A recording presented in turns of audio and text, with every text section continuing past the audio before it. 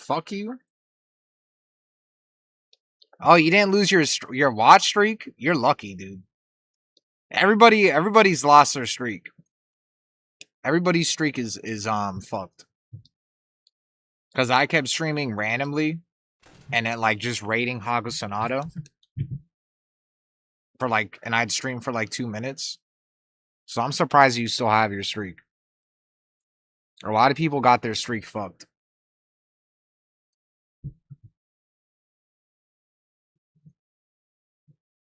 And this is what we're looking at.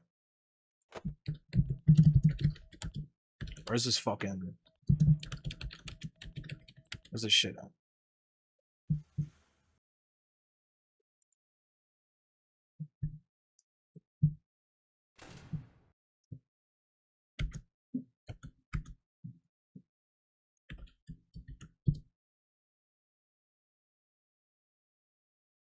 Oh, you can't see my sock.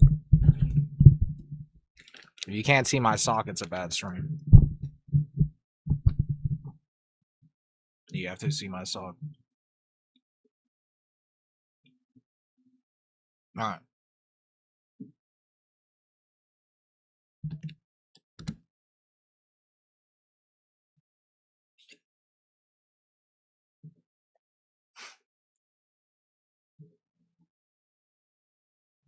So I wanted to look at this shit. And I know you guys can't read. So we're going to learn how to read together this stream.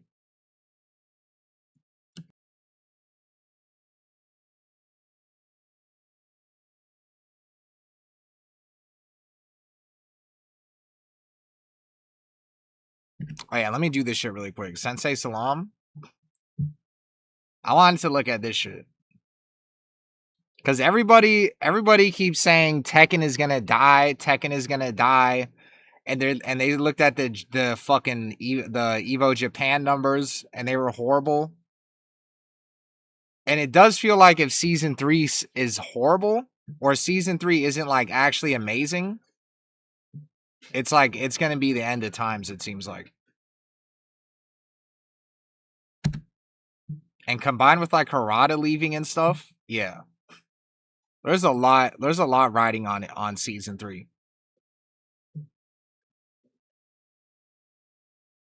And also the funniest shit ever, when I rated Sensei Salam at Evo France, and then he was playing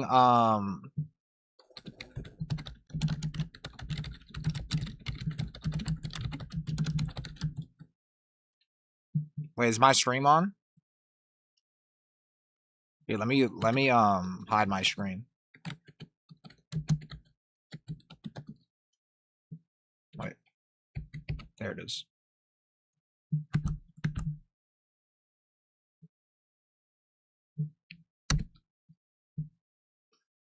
All right.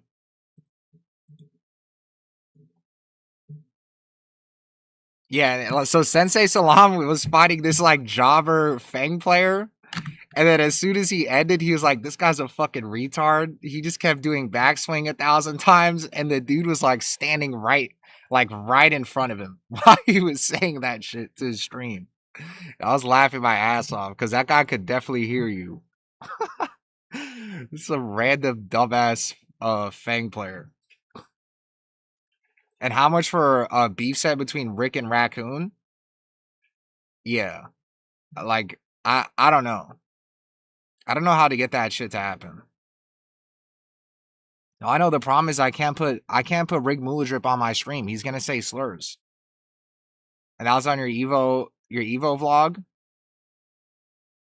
I almost feel like I could find it. Did you upload it to YouTube?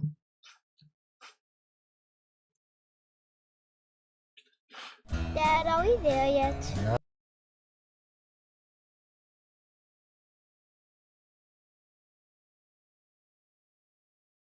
On YouTube? that shit was so funny. Like, this guy was just standing like right there and you're just calling him a dumbass to the stream. People at Sensei here. Where is it? I think it was day 1. Because I think he beat you. Yeah. It was in pools day 1. He backswinged me like 9 times. He backswinged me like 9 times and I lost the fucking game. I swear to God, when I find Bro, like you should have kept the part where you could see him in the background and then you just kept saying fuck this guy. He just backswinged me 1,000 times. Go back, you'll see. Alright. okay, you can paper scissors.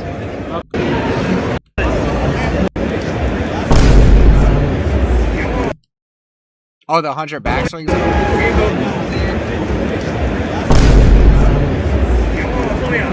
Oh wait, this is game 3.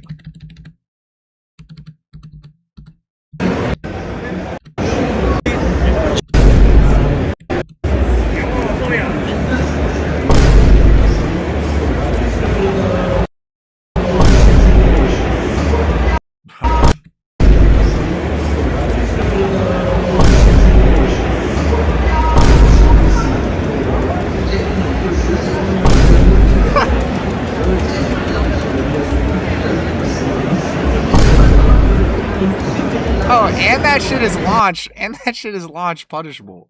Bro.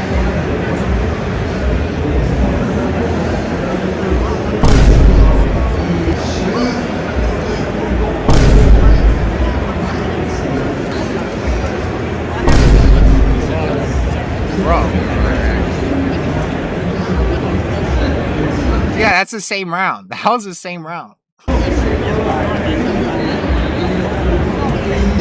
They do it after heat engager too. If you heat engage a Fang player that does this, they'll do it after heat engager too. And he tried to do it right there. He tried to do it right there, but I guess he didn't have the frames and he wasn't farming.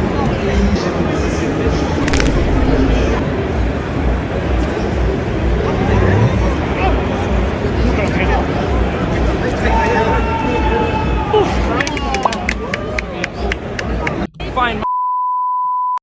I wish I could see the. I swear to God, like in this stream, like you could literally see his. I know he was old as fuck too. I remember seeing like his old ass. This is a meal. His old ass was like 10 feet away from you. Fuck, I don't think it's on here. Maybe the VOD is gone. You have it downloaded though? Yeah, it's probably gone. But if you have it downloaded, like that's just funny, bro. You didn't give a fuck. Play Fang? I kind of wanted to play Fang. Because he has side sub 4. Add Goku, you want Tekken to die faster? No. I want Tekken to be more popular. At this point, if they're gonna fucking what's it called? If they're gonna money grab the fuck out of Tekken 8 and completely fuck up the gameplay, so someone like that Fang player can do 1,000 backswing blows and win, then they might as well go full retard with it. And they might as well what? I'm in an RDC World video? No, I'm not. But they might as well go full retard with it. They might as well go full retard. Oh, shut the fuck up, bro. Fuck you. You actually got my hopes up. Look at this guy. Look at this guy. Did you know you can...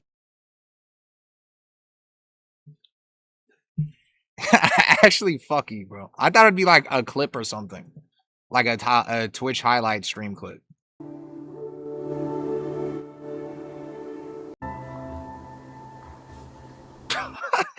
He looks like a dumbass. His mask is way better? Fuck no. I don't like how this mask looks. You can get this mask. You can literally buy this mask. I don't like how it looks. I don't give a fuck about no kid. I'm gonna tell you right now, I don't give a fuck about no kids, and I don't give a fuck about me returning. They actually look at it, boy. They look at it, boy. That's what I was finna do to. And his fucking hood fell off. Hey, look, what I was finna do to Sam Winston, boy, they would have tried to cancel me. I was gonna be the fuck at that nigga. On me, I was. Look mad, nigga. Hey, y'all can't see, bro. I'm smiling under this mask, bro. I've been done before, bro. Bro, and the mask is big as fuck too. Look how big his fucking mask is.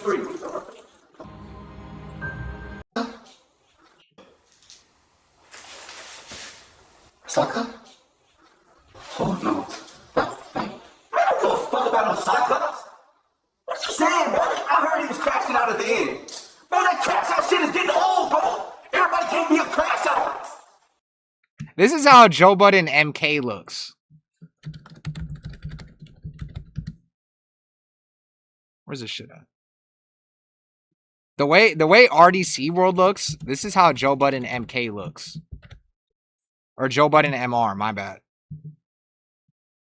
This is how he looks.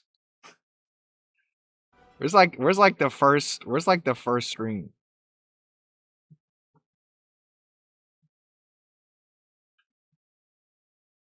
Thing about I wish I could see the original. I wish I could see how he looked before he got the new mask. Joe Budden MK, he had like a fucking Jason mask, and it was bigger than his whole body.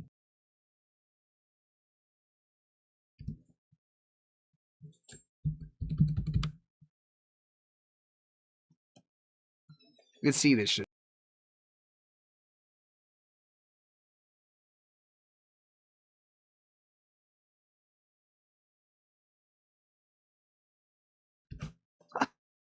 This shit is like bigger than his whole body. I feel like it was even bigger. It was even bigger before.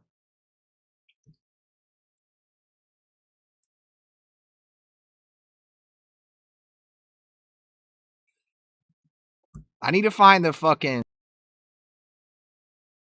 Let me see if I have a screenshot of it.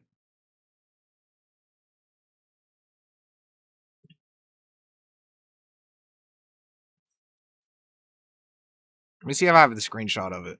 And True Nemesis UK? I think I missed a few. No, I didn't. Yeah, Werewolf, fuck you. I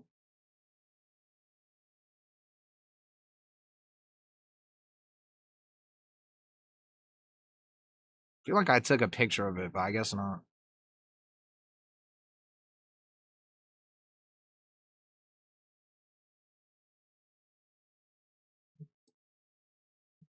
I don't think I have it. But the way he looked originally was funny as fuck. Let me see if there's a clip.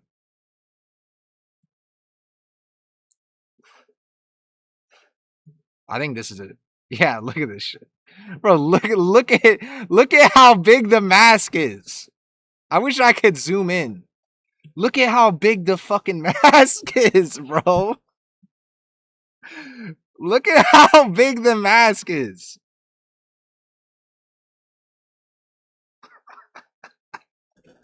And then he tried putting his sombrero on.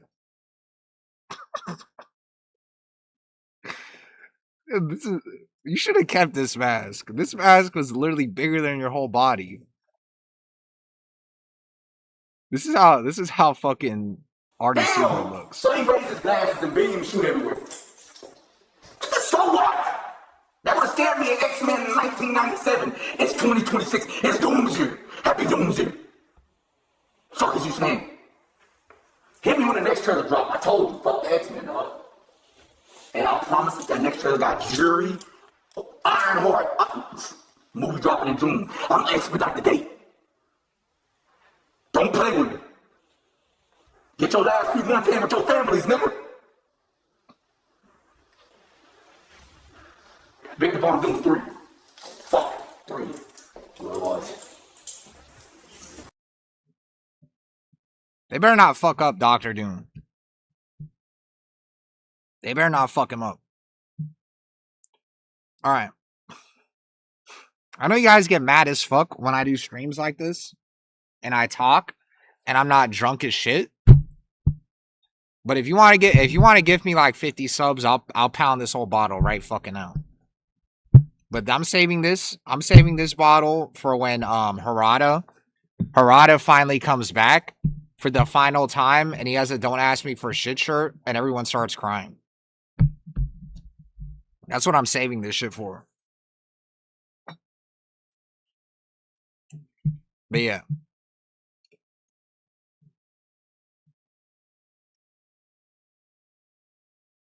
I'm gonna react to this shit. How much is in the bottle? It's like halfway. It's a 500 milliliter.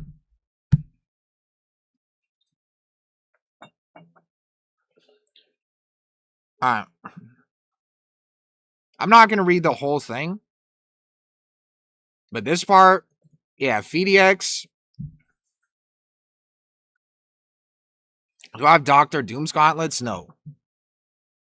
And FDX, they're just explaining how, like, Tekken 8 is when FDX basically blew the fuck up and blah, blah, blah. And he was hitting new highs, and then Season 2 dropped. And yeah. And this shit came at the worst time for him. They're talking about how it's going to be hard to bring back the players. And then they had to sit down with FDX and blah, blah, blah. And yeah. And how Tekken 8 struggles impacted his content. That is one of the other things that I said, you know, Tekken 8 Season 2 is fucked. Because you have someone like FDX that literally is like on the top of the fucking world during Tekken 8 and is basically like almost eclipsing Main Man Sweet. And for someone in his position, he has every incentive in the world to stream and make content every second of the day. But as soon as he did that in Season 1. Like, he was actually extremely active Season 1. But as soon as Season 2 hit, like, it just, like, he completely fucking, like, he didn't disappear, but he's not as fucking consistent anymore. He's not even, like, Main Man Sweet consistent. Which is kind of sad. Because, like, if FDX, this is how you know that FDX is not is what you call it. This is how you know FDX is not a shill, and two, how FDX is not like completely money hungry and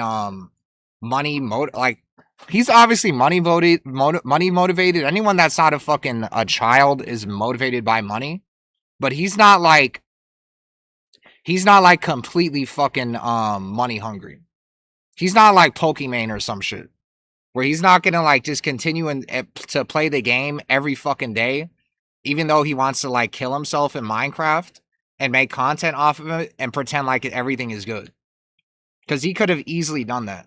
He could have been easily streaming every day in Season 2 and making, like, fucking easily thousands of fucking dollars almost every stream. Or maybe not 1,000 every stream, but close. So the fact that someone like him slowed down in Season 2 is a big ass deal. And that's why you guys keep telling me, oh, why the fuck do you care about Main Man playing fucking Dota 2? Why the fuck do you care about Main Man playing Dota 2 for the past fucking month? And doing like 1 or 2 Tekken streams.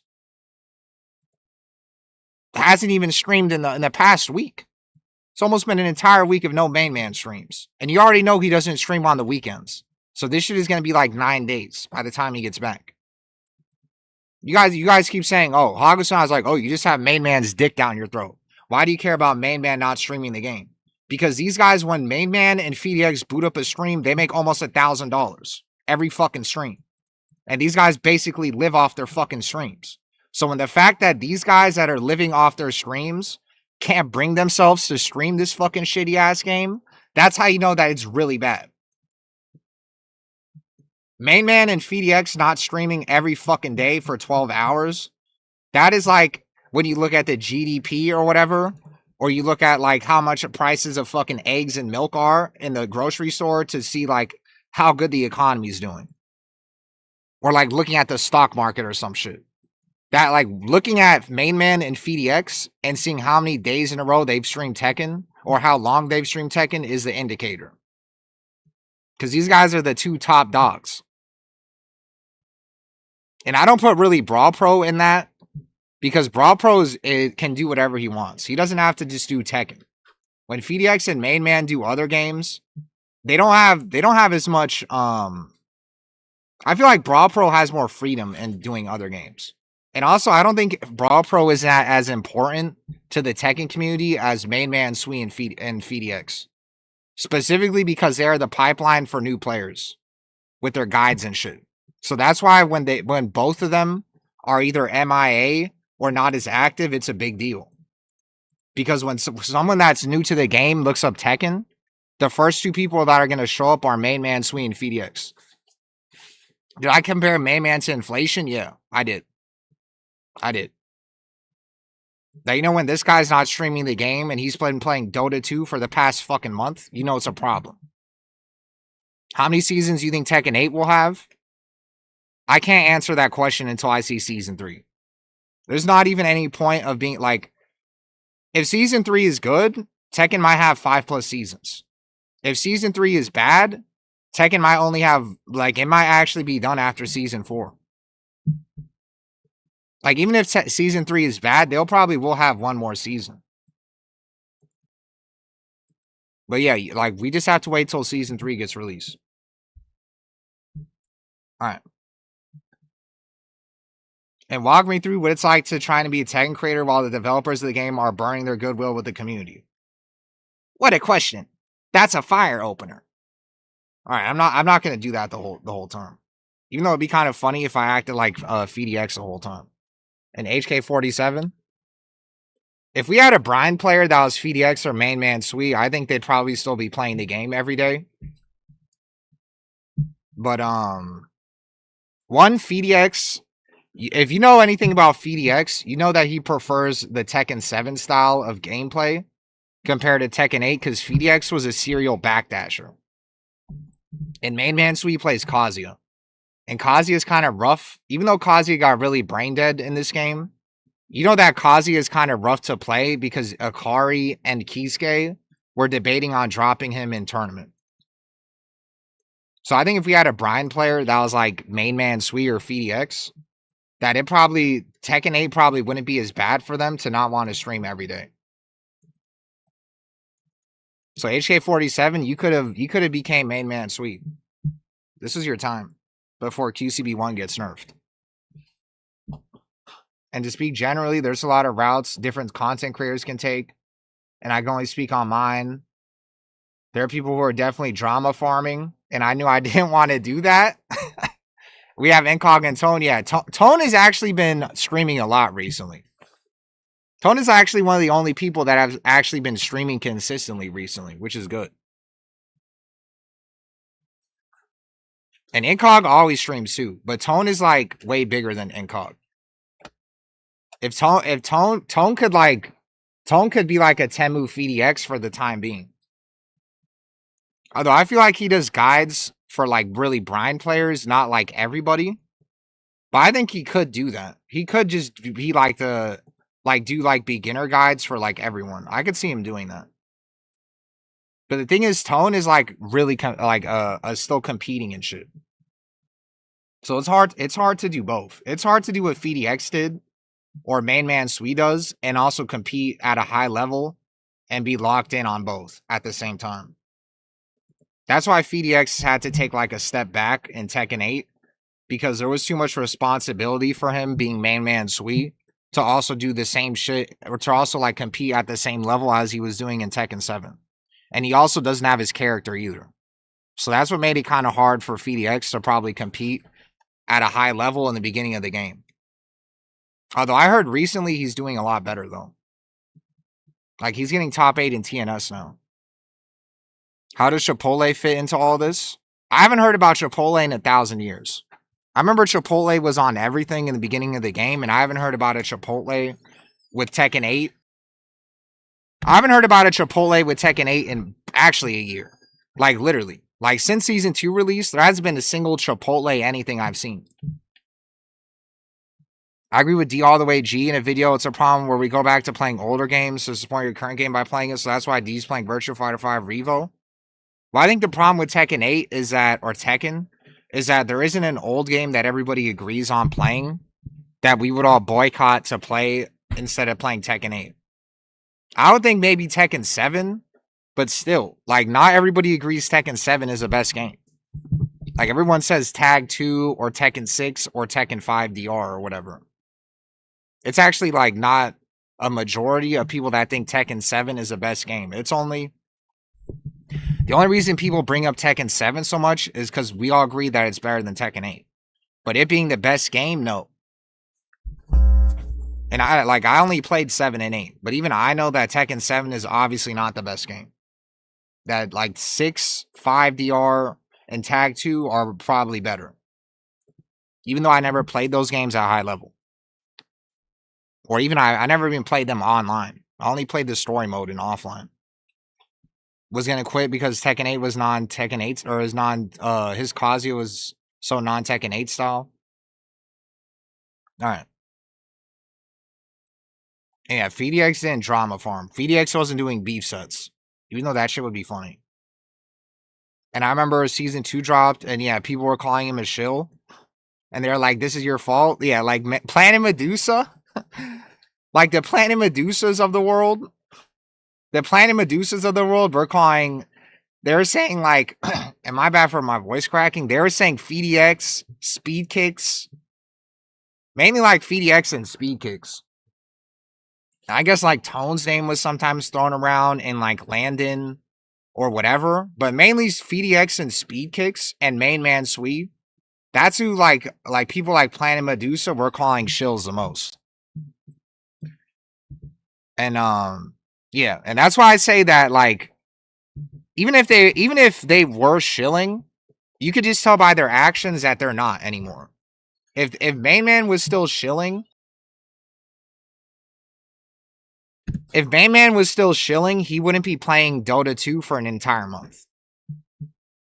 If main man was still shilling, we would be seeing Tekken, and not Dota. So even if main man was shilling, he couldn't keep it up anymore. I think what actually, like, you know what's funny? I think what actually got main man to really like open his fucking eyes is fighting Hopper. So you guys could thank Hopper TK, this guy. You guys could thank Hopper TK for making main man play Dota.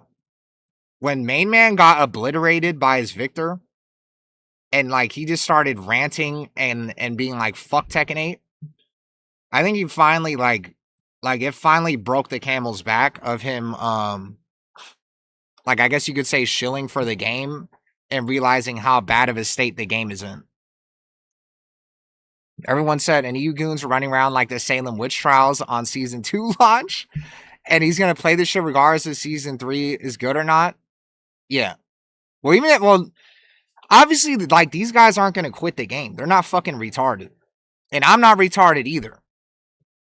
Like, even though I shit on the game, I know I have a big stream, and I'm not gonna quit playing the game unless I'm literally the final person playing the game. But even if I'm the final person playing the game, I'm not going to sit here and say the game's good.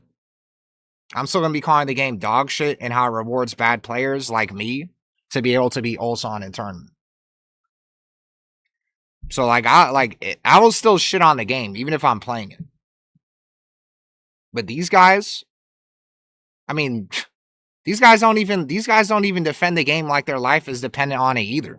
Like we're going to see what FDX says. But, like, even with whatever main man says, he streamed Dota 2 for an entire month. So, whatever he says about Tekken 8, he streamed Dota 2 for an entire month. So, his actions speak louder than his fucking words, even though he was shitting on the game when Hopper beat the brakes off of him. So, let's see what main man, or FDX says. And only if the... Also, too, when he says, like, if only you were more critical, yada, yada, yada, the game would be in a better spot. I disagree.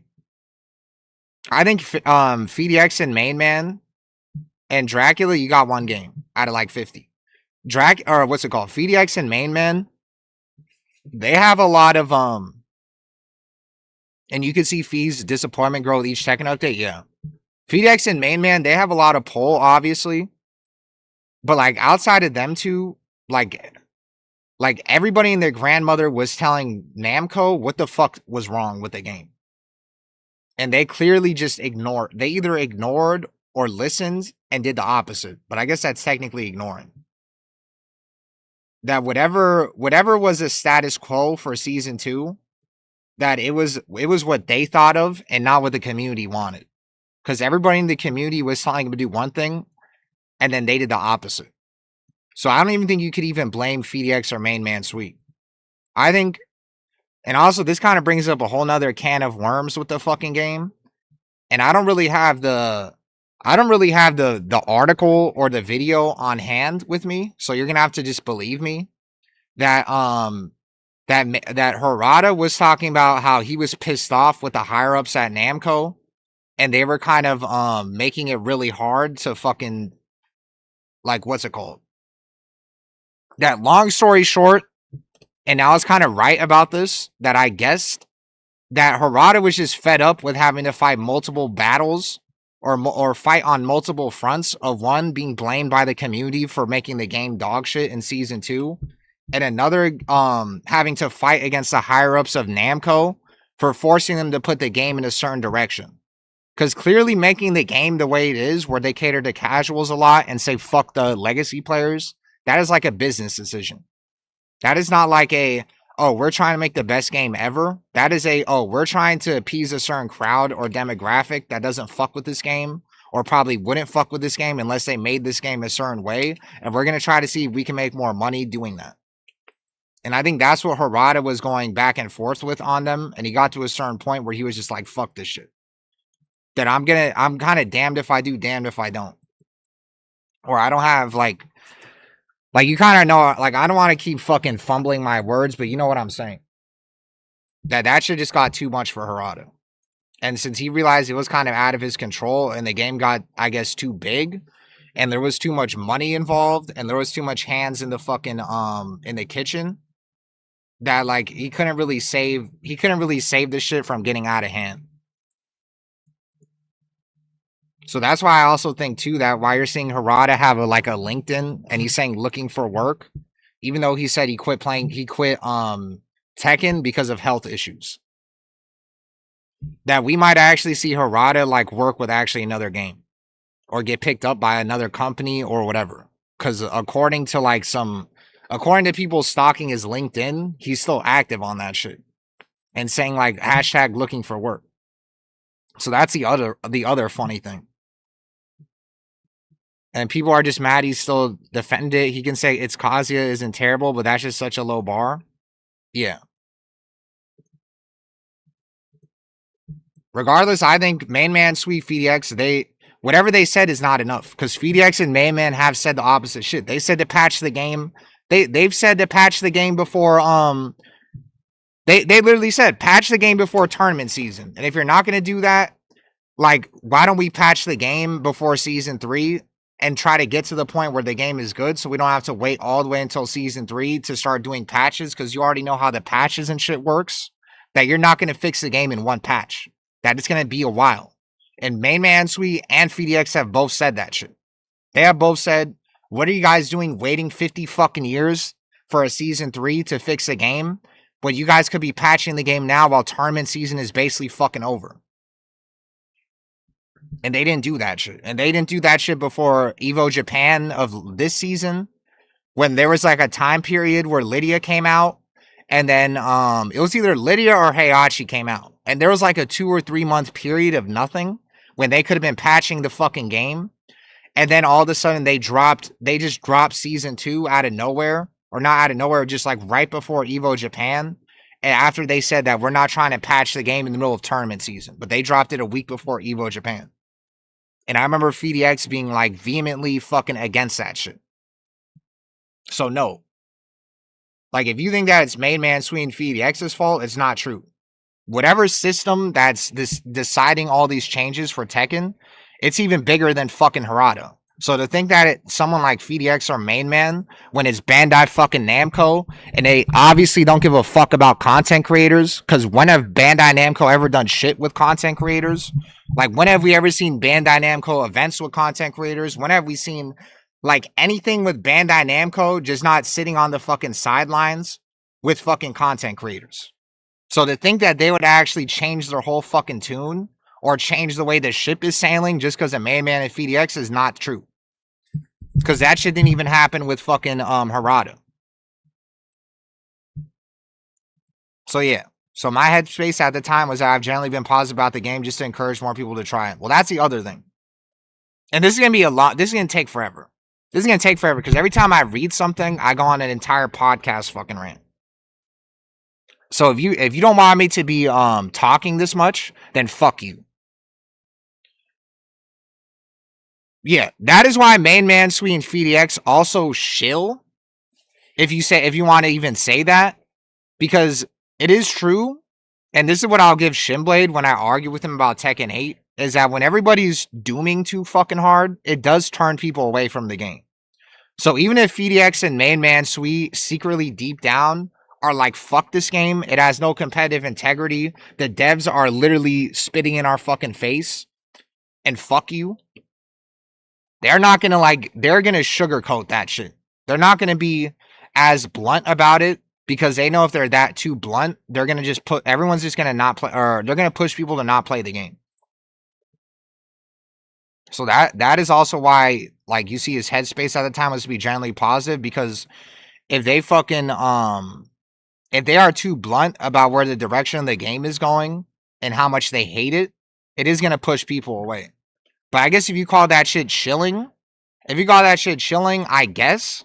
But that is like very low tier, like very soft shilling. That is not hard shilling. Because if it was hard shilling, then Main Man, Sweet, and FDX would be streaming every fucking day and talking about how good Season 2 is.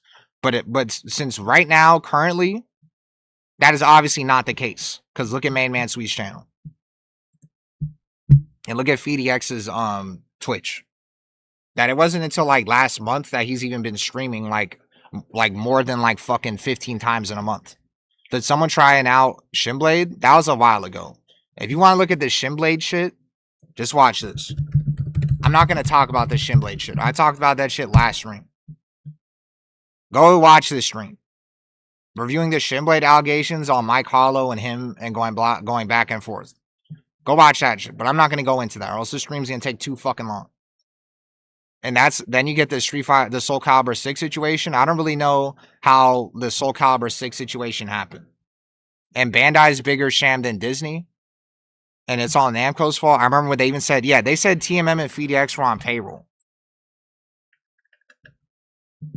Namco is too cheap, and they're too stubborn, and they're too old-fashioned to even put someone like TMM and FDX on payroll.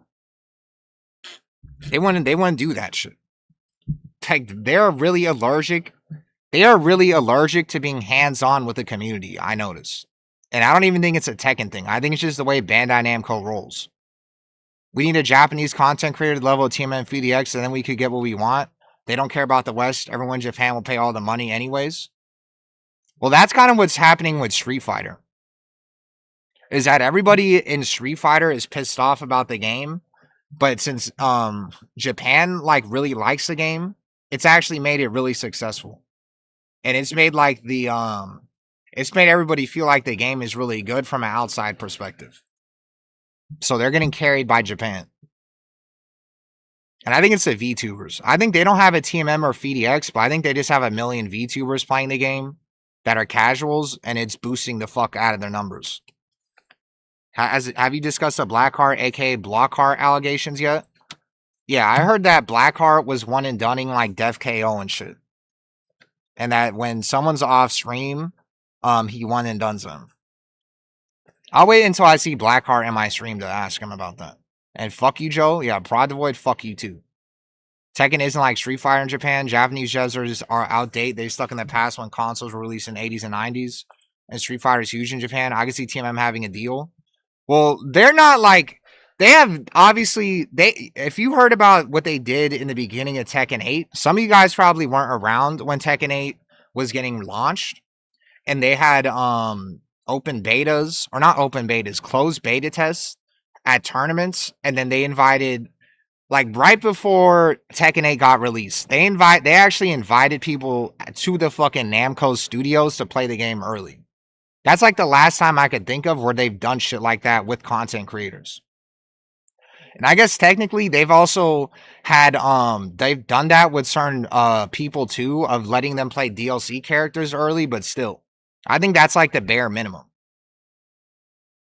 But I don't think they're getting put on payroll. That if Mayman's 2 was getting put on payroll, he wouldn't be playing Dota 2 for an entire month. And FDX would be streaming every day.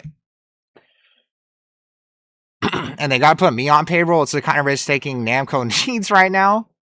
Capcom only cares about the Japanese player base, and they just bought the trademark for the title World of Fighters. They don't give a fuck about Tekken.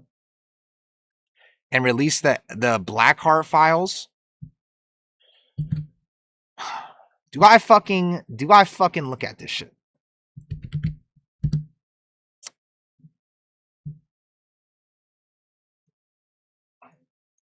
No. I'm sorry, I'm gonna block him, I'm sorry. You can go and watch this yourself. I'm gonna upload I'm gonna block him now, I'm sorry. But my point is, Claudio is the worst character in this game.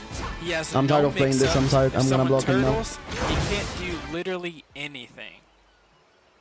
I was looking at his connection, and his connection was pretty good. The other thing is that he lives in Italy.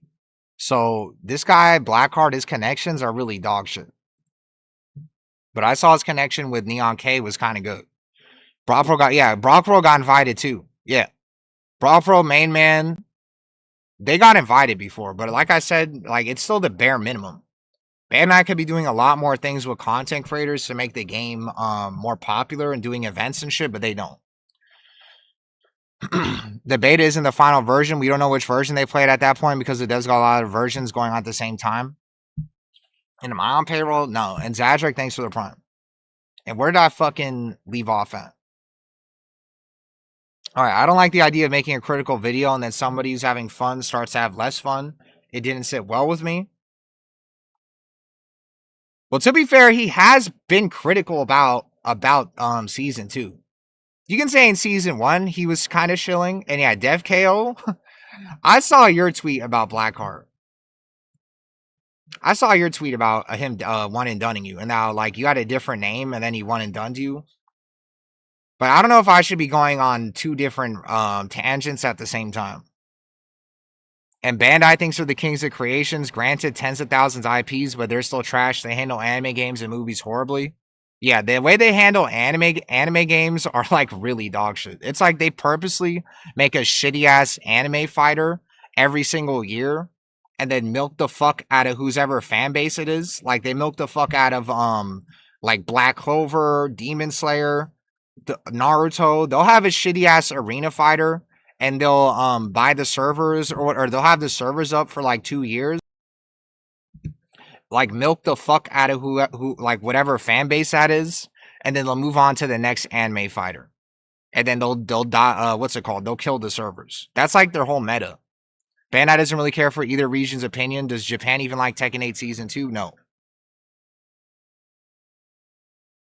I mean, I can't say like 100% no, but they like Japan. The weird thing about Japan is that even if they don't like shit, they're not going to be as out in the open about it.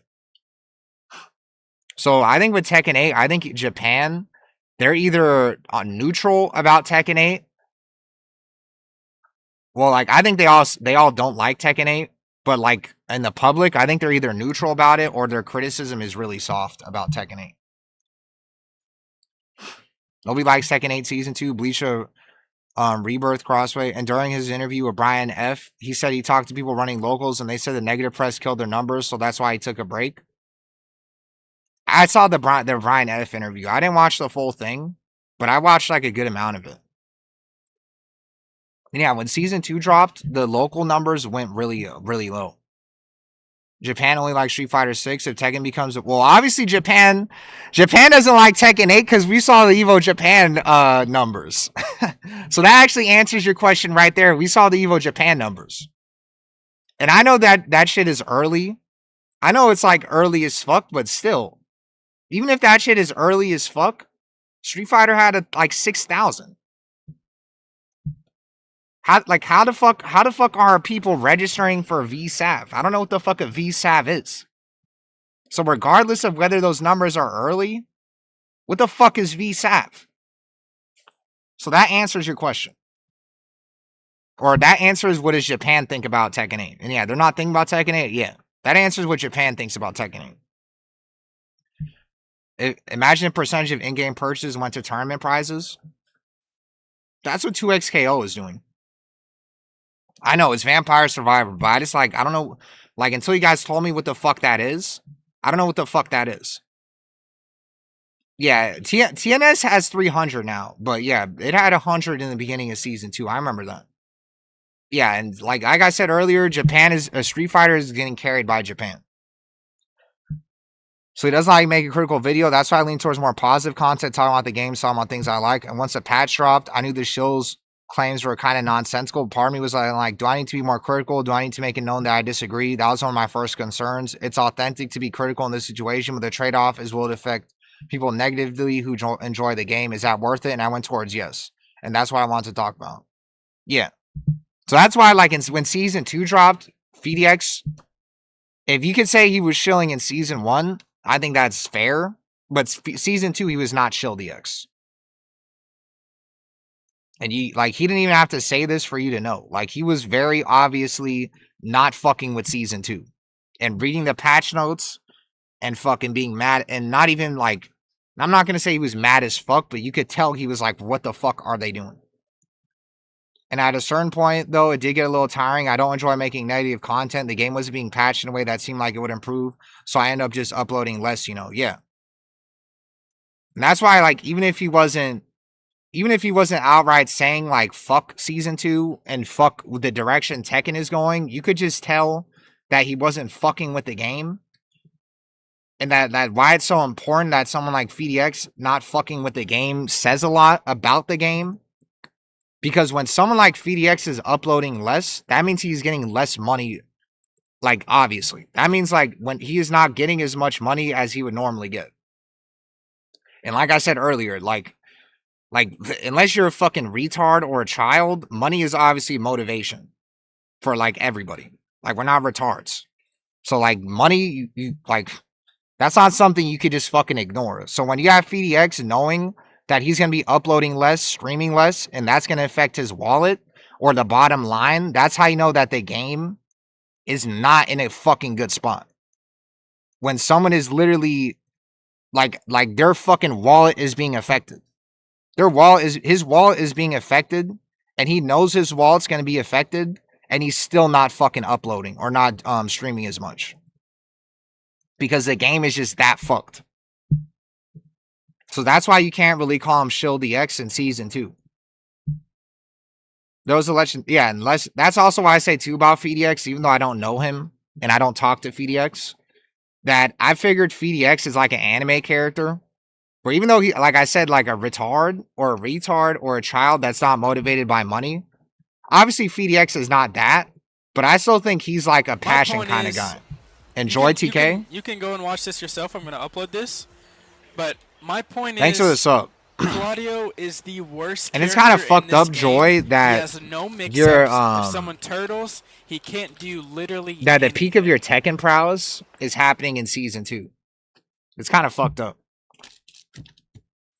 Like, you could have been on top of the world by now, but since you're the best at Tekken in Season 2, everyone's just kind of like, whatever. And I kind of wish that you went to a tournament with international players. Because I wanted to see you rob Barcelona Nash. And what is it? At a certain point, there would be less positive things to talk about, so I didn't stream and I wrote. Yeah, so like I was saying earlier that FDX is like an anime character, kind of.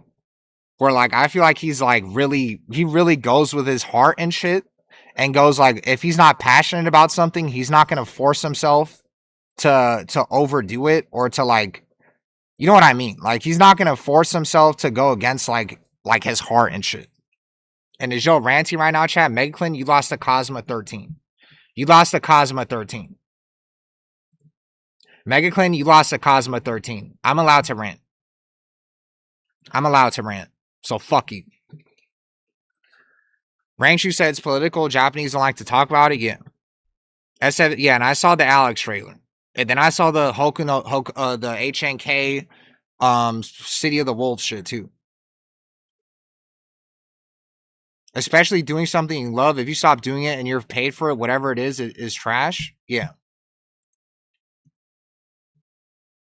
That FDX is obviously not going to just straight up quit Tekken because that'd be dumb, no matter how bad the game is. But him like doing it less and shit means a lot. And same with Main Man Sweet.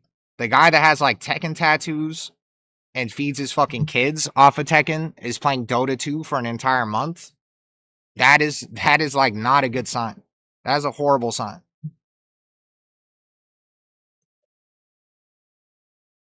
Like a horrible fucking sign.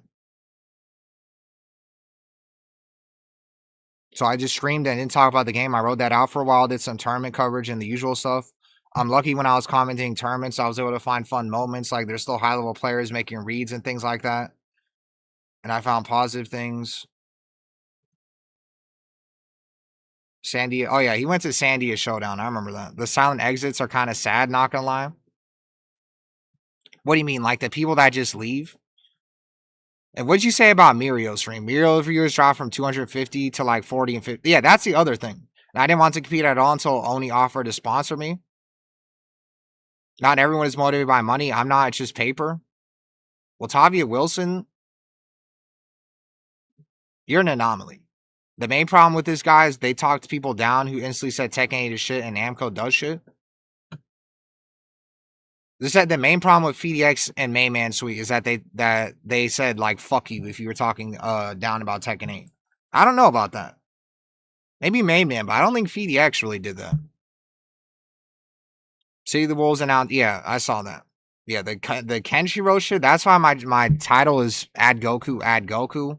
Because them adding Kenshiro to City of the Wolves, like, is really cool. What player predictions? What are our players' predictions for Season 3 release date? Hopefully, January, February. If we don't get something by the end of February, hell, if we have to wait past, when is Evo Japan?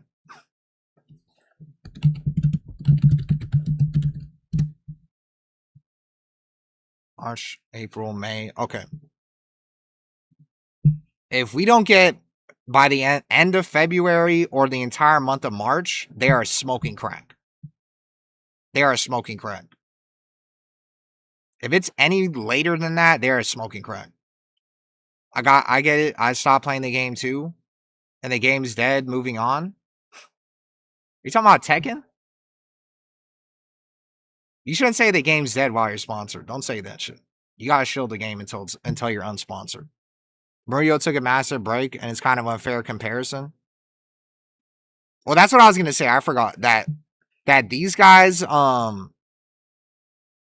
when they stop playing Tekken, everybody fucking gets hit really hard, like in the viewer count. That's why it means a lot. Because obviously, Man Sui is pulling half the amount of viewers he would get playing Dota.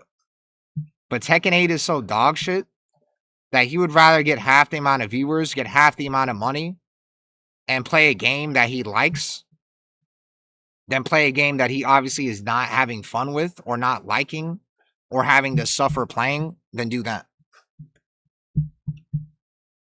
Because it's not even about playing a game you don't like.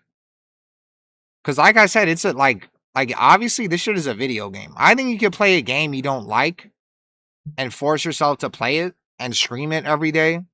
But I think it's like Tekken 8 is like such a fucking annoying, like draining ass fucking game that it's like beyond just not liking the game.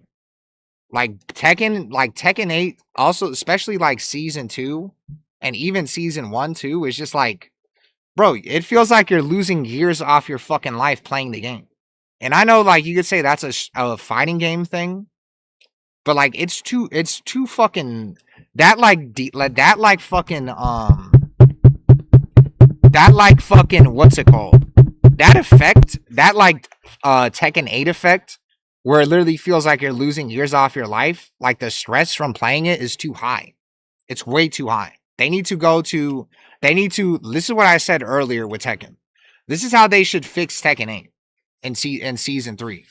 Is they should have a fucking they should have a God, what is the word for it? What is the word for it? Where you have 100 people or 200 people that are random, and then you put them in a room and then you test them. Whatever that word is, I forgot what it's called, but they need to do that with Tekken 8. They need to have a not a play test. No, it's like for not just video games, where it's a certain test subjects basically that they should have.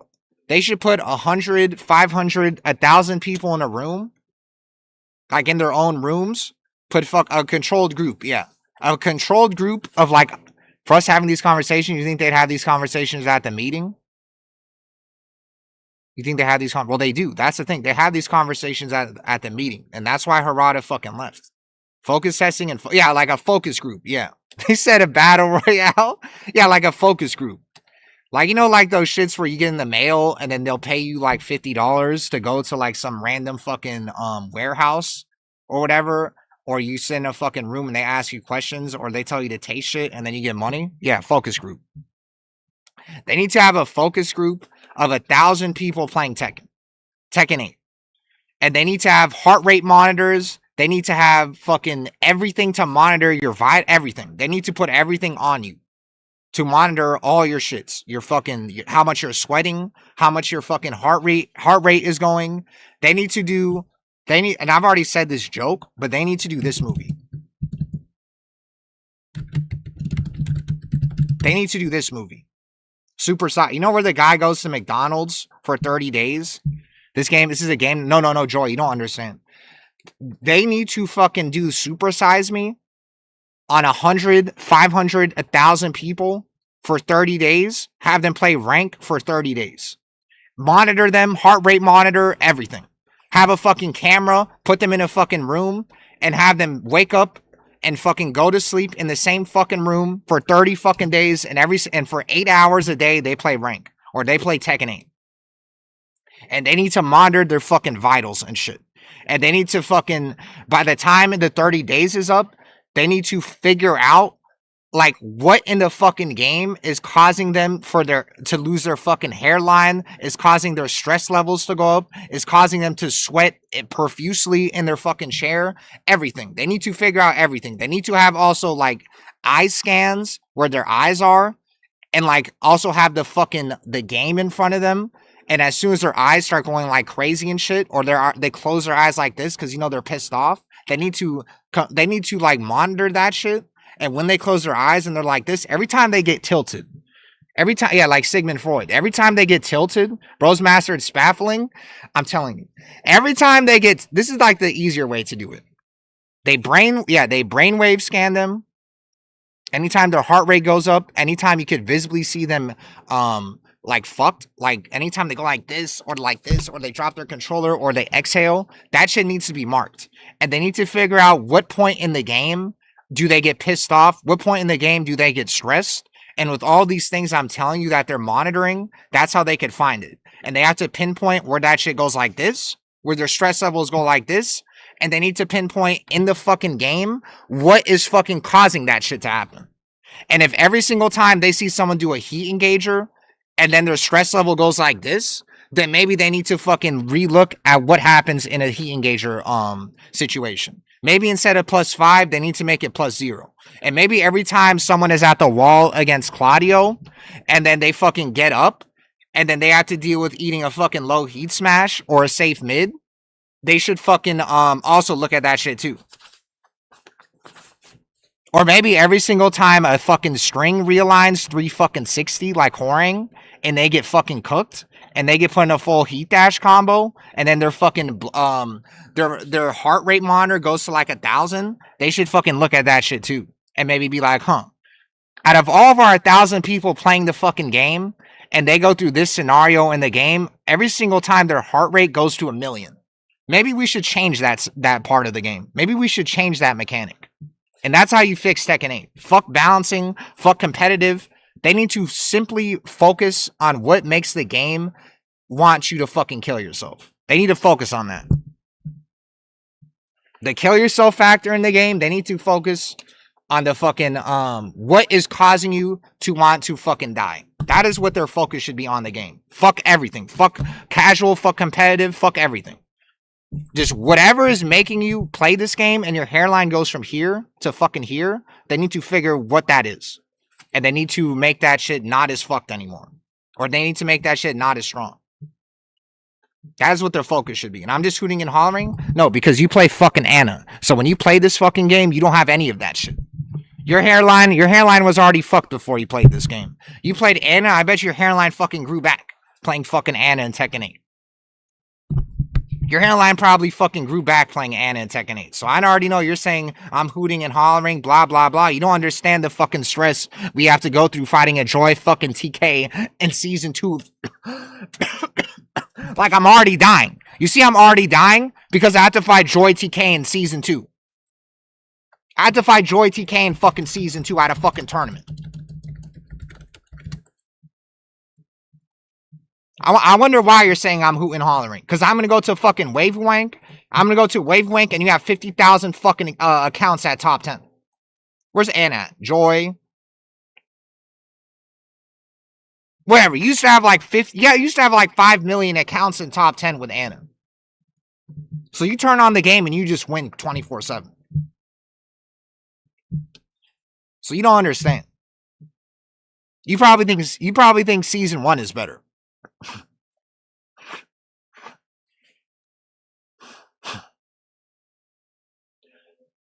Playing Anna's like booting up single player mode. Well, the TBH just focus on fixing the game as well. If you can, yeah, like fix the fucking stress levels on the game. I'm telling you, that should be the main focus. Fuck competitive shit. Fix the stress levels of the fucking game. If you fix the stress levels of the game, Man Sui wouldn't be playing fucking Dota 2 for the past month. That is a problem with the fucking game. You're not going to completely eliminate. You're not going to eliminate stress levels. And I shouldn't be dying either. You play Claudio. That's the crazy part is that I play Claudio. And this game was made for idiots like me that mash 24/7. And I'm still sitting here telling you that my hairline is going to the back of my head. So that's why I'm actually the perfect person. I actually benefit from how dumb this fucking game is. But I'm still sitting here telling you that this game should be changed. This game should be fucking fixed.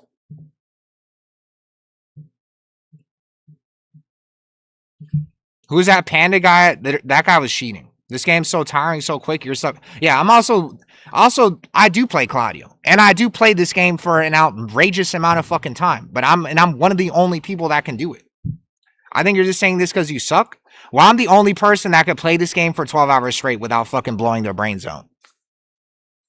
I'm the only person that can do it. All of you guys play the game for like 4 hours and you guys are like, oh, I'm tired. I can't play this game anymore. This game is so stressful. I can't play this game anymore. After like 2 hours. I could play this game for 12 fucking hours a day if I wanted to.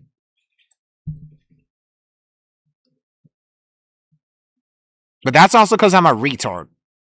Like, I'm actually a complete fucking retard. And that's why Tekken 8 appeals to players like me. Because I literally can't even read cat in the fucking hat. And I will literally sit here and play Tekken 8 for more than an hour. Even though I know Tekken 8 is going to make me lose years off of my fucking life. And they're going to flatline when they fight against Asuka. Brainwaves. And I have a paper bag on standby. He burst, yeah. Yeah, so when he went to Sandia Showdown, he did really good. I'm tired after 3 rounds. You can literally glaze over the part yourself isn't even there. Claudio player. Eddie O'Brien player. Maybe he became alcoholic. You're just saying because you suck. What the fuck is that?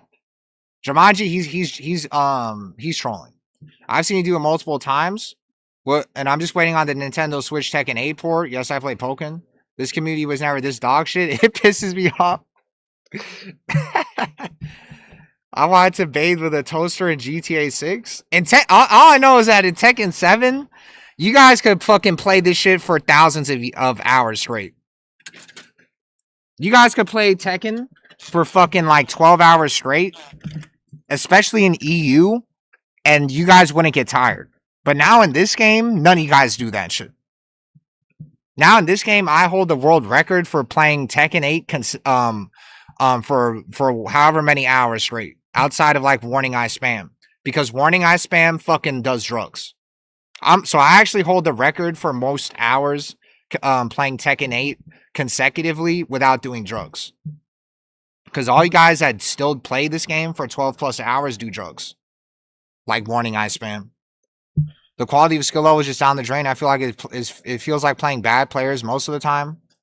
And I can play Tekken 7 for 8 hours right now. Yeah. And that's crazy because you're playing Tekken 7 Brian. A character that is way harder to play. A character that takes more brain power to play. And you could probably play Tekken 7 longer than you could play Tekken 8. And nerf Anna, but nerf everyone else too because I'm on now? Well, yeah. Obviously, it's not just like... Because, Joy, it's not just Anna, bro. If the game... If fucking... Tekken 8 requires too much brain power, not in a good way. Yeah, it's like... It doesn't require intelligence, but it requires brain power in like just like a non-intelligent way. Like just in like an energy way. It's kind of like pushing like a boulder on a cliff. Like you know what you're supposed to do. You know you're supposed to get to the boulder and push it. And while in like Tekken 7, like it was like pushing like a boulder through a maze, but the boulder wasn't as heavy. So, like, there was ways to, like, push the boulder, like, efficiently and fast. Like, faster than it would in Tekken 8. But you still have to think. But you could do it efficiently and faster. But in Tekken 8, it takes way too long to push the fucking boulder. And there's not much thinking that is going to make the pushing the boulder faster. And it's just it's grueling. And I don't know if I nailed that analogy. I probably didn't. But I hope that made sense. I'll never play on that idiot stream again. They suck at Tekken. Unknown Tournament boys. And Rick Muladrip, my channel is viral, bro. All right, Rick Muladrip, let me land on this shit. Because if I start reading what you're saying, then I'm gonna get on another tangent. My Blood Bowl on Tekken 6, 7 casually. I don't know why Tekken 8 is fun for me. Maybe because I don't have lane. I have to play Jiao Yu. And you don't consider alcohol drugs, respectfully? No.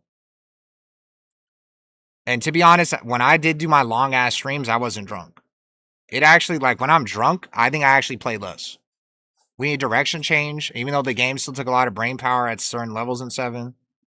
And who are they balancing the game around is my question. They're balancing the game around casuals. They specifically want the casuals to be able to beat fucking better players. And that is why when you play Tekken 8, it is only fun when you play players that are better than you. When you play players that are not better than you, that is where Tekken 8 turns to shit.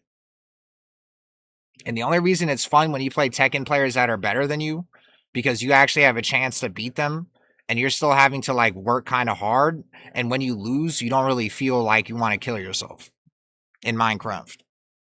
So that's why Tekken 8 is only fun when you're fighting people better than you. Can Bamco do a Tekken 7 remaster with better graphics and netcode and a little balancing? New players can play Tekken 8. I'm going back to MK. You played MK? And no, they're not going to remaster Tekken 7. They would for sure rather remaster another game. And do casuals hate the game? I don't know. There's the people that dick ride Tekken 8, they tell me that the game casually is doing really good, but I disagree. If the game casually was doing really good, I think their Steam charts would be a lot better. I don't think our Steam charts would be even in the same stratosphere as Tekken 7. Like 5,000 average players, I don't think our Steam charts would be even in the same fucking stratosphere as Tekken 7. Like around here. Like this was like the last time Tekken 7 was actually kind of popular, like 2023. And they basically hit 5,000. So only like in 1,000 player jump. And this is like less. There was actually, I think there's more people on PC now than there were back then. But I could be wrong. But for the amount of budget that got put into Tekken 8, and Tekken 7 doesn't have crossplay. Well, yeah, it's not counting the console numbers on 7 or 8. I can finally see a background. Look like you live in a closet full of hand-me-downs. You know I'll kill you, right? In Minecraft. Where even is my shit? Oh, there it is. All right. And yeah. And that was a COVID buff. Still, for the amount of like, bro, they put millions of dollars into Tekken 8. Tekken 7 had literally a fucking shoestring budget. So for only this much more players, I don't think it's a success. Or I think it's underperformed. But yeah, let me get through this shit. Then it changed. We used to have 30, 40 people at our locals. Last time was like 9 and 12, and it changed my brain chemistry. I was thinking about being a shill or being negative to people who want to learn, but they actually spend time and money every week or month to host something like that. It's a big commitment, and they have a worse experience because of negative content coming out, and that shifted my perspective. That's also what like Shimblade says too. Well, let me see what he says after this. I'm going to say something. I have something nice to say. If I'm not going to say something nice, have it be constructive or very clear that it's constructive criticism. So, like, have to have it clear you have a goal and something you want to be changed. Yeah, like, not even try to clickbait something negative because there's people who timeline scroll to see clickbait and use that as my message. There are a lot of videos on my second channel unpublished that will say unpublished because of the experience. So he's talking about videos that are really negative, probably. That he thinks that if he published them, that it would turn too many people off the game, and it wouldn't, like, the pros and the cons would be too high in the cons department. Which honestly, it makes sense. You might want to call this statement shilling, but when you're a FDX or a main man, you do have to be careful. And that's why I'll tell Shimblade that, like, you are right that when the community is too negative, Medclin on stream winning is local. When the community is too negative, that, like, it makes people getting into the game. It makes it a lot harder to get new people to play the game. Who's he fighting? If he's fighting a jobber, I don't give a fuck.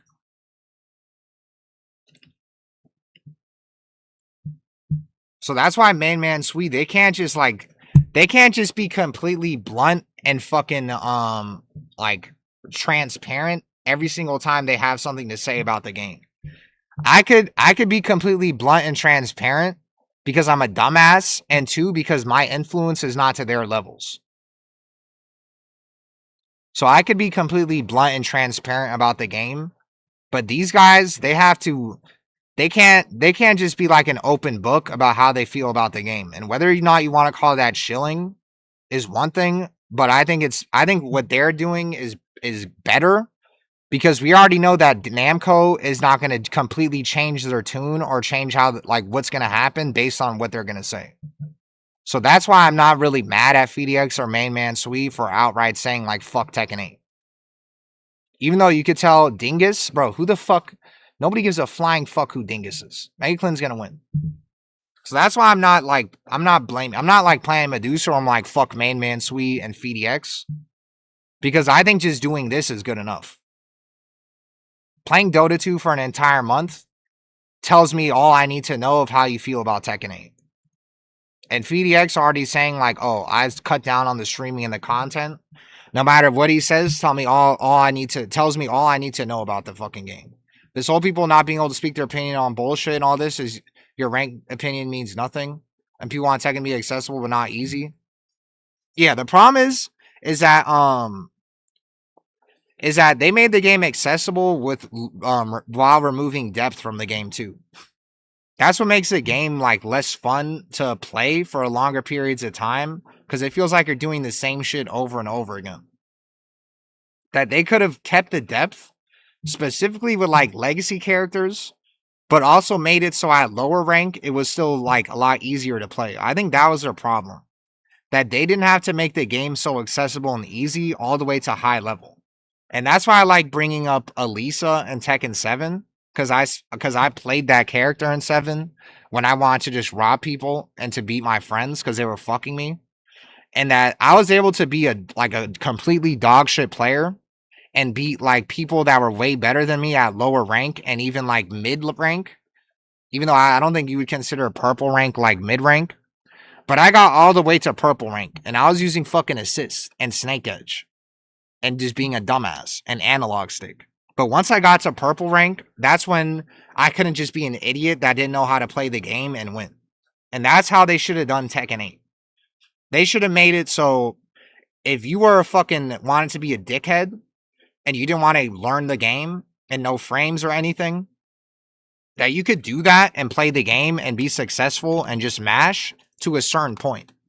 But once they let that shit go all the way to where you can be a complete idiot, dumbass, and mash to fucking max rank or GOD or whatever the fuck, that is where the game, they went too far in the cater to casuals direction. They fucked up too much doing that. Like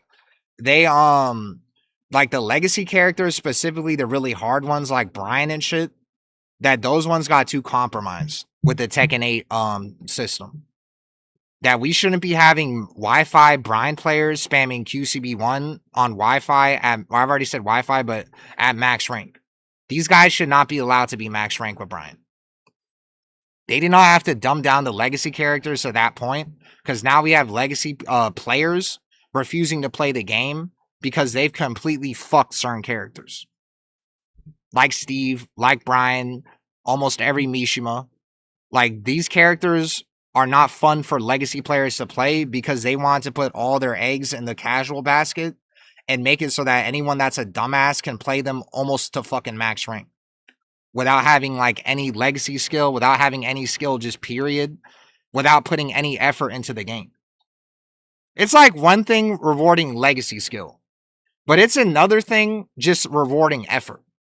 And I think the problem is that even if you don't want to make it unfair, if you're a legacy player to win by having certain like really weird mechanics like Oki situations and stuff like that, that's fine. That like they don't want it to be like tag 2 Oki or whatever, where you like if you wake up a certain way, you're gonna get fucked every time. Or like certain Oki traps that were really weird. I understand that. But they are making it so like people that are not putting a lot of effort into the game are having success, and that is I think the biggest problem. And that's why I think they shouldn't have ever removed stuff like instant while running, and you can just have your monkey mix up on someone when I'm playing a counter hit character, and yeah, that's why it's like. Even if you play Brian, even if you play Anna, even if you play Claudio, these characters are fucked in the head. But even we're complaining. So that's how you know that it's not just a character thing. It's an entire system game thing. Everybody has shit on their face. Everybody has the same, like, you are not free from dealing with the same bullshit no matter how good your character is. So that's why it's like it's like the entire game is fucked. It's not just you nerf Anna and the game gets fixed. No. Everybody is dealing with the same shit. And that's why some people try to be like, "Oh, the game is balanced. What are you guys complaining about? The game is balanced." And what happened to my camera? I think my camera's working. Where people say, "Oh, the game is balanced," and technically you're right. But like I was saying earlier with the 1,000 people in like a fucking focus group, the game is like balanced in a really toxic ass fucking way where everybody is broken and everybody is not fun to fight. And that's why even if the game is technically balanced, it's like a dumbass way of being balanced. That should be changed because it makes the game fucking cancer to play. Like they decided in season 2 that instead of just nerfing Dragunov, that we just made everybody Dragunov. That all the dumb shit Dragunov fucking had, like his tail spins and his dumbass fucking 50,000 fucking mile long combos and his fucking pressure and like everything, like they basically just gave all the problems with Dragunov, they just put on every other character. That's what they decided to do. That they basically were like, "Oh, you guys are complaining about Dragunov? All right, well, we're just going to make your character Dragunov too." And that is like that was a horrible fucking idea. And I can't really tell if they did that because they were trying to listen to the community and they saw us complaining. I don't think that that's the case. I don't think Namco is that dumb or that like petty where they did that because we were complaining. I think it's just a higher up agenda of making every fucking character like that because they did the numbers, they did their AI fucking, they asked their AIs and shit, and they thought, maybe if we make every character like Dragunov, that it's going to attract more casuals to the game, and whenever someone picks up any character on the roster, that they can just do crazy dumb shit without having to work super hard for it, and it's going to lead to more players playing the game. I don't even think it's like they're listening to the community and they listen to us, but they didn't actually understand what we were complaining about. I don't think it's that. I think it's a higher agenda, and that's why I think that Harada is fucking out of here. Because he knows why they're doing the things they do, and he disagrees with it, but he doesn't have enough power anymore because Tekken 8 is obviously has way more cooks in the kitchen, and there's way too much money now involved with Tekken, that like the higher ups have more power, and there's not anything he can do about it, even if he knows the game is going in the wrong direction. And Brian is disgusting in Tekken 8, and anyone who says otherwise is just a down player. Well, Brian players usually, that's the thing about Tekken 8 is you're not really going to find anyone that disagrees with you, even the Brian players. Tekken 8 is the only game, specifically Season 2, where people got their characters so fucking buffed that it actually made them not want to play the game. And specifically with a Brian player, Ty. Like, before even Tekken came out, Ty was saying, why the fuck is QCB1 on my character? And he literally was that was before Tekken even came out, when he played the closed beta test. He said, why does a character like Brian have a move like QCB1? What is this dumb shit? And that's why Ty is playing Armor King. Because even though Brian is disgusting in the game, he's so disgusting, but he's also fucking unfun to play. Even though he's disgusting. So now he's playing Armor King, because Armor King is like a character that he actually has fun playing. Because Ty is the guy that hasn't really...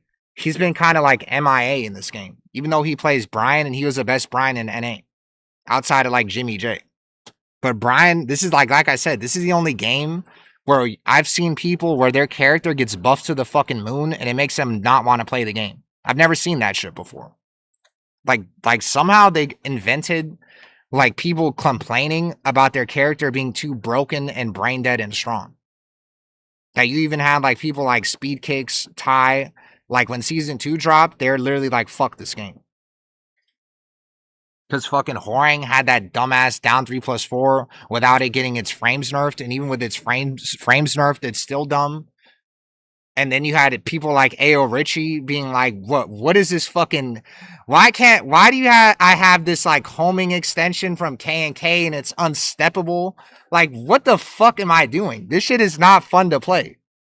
And it's because their character is so fucking brain dead and broken that it removes all the fucking nuance and thought process that goes into playing the character that they've been playing for however many fucking years that they're used to doing. And that's why the game is unfun to play. Because in the process of them making the game brain dead, they removed all the nuance. They removed the fun parts of Tekken. Like, even with Claudio. Even with fucking Claudio. Like that, I'm a Claudio player, blah blah blah, blah blah blah. I'm a retard, blah blah blah, and I'm drooling out of my fucking mouth. But even a Claudio player like me that's drooling out of his fucking mouth, even my character has gone fucking more brain dead. And how's that possible? How did they somehow make Claudio even more brain dead from 7 to 8 and from Season 1 to Season 2? How? How am I thinking less in this fucking game than I've thought even in Season 1? Even in Season 1. And when Season 2 released, they actually thought that this fucking move was a good idea. When Season 2 released, they actually thought, let's make Claudio literally get you to the fucking wall and somehow think less. They actually invented a way for Claudio to think less at the wall. Claudio already didn't think at the fucking wall. But when Season 2 released, they thought it was a smart fucking idea. I don't know what's going on with my controller. They thought it was a good idea to add this fucking war crime of a fucking move. And this is how I know that I'm correct about the game being brain dead and the game being less fun. Because I've also experienced this shit firsthand. Where I had this fucking move on launch in Season 2. And this move is still viable, by the way. It's just you only use it at the end of rounds when someone is low HP. Because it's actually like a still kind of a 50-50. But you just can't spam it at the wall 24/7. And this is what I'll get to after I show you the move. And you already know what move I'm probably going to show you. The fucking guard break. And I don't know why my game is taking 6,000 fucking years to load. I don't know why my game is taking 6,000 fucking years.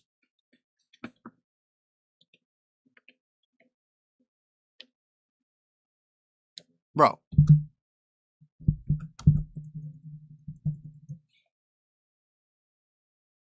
Like, I really have to fucking relaunch the game? Jesus Christ. And breathe, Joe, breathe? My breath control is getting really good. Tekken 8 has so many things to rant about that I actually have, like, Usher, fucking, I actually have, like, Adele or whatever the fuck, whoever sings a lot, I have their breath control now. Where I can literally talk about Tekken 8 being shit till the cows fucking come home and I don't even have to exhale or inhale once. I could keep going. It goes forever. It literally doesn't stop. I could keep talking and it doesn't stop. And I don't need to fucking breathe. And I could literally keep going. I don't need to fucking breathe. I don't need to fucking breathe. I don't need to fucking breathe. I don't need to fucking breathe. I don't need to breathe. I don't need to breathe. I could literally keep going. Like, I'm not breathing. I'm literally not breathing. Why am I going into rank? This is how brain dead I am. And this is how much more brain dead I've gotten. Is that I literally just like automatically go into rank. Like I'm putting on my shoes or something. This is how bad like my brain has gone playing Tekken 8. That I'll sometimes just fucking go into rank. And I don't even realize it. And it's like my hands are moving by themselves. Alright. Watching you play against Safina made me want to kill myself in Minecraft. And you know the crazy part is, Hey Broken is like my training partner. I've played against him 1,000 times. And I can't do anything. So they thought it was a good idea to make the character with broken fucking wall pressure that was already brain dead a character that they added a fucking demo man to. That's basically free at the fucking wall. And they thought, like, let's add this fucking move. This fucking move. That was like -2 or +2 on fucking block. Like this move with Starburst was like +2 on fucking block.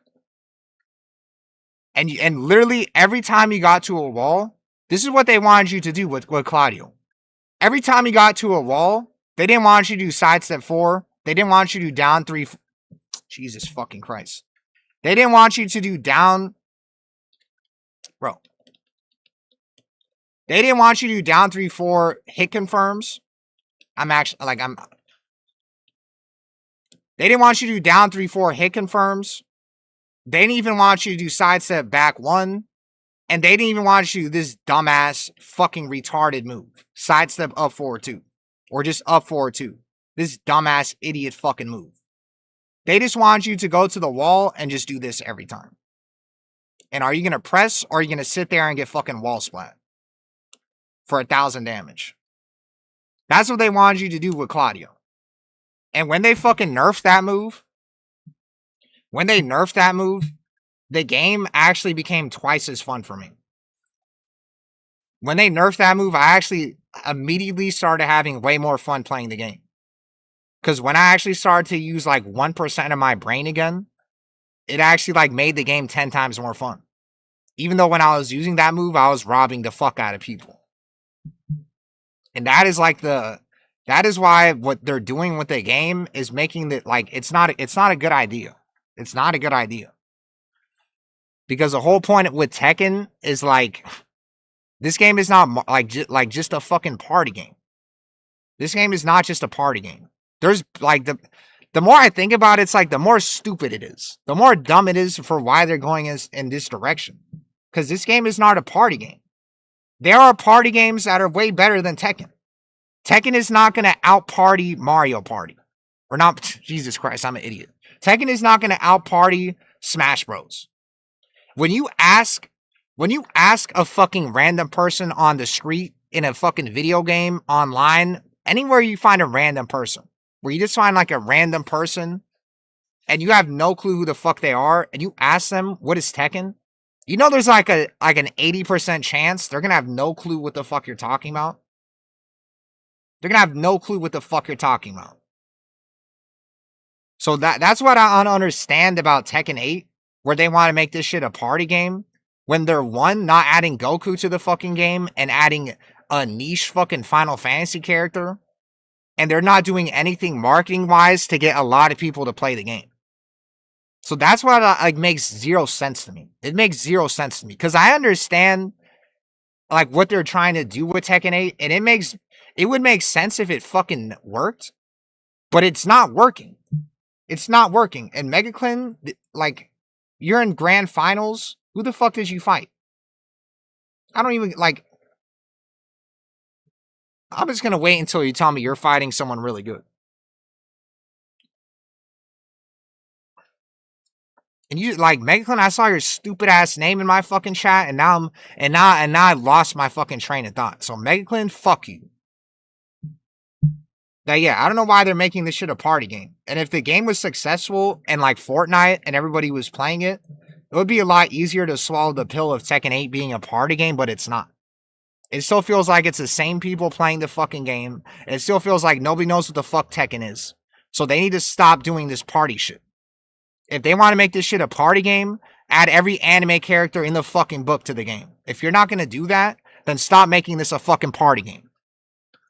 Stop trying to make a niche fucking fighting game that no one fucking knows, unless you're 50, into a fucking party game.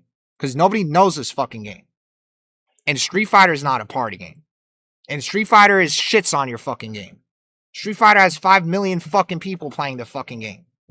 And that game is like just as hard as fucking Tekken 7.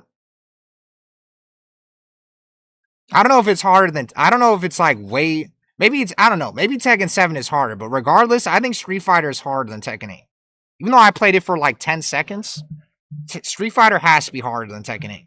Because I got on Street Fighter, I lost 0 I lost 30 straight. And when I was in a Japanese lobby, I lost 30 straight. I couldn't even win one fucking round in Street Fighter. I feel like if I played Tekken for the first time, and I could definitely rob somebody. At least like one game. So yeah, they need to stop doing that. Time to go back to football, have fun with the rant. All right. Let me actually catch up with the chat. Season 1 saw it down 2. Yeah. Stop drinking the Kool-Aid, fucking hopeless. Looks good in retrospect, was dog shit too. Well, Season 1, the reason why Season 1 was dog shit, but it was like acceptable because it was the beginning of the game. And we were expecting more patches down the line, so we knew this was not the finished product. That was the problem with Season 2, is that even though it's still early, it felt like that we didn't get to see what direction or what they wanted the game to actually be like because it was so early. So now when we finally get to like a Season 2, and we get to see them have time and cook the game, and that we see what they actually want the game to turn into, and it's shit, and it's fucking not what we wanted. That is why it's like Season 2 is a lot harder of a pill to swallow. And that is why Season 3 is a big fucking deal.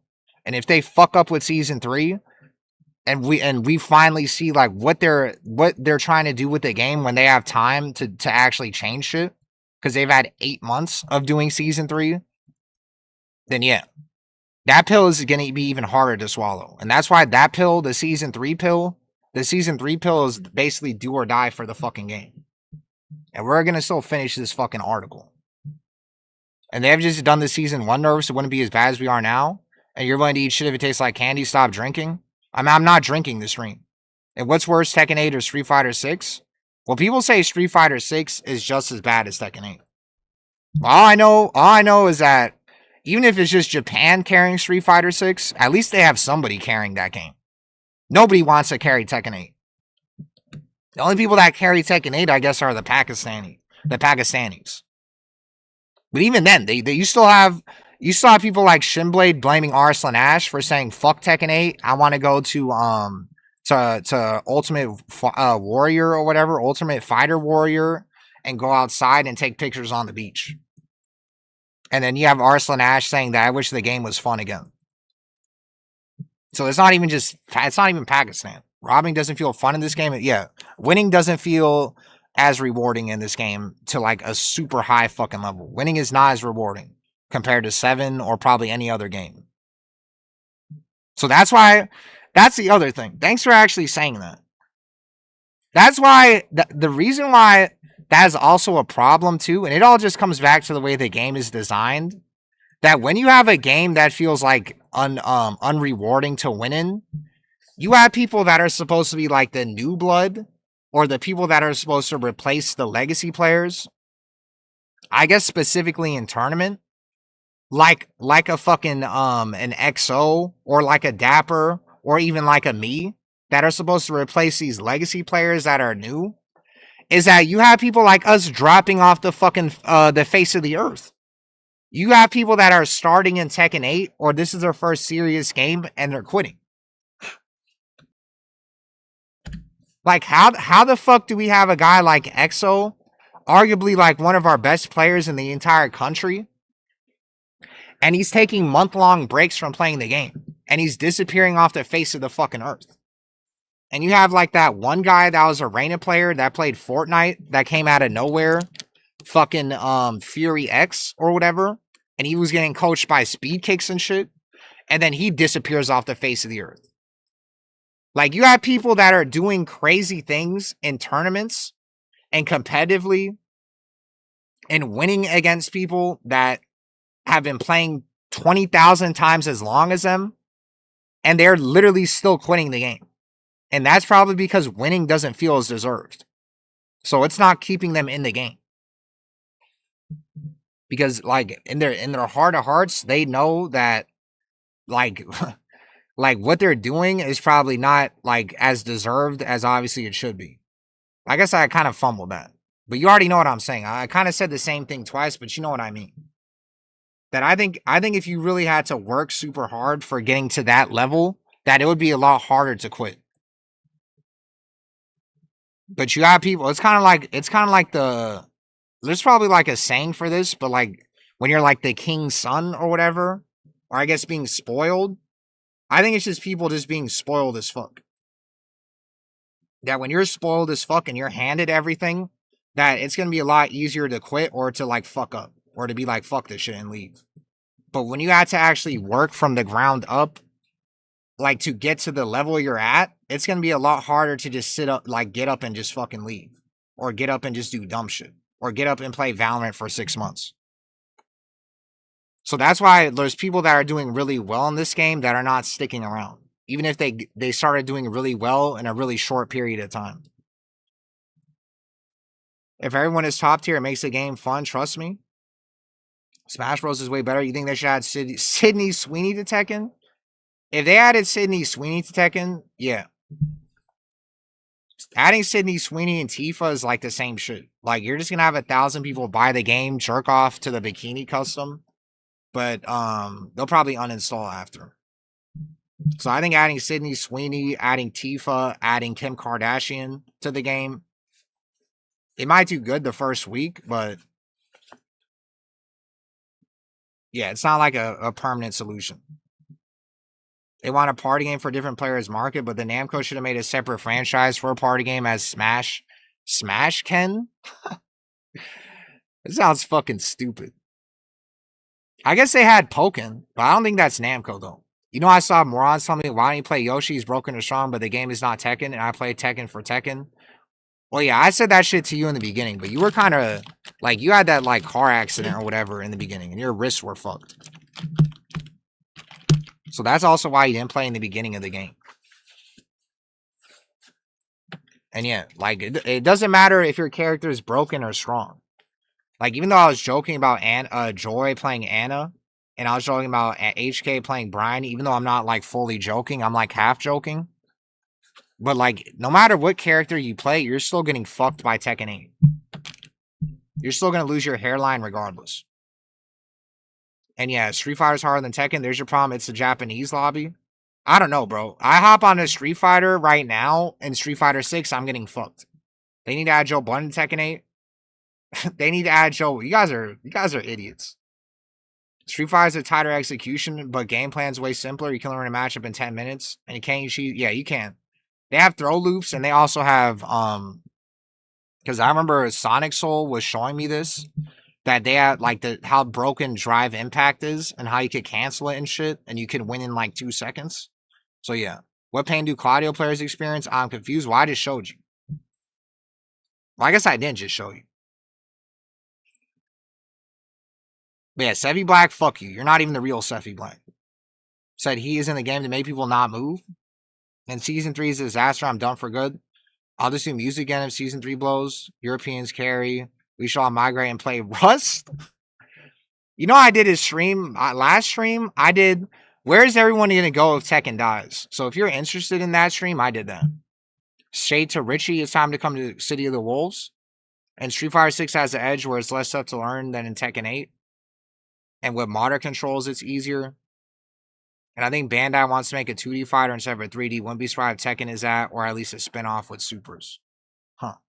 The difficulty in Souls is just a knowledge check. Many people don't realize that lame-looking ass weapon that starts much better than the cool design boss weapon. And yeah, Zafina's back 1+2 was OP as shit. Then they nerfed it. It's funny that people blame the people that play characters like we didn't design this shit.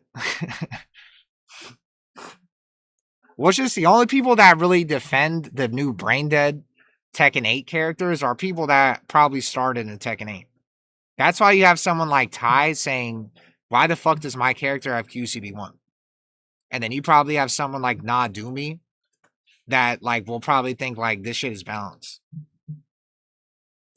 And he burned the goddamn 4-star over a 9, and he got added to City of the Wolves. And I seen an arcade cabinet when I was a child at Chuck E. Cheese, and I got it 2 months later. And they keep doing the game, and you still ain't win. Bro, Sefi Black. I don't know why I'm fucking even... Yeah, don't respond to Sefi Black. He's a fake Sefi Black, and he's basically like Super Happy Fun Time, a retard. Ronaldo's son will never be as good as Ronaldo. Majority of Yoshi are... Yeah, Sefi Black's an idiot. And who said my name? And I'm not excited for other fighters. I do not like 2D fighters. They are boring as fuck. And that's why another thing you guys will tell people that say fuck tech, or that you tell people that complain about Tekken 8, you'd be like, why are you guys complaining about Tekken 8? Just play Street Fighter. Just play this. Just play that. Nothing is the same, nothing scratches the same fucking itch. Nothing scratches the same itch. And if you have the same brain as me, where you play a 2D fighter and it's boring as fuck, and you want to actually like stare at paint fucking drying, then you're not going to find a replacement for Tekken. And even though Tekken 8 is in like a horrible fucking spot and it makes you lose years off your life, there's nothing that is like even close to scratching the same itch. So we're kind of stuck in this game like we're Madden or 2K players. Hairline receded, Tekken 8 ages people. Yeah, Sevi Black's a dumbass. And join them on... I played CSGO with PCM and Bomber just now. Or today. Earlier today. Alright, let me go through this. Because I finally caught up with everything. I was speaking about being a shill or being negative to people who wanted to learn the game, but these people actually spend time... I already read that. Yeah, like not try to clickbait. There are a lot of... Okay, I read that part. But the packaging of it could affect these people who are committing IRL time and money and their communities are being broken apart. That didn't sit well on me to contribute to that. And the tough thing is you're gaining so much traction as a content creator coming off of season 1. There's not Sajam Slam anymore. Our best players hate the game. It just reinforces the fact that it's only worth playing if you're making money streaming or in tourney. Yeah. Like, that's why it's like, it's...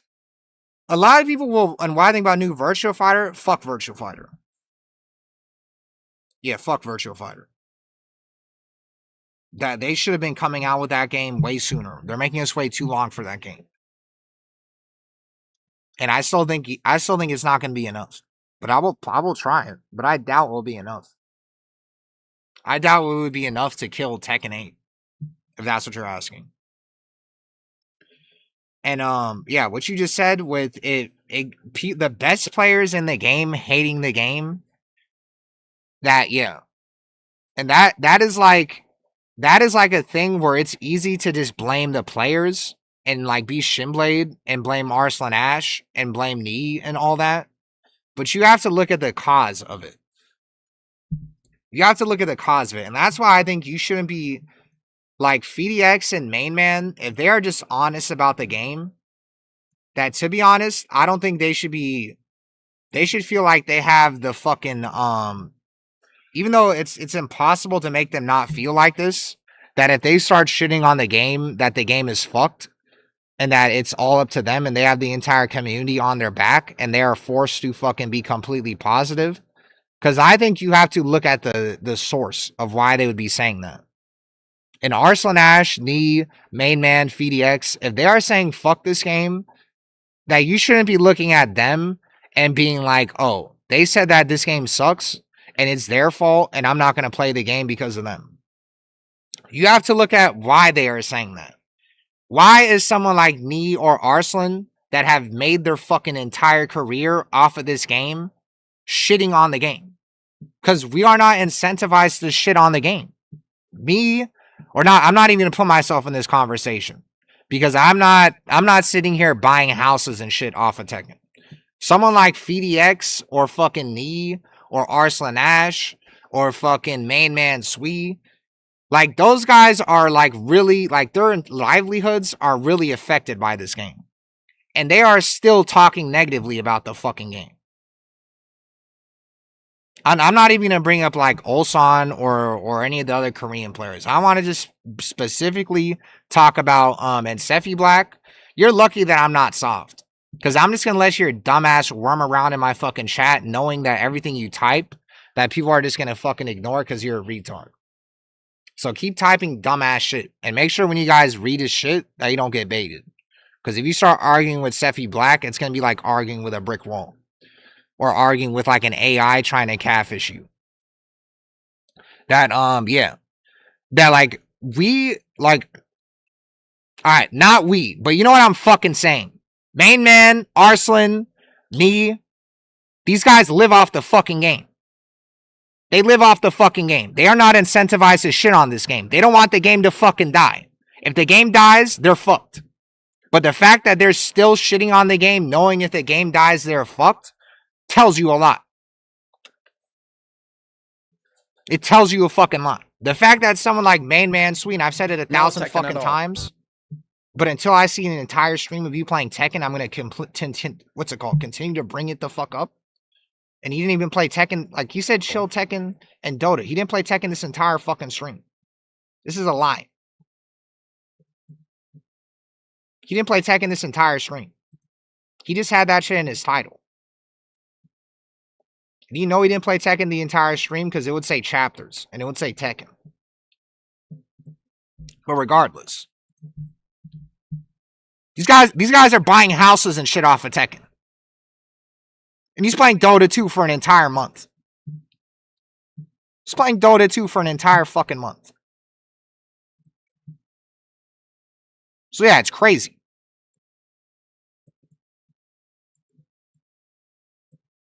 And that you have to blame the fucking source of why they are complaining. You can't sit here and blame them. You have to blame the source. It is Namco's fault. It is the game's fault. The game shouldn't be in a state where you have someone like Main Man that is living off this game, someone like FDX that is like his whole I'm not like there's a lot of things I'm trying to say that are gonna get me canceled. Like the amount I'm just gonna stop. But regardless, the amount of clout and shit and money and all of that FDX has gained off this game, this game shouldn't be in a spot where he's even thinking about not streaming every day. This game shouldn't even be in a spot where Main Man Sui is not even thinking about not streaming every day, playing fucking Tekken. That shit is like really unacceptable, to be honest. Namco, that shit is unacceptable. You have guys that have made their entire fucking career on this game, and they would rather play Dota 2 for an entire month. They would rather cut down on the streams and the content. And they're talking to Pokimane and shit because of this game. And I think the fucking other part, the other part about it is that it all goes back to errors. It all goes back. Hello.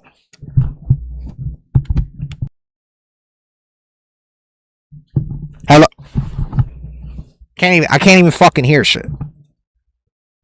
Hello, hello, hello, hello. I can't hear fucking shit. Can you hear me? Can you hear me? Can you hear me? Can you hear me? We can hear you? Well, I can't hear myself. I can't hear myself.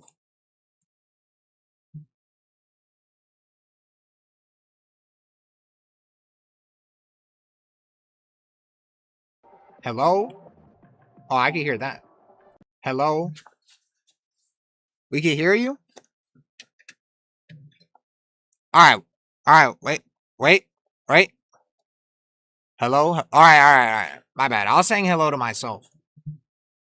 Alright, it all comes back, and that completely fucked up. That completely fucked it up. But regardless, I don't pretend I didn't fuck up. It all comes back to fucking Eris. That this guy is actually like looks like a fucking a Nostradamus.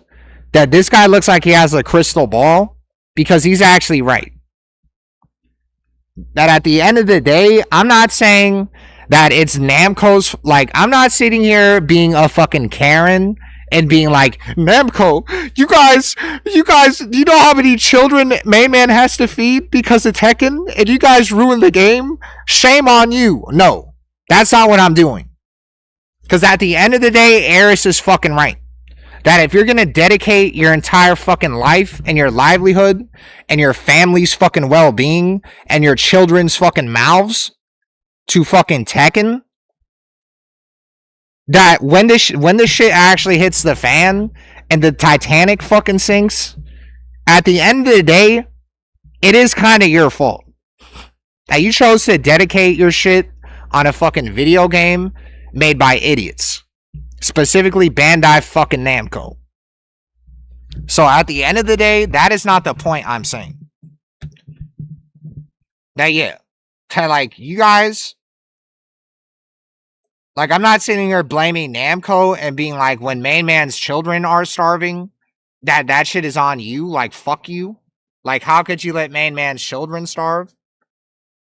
Because it's technically not like it's not their responsibility.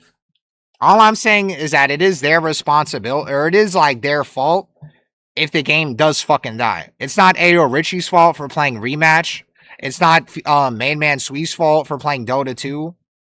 That it is your guys' fault, and when people try to point the finger, they better be pointing that finger at you. They better not be pointing the finger at Main Man if he decides to be honest about the game. They better not be pointing the finger at FDX if he says fuck this game. They should be pointing that finger at Namco. So Shinblade, don't stop pointing the fucking finger at us. Stop pointing the finger at fucking Arslan Ash. Stop pointing the fucking finger at whoever the fuck is complaining about the game. Because it's Namco's fault. They are patient zero. They are the reason Ayo Richie is fucking playing Rematch. Oh my god, yeah? And you're talking about all these massive creators who seem to love working with you and setting up all these connections and can doing that. You're on the path to make an even bigger career for yourself as a creator. And you're talking about feeling bad for a tournament organized, but I mean, the reality, that's something that's happened out of your control in a lot of ways, messed up. I wonder why, like, it kept going, but he didn't really say shit afterwards. And I don't know who is that just Sandy? Yeah, that is just Sandy. Oh yeah, this is a Sajam Slam shit. I had to make sure that was just Sandy. If this game goes bad, Richie can't get another haircut. And what about the Koreans, though?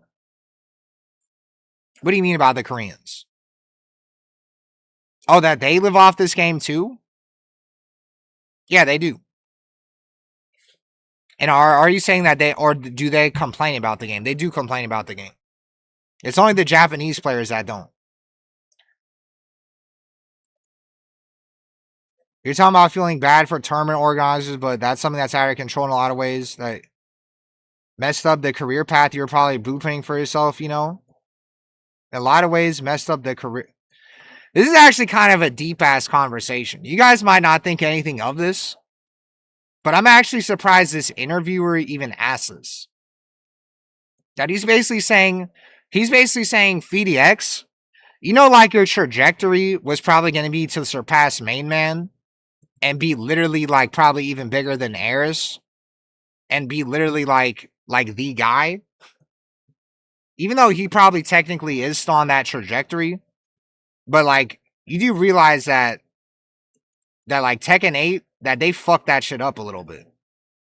That you're gonna have to completely change, like, you're not completely changed, but you're gonna have to rethink some things because of that. So I'm kind of surprised they even said that. And I think it's okay to mourn that. Bro, this journalist, who is this guy?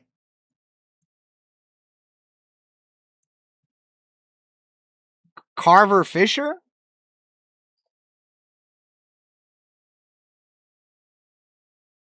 Like, I don't even think, if I was asking FDX questions, I don't even think I would do that. He's basically saying, like, you do realize your trajectory could have been way higher, but Namco fucking this game up, like, kind of fucked that shit up. And I think it's okay to mourn that a little bit. I'm sure that making negative content was partially to release some of the stress of, holy shit, this game is my job, and the devs just fuck it up. And yeah, that's what I was saying about the error shit. And kind of, I mean, when I think about it, I'd have to scroll my channel to really identify every video. But off the top of my head, the 2 critical videos I made were like genuine cries for help. And yeah. It's like, in case they actually do listen to FDX or Main Man a lot, I'm sure they thought, if I do make like a critical video about the game, maybe it could change the times. But sadly, I think even if Main Man and FDX were like completely brash and blunt about the game, that I think that they don't have enough power to change this shit. I think, like I said earlier, the agenda of the higher ups at Namco for Tekken, that shit is too powerful. There's too much money involved, and there's too much. It's just too much money. There's too many business fucking priorities with how they're developing this game. And that is why Harada left. Or that is like a big reason why Harada left. Because he couldn't do anything about it. He didn't, even Harada, like I said, even Harada didn't have enough power to change the tide. So of course fucking FDX and Main Man, they are not gonna have enough power either. Even if they wanted to do a critical video every day, even if Main Man and FDX completely turned on the game. Are we sure that's why Harada left? Or we can what's it called? There was an interview talking about how he was pissed off at the Namco higher ups and was saying that he wished he could throw him off a cliff, like Kazuya. He was saying that. I don't have the exact interview, and I could find it, but he was saying that shit. So the game must be making loads of money. Well, that's why I don't know. It does, like, if the game is making loads of money, that's possible, but I don't think it's getting loads of players. I don't think the game has been getting loads of players. This does not seem like it is making loads of money. The only like one explanation I can see of Tekken 8 being extremely successful, and we just can't see it, is that even though the player base is not that high, that since there's so many in-game transactions, that even if this shit is like only 1,000 more than Tekken 7, that like a lot of these guys are spending way more money on the game with in-game transactions, and it actually does make the game very successful. And I know there's like quarterly earnings you could look at for Namco, but obviously that shit's not just going to be from Tekken, so I don't know. But there has been news articles, or there has been articles posted that have said like a lot of Namco's games have been in the red except Tekken, and that Tekken has been one of the only like successful games financially for them. I just think how financially successful Tekken is probably not as much as it could have been. And even if it's obviously not in the red, it could have been way better. it could have been way more successful than what it is now. And that's why I think even if the game's on the red, they have to change. They should change what the direction is of the game. The higher up should see that they are going too far in this direction, and they can't let the entire hardcore community get fucked. That I don't think this game can survive off of pure casuals. Amazing how this is how they deal with their golden child that makes some money. Well, it's just like I don't think it's a long-term solution. I think it's one of those things where they like are mortgaging the game. Like they might have made a lot of money at first, but I think that they are mortgaging the game. That the longer this shit goes on, the less and less of a foundation the game is gonna have, and the harder it is. I think it is gonna be to farm casuals for money. Because it's one thing when you have like old school players and hardcore players playing the game, and then you have the casuals being able to farm them and be able to beat players they could never beat in 1,000 years. But when you just have the casuals left and you don't have like the hardcore players that are there for them to beat to make them feel good, and it's just casuals, it kind of like ruins the dopamine you probably will get. Like that's why I think it's really enticing for them to do that, because they know how many hardcore players play this game and how they have so many people that have been playing this game for 1,000 years. And that's why I think it is like for a casual attractive, because you can just play Tekken 8 and it feels like you're robbing a bank, and you could start beating people that have been playing for 10 plus fucking years. But the problem is when all those people that have been playing for 10 plus years quit, and it's only just new players and casuals playing the game, there's going to be only so many people that you can beat that are going to give you that same dopamine. If everyone's just going to be a casual. And what was the peak of Tekken 8 numbers-wise at the beginning of the game? And I think this is when Heihachi came out. And I remember people saying Armor King coming out was going to be crazy. And I'm pretty sure Armor King came out like around here. And yeah, we haven't reached 6,000 average players in a while. So yeah, I like the day we ever even get like 10,000 average players, I think like that day might never come. Just add Goku. Yeah, honestly just add Goku. If they just go full retard, just add fucking Goku. Just do it. If this game is dog shit but it's popular, at least that pill will be a little bit easier to swallow. If at least like I could boot up a stream and I have thousands of people watching, or A.O. Richie could boot up a stream and he has thousands of people watching, he won't just play rematch. But the problem is like the community seems like it's getting smaller, even if the game is making more money. They're gonna release Tekken 9 to revive Tekken 8 Season 4. I spent a good amount of money to get good at this game. I feel like I was ripped off. Doing what? What'd you spend money on this game to get good at? Coaching? They stopped doing content for this game. They won't drop Tekken 9 for 5 years. And good? Question mark? Is Season 3 actually... Yeah, it's confirmed. Season 3 is confirmed. There's no way it's not coming out. Reminder, FDX beat Arsenal Ash and Tekken 7. I don't know why you said that. Remind me why you're saying that. Because I said this earlier that FDX, that Tekken 7 is actually more his style, the type of game it is, because he's a backdash merchant. Armor King came out in October, yeah. Bandai wants to make their shareholders happy, casuals bring in money. And go full party game and add Goku. Isn't the console player base a lot bigger, though? I don't know. I heard that they said the Tekken 7 console player base was actually smaller at a certain point, near the end. So I don't know.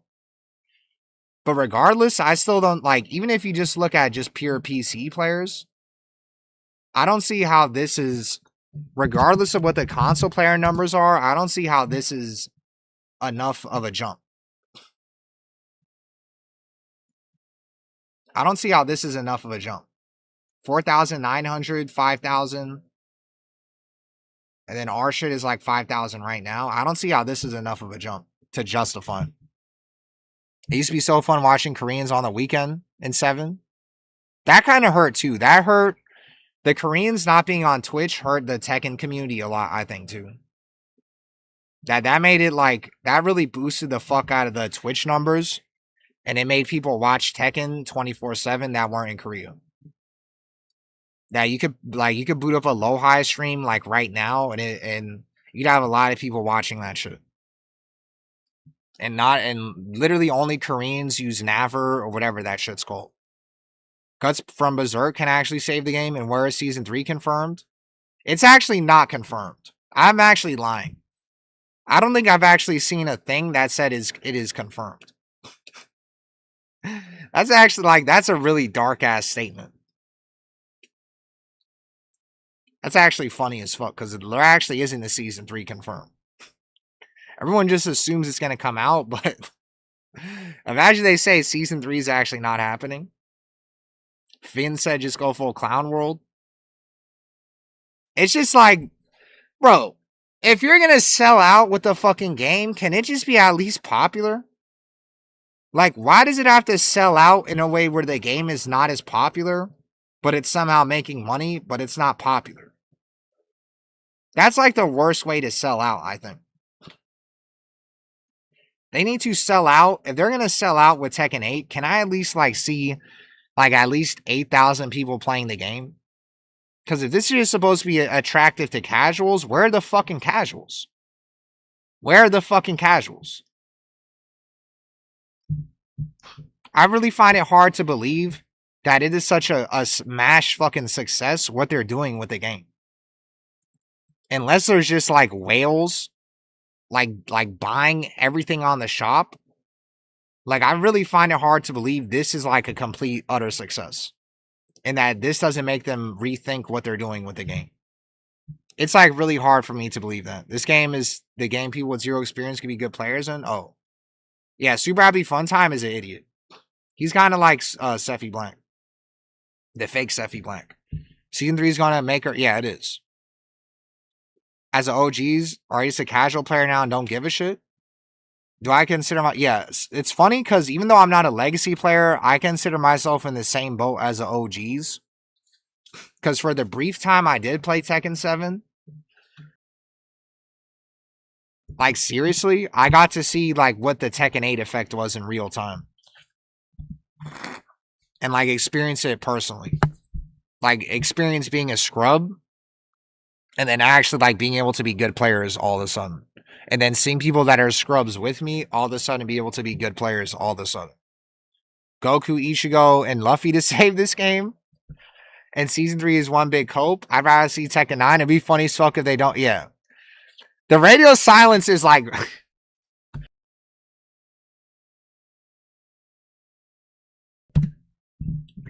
The radio silence is like really fucked.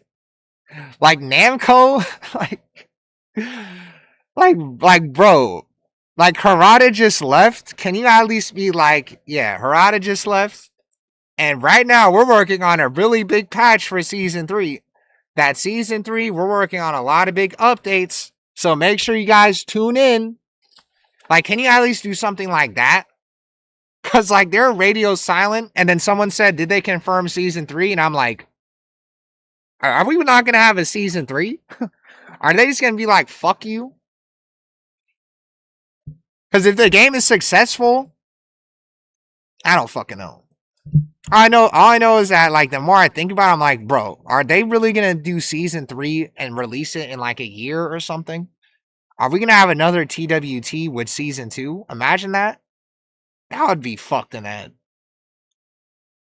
That would be fucked. Just at Goku, we're living in an apocalypse waiting for help.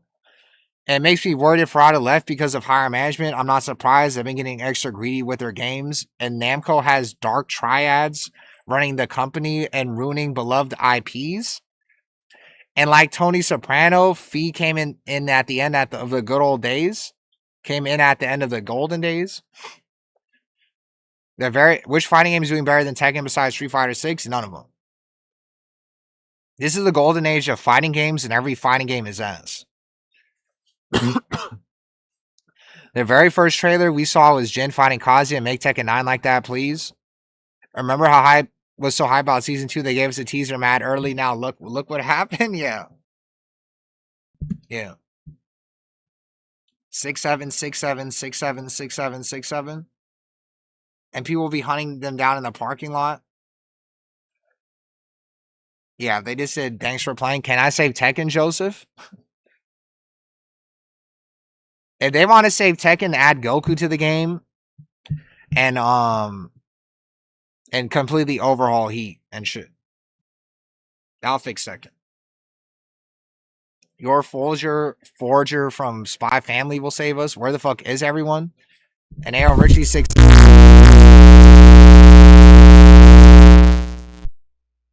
Thanks for the rate. And Megaclan just won the local. Fuck Megaclan. Who did he fight against? They're gonna fuck up and be like, deal with it because it's tournament. Where's the Micah Soul? I was late. If they didn't announce season 3 at TWT, season 3, whatever they do with Harada's final hurrah is gonna be interesting. All I know is that I'm gonna be finishing this bottle on stream. For when we see Harada for the last time. And I can't wait to see everybody start crying. Make match options for no heat matches and see how people like it. They've had a no heat shit. They've had a no heat shit. But it was fan made. I know for a fact there's people that cannot play without that bullshit. They had a fan made no heat version actually. I'm lacking brain cells. If I think adding Goku will save it, it will ruin it. Just because it brings players doesn't mean it's good for the game. Well, I think they would have to add Goku and fix the game with season 3 shit. They can't just add Goku and it fixes the game. And the fact that nothing is said about changes or season 3 is wild. If they care about the game, they at least be teasing it and keeping hype for it when they know the game's dying. Yeah. So let me get through this. If the devs see this, please listen was kind of the vibe. I hear the devs see everything, so I try to make it clear as possible what the problems were. I'd make a video like I'm taking a break, and I'd show the Steve string, and how it's rock, paper, scissors, and how brain dead it is. And it would be the lens of, yes, my career is heavily tied with Tekken, but even if you remove that and just talk about the game, there are people at every level who are unhappy with this. I tried to speak more to that. And there was so much talk about self-enriching at the expense of the integrity of Tekken. I was conscious when I was making content. I want to keep it objective. Why is this happening? If you're in a position where there is something you can make a living off of, it's still an issue. So you don't have to give me a specific number, but what percentage of people choose not to buy or chose to stop playing Tekken because of season 2? You think you could accurately explain what the issues were beyond base level stuff like jack release and makes a noise and yeah, all that shit? All right, everybody agrees season 2 is ass. But I'm still going to read this. And more talking streams. When people say they want me to do talking streams and they want me to swig whiskey bottles when I do talking streams. So I probably should have done that this stream. But I'm telling you, like, I don't really want to. I already lose years off of my life swigging whiskey. Even for like 2 streams in a row. And I feel like it's going to make me look older. And it hurts my throat. And like, if I didn't have physical debuffs from drinking, I would do it more. So I have to just wait for someone to like donate 50 subs for me to just put the bottle down my throat. Pause. And then we're gonna pull an MK1. But yeah. That's a good question. I honestly don't have a good answer. Especially after the season 2 drop, I made an intentional effort to be less tapped in order to keep making content that I enjoy. I made an intentional effort to be less tapped in. That's funny. This is a FeedEx interview that came out 3 days ago on whether Tekken 8 can be saved after season 2 almost killed the game. And are you happy in life? I mean, to be honest, yeah. That's why I'm streaming Tekken 8. This game is dog shit, but at the end of the day, I have a lot of viewers in my stream. It'd be one thing it'd be one thing if I already peaked and I was like really big in like Tekken 7 or something, and then now I have half the amount of viewers I used to have, and now I'm washed, and I'm sitting here dealing with Tekken 8 being dog shit. That is where I would probably just leave. If I was like not at my peak of my popularity and I had to deal with this shitty ass fucking game, that's why you have people like Joe Crush like just getting married and having jobs and shit. And just being like, fuck this game. Even though I'm not like a complete degenerate, like I still get money outside of Tekken, but you know what I mean. Where they like when I made that stream about what you're gonna do when Tekken dies, and I have people like going to MOBA, going to like becoming fucking rappers and shit.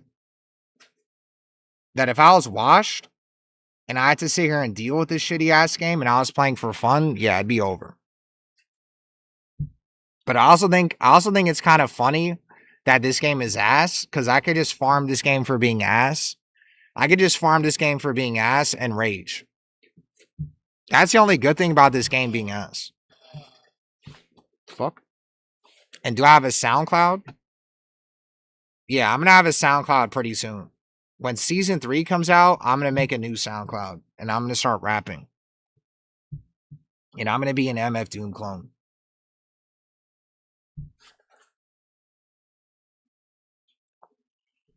All right, I don't have a good answer, so I was intentionally less tapped in. I have to read less about what people think. But just to be somewhat on topic, a lot of comments I get these days are, is Tekken fixed yet? I stopped playing here. Is it worth playing now? Also, too, that the other problem is the game. I had the same number of viewers when you played RE, though. Just saying, that's not true. That is not true. I boot up RE1 right now, half my viewers get gone. The SoundCloud idea is actually crazy. I mean, we could both make a SoundCloud. We can have a rap duo, and we could be called Beans and Toast, and you could be Beans and I could be Toast. And then we could do G's Under the Sea remix.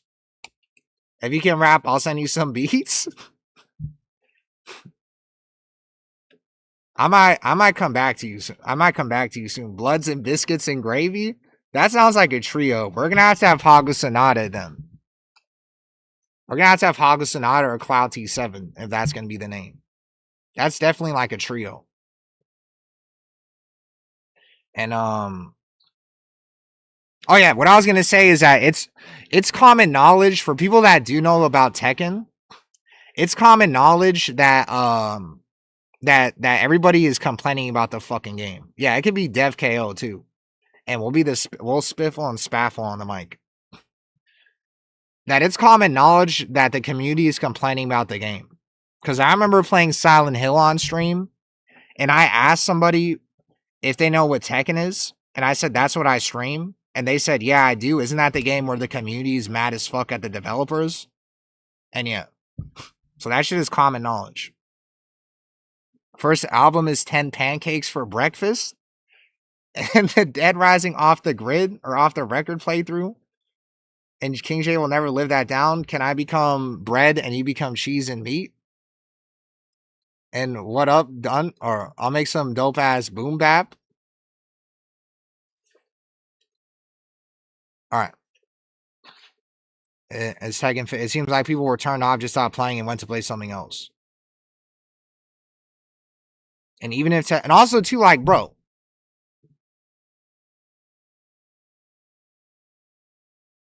like how, like you do that? They do realize that if we're trying to get casuals to play the game, that good luck getting casuals to play the game when this shit says mixed.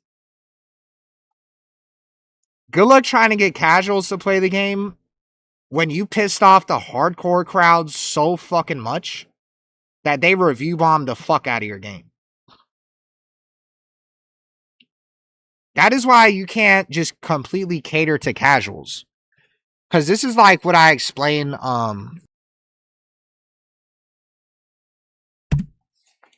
this is how I explain Eris. This is how I explain Planet Medusa.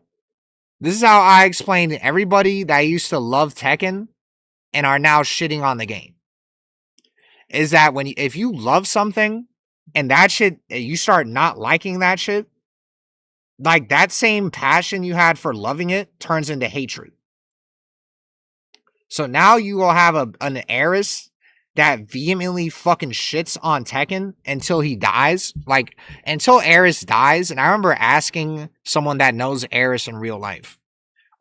What's his name? Strippers and Beer. I remember asking him, I said, do you think Aris, when he's like 80, is he gonna stop streaming Tekken tournaments and like to shit on them? And he said no. That Aris is probably gonna stream Tekken tournaments until he dies, just so that he could shit on them because it's like it's pastime.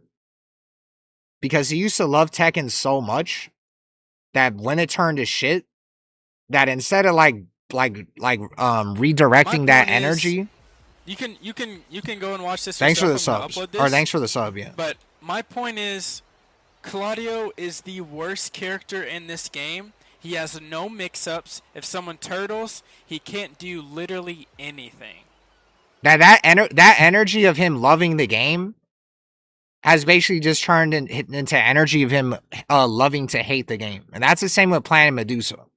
I'm not trying to excuse Planet Medusa for going on his racist ass fucking tirades and talking about the Illuminati.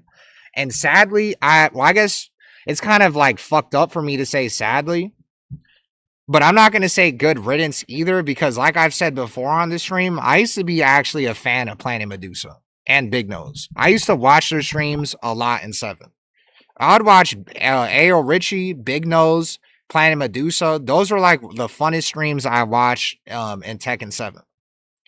But like now, since I'm streaming, and like since Tekken, well, I guess I'll go through it. I'll go through it in chronological order. That you have Tekken 7, or you have Tekken 8 when it's coming out, right? You have the Jin and Kazuya punching each other, and then you have Planet Medusa reacting to that shit, and you could tell he loves Tekken like a lot because his fucking reaction to Kazuya and Jin doing this shit, and the fucking trailer, that he had the best reaction to the Tekken 8 trailer. Of all the reactions to the Tekken 8 teaser, you could tell Medusa fucking like loves Tekken a lot because he ripped his shirt in half.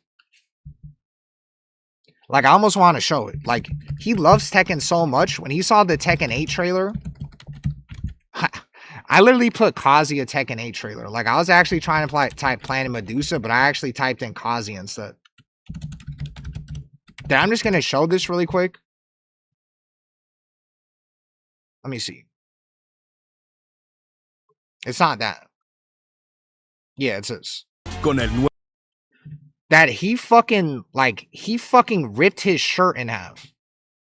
And this is the guy that now vehemently shits on the game more than anyone. That is adding like Harada and Murray and saying like fuck you and die. This is what he was before Tekken 8 came up. Or before Tekken 8 launched. Hey, how can I see this shit? Look at his reaction. Mach live! Look at his reaction. Bruder! Mach das Gott! This is his reaction. Mach live! Mach live! Oh mein Gott! Oh mein Gott! Oh mein Gott! Bruder, was ist das? Oh mein Gott! Yo! Was ist das? Yes! I'm gonna kill him! I'm gonna kill him! Look at this! And that's Big Nose on the mic too. In the background.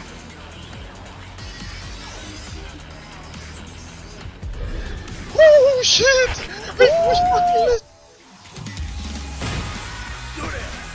Oh mein Gott! Doria, Bruder! Die Grafik! Look, schau dir die Grafik an, ach du heilige Scheiße! Guck dir die Grafik an!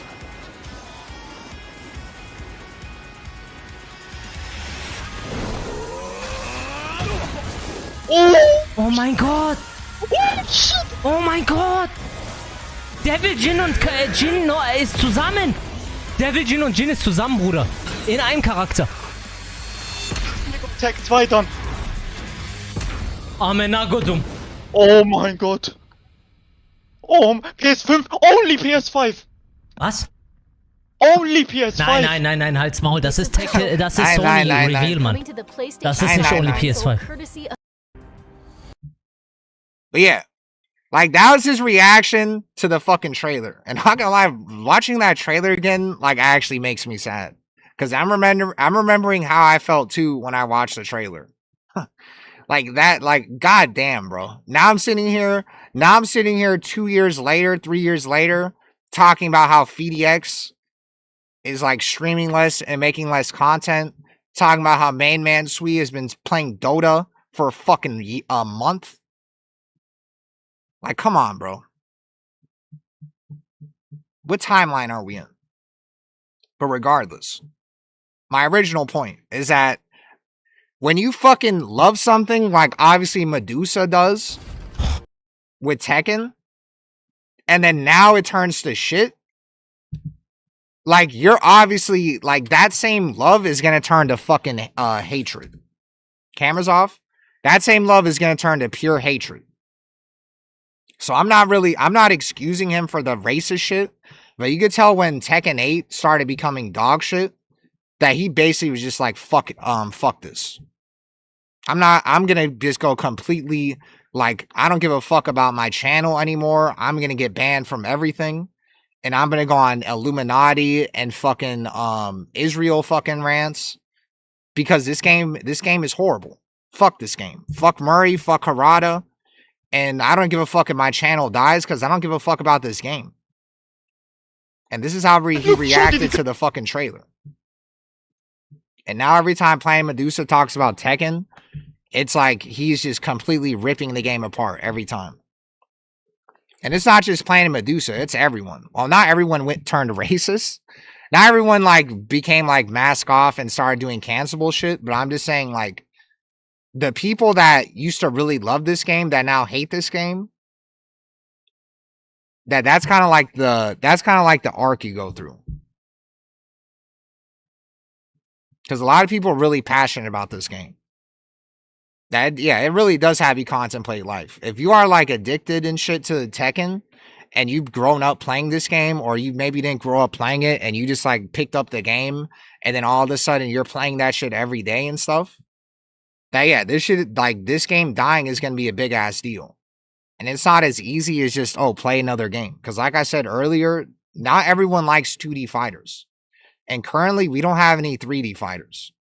So you're either just going to play the game or you're going to be done with fighting games. Because that's what, like, if I had to say I couldn't play Tekken ever again, I don't think I could transition to another fighting game. I would rather just play, like, I'd rather literally become Temu Eris and just play horror games or some shit. There is not another fighting game that is as, like, even half as fun as even dog shit Tekken 8. But just because that's the case doesn't mean that it's okay for Tekken to be like how it is. Just because they have like a complete monopoly chokehold on like the player base, like Madden or 2K, doesn't mean that it's okay. Because people like using that as like a gotcha, where they say, oh, well, if Tekken 8's so bad, why aren't you playing another game? But that they're being completely dishonest with the fact that there's not another game like Tekken 8 that will fill that void. Or become raccoons. Yeah, I'll just play Marvel Rivals instead. It's funny because Medusa started with Tekken 7 Season 3. Yeah, I think he started late. And as someone who started in 8, how did 7 compare to 8's reception right now? I'll say this. I'll rather rely. Yeah, I'll become a sports streamer or an NBA streamer. I'll react to Lakers games. I'll be like B Souls or Legend of Winning, or I'll have a Gilbert Arenas podcast about how the NBA is rigged because they traded Luka Doncic for a bag of Skittles, and how Anthony Davis can't go like 2 minutes without getting injured, and that's why the NBA is rigged. And also that LeBron will never surpass Michael Jordan. And Tekken 7. Well, here's the thing about Tekken 7, because I was there at least at the end. That Tekken 7 was a snooze fest. Like, obviously, this is, like, after Tekken 8's release. So these are like obviously the very end of Tekken, it was basically dead. Like this point, it was basically dead because the game had been out for like 10 fucking years. But like before this, like tournaments, I'll say this, the reception for tournaments were ass literally because of like 3 characters. But when you did actually see an entertaining character on the screen, it was peak. Even at the end. When you saw a character that was not Kunimitsu, Fangwei, Zafina, and even I'll even say Akuma too, even though I think Akuma is actually not as I think Akuma is actually slightly entertaining compared to those guys, and even more entertaining than Tekken 8 characters because he actually took execution. But even then, you can add him to that list. So like those 4 characters, and maybe like add Julia, that when you saw other characters in tournament, it was actually really entertaining, even at the end. But the problem is like Kunimitsu kind of ruined tournaments at the end. So that's what I'll say about Tekken 8. That it did have a character, or Tekken 7, it did have a character problem at the end. Or even like in like season 3, I'm guessing too. Because they also had like broken Leroy on launch and Fakuram on launch and shit like that. But the thing is with Tekken 7 is that when you had 2 characters that weren't broken or carried as fuck, like Kunimitsu, it was actually like amazing to watch. So when you would watch Steve, when you would watch Brian, when you would watch Kazuya, any Mishima, even Jin, it was peak to watch. Like watching Steve, Heihachi, those 2 were my favorite characters to watch in 7. And until the game fucking died, literally until the final tournament, if I watched Steve or Heihachi on the screen in a tournament, I was locked in. And it was a funnish, it was the best time I ever had watching a Tekken tournament. More people wanted better Tekken, they want Virtua Fighter, so it'll be like SNK to Street Fighter player-wise. Like Virtua Fighter, DOA, I've played those games. Like the older games, obviously. And like it, I don't know, they just feel like low budget in comparison. Like the hitboxes don't even work. Like you touch somebody in DOA and like you are hitting them. And like you literally hit them like right here. And their model is like over here. And it counts as a hit. It's like really, playing those games are like kind of gross too. They feel really outdated. So I would like to see a new Virtua Fighter to see how that feels. But all the other 3D fighters feel really outdated. So I don't know. I find it hard to believe another 3D fighter would come up to, would like fucking, even compete with Tekken. Almost every Tekken streamer on my follow list is playing Variety, yeah. And if they do play Tekken, they don't play it as long. HK Jr. with his Heihachi at the end was peak. HK Jr. with Heihachi, even Joker with Heihachi, JDCR if he ever picked Heihachi. And Akuma's hype, you mean Geese? No. Like, I'll say this, that I think Akuma is like, people will say, oh, you hate Tekken 8, but Tekken 7 had Akuma. But the problem is that Akuma actually took skill to use and took execution to make him like, to be able to do like def combos and shit. Even if you used hitbox and were like super Akuma, like it obviously wasn't like insane, like ultra omega execution, but it's definitely insane ultra omega execution compared to Tekken's 8. I'll tell you that much. Julia catching strays, nah, she was boring as fuck. After all the bad decisions, Season 3 comes out and it magically is the biggest comeback in history of gaming. The game becomes everything. Look at Bedimos, but that looks almost impossible at this point. That is mega copium. That is mega copium, but I secretly in the bottom, like deep down in my soul, wish that's the case. That I secretly am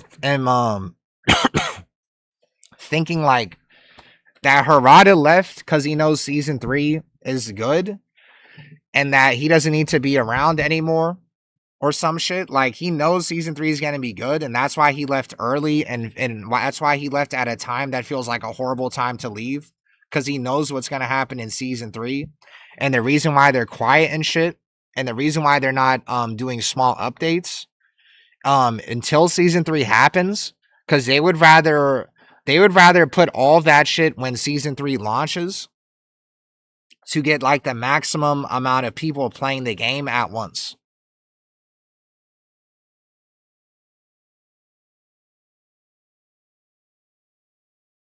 I just my fucking all right. So like instead of doing like us so this is what I was thinking. This is the copium. That instead of like say they have a season 3, right?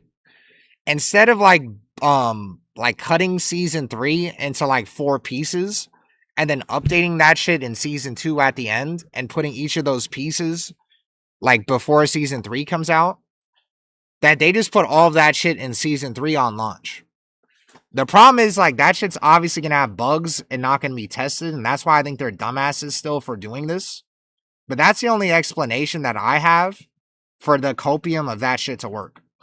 That instead of just like trying to do like patches before season 3, knowing that because it's season 2 and the season 2 aura or the season 2 whatever, like you know what I'm saying, like people view season 2 as it's fucked. So instead of even putting any more attention into season 2, they wait until season 3 when everybody tries to come back and give the game one more chance. And if they implemented current rules in OD and old 7, they couldn't pick up infinites to be way better. Yeah. That's actually good. That's actually a good idea too. Or I mean, that's like I agree with you. What about Noctis wasn't as bad as Kunimitsu and Lil Majin Evo was peak? Yeah. Yeah, nothing has touched Lil Majin Evo even close in Tekken 8. Nothing is even close to that. They completely ruined Jin in Tekken 8. Yeah, like there's a long list of characters that are ruined in Tekken 8 that I hate watching. Jin is one of them. Devil Jin is one of them. Steve is one of them. Heihachi is one of them. Like fucking Brian, obviously. There's a lot. Handout stance, electrics, and flying like Harry Potter. The Gunner shit's always holding it back and eventually kills them. The read feels good in Virtua Fighter and on DOA. Well, I never got to that point where I was that good with the reading and shit. I'm just talking about purely how like hitting and stuff feels like and how it looks. Like it doesn't feel as good. When you hit somebody in Tekken 8, even though the hitboxes in Tekken 8 are fucked, or in any Tekken, like you actually see them actually hit the model. In that game, it's like, it just feels old. VF and DOA, they just feel old as fuck. They need to be more like modernized. So that's why Virtua Fighter might be interesting.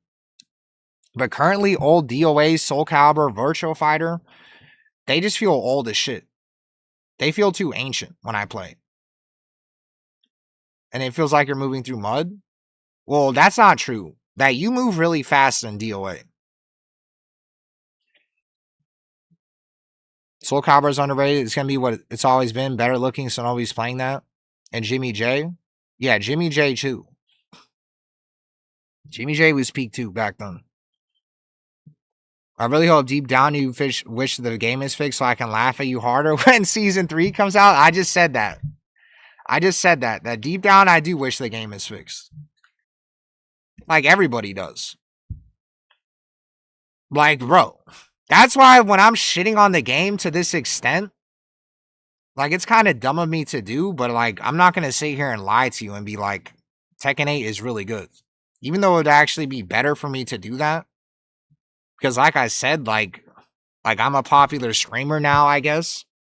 And it would be in my best interest to keep Tekken 8 alive. And I know I could potentially be pushing people away from the game. But to be honest, fuck you. And fuck Namco. And if this game dies, I'll just become Temu Heirs.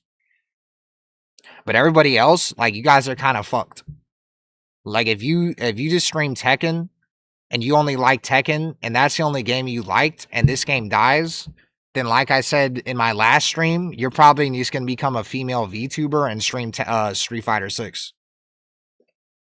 Because I could see that shit breaking your brain. And luckily, I'm not so like in love with Tekken and played it since I was 12. And that like it's the only thing I like, where if Tekken died, my brain would be broken. I want a realistic MMA game on Steam. They have this game called Undisputed, but it's not, it's boxing though. Well, that's what I said. They like Tekken 8, like Dark Resurrection Tekken 8, that's what Season 3 needs to be. It needs to be basically a re-release without it being an actual re-release. It needs to be Tekken 8, DR, Tekken 8, blah, blah, blah. but they don't actually change the title. That's how drastic the changes need to be. That's why it's kind of weird that they're waiting so long and trying to put everything in the beginning of season 3, especially if that shit's not coming out in February or March. Or if it does come out in March, it's late March, because they're going to drop all that shit beginning of season 3 in late March, April, and then you have Evo Japan around the corner. That's why they're not, like, I don't know, man. The more you think about it, the more it's like, I really fucking hope you guys are not dumb. Because it's just like, bro, there's like an obvious decision what you need to do. And then there's like the decision that it's possible they could do that really feels like they're like, fuck you. And it's like every time they say something, they always do the opposite. Where they say they're not trying to ruin tournaments with patches and shit. And then they're going to sit here and release season 3 probably like weeks before Evo Japan. When they could have been updating the fucking game for the past 8 months since season 2 release. So yeah. Tekken 8C pisses me off so much, yeah. Read about Buddha? That's the only way they can justify this shit show, treat it like an arcade release. Well, that's what people bring up too. They say, oh, the Tekken 7 had the arcade for 2 years. Well, now we're at the 2-year mark. So when season 3 is asked, what is your copium going to be now? They've had enough time to make the game what their vision was. Whatever their vision was for the game, they've had enough time to do so.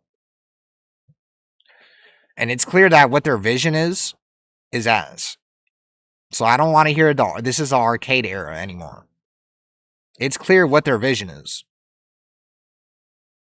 The way they have prostituted Jin's identity compared to the 7 Jin is unbelievable.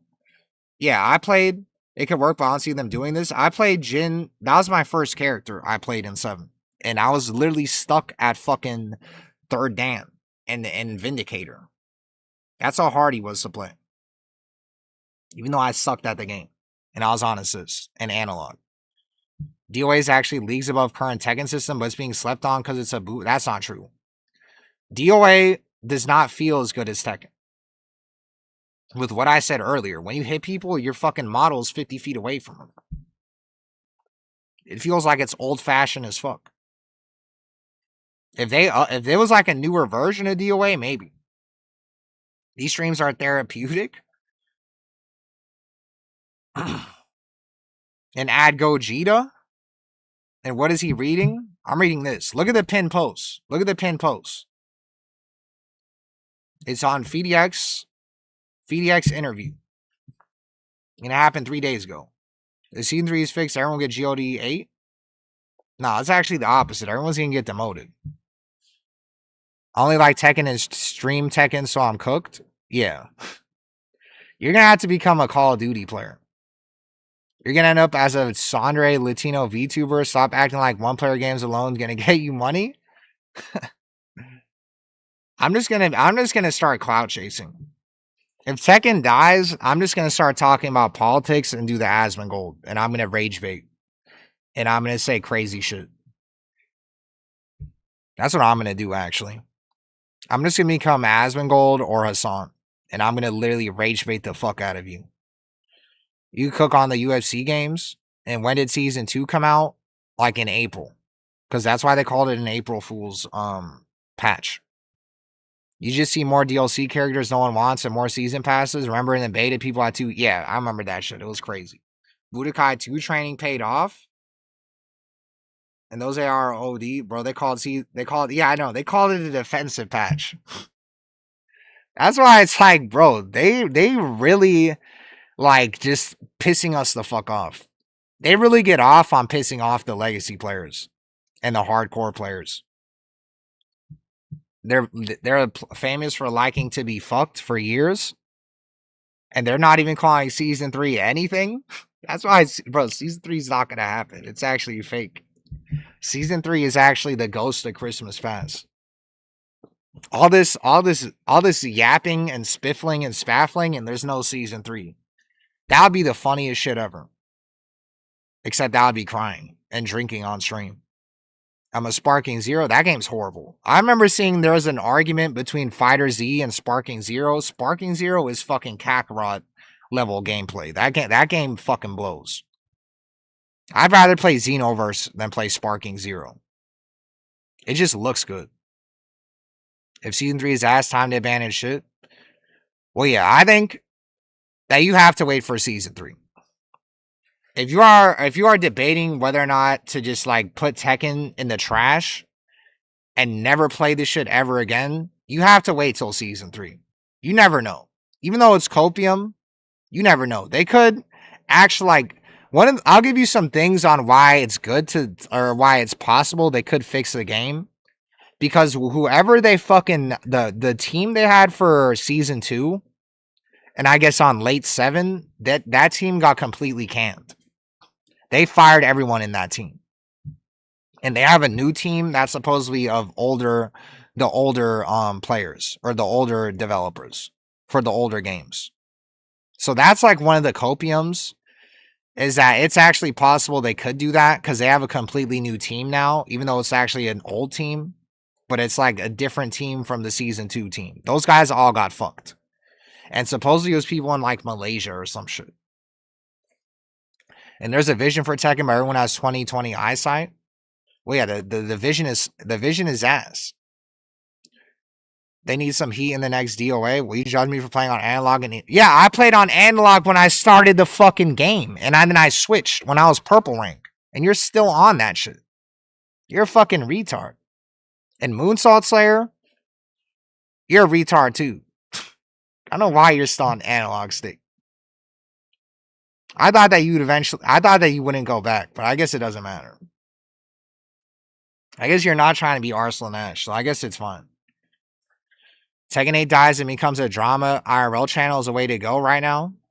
Yeah, I'm going to start reacting to like the woman that got killed by ICE and shit. And I'm going to start reacting to the Epstein files. And I'm going to be saying all this crazy shit. Become Mike Holland Moonsault Slayer and hot political takes of Tekken 8 Giant. Yeah, I will. I'll do that. And I'm just going to have to scrub all the streams of me showing my face so I don't get doxxed.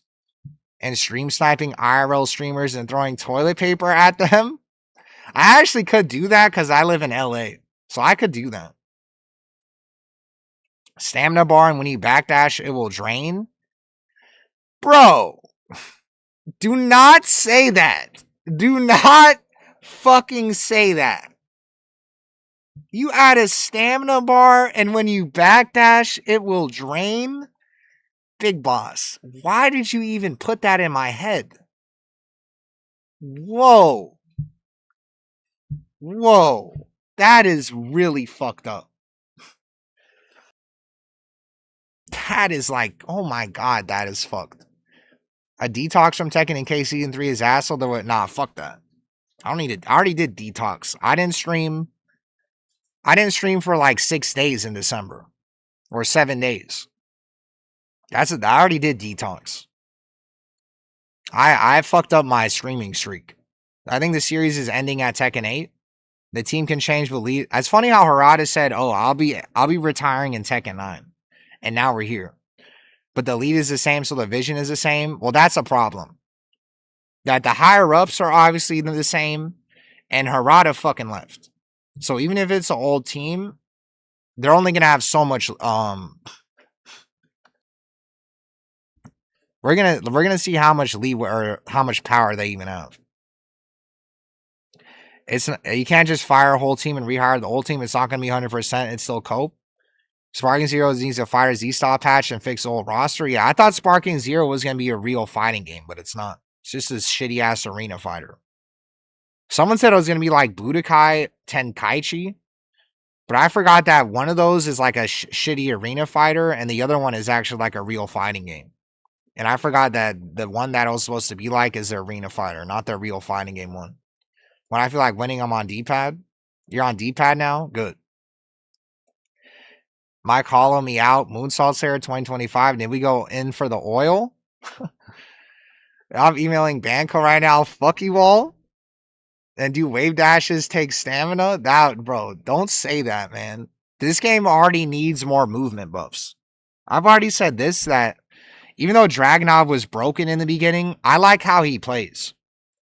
I like how in the Tekken 8 system, you can have a character that's aggressive like that, but also have really good movement. Because it's like how I would imagine the game should be like. Where you can be aggressive, but you also can't be too aggressive because you can just move out of everything.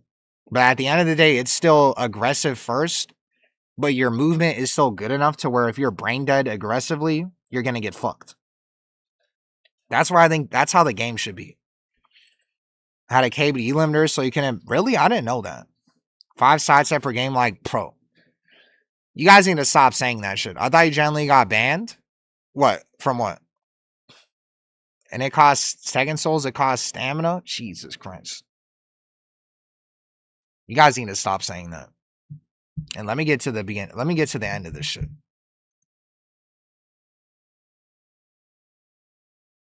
Let me get to the end of this shit.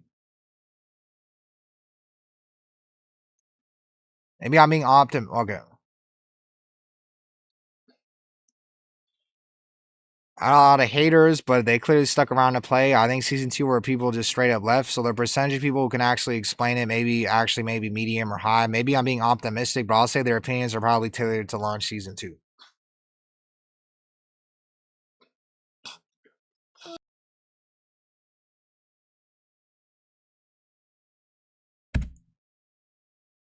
I played this game blindfolded. Dude, there's no way I'm doing. It's funny because I played this game blindfolded 2-1. This is when he had clap your hands. That's different. That's actually cheating. I played this game blindfolded, even though I could see their feet and won in rank. It was so unbelievable. He busted. Some managed to climb to a relatively high rank playing blindfolded. And I did or when you took that 7, yeah, I took it too long of a break. Heat is not a permanent state and thick boo. So many mistakes in bouncing and chat. Meglin, fuck you. And I did a podcast style episode with Speed Kicks on the recent patches, which I guess is not even that recent. He said he was having fun with Tekken 8 again. And it was because of cumulative changes, more several, and the meta came out that made it so you can have more Tekken interactions depending on the matchup. So a lot of people's opinions, I think, are shaped by Season 2 launch. And he said the game feels more playable and more fun for the strongest competitors in a long set format. I also think, too, that I agree in a long set, this game is more playable, and that's why I think in rank they need to bring back deathmatch. They need to bring back deathmatch. And Speedkick said that, but he still barely played the game after that. No.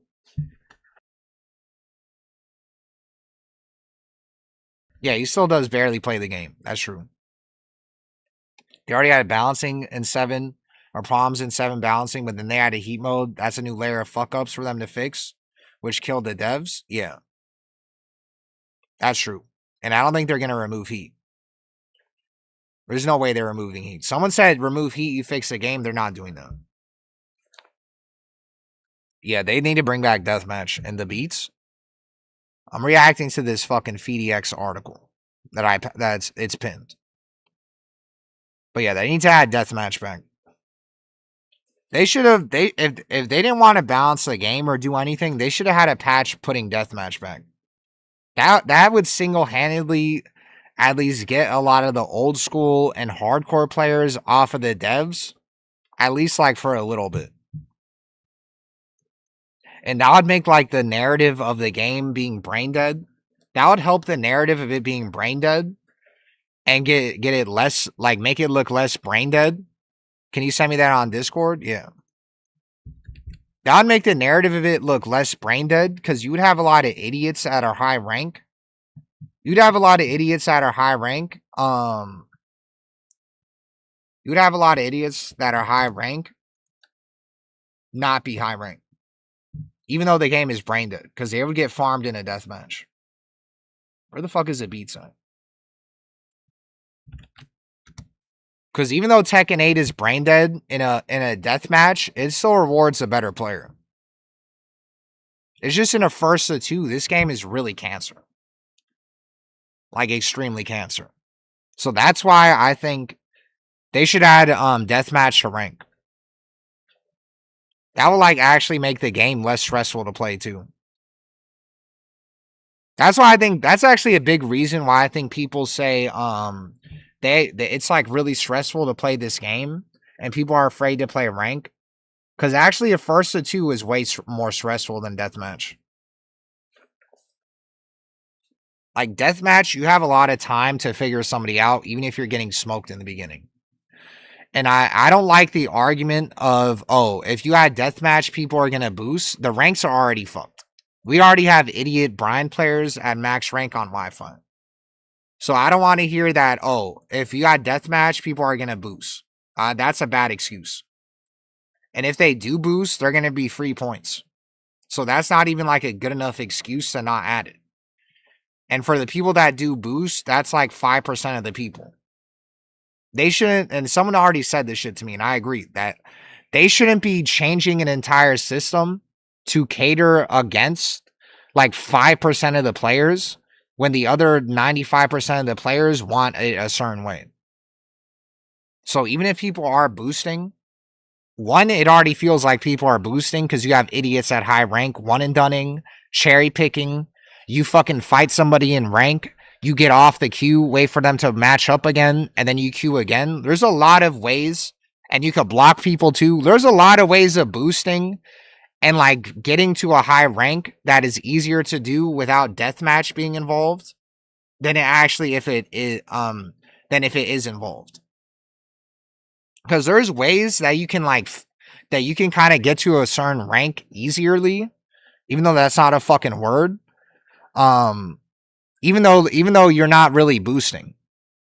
Cause like you could literally you could fucking block somebody. I guess that is boosting. So minus blocking.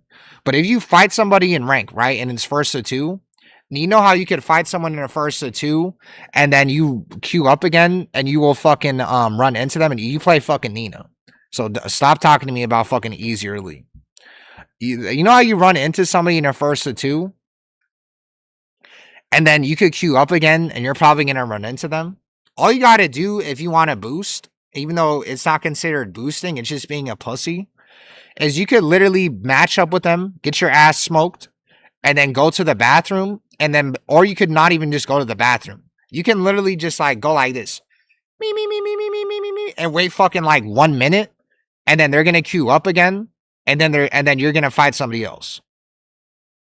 And then you can rank up. Because the guy that was going to fuck you just matched up with somebody else. So you can do that. And that's like undercover boosting. That's being like an undercover bitch.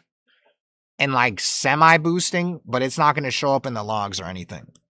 And also you have Wave Wank too. And also you have Tekken 8 Rank Sniper. So yeah, I don't want to hear it. It's sneak boosting. I don't want to hear that. When can we play, Joe? Stop asking me to fucking play it. Yeah, fuck you. Not gonna lie. Like, you guys keep asking me to play. I'm not playing your shitty ass fucking red rank fucking Kazuya. Fuck you. Stop asking me to play. I'm doing something. Holy Sleeper article? Well, I'm gonna get to the end of it. Is Tekken 8 worth saving? Unfortunately, it feels kind of impossible to convince anyone that hasn't played Tekken to try 8. And they're like, oh, doesn't that game suck? That's true. People will be locked into deathmatch till, yeah. Like, if you actually aren't a pussy, deathmatch is the perfect way for ranked. Everybody that's not a pussy would be the rank they're supposed to be. And then you just have dumbasses at the max rank like Cosma 13 because he'd be one and dunning, and that's it. And Cloudy 7, fuck you. Let me spiffle and spaffle. First to 10 dabs then? This guy. Have fun playing rank with death matches and Carousel's boothing, just add more ranks. And we already have, yeah, I know. We already have bad players at max rank. Like, all you guys in EU, you guys keep sending me clips of, Blackheart boosting. So that shit didn't fucking stop Blackheart. You're right, I did fucking spaffle last stream too. There's also a lot of people, like, deathmatch is when you keep playing until someone demotes.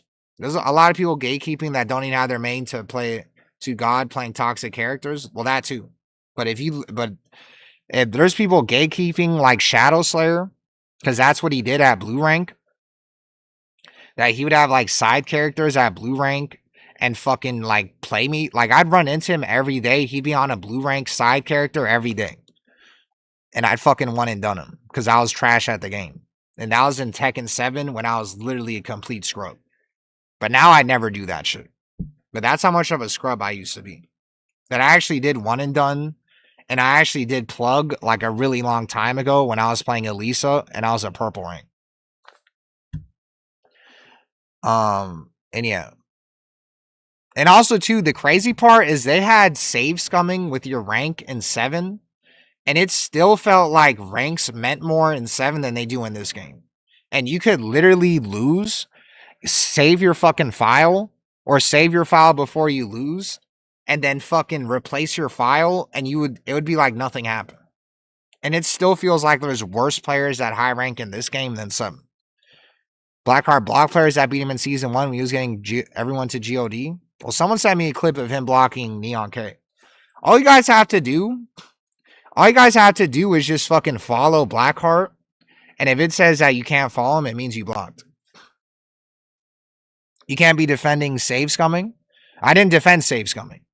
I'm saying that you could do that shit back then. And somehow the ranks in 7 still felt more legitimate than they did in 8. And people were fucking save scumming. That I would see that majority of the TGOs I saw in 7 were actually good.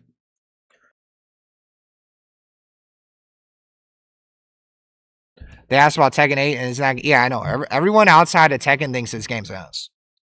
And this shit doesn't help. Going to the Tekken 8 store and seeing fucking mixed reviews, this shit is horrible. This is like really bad. This being mixed has probably stopped half of the people trying the game. Whatever number it is that has been on Steam and looked at Tekken 8 and they were going to play the game, this shit said mixed. Half of those people didn't play the game because this shit said mixed. That's how big of a deal that is. The IGN scores, I know about the IGN scores. I know on PS5 or Xbox, it's like 4.6. A Tekken 7 God is equivalent to Tekken 8 GOD1 or GOD2. Let's not get out of hand. Wait, you disagree with that, Cloud? Because I think it actually might be lower. I think a Tekken 7 Ryujin is a Tekken 8 God. Because I was a Tekken 8 Ryujin. Or a Tekken 8 Emperor. Or a Tekken 8 Tekken King. I was all 3 of those ranks. And I'm God. Or I'm actually God 1. And I've actually been God 2. So yeah. And do you think Tekken 8 is worth trying to save with the seasonal updates, or should they move on to a new game? Only because I can see them investing effort and resources into you can't see them investing. Yeah, they put too much money into this game. That's why you're not going to see a Tekken 9 anytime soon. They put way too much money into this game. They can't just dip on this game in Season 3. God 2 is like TGP in EU. Well, in NA, it's different. I think literally an Emperor rank is God in NA. There's in deathmatching, all the people who don't know matchups don't have to learn. Yeah. Yeah, you don't have to learn matchups as much in a first or 2. And it rewards the worst player. Stop focus on skill. There's too much weed in this game. You have to smoke too much weed to play this game. I know that for a fact. Used to be mostly negative for like a year. New game, not gonna lie. Well, the problem is all the money they made from 7, they put into this game. And now this game, even though they say that it's a success financially, I don't think they're in the green as much as they were from Tekken 7 to Tekken 8. Like, think about how much money it costs to make Tekken 7 and how much money they made. And now think about how much money it costs to make Tekken 8 and how much money they made from Tekken 8. It was positive until Season 2. Tekken 8 is my first Tekken. I still like 7 more. That's crazy. All I know is that it's crazy that there's people where this is their first Tekken and they still don't like Tekken 8. It's really easy to understand someone not liking Tekken 8 when they played older games. I think the earlier you started Tekken, the more you hate Tekken 8 because the more dog shit you've seen added to the game and the less skillful it seems to you. Because even though I keep talking about skill and all this shit, I started in Tekken 7, and that game was also more brain dead than earlier versions of Tekken. So my like point of view on like how much more brain dead the game got is actually like a nerfed version. That's why I'm actually probably still sitting here actually playing Tekken 8, and I'm not sitting here like these other guys actually quitting the game because they played in Tag 2 and shit. So they really know like how fucking more brain dead this game got. Like you even have this guy Odamage Brandon that he actually thinks Tekken 7 is as brain dead as Tekken 8. Because he saw how much brain dead shit they added to Tekken 7. But that was kind of like the same issue you have in Tekken 8. The only thing that I'll say is that in Tekken 7, it wasn't so far in the casual, like in the casual boat, or it wasn't so far carried for casuals that it pissed off the legacy and fucking ruined the legacy characters to this extent. So that's why I think it was better. Even though it was more brain dead too than earlier versions. Tekken 7 by the end could be talked about that way. It just seemed visually the movement of the characters seems so not good. It's just visualized the movement of the characters seems so not good. I don't really know what you mean by that. The only reason I got because Leroy's Wing Chun looks more raw in 7 than 8. Yeah. A lot of those characters were more grounded in 7. Jin's like karate is way better in 7. Jin is doing devil Jin shit in 8. Jin in 7 looked way cooler. No W, Brian. That's why you have no W's. Because you have bad opinions. I started before it came out on console. The seeds were sown in 7. Well, yeah, I agree. The seeds were sown in 7. They still had characters like Kunimitsu in 7. Kunimitsu, I'll even say this, Kunimitsu is as carried as any Tekken 8 character in 7. So they still had characters like Kunimitsu where you could be a complete idiot and get max rank. But it was only her. You could be a complete idiot with other characters and get high rank, but I don't think you could get max rank. With Kunimitsu, you could get max rank. That's how fucking carried she was. Rugal would be fire. You get everyone back on 7, what would they do? I don't think that's possible. I've already said this, that the Tekken community is too split up on what's the best game. We're not in agreement on what's the best Tekken game. That's why you're not going to see, and I will never join a Tekken 8 tournament ever. You're not going to see like a Smash Melee version of Tekken.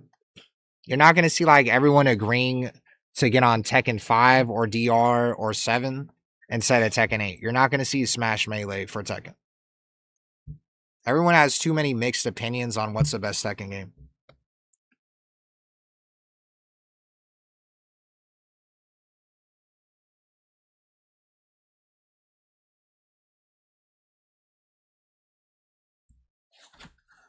Alright. This game is 3, in my opinion.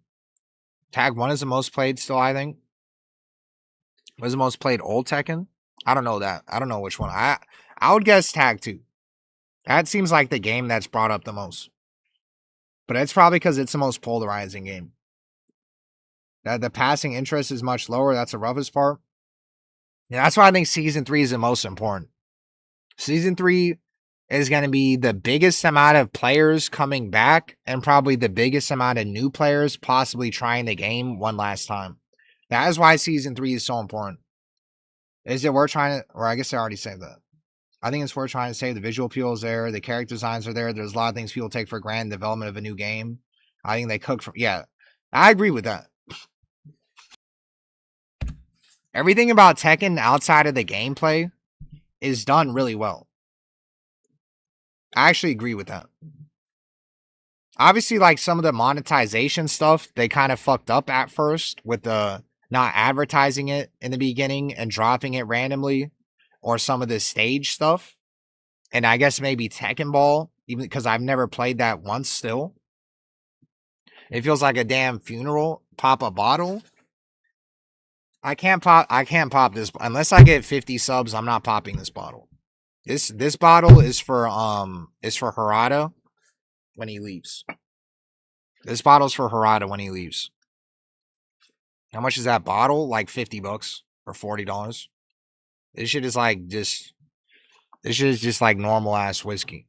This stream, oh, I already read that. And the lounges, oh, that too. There's like a few things they fucked up with too. The lounge, I agree that they also should have put old games in the lounge.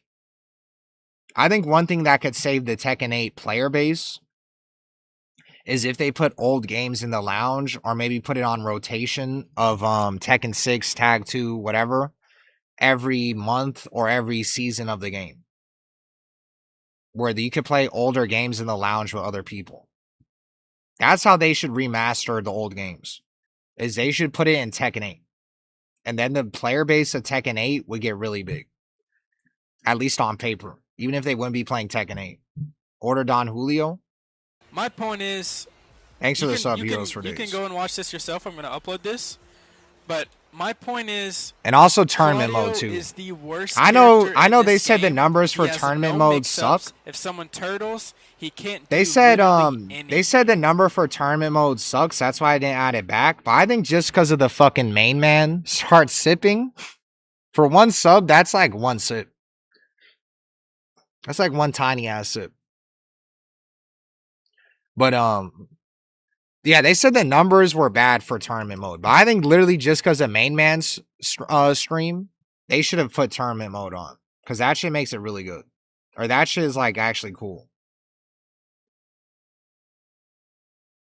And yeah, like all the top streamers use tournament mode. That's why they should have added it. It's even if the numbers aren't crazy, they should have thought about like the main man streams. Literally just because of main man. Like, literally just because a main man stream, they should have added it. That's one of those things where you just have to look at, like, god damn. Even if the numbers aren't there, the numbers are there for a main man stream. And that shit was a big part of his stream. And they should have added it. But regardless. Also, too, the way the friends list stuff is. The way the friends list shit is fucked in Tekken 8. That I still don't understand how there's 100 friends on the friends list. And I still don't understand how there's like 100 people you can block. The block list should be like 50 max. And the friends list should be like 200. And you should be able to message people on your friends list. That shit should be way better. I don't know how the fuck there is still 100 players max on a friends list. Even before I started streaming, my friends list was maxed out. That shit needs to be changed. But regardless, everything else about Tekken is pretty good. I also think this is another thing that's kind of like a nitpick, is that I do not like how, like, this is a nitpick thing. It's not that big of a deal. I don't like how Tekken 8 doesn't feel like an arcade game. I really liked how Tekken 7 and obviously older Tekkens, they had the arcade game feel with like the sounds and like the health bar and shit.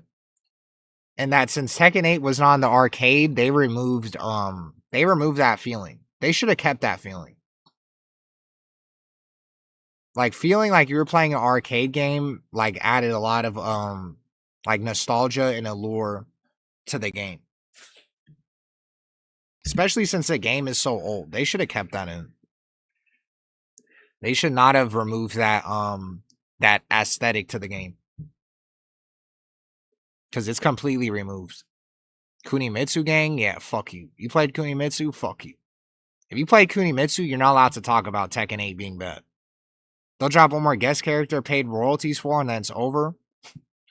We'll see. Still tag 1 as the most played Tekken game? Interesting. What do I mean by an arcade game? The aesthetic of the game. Like, the way the sounds are, the way they hit the arcade, or the way the fucking, like, when I say sounds, I mean everything. Like when you press a button, the fucking loading shit, the main menu, how the fucking health bars look. If you don't understand what I'm saying, then I don't know what to tell you. But just like, you know, when you go to an arcade and you play an arcade game and how if like you get that arcade fucking feel, and why would that make a game good? Because this game has been around for fucking 1,000 years as an arcade game. And it has had that like it's had that fucking aesthetic for 1,000 years. I don't know why they would remove that aesthetic. This game has been fucking in the arcades for thousands of fucking years. And now, even though it's not in the arcade anymore, they should have still kept that aesthetic and run it back with Tyshawn. I have somebody that I would want him to play, actually. You know how I'll have him play? I should have him play Dracula. Where's Hiso?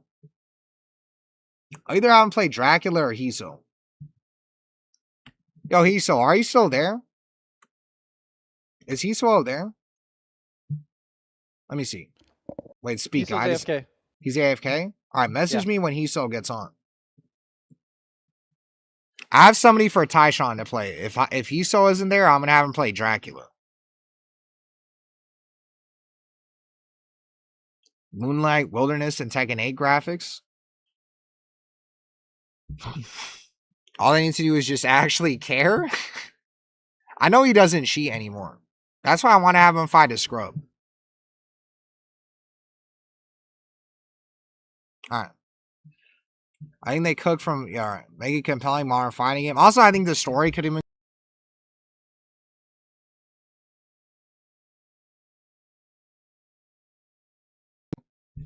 You see this shit. Alright. Yeah, the story could have been better too, but that's whatever. Story doesn't have to be good. The rematch splash text from 7 to 8. The fuck I need Hiso? Oh, I'm gonna have him fight Tyshawn. I don't trash talk. I'm asked 2 things you want for a Joe Budden beef set. You don't need to be good at the game for a Joe Budden beef set. And I don't think Rick Muladrip is even here. I would have him fight Rick Muladrip too. Was good. And I don't care about the story, just play the game. Yeah. And I don't trash talk. I mean, that doesn't matter. I have Werewolf play people. Even though you don't trash talk, you've trash talked in streams before. So when people watch you play, they want to see you lose. So that's why I'd also have you play too. The only issue with the game is they've done this solo the immediate intermediate experience and high level experience, which is where your loyal fan base is. But if you're a tourist right now, it's still, yeah. I say that too. This is exactly what I say. This is exactly what I tell people. Is that if you are new to Tekken 8, it is definitely worth playing and worth buying. Unless you're new to Tekken 8 and your dream or your plan is to become Arslan Ash, then yes, I would not recommend that and play something else or try to be a pro player in something else. But outside of that, like as a beginner, this game is probably going to be good. You're probably going to have fun. And as long as you're not like a super like fighting game connoisseur, that you're probably not going to see the problems with the game until you put like hundreds of hours into the game. And I also explain it like this, that Tyshawn versus Joe Budden MR, that's also a good one too. I'm also going to explain it like this, that Tekken 8 is like an MMO where like the early game part is like really fun. And then as soon as you start getting like high level and shit, that the late game is like boring as fuck and there's nothing to do. And if there is stuff to do, it's like dumb and stupid and not fun. That's how Tekken 8 is. It's worth saving seasonally, but they would have to make some crazy from a standpoint of what I perceive to be Japanese development culture. I can only speculate, but big changes like deleting moves or Tekken 8 Ultimate, yeah. Functionality. It'd be like a functionality new season or functionally a new season, but packaged as a revision of the game. Yeah, I agree. It has to be Tekken 8 DR. Where Winds Meet felt like that. Late game. By the time a new player get good, the game will be fixed or dead. Yeah, I agree with that. Now you might, if you're trying to play the game now, just do it. Because by the time you actually get good enough to find the problems with the game will either be fixed or dead. That's actually a good point. You gotta let me beat up with the young kids that trash talk like y'all can't even beat a 40-year-old. You're too good to fight Tyshawn. You would beat him. A lot of those aesthetics go away when you switch from a proprietary engine to Unreal.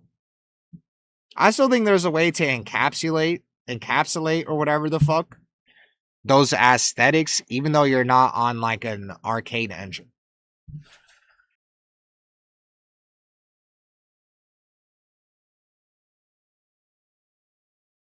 I miss replying Tekken every time you KO them. Oh yeah, you're right. I would say KO. No, we don't have an ETA. It's funny because I guess Moonsault Slayer, you would know this. Have they said on paper and confirmed season 3 that it's happening? Because somebody, I said they confirmed season 3, and then A.O. Richie said they confirmed season 3, and then they had a Kappa emote. He had a Kappa emote, and then I started thinking about it. I'm like, wait, we actually haven't heard them say shit about season 3. Not even a confirmation that it's a thing. And that's kind of worrying me. Let me explain in Discord. All right.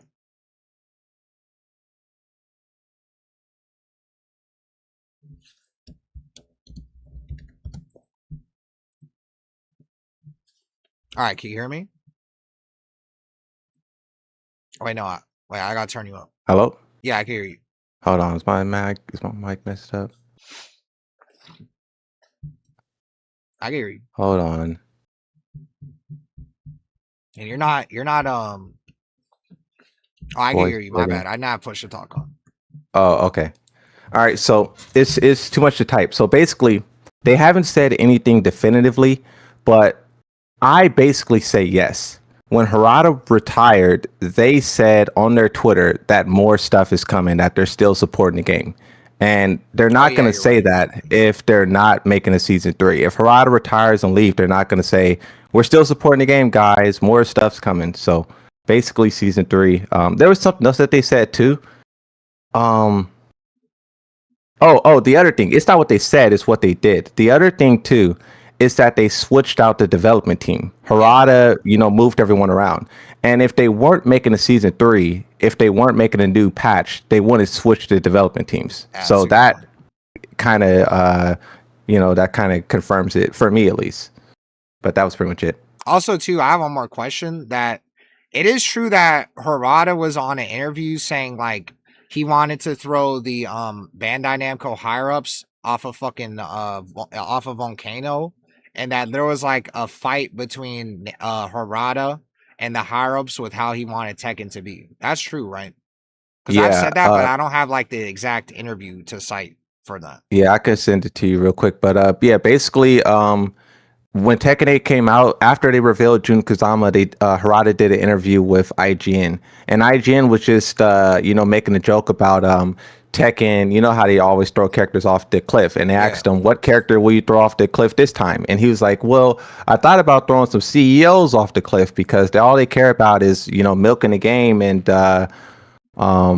kind of like just making money, because the CEOs, they don't really care about fun. The more money, the more successful, the better that look for their resume. And then they can go to an even bigger company and say, look, we made this trash game a lot of money, so we could do this for your company. So that's how these executives move up the ladder. And that's kind of why he was saying that they change frequently, because they're in there for one moment, try to make some money, and then they leave. So that's kind of why he feels that way. And the thing too, Bandai Namco, about like halfway during 2025, they put out this statement where they said that they basically they restructured the way that Bandai Namco works, and now the executives have even more control over not only just Tekken but Bandai Namco as a whole. So with Harada already throwing shade at them in 2024, and in 2025 they have more control. He probably was like a lot going on behind the scenes. But I just sent you the tweet that of the words, so you can read it yourself if you want. Okay. And they didn't also allude to when they said like the higher ups, did they also say like did they mention gameplay stuff too, or do you think they were just talking about the monetization stuff? Like, you think he was talking about the higher ups affecting also the gameplay too, or Nah, not? nah, nah. I think they probably don't. I think the gameplay is purely like bad developers, like this, like the DOA developers, Soul Calibur developers, the Malaysian developers. All of those guys just they don't know how to make a game, and I think that's obvious with how they constantly broke the game with like the Devil Jin floor break, the Lars wall thing. Like they broke the game, even it's at the start of season 2. Make some noise. The Paul Phoenix unblockable. Eddie had like a teleporting glitch you could do at the start of the round. That's just bad development. I think the executives are really only interested in making money. That's why the deluxe and ultimate edition were so high priced. That's why they had a collector's edition that was even more high priced. That's why the battle pass, I personally think the battle pass was forced in there, and all of the stuff that was in, because that's why like some of the stuff for the first 2 years for the battle pass is stuff that was in older Tekken games, and I think they probably ripped all of that stuff out of the game and put it into a battle pass and then drip feeded it into the game and the shop, because the executives probably told them like, this game needs to have a battle pass, we need to have skins in it, we need to do Fortnite. So that's probably where that last minute decision for a battle pass and whatnot came out. And then also the decision to attack the mod store, they probably were like, that's going to compete with our skins, so we need to get that out of there. I think that's all like executives. And Harada kind of said this as well, that during Tekken 7 the game was kind of small, but once it started to sell 12 million copies and the player base grew, the company grew bigger. And it grew so big to where there were some parts that worked on Tekken that wasn't under his control. And when they tried to sell the $5 stage as DLC, and that created this huge catastrophe, Harada said on Twitter, he deleted the tweet, but before or you can still find screenshots of it, but there was a part of the tweet where he said this came from, I believe he said, the marketing team with Tekken, and they aren't under his control. So he wants to restructure the company so that they are under his control and he can tell them not to do that. So that's once again like all of the just greedy executives. If before Harada left, if the executives wanted to have an impact on Tekken, they have to go through him. Before, they were able to go around him and impact the game. So that's kind of was the confusion. So you don't think that the executives are giving a fuck about the direction of the gameplay? That is just something that the actual developers like Nakatsu and stuff are the ones in charge of doing. That's what they want. I mean, they probably gave them some kind of like, let's bring in new players, but yeah, like let's bring in new players, let's cater to casuals because it'll make the game more popular. Yeah, but I don't think that they like. Yeah, I don't think they understand Tekken enough to do that. Okay. I think that a lot of the things that happen is just bad developers. Because like, here's one thing that I try to highlight. If you look at Tekken 5, because a lot of people think of Tekken 5 as like the pinnacle of what Tekken is supposed to be, but you could go back and look at like old trailers of how that game was sold and marketed. It was sold and marketed as like a casual, like, let's simplify the characters. If you thought Tekken was hard, now it's easy. We got all these modes and stuff you can do. Like there's literally a trailer from Harada where you would listen to it, watch it, and you would think he's talking about Tekken 8 by like how casual he's saying that the game is. And I think that it's not that they are making Tekken casual or for scrubs or easy. Really, Tekken has always done that. The issue is that they're straying away from what made the game the game. You can make it easy, but don't make it like to where don't make it to where it's like no defensive options. Don't make it to where it's just like a gambling simulator. The way that Tekken catered to casuals in the past is by customization, is by game modes, is like that. So that's what they should do with Tekken 8, not try to simplify the what's called. I'm gonna try to find this interview. so you can see it because it's crazy. Like you would think he's talking about Tekken 8. Let me see. And also I found too, it. is like I know I asked you this on your stream, but I just want to ask it again. That like the LinkedIn stuff, that is like that is something that is like recent, right? That he's active on his LinkedIn and that he's actually like considering offers from other companies and stuff, even though he left because of he was like supposedly sick. Well, I know he's not faking that he's sick. Like, I mean, like he like was alluding to the fact that he can't do anything. Like he can't work on anything, but now he's like mulling offers and shit on his LinkedIn. Yeah, so his LinkedIn popped up. Players discovered that his LinkedIn, because I think he always had one, but players discovered that it said like looking for a job. So basically, he's like looking to leave Bandai Namco, and that was kind of at the time of season 2. That was just like in a very bad time for Tekken. And then he at the time he said like don't worry about it, this is no big deal. He said that him turning it to like looking for a job is how he can like find more friends and whatnot. But I personally think that at the time he turned that LinkedIn to like looking for a job, I think that Bandai Namco already knew he was leaving, because the time we found out is not the same time that all of Bandai Namco found out. It's definitely like a month or so before, and that LinkedIn account was like a month or so before that. So that's probably when he decided I'm leaving, and I think the executives are the reason he's pushed out. But then once he leaves, I don't know how much money he has. I'm not talking watching Harada. I don't know if he has enough money to just like retire. I looked up the average age of retirement in Japan, and it's like 61 is like where they start, and Harada is like 55. So he's like a high up executive. He could retire, but if he did get another job doing something, I would be surprised. I know the players would take it as like Tekken 8 is so bad that Harada left, but I think the true story would be that the executives are so greedy that they made Harada leave. Because Harada once said that he would never sell characters as DLC, and then in the next game he sold 16 characters as DLC. And I don't think he did that just because he's a liar. And he said he wanted to retire in Tekken 9. Yeah, I think I think the executives might have, like, if he gets another job, I think it will be definitively the executives. If he just retires and he doesn't get another job, I think it will be him like he's calling it quits. Oh.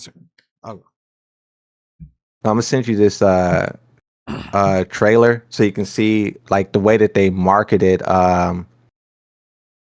season Tekken 5, because a lot of people hear like catering to casuals and we get like shivers down our spine, but I think it's not the fact that Tekken 8 is catering to casuals. I think that they're catering to casuals the wrong way, because you need casuals, but they're trying to get them by ruining the gameplay instead of giving them all of these different type of things to have, like giving them different type of game modes and stuff, different type of, because a casual don't really care about like being really good at the game, so you don't need to destroy it for that reason. Yeah. But yeah, that was pretty much it. Also, people in the chat are getting mad. This guy's saying, can Moonsault explain paid frame data to me? I'm curious of what it'll make up. And they're also saying that that he said that he quit because his friends died, like the guy that created DOA, and that he said that he realized how finite his time is and he'd be giving away his duties the last few years. But also I'm saying this, if like obviously that sounds like he's retiring and not working. The problem is this guy's like active on his fucking LinkedIn and shit. Yeah, and yeah. if he That's actually accepts another job, then what the fuck? Like, you guys are like, sure, he could be leaving Tekken. He could be leaving Tekken because of fucking the DOA guy died and he has health problems. But then why would he be accepting anything else? The guy in the chat who said that, like, I get what you're saying, right? But we're just looking at what Harada is doing. He said that he left Bandai Namco, he retired, and we are. Oh, okay. Join the new chat. All right. Yo, can you hear me? He's joining. Yo. I'll tell you when he answered. Yo. Can you hear me? Yeah, I can hear you.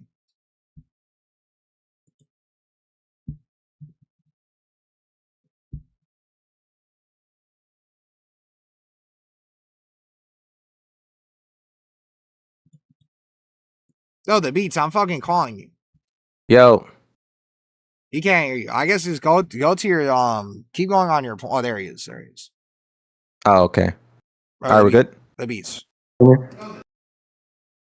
My bad. My computer was fucking lagging and wouldn't turn on. Can you hear me? Yeah. Yo, how y'all doing? Good. What's up?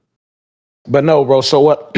So what I was saying, because Harada, he's been working on. Damn, he looks so young in that shit. So Harada's been working on Tekken, bro, since before half these motherfuckers in chat were born, myself included, right? And Yeah. and I get what you're saying. Hey, I'm open to work with the LinkedIn, and he's active on social media. But you got to remember, when you oversee a huge project like Tekken, and alluding to what Moonsalt was saying earlier with how many people have become a part of the Tekken team. Because let's just say 40 years ago, the Tekken team was 10 people. Now the Tekken team is 200 people. How you have to oversee that and move that, now there's extra departments, it becomes so much more work. And just because you retire, air quotes, from something doesn't mean you're not going to work anymore. People retire from, like the Air Force and then go on to go work something else all the time.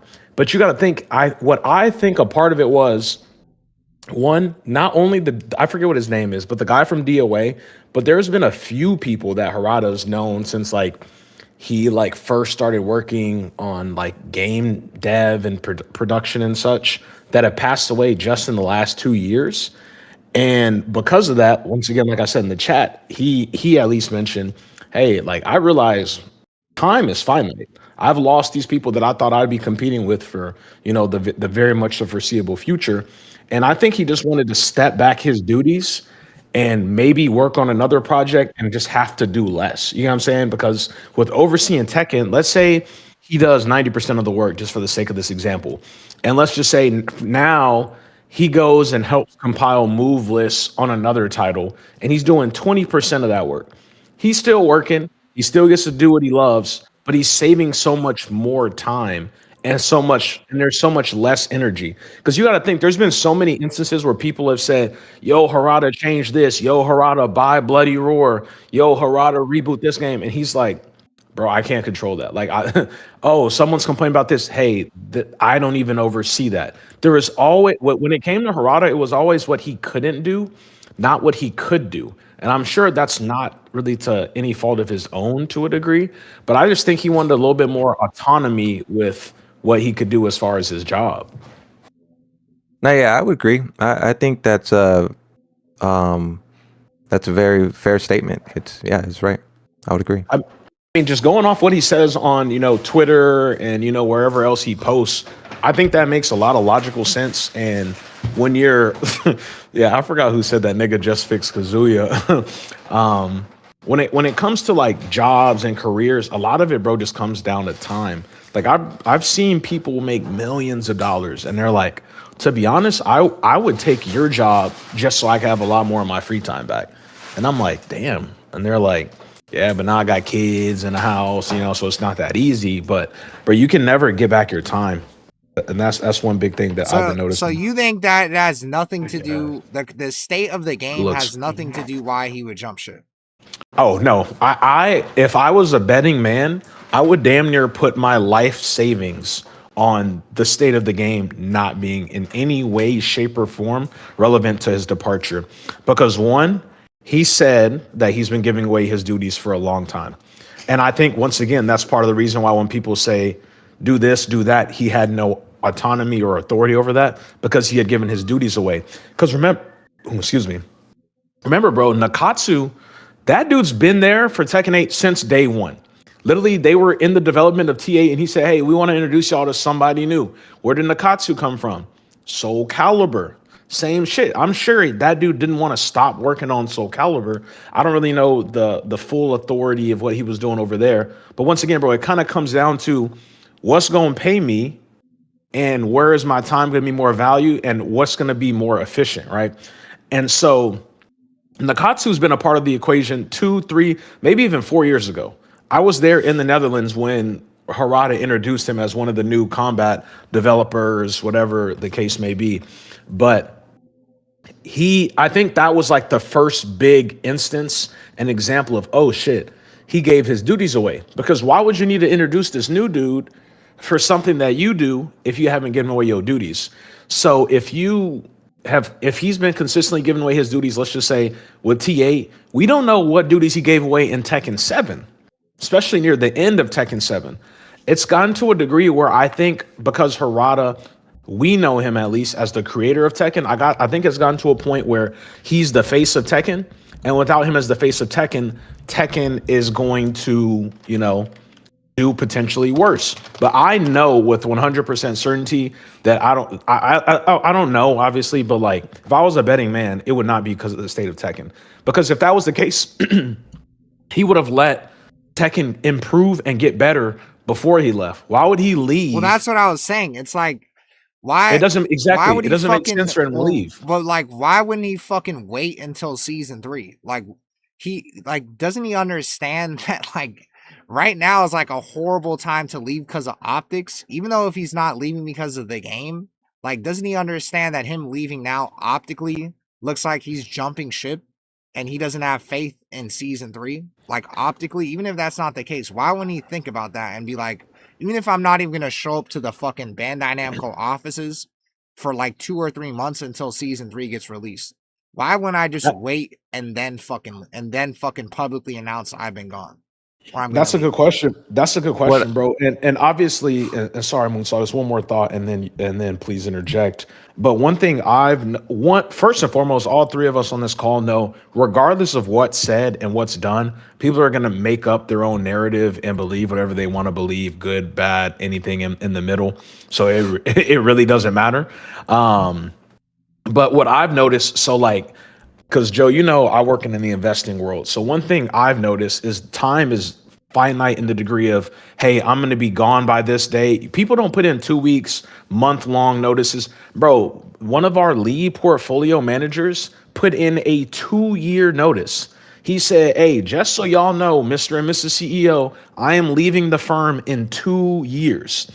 And so they are aware. They can let shareholders know. And they can let anyone who, does exorbitant amount of businesses with us know in advance, and we can find adequate replacements. Because you got to think, remember he said he's still, even though he's going to be gone by the end of the year, he's still showing up to TWT finals because Bandai Namco asked him to do that. So I'm sure, I don't want to say like a 3-year, maybe he had a 4-year plan. Like, hey, I'm going to slowly give away my duties and make sure these people know what, because you can't just dip. Like, because I see Anakaze TV said 2-year notice, you can't just dip, bro, with a month notice when you're in such a high position like that. Because one, you don't know who's going to be replacing you. You don't know how good they are at doing that job. So you have to let them have some large notice like that, because otherwise, what if they can't do it well and now the whole franchise, the whole product, things of that nature have failed. Look at Steve that's Jobs. where it's at, though. That's where it's at. You don't think he would have extended that shit, knowing that like the balance of the fucking game is hanging basically on season 3? But once again, bro, if his contract, like somebody said in the chat, bro, if your contract is up and your time to go, like you can't just go, oh, never mind, I'm gonna keep working on it. You know what I'm saying? Because regardless, Harada is being paid by somebody at Bandai Namco or a parent company at Bandai Namco, if anyone, owns Bandai Namco. His contract is going to be finite. You know what I'm saying? Just like in any sport, bro, you see these people get paid double-digit millions of dollars, and guess what? Their contract's up, bro. They don't give a fuck if you're Michael Jordan. They don't give a fuck if you're LeBron James. When your contract is up, bro, your contract is up. After it's up, right before it ends, hey, we can extend it, we can trade you. But when your contract's up, your contract is up. So I think that's once again a testament to Harada was gonna leave. And bro, remember Joe Crush said something last year, and he was like, "Just quit your job" or something. And he said, "I'm gonna be gone soon. Don't worry." Yeah, bro, 4 to 6 months, bro. You got to think, Kanakaze TV. Let's look at it like this, right? If Bro, I mean that's fair, but because I thought that too, and then I saw how practical it was. Because let's just say Tekken 7, how long did Tekken 7 last? 8 years? Yeah. So let's say Tekken 7 lasted 8 years, and let's say they planned for it to last 8 years, right? And Harada wanted to leave 2 years in. Bro, that's a fourth of the planned time for the entire title. And we had what, season 5 of Tekken 7? If he were to leave at the beginning fourth of the entire lifespan of the video game, who knows where it would have been along the way. So you need to give way more time than just 4 to 6 months. Bro, all right, somebody, because people, I haven't seen it, but people keep saying this Tekken 9 shit. Show me this tech that he's going to retire after Tekken 9 shit. That's what he said. Because That's what he said. All right. Look, so I'm sending show me something. I'm sending you guys links. So I do remember.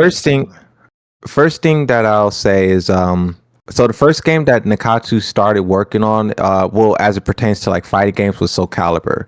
Then he moved over to Tech Attack Tournament 2, and he started. I think he tweeted just a couple of days ago. No, he said it in an interview that he's been working on Tekken for 20 years, or fighting games for 20 years. So he's been doing it for a long time. But to the question of will Harada, did Harada quit because of Tekken 8 like doing poorly? And the first tweet that Joe Budden pulled up, we kind of had a similar situation in Tekken 4 where the game was doing so poor. So I'll just read the tweet that I give me a second. I'm getting a Red Lobster fucking ad. I don't know where the fuck it's coming from. You keep commenting, and we'll keep cracking. Real change, where's real this shit coming from? Red Lobster. All right, go. All right. So the tweet that I sent Joe Budden, it says, after Tekken 4 sold 2 million copies and was considered a failure by the company, Harada quit for over a year and later returned with Michael Murray to make Tekken 5, which sold 10 million copies. Now, this screenshot in the tweet comes from a book called The Art of Tekken that was released 2 years after Tekken 7, and it basically documents all of the Tekken's journey all the way up until Tekken 7.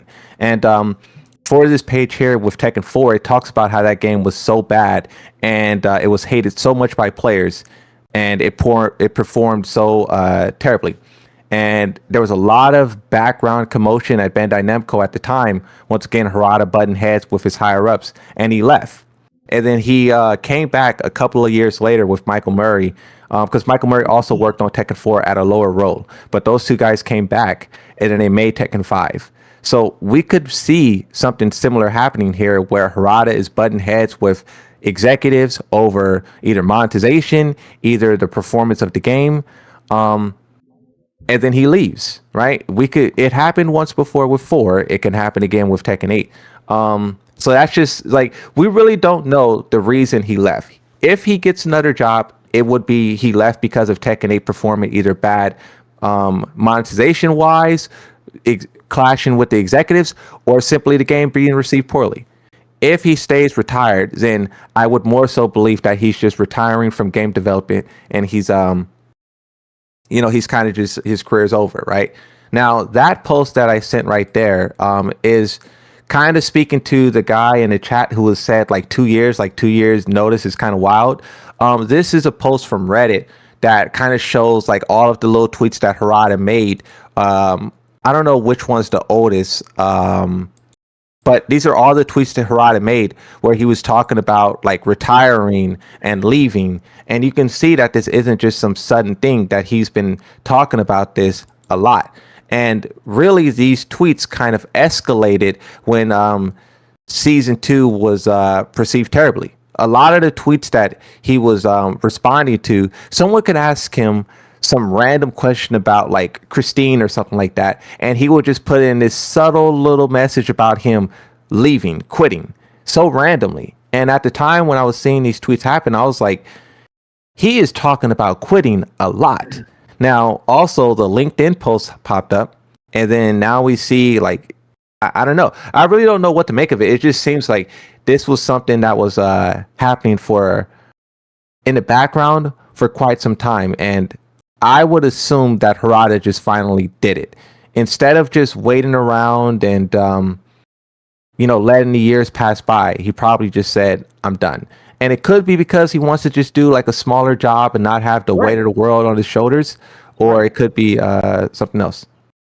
I definitely agree. And once again, the reason I don't think it's because of Tekken 8 is because he's been saying a lot of this stuff before season 2 even dropped.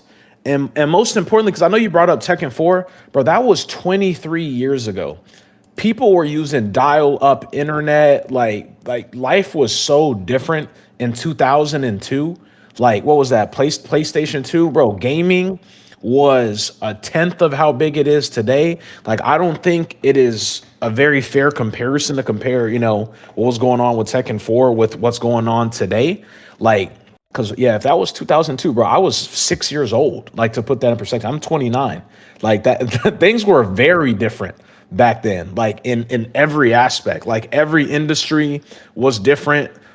Housing market crash hasn't happened, like things were just very different back then. But once again, before all those tweets, like he's saying, hey, I plan to retire, right, at Tekken 9, because I know they were talking to Lene Hart, who did the announcements, right? Bro, shit changes all the time. One thing I can tell y'all, Harada has a boss, right? With Harada's boss, maybe Harada's boss felt some pressure from above, or maybe he was, hey, numbers aren't where they need to be, whoop-de-whoop-de-whoop, things need to change. Harada lost some of his most near and dear friends. That's going to make him and his mindset change. Things change. This shit, just because, bro, I could say, bro, there's things I said 5 years ago, hey, I want to be doing this in 4 years that I have no interest in doing anymore and don't plan on doing. You could say one thing. That doesn't mean that you're going to stick to that timeline, Yeah, I agree. It's just the optics. It's just it'd be one thing if he left and Tekken was like whatever, but it's just optically. It's just like horrible optics. It's just horrible. But I agree, bro. But like timing, you can't control. You can't control. The only thing he can control out of this is when he leaves. Whether the game, because if the game was doing good and he left, people would say, "Oh, he's leaving because the game's doing good." Why? Like, I don't know how they run things. I don't know if this would make business sense, and maybe like they're forced to show that he left. But like, is it possible he could have shadow fucking left, but they don't announce it publicly until like? Oh, that's exactly what happened. Possible? No, that is very much possible, and that's what I was alluding to earlier with giving the notice for 2 years, 1 year. That's the notice right there. Hey, Joe Budden, I'm gonna stop. Being your manager, I'm gonna stop being your manager at this company in 1 year. So you go, okay, if I want to find a new job, if I want to do a different task, if I want to try and get his job, I have X amount of notice. So you're aware and everyone in the business is aware. Because if you just imagine if Harada didn't tell nobody and he just said, in 2 weeks, I'm leaving. Bro, Bandai Namco is going to be on fire. TWT is going to be on publicly, fire. like telling everybody publicly. Like, sure, they planned this shit out, but like when the time was coming, and now the time is coming. And Jesus Christ, 1 sec. The time is coming, and the time currently when it's coming is in a fuck time where we're in the limbo of is season 3 going to be good or not, and we're riding the whole entire balance of the game is riding on season 3. Now, you don't think there was any possibility that they could have been like, all right, I know if I leave right now, even though we agreed I'm leaving now, that we can just like, this shit could be not pushed to the public until after season 3 is released, just so people don't lose faith in the game. Because I know people are going to assume that shit when I'm leaving. You know what I think? I think it kind of doesn't matter because like right. I agree. Harada got promoted up. So here's the timeline, right? Tekken 7 doing really well. Season 3, Harada gets promoted and he's up and out of Tekken. Now Nakatsu gets promoted and take his place, and Nakatsu is literally in control of Tekken. During Tekken 7, Season 3, Season 4, that's when the game shifted and everyone started to feel the game turned into something else. That's because someone else was in control. So Harada has been operating above Tekken, doing like Pac-Man collabs, Elden Ring collabs, or not collabs, but he's been working on those games. And then when Season 1 comes along, Harada is just operating as the face of Tekken. And then Season 2, really the reason why I think we got the mixed messaging is because Harada is the face of the game, and he's the one who's like interacting with people on Twitter, talking with people on Twitter, and he is kind of seeing that the game needs defense.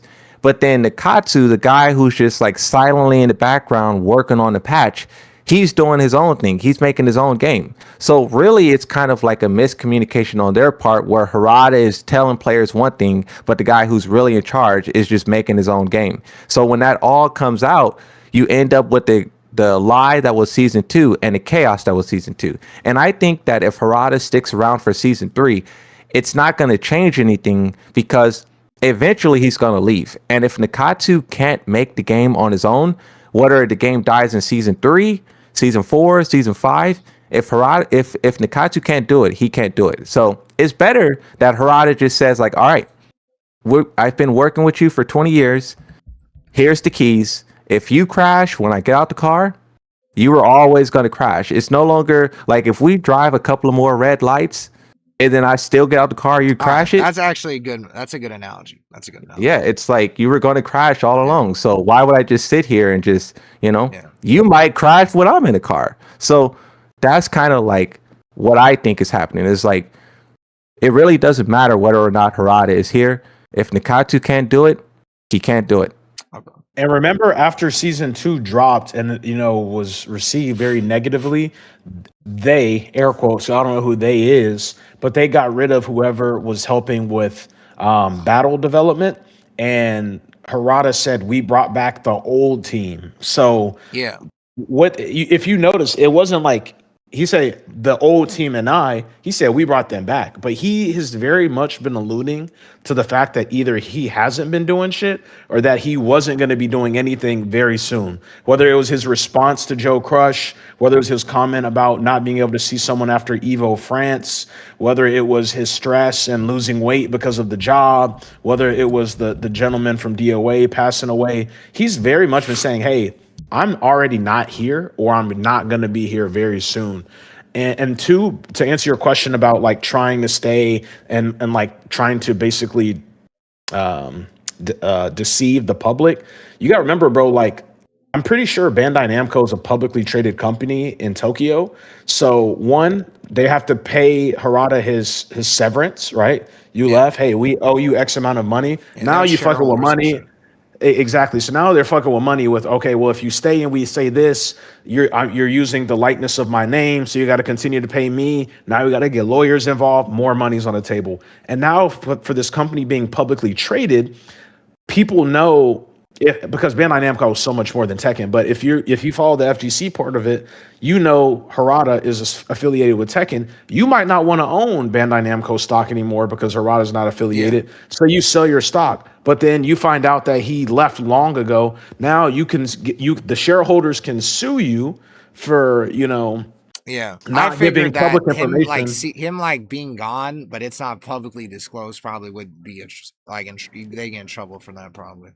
Right, and that's why you have to let them know 1 to 2 years in advance, so shareholders aren't just up in arms. They can read it. Hey, it seems like he was going to leave last year. Also, too, he's fucking he's not just part of Tekken. He's like, what was his exact role at Bandai? He was like, I forgot what it was, but something manager. I know it was a big ass role over there. Yeah, he did.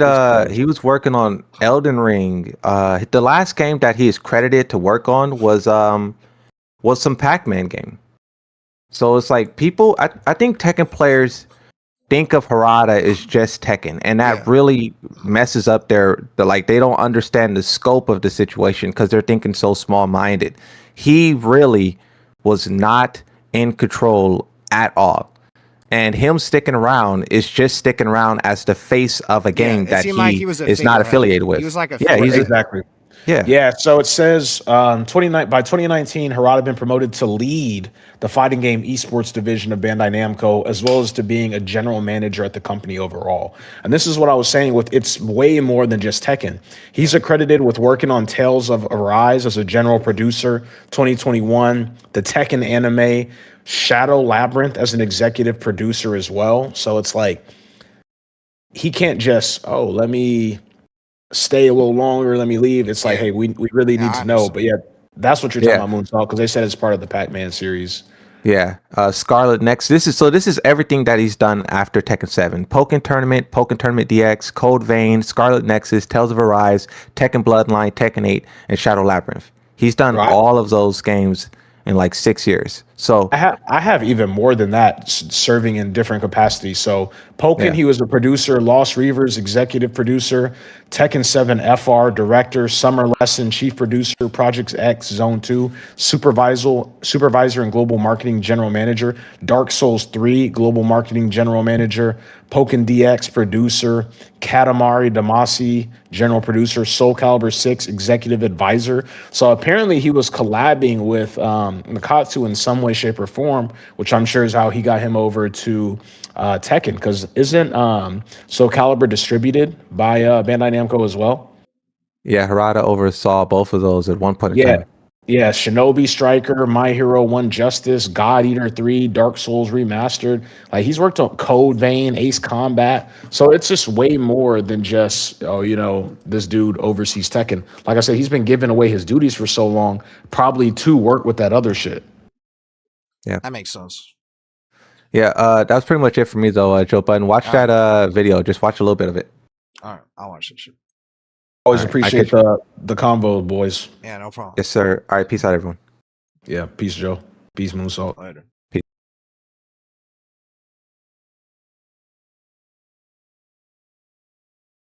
I'm gonna watch this and then I'm gonna finish the fucking article. And then I'm gonna have Hiswo. Someone tell Tyshawn I have someone to fight him. Maybe let me call his dumbass. No, I actually have him added.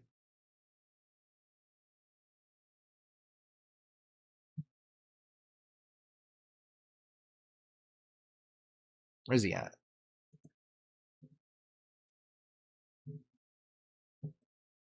Where's fucking who's the guy that was in Tyshawn's stream? Tell him to give me a second.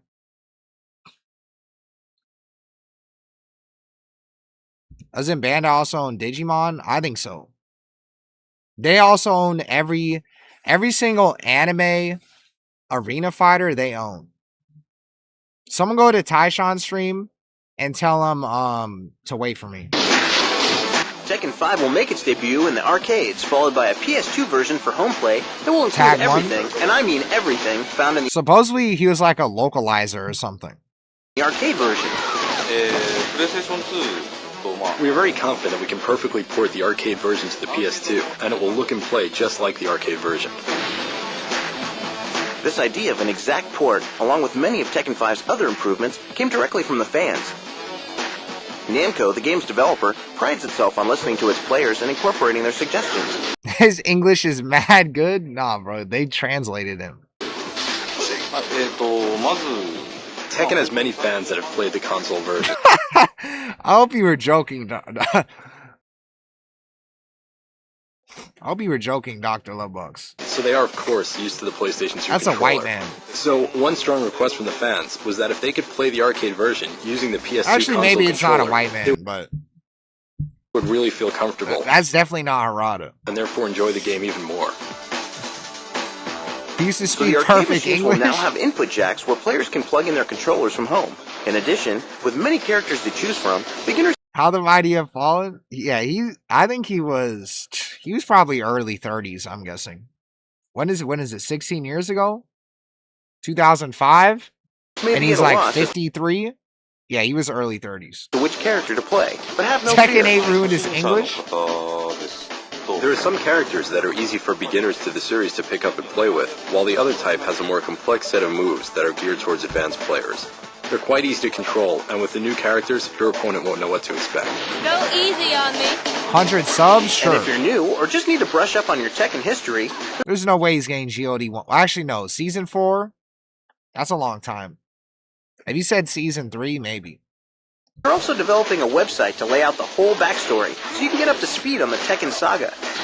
Whatever your skill Oscar level, Complex. what everyone will notice in Tekken 5 are the improved graphics. We believe that fans of the previous Tekken Oh, he titles did? will look at Tekken 5 and immediately be able to tell how much Tekken5.namco.com.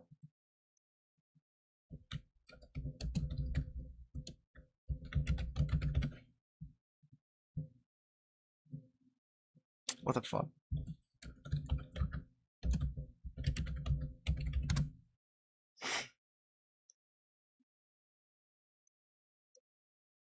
Oh, it's on the way back machine? Backstory, so you can get up to speed on the Tekken saga. Whatever your skill level. I'm a fucking dweeb.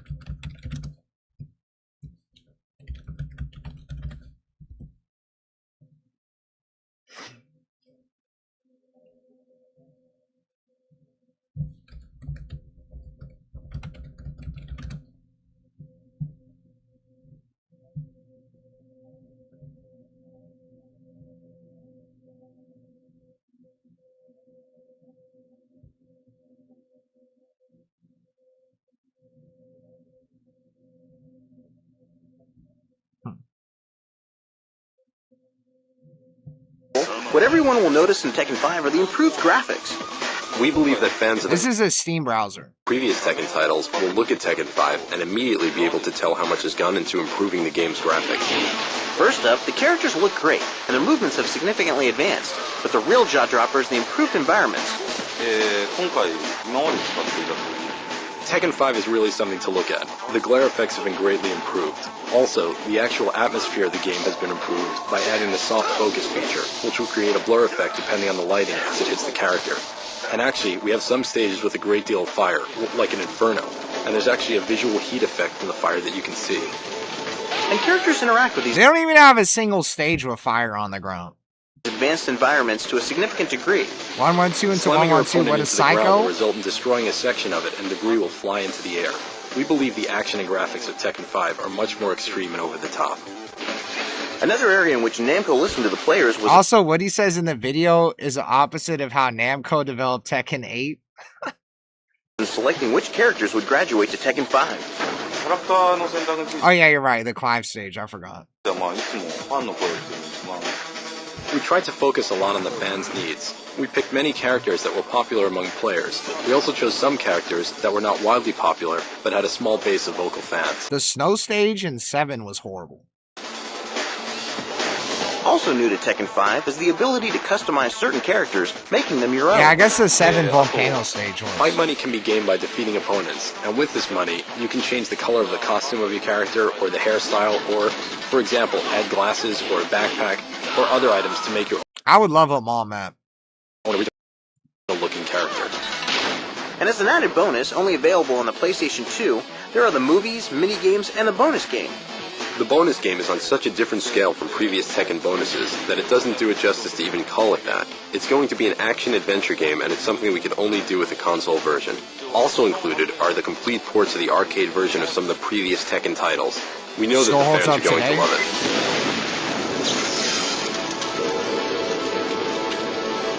I think it was Tekken 4 with all like the urban maps. But those maps were great. The mall map, the parking lot map.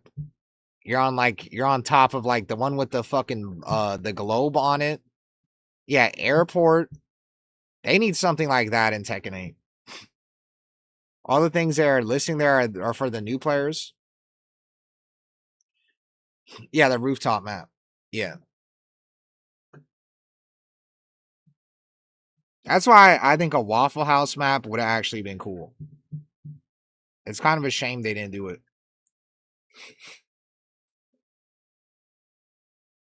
Alright, let me actually finish this. The question is, do they do so at the expense of their live service vision? Because they want to do live service, they're brave enough to delete moves and do things like that, then it could work. I don't think they're going to delete moves. I don't think they're going to delete moves. But they should just gut fucking moves. Have queso in there. The Waffle House is still a thing? No, it's not. They said they couldn't do it because Waffle House said they didn't want to be known for fighting. They didn't want to be known for people fighting inside the restaurant. So they said no on that, even though that was one of the biggest stories of Tekken 8. Queso for Tekken 8 with Waffle House as a special stage. Or they do a Waffle House and they have Bob in it. Queso is basically Bob. They're not going to delete moves, but they should just gut moves. There's certain moves where I'm thinking of like, they're just so stupid that like, I don't even know if they can even nerf them. Like, to be honest, Dragonov's Hatchet, it feels like they can nerf that move a million times and it's still dumb because you're still having to deal with like the threat of Dragonov having a hatchet. And it fundamentally is like a move that shouldn't exist. But to be honest, they could just completely gut the fuck out of certain moves that are like Tekken 8 Season 2 moves. Like Claudio, yeah, Claudio up 4-2. Yeah. I guess they could just gut the fuck out of it. Like, they should probably make it so after Claudio's up 4-2, you can't go into crouch and frame trap while standing 1-1 or while standing 1-2. And gonna be hard to top Kenshiro? Well, if they had Goku, that would top Kenshiro. They certainly are known for good food. I don't know. I would still eat a fucking waffle with chicken on it. It's kind of hard to make a bad waffle, to be honest. Waffles and pancakes are kind of hard to fuck up. It's like the easiest shit to do. The direction of the last patches have been promising. That too. That the direction of the latest patches have been promising. Yeah, and it took them, those moves, it took them forever. Patch up characters' fundamental weaknesses at any amount of nerfing to frames would still not change much. I agree. That they would have to really gut the tracking, the frames, the reach, like everything. They need to gut everyone like how they got Azucena. Kenshiro is also an Unk character. And I don't know what Tekken 8 will do. They really thought this shit was heat and the community casuals eat up. Dude, have you ever had protein waffles? That's a way to... Yeah, that is true. That is true. Protein waffles or like vegan waffles. I agree. You say that shit is... You said, bro, what? No? Bro. Even though that give you a heart attack, that sounds good as fuck. Like chocolate chip waffles. Season 3 we're gonna get an SNK character.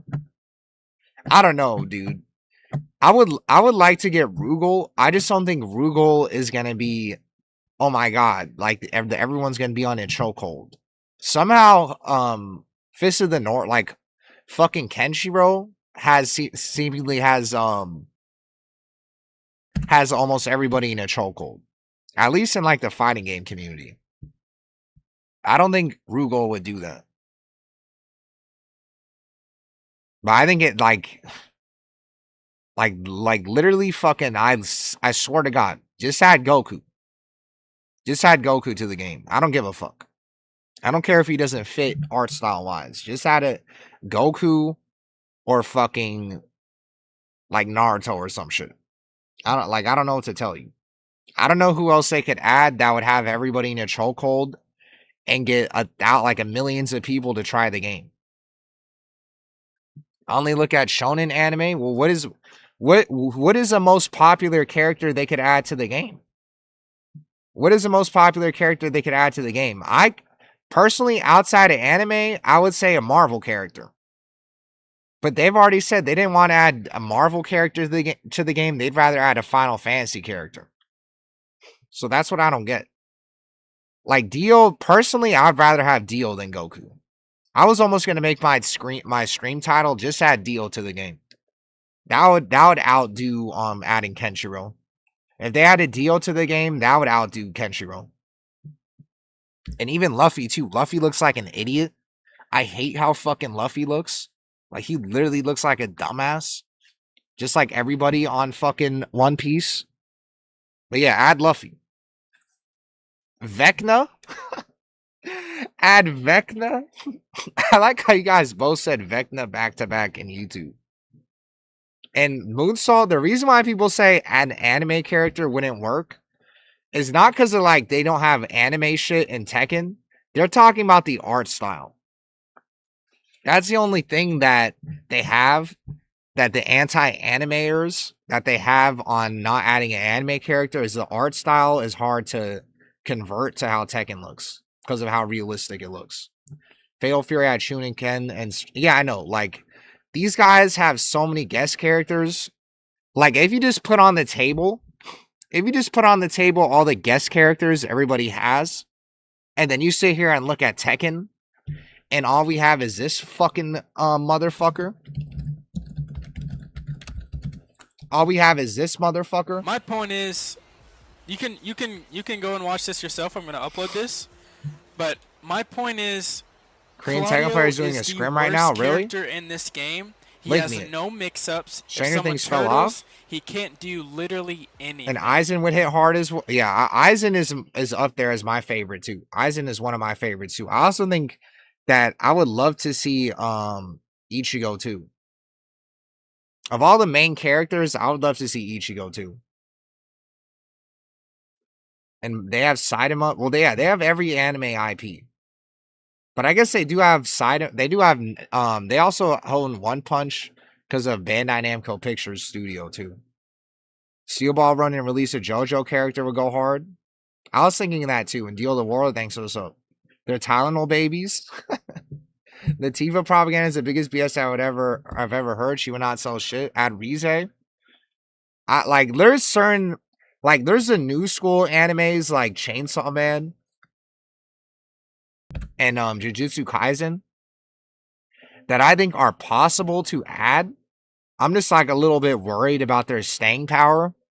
I just don't want to add a Chainsaw character or a Jujutsu Kaisen character and then in 2 years they fall off because the author is outed as a pedo and then the series dies.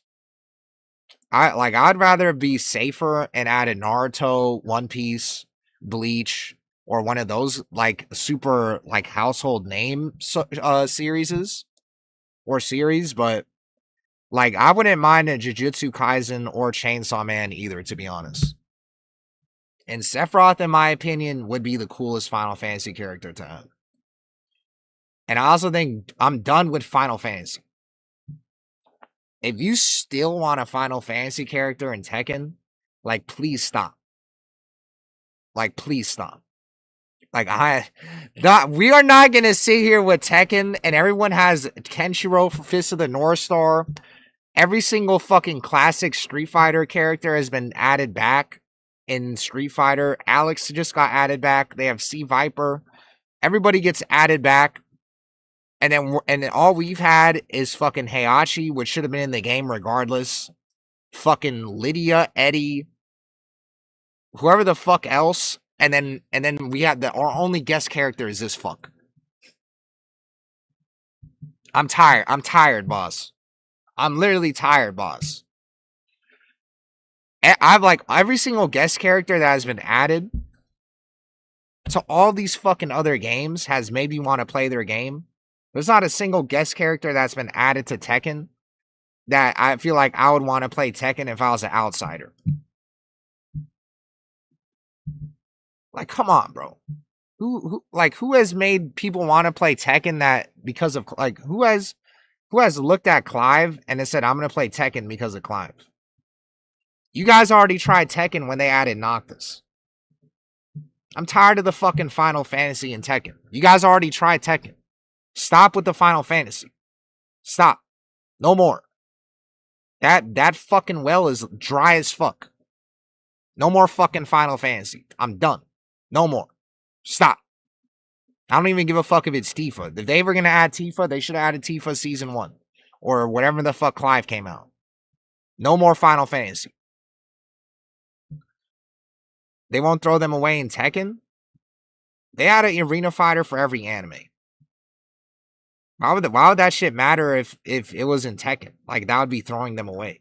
That'd be dumb. That's like not a bad point. They make a shitty ass jobber arena fighter every year with anime characters. Add Yuji? Nah, fuck Yuji. They should add Toji. The lies you tell Tifa is huge in Final Fantasy? Nah, fuck Tifa. No more Final Fantasy. Fuck Final Fantasy. Fuck Final Fantasy. Stop. Stop. Stop. Stop. Stop. No more. Get out of the fucking negotiation tables. Final Fantasy fuckers, stop. Leave. We don't want any more of you. Guys already tried our game 1,000 times. Get the fuck out of here. Let's try to like get other people to try the game. That Fatal Fury has Kenshiro, Fist of the North Star.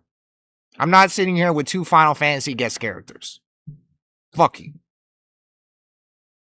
Love you go crazy, be funny. It would be funny. It'd be like adding Jesus to the fucking game. Everybody and their grandmother want to get a bat signal and be like, what the fuck is a Tekken? What is a Tekken? What the hell is a Tekken? And then they try it. They're not adding Tifa. Fuck Tifa. Stop with the fucking Final Fantasy. You can make a believable Kakashi in Tekken 8. I don't want a sword in Tekken. And Sephiroth is in Smash and he's horrible. And a Chrono Trigger, that game is too old and unk.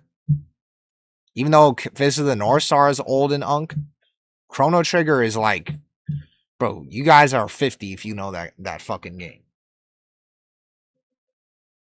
How do y'all want more swords? I mean, I actually don't mind a sword character as long as they don't have magic, but I guess Ichigo has magic. But I don't mind having a sword character that has magic if they're actually cool. If we have Ichigo in the game, he's gonna play like Clive, but at least we'll have 1 million more people playing the game, and at least Ichigo is cool. So I don't mind eating a dumbass sword character with magic if they're actually cool and they're gonna get people to play the game. This motherfucker is not gonna get half the amount of people playing the game as Ichigo will. So that's fine with me.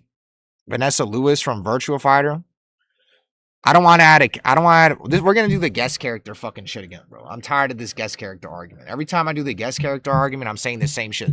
This I already know the flow charts. You guys are going to tell me a guest character from a fucking dead ass game. I don't want to guess a guest character from a dead game. So if you say Virtua Fighter, DOA, blah blah blah blah blah blah blah blah blah, no. Tell me Final Fantasy character, fuck you. If you tell me you want Baki in the game, fuck you too. No one wants fucking Baki in the game. Everybody that wants Baki in the game already plays Tekken. I want a character that's in the game that's going to get people that don't play Tekken to play Tekken. I don't want Baki in the fucking game. All Baki does is stick his fucking knee up and that's it. What fucking moves is Baki going to do? That fucking Fakaram doesn't already do. Fuck Baki. And that show's overrated. And that show's not as popular. And fucking Ichigo will get 50,000 more fucking people to play the game than Baki. Tired of fucking hearing Baki. Fuck Baki. I'd rather add Tony Soprano than Baki. And don't even talk about Max Payne. If you even say Max Payne or even think about adding Max Payne to the game, I'll fucking slow down time and kill you in real life. In Minecraft. With a fucking crossbow. Or with a fucking bow and arrow. And Ryu? Ryu what? Ryu from fucking Street Fighter? I mean, I guess. And you see, I had Baki, a new anime. Yeah, like I'm already seeing the Baki shit. Like, fuck you. I've had this DLC guest character talk so often that I already know someone was gonna sneak in Baki. Please stop. Please stop.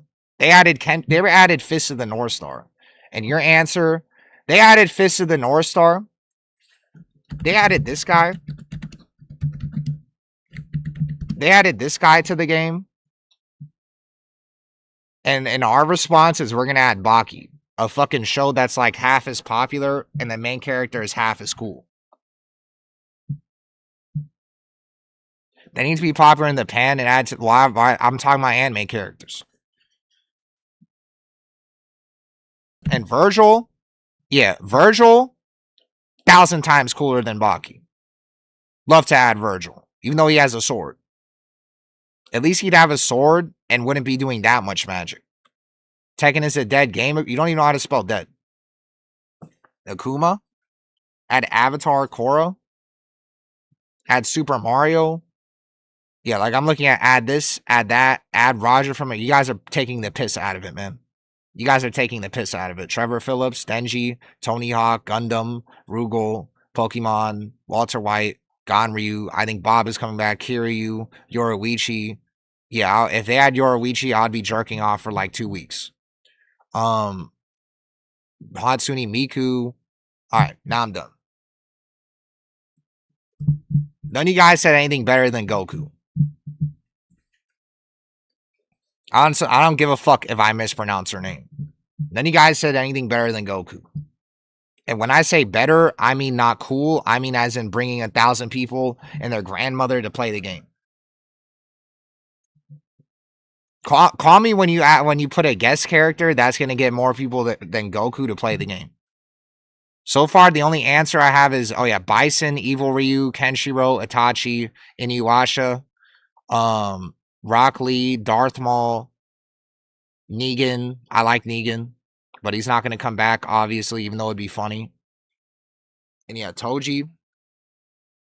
Toji from JJK.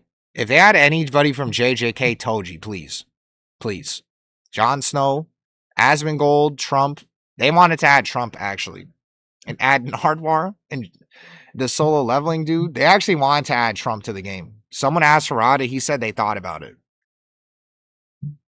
Goku be hard. Yeah, Goku would be hard to model. They need to tap in with JJK. It's too fire. All I know is JJK, Chainsaw. Those are the new school, like super hot animes right now. Snoop Dogg. All right, let me finish this shitty ass article. Maduro. I don't know who that is. Oh, Maduro, that Nicholas Maduro. You guys are fucked in the head. Add Leon and Draymond Green, and Rock Lee would be fire. Rock Lee would be cool. He's just not popular enough. If you had the thing is, if you had an anime character from a big show, it has to be a main character, or it has to be like Sasuke, where that like a side character. It can't be like the super side character. Although it's, in my opinion, Rock Lee would be crazy. Like as a Naruto fan, Rock Lee would actually be cool. Rock Lee and Tekken would do more justice to Rock Lee than the actual show, than what Naruto actually did with Rock Lee. That Rock Lee would have more fights in Tekken than he had in the whole entire Naruto, Shippuden, and Boruto. That we would actually do Rock Lee justice. Although I will say that Rock Lee versus and I can't believe I'm forgetting his name. That Rock Lee versus Gaara is probably like the most popular Naruto fight though. Yugi and fuck Sasuke. It's funny you say that because you play a ninja. Sasuke would do like ninja shit. Kaiba, and I like to have Kakashi instead. Yeah, Kakashi, Naruto, Sasuke, those are like the only three you'd have. Maybe Itachi, maybe Madara, but that's it. Yujiro, Toji, Rock Lee, and then Sailor Moon. It's funny because like Sailor Moon is kind of already Mary Zoe.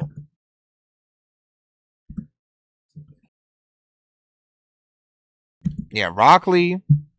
Rock Lee looks like a dumbass, but the Gaara fight probably is the best fight in the whole show. That's probably one of the greatest fights in anime history. The gripe is that they aren't patching the game until TW Finals over, which is suck. Maybe this is a me thing. But it feels like Tekken is more designed for a viewer experience than playing it. I know it sounds, yeah, he agrees with that. And combo length needs to be addressed. Where someone compares Tekken 6 combos to a Lydia combo. Yeah, I've seen that clip. You don't think they could add Itachi? I think Itachi is popular enough. And I love Itachi, but I think it would be safer to just add Naruto or fucking Sasuke. And maybe Kakashi. And it was better than the Dio mod. And I hate Naruto. And Sailor Moon was already Josie with her annoying ass crying. And he does too much like Lee and Law. I guess he is kind of like Law, huh? And Killua. And a Naruto stage. It would be like it would actually be kind of cool, even if they don't add an anime character, that they do an anime collab and we get like an anime stage and we get anime customs from any of these animes. They could run that. They could do that flowchart. Oh yeah, everyone's gonna drop Law for sure. The most accurate answer is someone from SNK. Like, they could do that. I think if they don't want to ruin the game with anime characters, they could just add anime customs, anime soundtrack.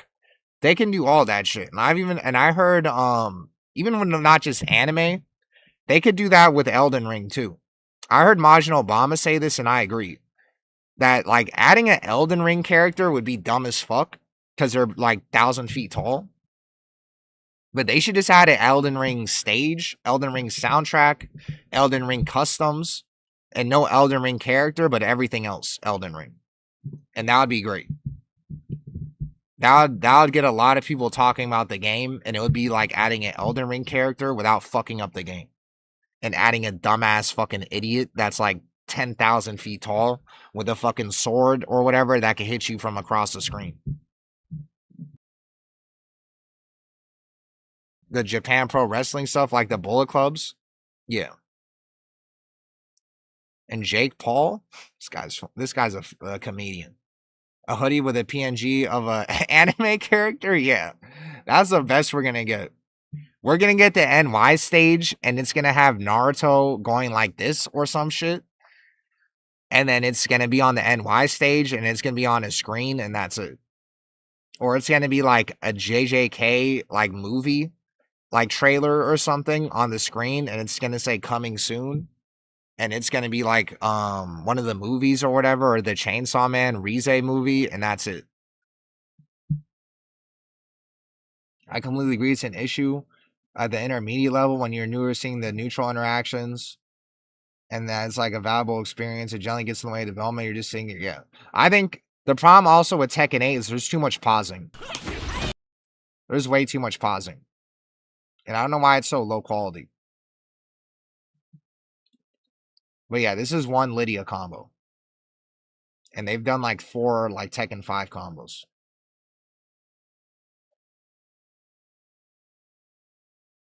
Melania and she's as tall as Fakaram. It's gotta be martial artists or Tekken devs always search for new martial arts that are in the game. And I did ask for God that we had, yeah, the Karate Kid collab. That shit was horrible. That was the dumbest shit ever. I know they gotta add martial arts shit, but to be fair, they added Clive. He's not a fucking martial arts. This guy is just magic. And Claudio's not a martial art either. That guy is a fucking Quincy. Add Chad from Bleach. Also, if they added Chad too, that Tekken would be doing more of a service to Chad than the entire Bleach show. That fucking Chad was like actually a really cool character in the beginning of this show, in the Soul Society arc. And then after that, he became a joke character and they completely ruined him. Like when I watched Bleach and they ruined Chad, it was actually really sad. That he actually just turned into a complete joke idiot character. That sucked. And he had so much aura in the beginning. Yeah, they made Chad a jobber. It was sad. Nightmare from Soul Calibur. I don't want any character from a game that's dead. And if Virtua Fighter isn't out yet, I don't want a character from Virtua Fighter either. If your game is dead, fuck your character. They turned Chad into Yamcha, yeah. Like when Chad fought, what's the guy? The fucking old fuck? Or he's not even that old, but the guy with flowers? Shunsui? When Chad fought Shunsui, that was like one of my favorite fights in the Soul Society arc. That was one of my favorite fights. And then after that, he was just jobber status. King James before he retires? Fuck that shit. Fuck LeBron. Michael Jordan is better. How you keep saying that for my picks? I mean, I like Chad. Y'all really call a basketball player a king? Don't disrespect King like that? Nah, fuck LeBron James. LeBron James is on steroids. And he's on steroids, and Michael Jordan is still better than him all time. And Garo? Yeah, I love Garo too. And I still haven't watched the new One Punch Man season. I heard the animation is dog shit. So I'm afraid to watch it. And I heard that Garo's not even going to fight Saitama and do God mode or whatever and until next season. I thought that was this season. And Aizen and Tekken, good idea, I think. And once Aizen lost, I quit the show. I got bored. Well, there really isn't much left after Aizen lost. All the arcs after that are kind of useless. Like, you might as well just skip to the fucking 1,000-year Blood War. Are we 40, bro, still talking about Jordan? Yeah, we are. Yeah, we are 40 talking about Jordan. You fucking LeBron James fans disagree with everyone. You disagree with the 40-year-olds, the 50-year-olds, the 60-year-olds, the 30-year-olds, the 20-year-olds, the 10-year-olds. You LeBron fans are so fucking retarded. And you guys are like literally like you guys are living in fucking denial too. You guys will have every era of basketball fan tell you you're wrong and that he'd never surpass Jordan, and then you will sit here and just make excuses and say he has the points record. He fucking has been playing since he's 40 years old in his prime. Like, fuck you. He went to the Miami Heat. He fucking got carried as fuck. Or not carried as fuck. His legacy is carried as fuck because he went to the Miami Heat with Chris Bosh and fucking Dwayne Wade. And then he got smoked by the fucking Spurs. And then when he got smoked by the Spurs, he created another super team with Kevin Love and Kyrie in the bum ass fucking East. With fucking the Hawks and the fucking the Wizards and the Raptors every fucking year. The only thing he did that was impressive was beating the fucking Warriors and coming back 3-1. Even though you LeBron fans love to fucking ignore the fact that Kyrie was dropping 42 and Kyrie hit the shot to fucking win the game. You guys act like all that happened was LeBron did a block and then they won the game. That's not true. If LeBron doesn't block that shit and Kyrie still hits a 3, they're up by 1. So fuck you. And you say Kobe got hard carried by Shaq? Well, Kobe won rings without Shaq. Kobe won rings with a guy named Andrew Bynum. You don't even know who Andrew Bynum fucking is. And you know why you don't know who Andrew Bynum fucking is? Because every single year he fucking tore his Achilles or whatever. Or he tore his fucking kneecaps. That guy was a fucking walking glass cannon. And Pau Gasol's like barely a Hall of Famer.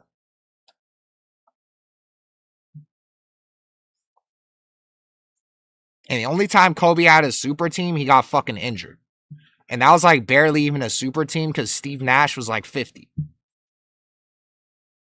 And also Kobe got fucking cock-blocked by David Stern when he was going to have CP3 on his team.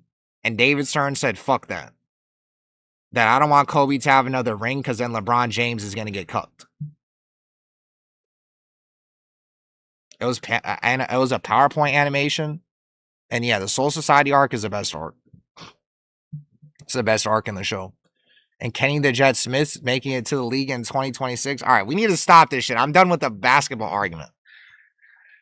The carried argument is kind of moot. Yeah, he already proved he's not carried, bro. And I'm always going to say this, that Kobe, even though I hate fucking LeBron, that I still have to put LeBron number 2 all time and Kobe behind him. So even though I hate LeBron, I'm not a dumbass like you, that my favorite player has to be the greatest of all time. And I'll still be I'll still be objective and put Kobe not fucking 2 or not 1. And I'll put LeBron James 2. So I think you guys have to accept the fact that your favorite player, like me, is not number 1 all time. And I think number 2 all time is pretty cute. Like, you should just accept the fact that your favorite player is number 2. That's still pretty impressive. Of like the 1,000 million fucking years of basketball that have been played, that the fact that your favorite player is number 2 is pretty impressive. Kobe not top 10, are we insane? I honestly said Kobe is like 6 or 7. Like 8 at the lowest. And I put Kobe ahead of Tim Duncan. Because Tim Duncan had fucking 2 Hall of Famers on his team his entire fucking career. And he's been in the Spurs system. And whether or not you want to say he's better than Kobe, he's been in the Spurs system his entire career. So he got nerfed being in the Spurs system. And he never had to carry as hard as Kobe had to carry. But regardless, I'm not getting into this shit. Because now everyone's going to leave because I'm talking about basketball. So I'm going to finish this. Like, if you want, this is what I'm gonna do, because I've already done this shit. If you want to hear me talk about basketball, go to this stream. Go to this stream. If you want to hear me talk about basketball, we went through this whole shit. We went through this. You see how why LeBron will never surpass MJ all time, and you see how it says steroids? Go here. Watch that. Because I need to finish this article. You think this stigma around Tekken being a hard fighting game is overblown? Tekken has been a very different difficulty curve to Street Fighter just because it feels like easier to get into at low level.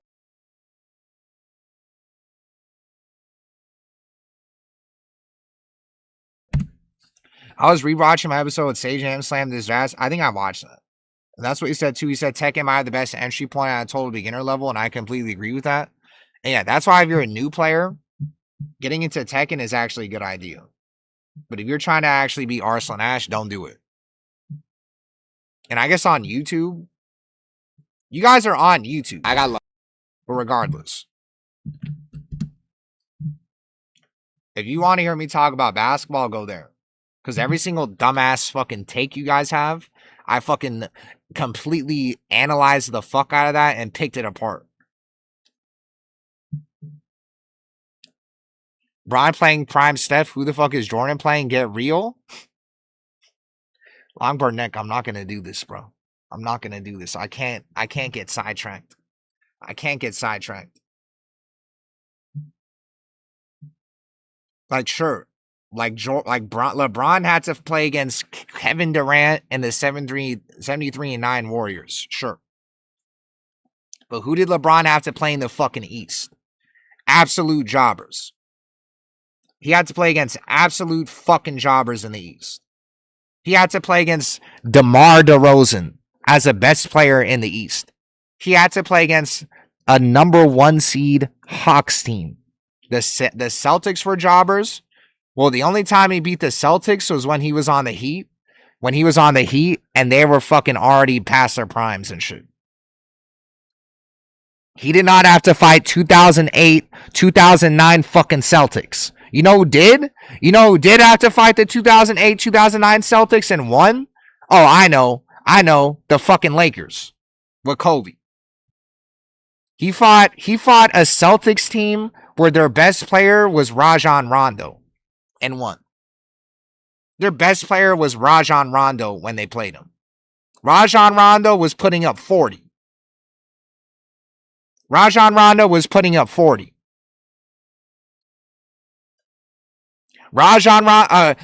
had to fight against the Pacers. And I know the Pacers looked good back then.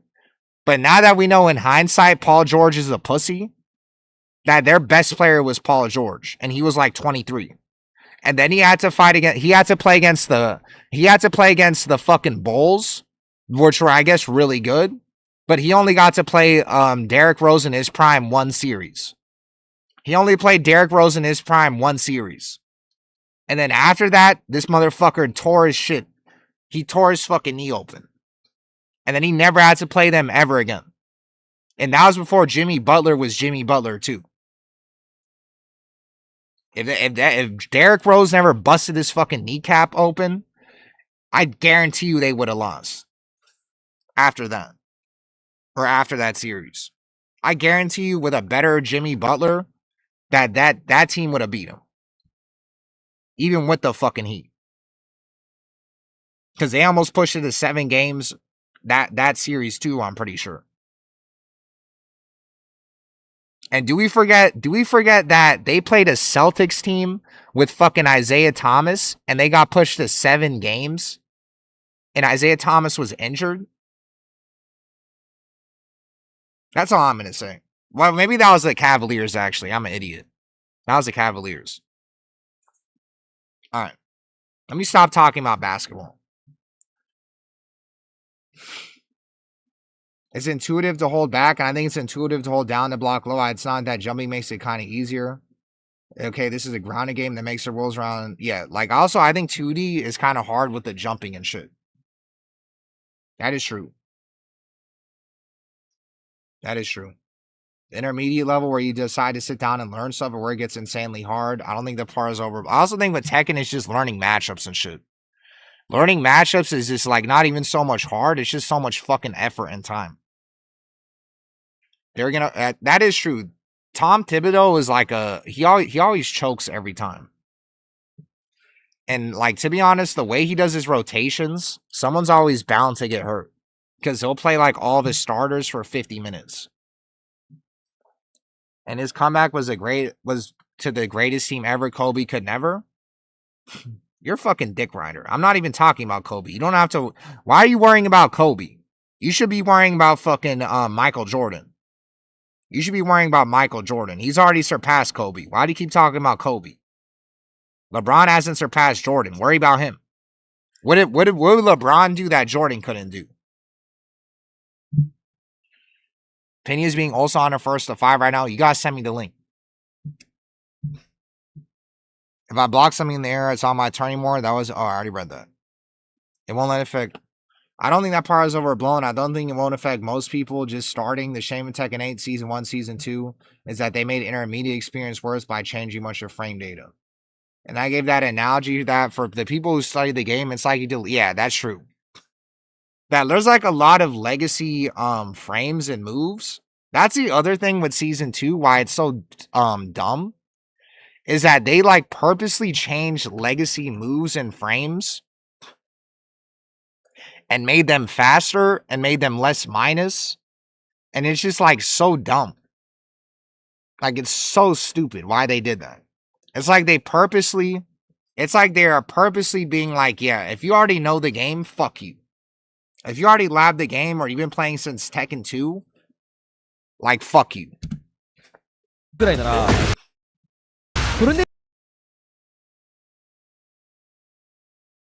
Maybe if I'm close enough to ending this, I'll watch this. Because everybody says that I'm Ulsan's husband or some shit. So I should watch this shit, huh? But also I need to have Hisuo play. But yeah, like remember that one tournament match with Rip or Avery and Jian Ding, and he did like the 2-1-4 string, and then he tried to launch punish it, and then he got killed. That was funny as fuck. 2D fires are hard because it's how much faster it goes along with jumping and the system mechanics. But Tekken is just the matchup shit.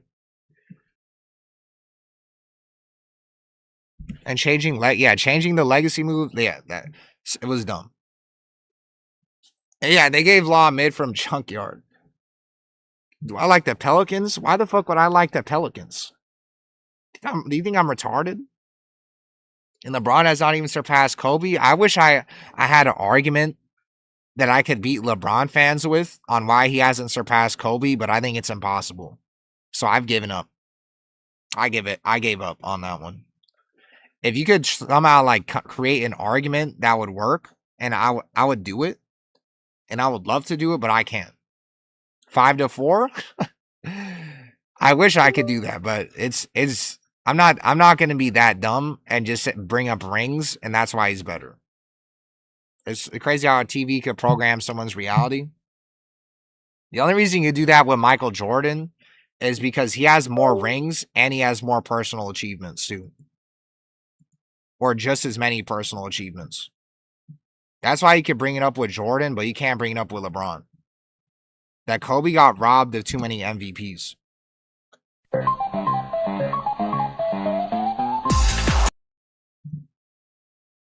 This is a Richie clip? Pack is back. Goes chopping at MVPs. Pack is back. How's this an AO Richie clip? LeBron fans are like delusional Tekken fans? Yeah, they are. They were like LeBron fans are really delusional. Magic Johnson, LeBron McColley's my favorite all time. Yeah, he's my favorite all time too. The only thing he was missing that year was Defensive Player of the Year. Wait, you're talking about LeBron? I think they're trolling you, and you can't be serious. How's this connected to Richie?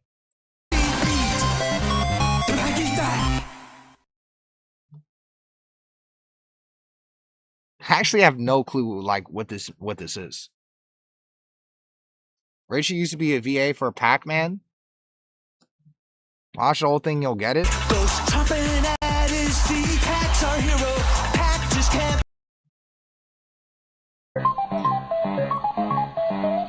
Richie made the beat.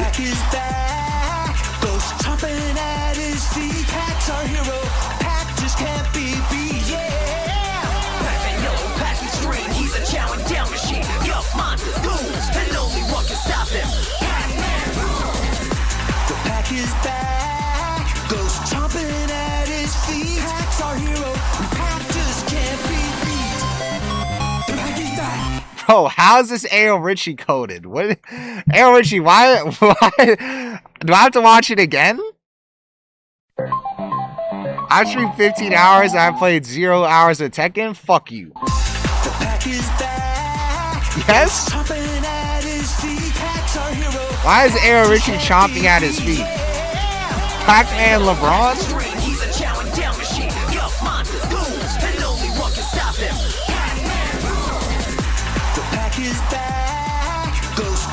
I actually don't get it, bro. I don't get it.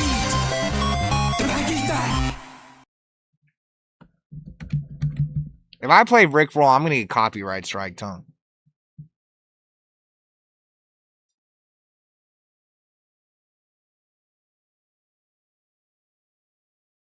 Pac-Man is bald?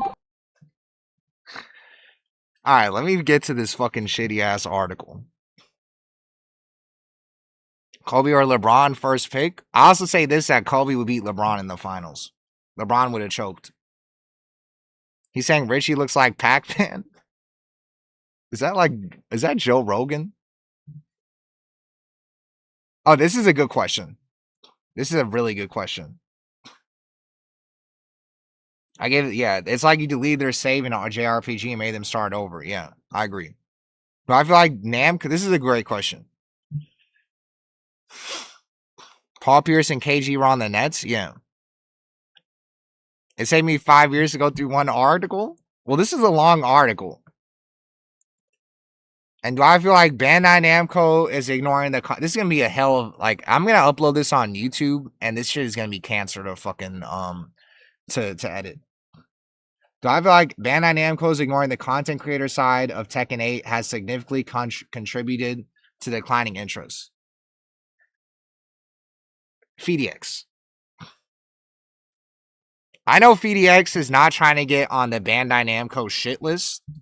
So that's why he said... Wait. Oh, he said significantly contributed?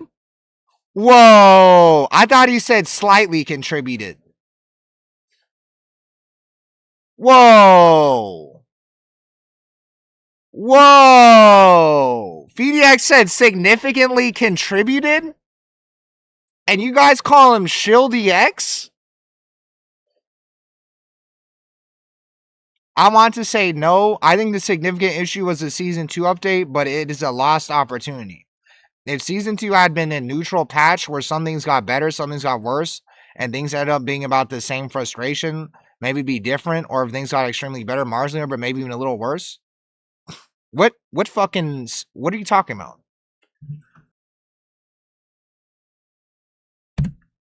Why do you say read the next line? What?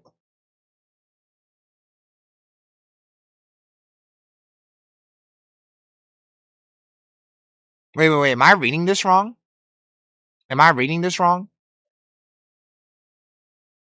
Is he saying significantly contributed? I want to say, but no.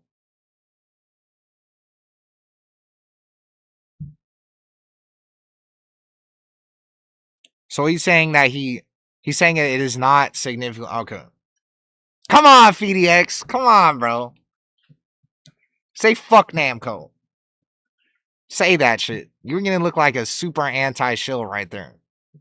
You're gonna look like a super anti-shill. Tell them how Namco doesn't give a flying fuck about creators. How when you get a Bandai Namco creator badge, that they actually do nothing.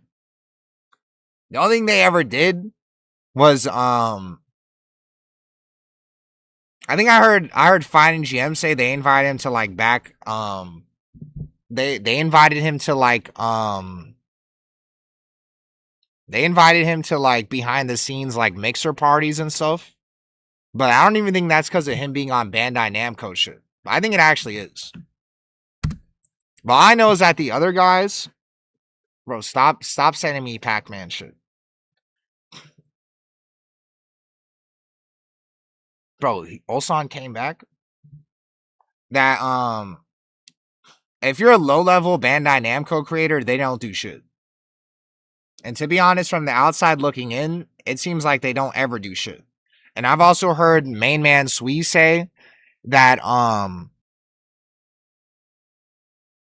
heard main man Sui say that Dead by Daylight has done. Just skip over the best song you'll ever hear.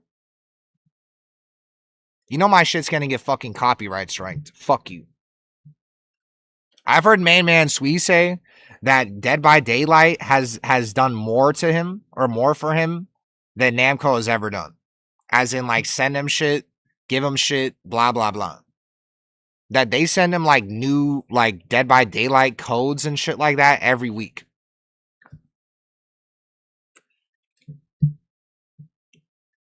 If it was any other outcome than what happened, I think we would have sat on a similar track from season 1.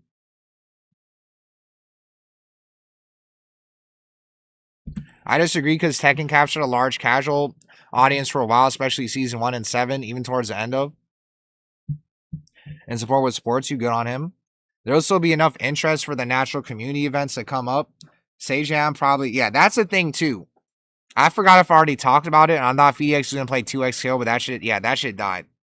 2XKO died. I thought the same thing too. That bro, like Sejam didn't even have another Sejam slam. That's how I know that Tekken 8 fucked up. That was our biggest community event. You literally had offline TV, Pokimane affiliates playing the game. And Sejam was like, fuck Tekken. Isn't he more of a SF dude? Well, he did Sejam Slam twice.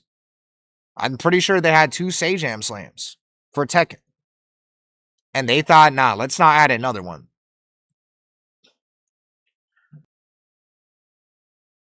And they should add a announcer pack. They won't even make FDX or they won't even offer FDX or Max or TMM and a commentator at a fucking tournament. Why would they put him in the game? They won't, like, I'm surprised that we still haven't seen FDX be offered TWT commentator. I think in a perfect world, we would have a FDX TWT commentator. And then we would have, like, also TMM too. In a perfect world. But I think both of them wouldn't get paid enough to be commentating. But I think FDX would do it though. Even if he would get paid less than streaming, I think he would actually do commentating. Because Eve always said that he wanted to commentate like Airs. And Max, I don't know if Max would be a good commentator, to be honest. But I know you're saying that because they did that in Street Fighter. 2XKO is the #1 game at Frosty's? Really? Where do you find the numbers for Frosty? Because I was trying to look at the Tekken shit for Frosty to see how many people signed up. I met Sejam at a Tekken tournament in season 1. I never met Sejam, but I remember seeing him at Evo. And like, I had no clue where the fuck he buy the badges. And he was like the only person there. And I asked him where the badges were. And that was the only time I saw Sejam Slam or met him. I didn't really meet him, but you know what I mean. Like, that's the only time I saw him IRL. Didn't he do an English commentary for Evo France? And also, I didn't have my mask on. We have to stop looking at the end of Tekken 7 numbers. Yeah, I know. I showed the middle of the pack 7 numbers. Tekken 7 existed during the 19. Everyone was trapped in their house streaming. Well, to be fair, I looked at the Tekken 7 numbers in 2023. That was after COVID. And it was still like close to Tekken 8 numbers. The game is healing when they drop paid characters with no balance changes since July, but AK came out and now the review bomb game is healing all of a sudden. And they would have other content. Yeah, that is true. that even if they don't do commentating, that they did have like a fucking VTuber commentator pack. 2 days ago, Eris admitted Bamco didn't pay him for commentating. What?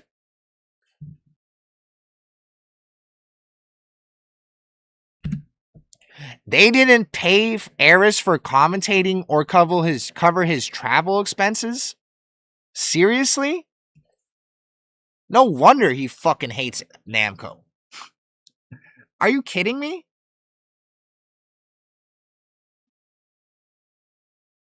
Say round 1 fight? Did he do a backflip? Can you put this in the background? Seriously, bro? I've always heard like people say that the commentators actually get like treated well.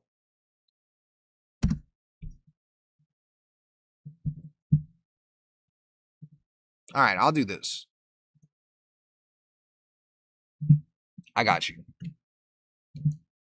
I'll do this. I've always heard the commentators get paid really. Like I always hear fighting.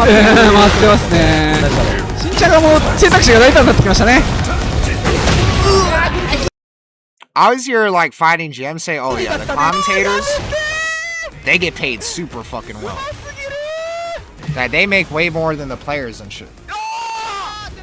But I guess the players don't make shit, so it's easy to make more than the players. The players don't make jack shit.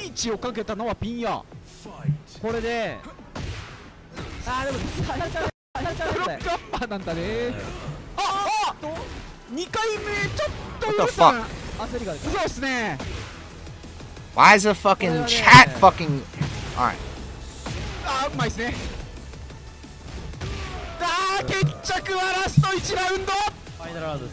I know.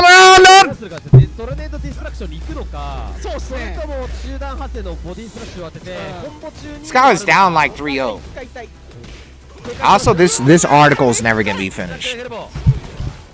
I just want to let you guys know that it's gonna be 3 a.m. It's gonna be 3 a.m., bro. Why'd he do that?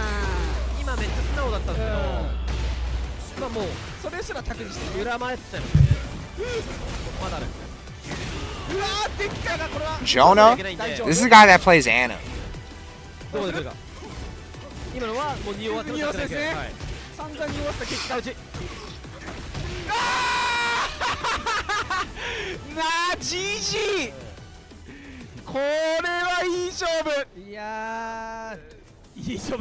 Oh yeah, that's fucking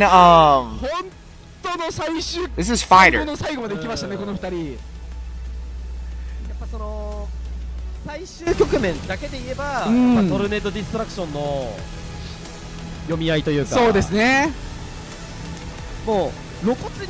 Every time I see this guy, I have to dab him up.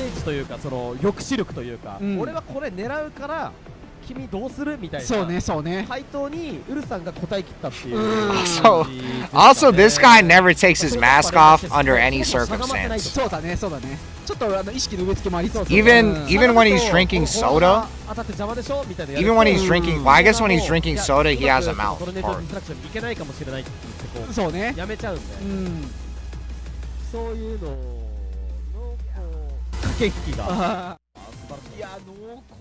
He literally never takes his mask off.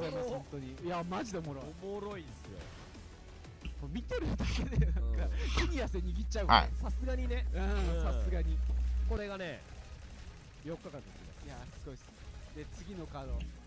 Alright, my bad. EDC probably pays better than all of them combined and has the highest entrance. That's interesting. Where do I find the entrance? Mahjong Obama gets mad bread. I'm gonna, yeah, why do you open Tekken before stream? So I can pull up Steam web browser. That's why I do it. Steam web browser is a meta. And Manja is playing fucking Lydia? That's disgusting.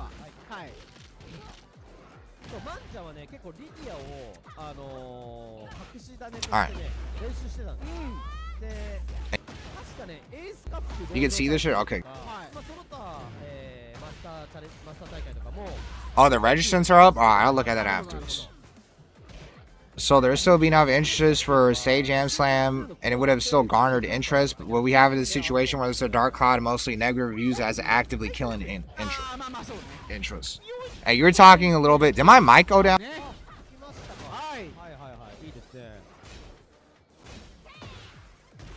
Oh, it didn't go down? Alright.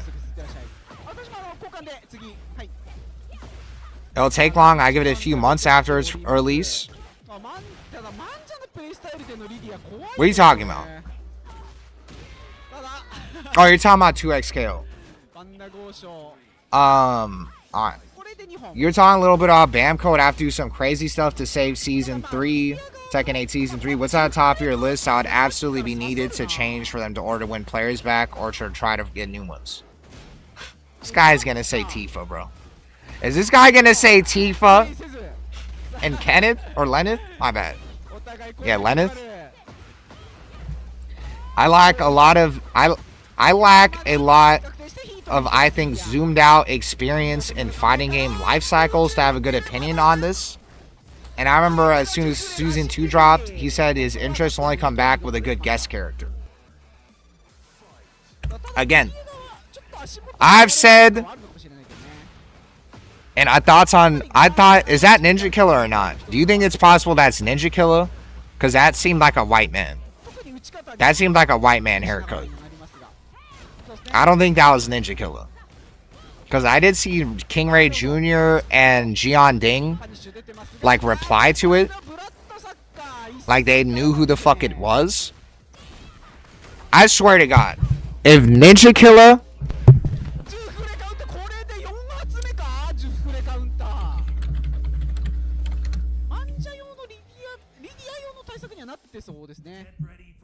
Does this look like Ninja Killer to you guys?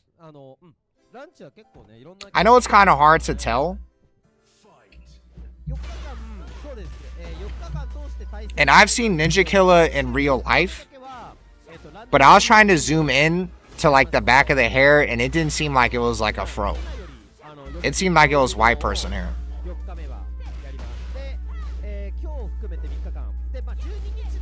So I don't know.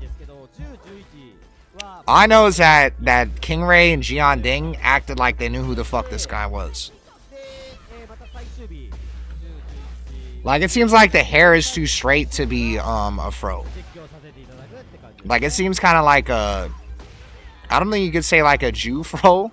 And that's Richie. That's not Richie, bro. You're fucking retarded. But you know what I mean. Like a white person fro. I don't think it's that. And the problem is I can't like zoom in. I have zoomed in. But like, you guys should zoom in on your own. Really? That is? You guys would be better at... Like, I don't have... I also think, too, as Big Nose, it's most likely Ninja Killer. Give me a second.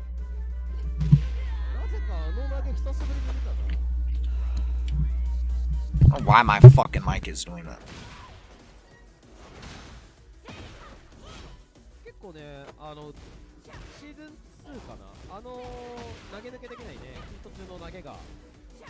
You see that shit?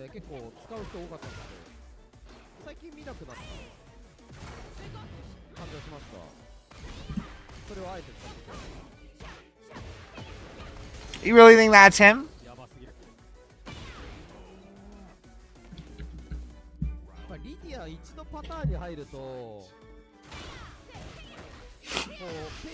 I don't think whoever the fuck this is, I don't think that's him.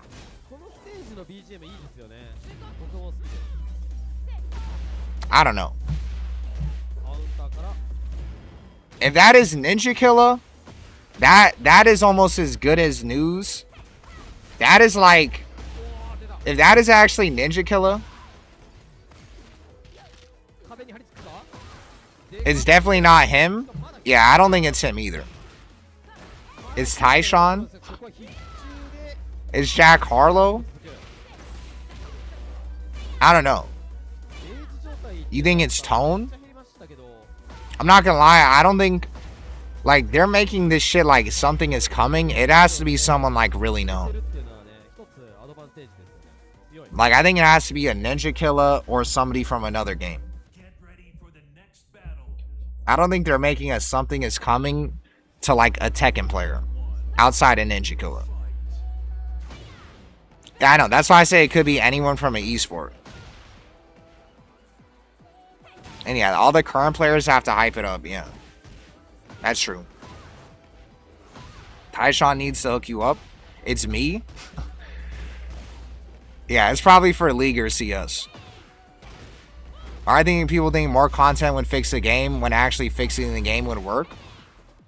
What do you mean? Like side shit? And I had Justin Bieber? Well, if it's Ninja Killer, that's about almost as good as it being a 2x KO or not 2x KO. That's almost as good as it being a fucking Season 3 patch. If Season 3 is really good, Ninja Killer getting signed to Vitality would be almost as good as that.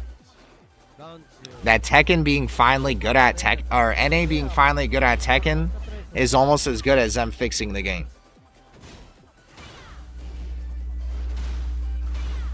His name is nowhere near in the comments. Yeah, it's probably not him.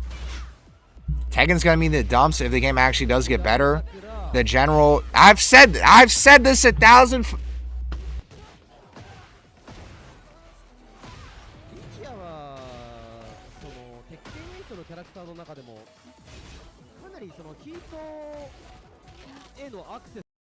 I'm muting this. I've said this 1,000 fucking times.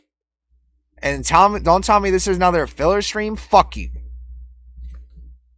I've said this 1,000 times. There has to be a fucking good guest character.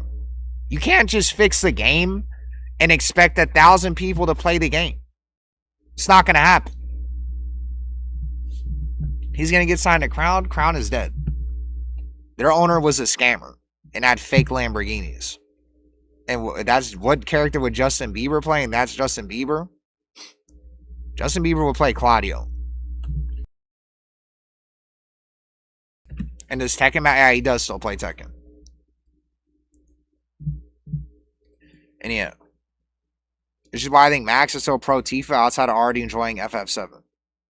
I mean, she would save the game. I think that's a Season 4 stim pack, maybe Season 5. From the Trauma Season 2 and be like, hey, Tekken is sick. I think people forget. And how we fix the game is a two-pronged approach. First is fix the game. And we're at the top of your pros complaining it's not a good look, right? If Arsenal and ER join the game verbally on Twitter, I think that does a lot. And then once the trauma is healed, spike interest with a guest character. Or, I mean, yeah, I mean, it'd have to really be a guest character. But yeah. You have to fix the game plus a guest character. If it gets added, I'm uninstalling. The Niti would save Tekken. She would not save the game. Finding optimism for the future. If you regret branding yourself as a Tekken guy, that's funny as fuck.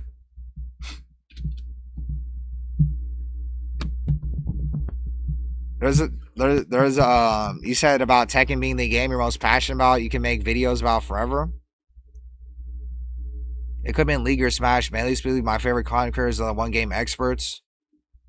I like that style of content. In terms of branding, I recognize a weakness, but in terms of when I've done more variety, I notice I did a streamer collab, Rust, and I was uncomfortable the whole time. I didn't know how to socially interact with other streamers virtually without a shared nerdy thing to go in on. You see, I don't have that problem. And Justin Bieber would play Paul on Hitbox? And what if it's Knee? That would be funny. And Vitality would have quite the roster. Jian Ding, King Ray, and Ninja Killer. Yeah, that'd be very interesting. And I'm just waiting on Cooney. Fuck Cooney. But she's gonna come back. And Max saying that because he don't really play Tekken and wouldn't be interested in it otherwise. Well, but that's a point though. That we need someone that wouldn't be interested in Tekken to play the game. And that is a point of the guest character. And I get drunk off White Claws with his weak ass. Does this look like a fucking White Claw to you? Does this look like a fucking White Claw to you? Does this look like a fucking White Claw to you? Fuck you.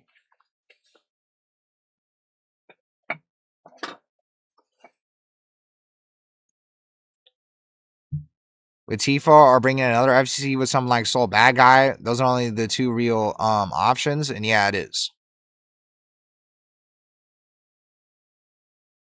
So it's like a tier below, like basically drinking White Claws. But at least it's not White Claw. And at least it's not what's it called? At least I'm not drinking fucking Fireball. At least I'm not drinking Fireball. And Sableye, I'm about to be done with this shit. Or Sableye. The mode of being a Tekken guy is nice. There's a part of me who feels like branching out of being fighting games seems like smart. Or like how they occupy a pace that have a huge max appeal, talk about multiple games. Blah, blah, blah. I'm watching the Game Awards. I'm like, why do I care about the Game Awards? And it would take some changes, blah, blah, blah. Blah, blah, blah. And would he move on from Tekken? You see, this part I don't really give a fuck about.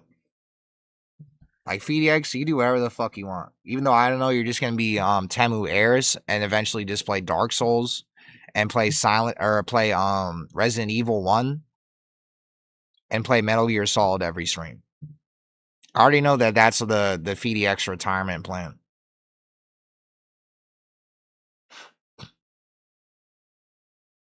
$2XKO?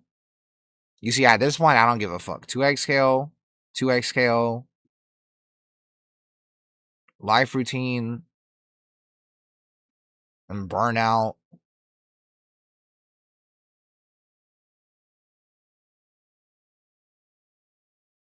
Alright.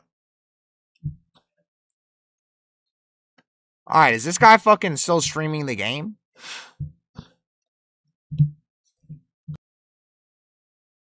How many subs for me to play Roblox? What Roblox? The good thing is that Season 3 will be huge since Season 2 was a disaster. An unexpected surprise, like probably more DLC and more free content. I think they need to launch Season 2 with a guest character. They need to do that. Who's Reina's rival? She needs a rival? Her rival's Jin. Alright. Is fucking... Is Tyshawn still here? Is Tyshawn still streaming? Is Tyshawn still streaming? No? Oh yeah, he's definitely not going to be playing. Alright, so no Tyshawn. You have to do that shit another day. Maiklin's still smoking cigarettes in the rain because he lost to Cosmo 13.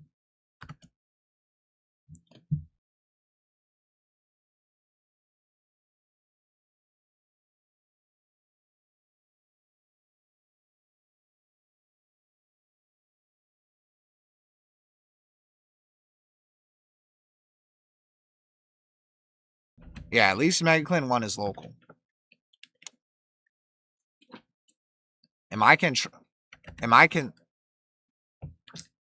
Bro.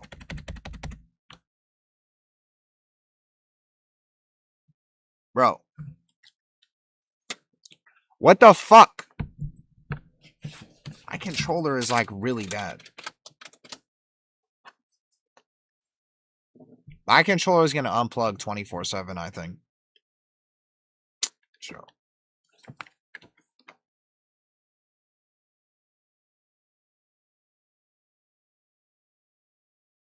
I don't have fucking sound.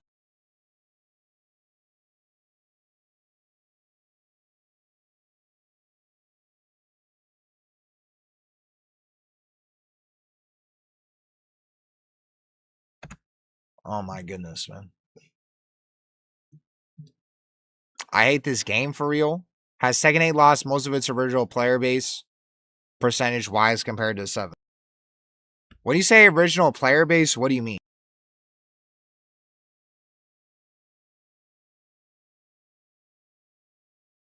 Because, like, from launch, every game always loses, like, a lot of its players from launch. So you can't really blame, like, Tekken being... because that happens to every game.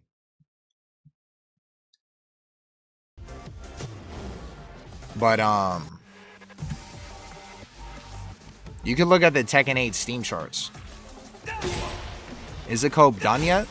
Cope for what? What is the cope? You got to Sailing with Claudio? You can get higher ranked than that. What cope are you talking about? The filler conversation? What am I coping about? What am I coping about? And I like how you're talking about filler, but you watch TikTok videos. That is filler. You watch TikTok videos with fart sounds.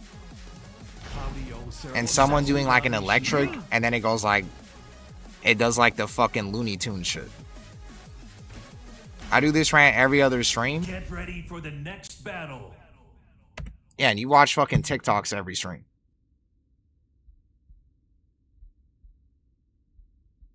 Yeah, my shit is disconnecting. What's wrong with TikToks? You watch Tekken TikToks? If you do, you're a dumbass. And I finished it.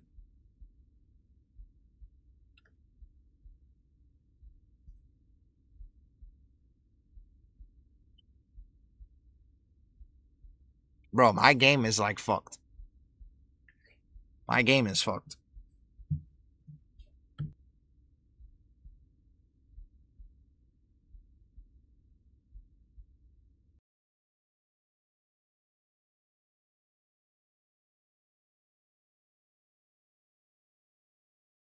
Oh, my game is just fucked, I think. I watch RuneScape TikToks.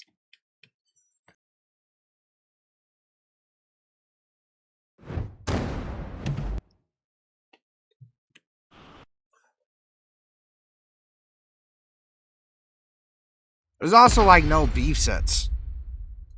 I can't think of any beef set I would watch.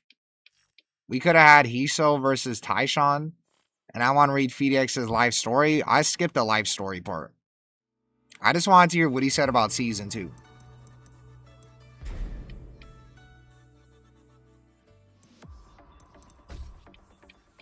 Tekken 8 is a casino, but I don't know, man. I feel like it's a 50-50. That's the point. Unless you're saying a casino has worse odds than a 50-50. A Thunder Punch? I would have Thunder Punch versus Hiso. Get ready for the next battle. Because there's no way, like, you can't be ass at the game if you're on every Twitch stream. Devil May Cry shit? And why are they so expensive? I don't fucking know. You can buy a hitbox for like $20, and the stick is like $200. It's probably because it's like way hard. It costs way more to make a stick. A hitbox is basically just like a keyboard. And Droopy dodged him.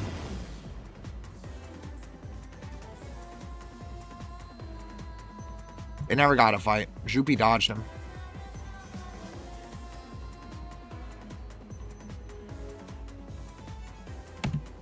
You know, I had a money match for $1,000. My underwater is brown. I don't know what you mean by that. I did a $1,000 money match on my stream. They should do $1,000. My underwear is brown. And they should do IRL beef set. Go eat your Panda Express slot.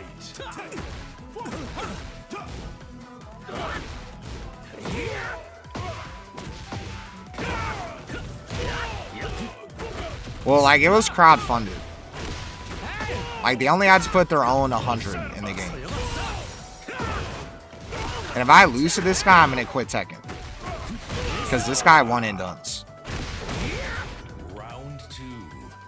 And he's on Wi-Fi.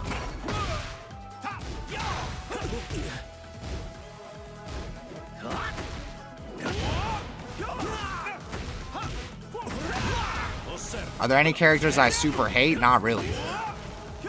I mean, yes, really. I super hate Devil Jin, and I super hate King.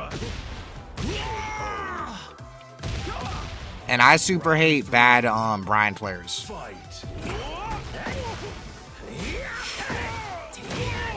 Yeah, I super hate bad Brian players at high rank. And I super hate King players at every rank. And I super hate Devil Jin players at every rank. Jack? I don't mind fighting Jack. They do play like really degenerately. But I don't really care that much. Because they're not as hard to fight.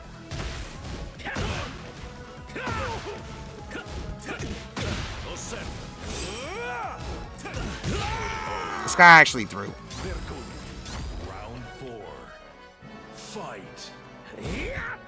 I could have 14 framed that.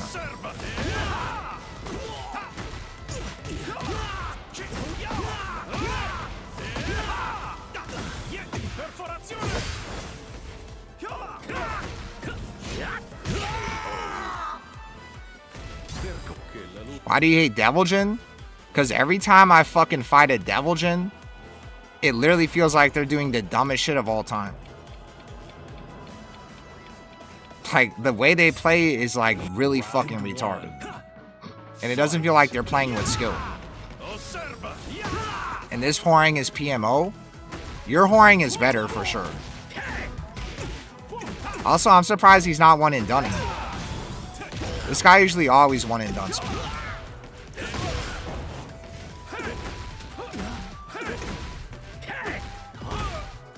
He also doesn't know how to do the counter hit confirm. Down back 2-1 carrying. Alright, I'm gonna down back 2-1 you 10-0. You wanna do that? You know it's coming too. You're gonna know it's coming. He's mad. This guy can't fucking hit confirm. And he keeps doing a get up kick. And Jin MIA, I'm serious. If I'm carried by a down back 2-1, then counter that shit. Let me 10-0 you.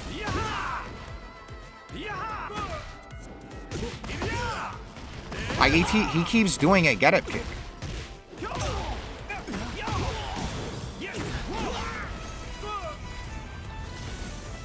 It's because this guy's GOD.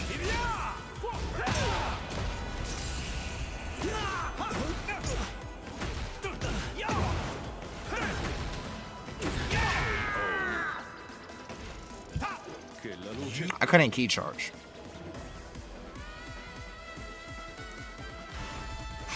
Megaklin, you're lucky you won your local. If you didn't win your local, you would have been smoking cigarettes again. Who did you even fight at your local that was good? Their gapped offense? Well, I am carried by Dick Jab, but I think that guy sucks at the game. And even if I'm carried by Dick Jab, I want him to know that he wouldn't get one game against me. Get ready for the next battle. And of course I have to fight Sammy. Of course I have to fight Sammy. Like, I really hate how Canadians, you guys have nothing going in your fucking lives. That you guys will be playing the game on Friday nights at fucking 12 a.m. Like, can you guys please do something, please? Can you guys please, like, do something in Canada that is not playing Tekken on a Friday fucking night? Like, why do I always have to fight a fucking Canadian with no fucking life every day I stream this fucking game? Why are you guys always fucking not doing shit on a fucking Friday, Saturday, Sunday? Why am I always fighting you in fucking in Tekken? Why am I always fighting you guys? Every fucking day I boot this stream up. I fight a fucking Canadian. Is it really that dead in Canada? Is it really that dead in Canada? Like, is it really that dead in Canada? Like, somehow, you guys, I'll fight you every fucking day. I'll fight you Canadians every day. And you guys don't even go to tournaments. Like, you guys are actually sitting here playing this game on a Friday for fun. Like, you're playing this shit on a Friday for fun with no tournaments. When's the last time you played me? The last time I won in rank. It's been like a fucking week.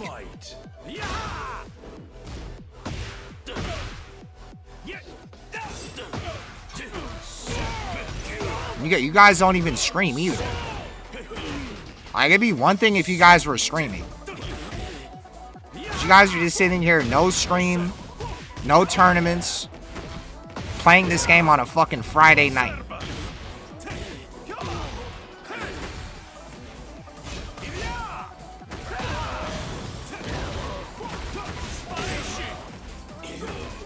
Yeah, I hate Devil Jim.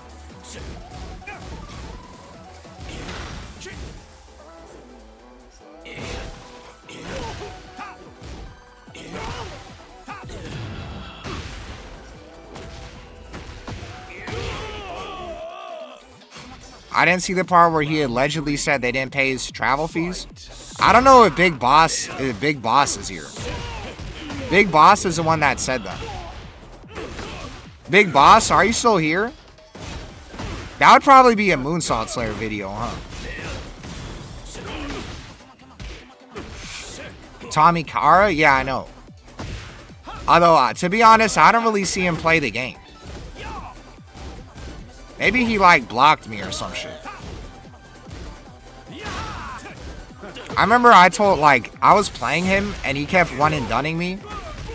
He kept one-and-dunning me, and my voice cracked. He kept one-and-dunning me, and then I played him again, and he was lagging. And then he fucking kept playing me when it was lagging. And then I said, fuck that shit. I'm gonna block you, bro. Until you fix your shitty-ass internet. And then he started saying, why do I give a fuck about you blocking me, yada yada. And then I actually didn't block him. And then I haven't fought him ever since. Why is Kakoma on Paul? He has a he plays Paul in rank sometimes. He's been playing Paul and fucking Lars, I think, in rank. And Dragunov too. And pour up. I'm not getting baited, bro. I need money. I need money to lose my liver. If I don't see like 50 gift subs, I'm not pouring up. You think I'm just gonna become academics? You know why academics is fat as fuck, right? And why academics he has fucking why he has Jerry the Mouse fucking cheeks? It's because he drinks 24/7. That's why his face is fat as fuck. Because he literally has fucking a bottle of Hennessy every single time he streams. If I fucking have a bottle of fucking whiskey every time I stream, I'm gonna lose fucking years off my life. I'm gonna look ugly as shit. And I'm gonna have a fat ass face. So I don't want to do that. And the reason why I'm not money matching Sammy is because Sammy has autism. So Sammy knows all of my flowcharts. And Sammy watches my stream every day. Because in Canada, there's nothing to do except watch Joe Budden streams. That's basically all people do in Canada. They go to Tim Hortons and they watch Joe Budden streams. That's like getting lit in Canada. You go to Tim Hortons and then you boot up a Joe Budden stream, and that's basically like a Friday night in Canada.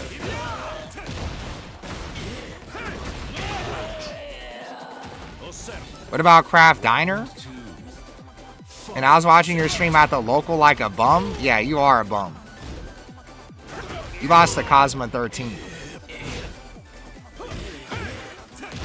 Weaponized autism? No, my autism isn't a weapon.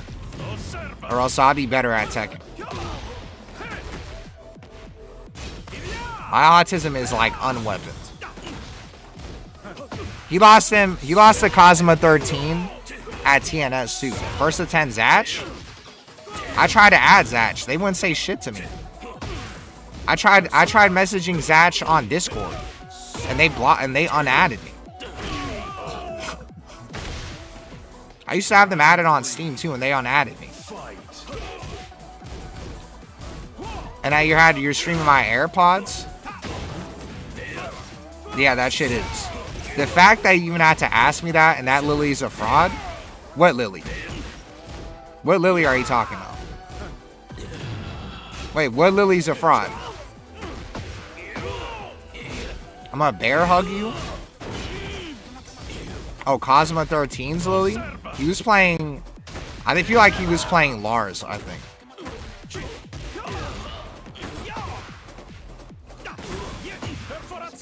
Oh, no W, Brian. You know I hate you, right? You know I actually hate you. Round 4. Fight.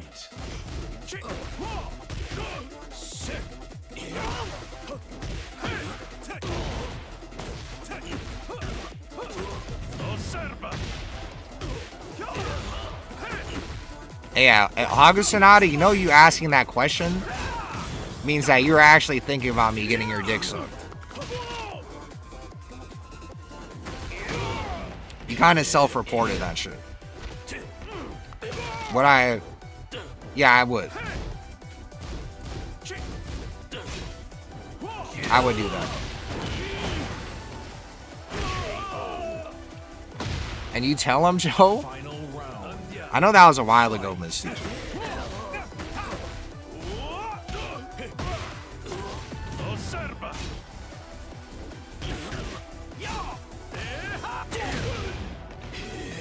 I'm on speaker.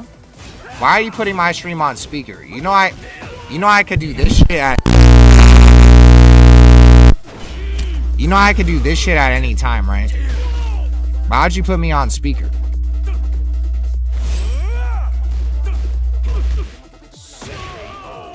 Why'd you put me on speaker? And I wish that I did have weaponized autism. I wish I had weaponized autism so that I could go back and forth with all the Canadians. But instead, I'm just sitting here getting farmed by fucking Canadians like Sammy that are playing me on a fucking Friday night doing fuck all.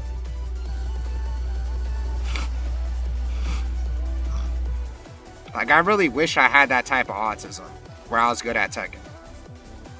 But sadly, I don't have it. Or it's not that potent or something.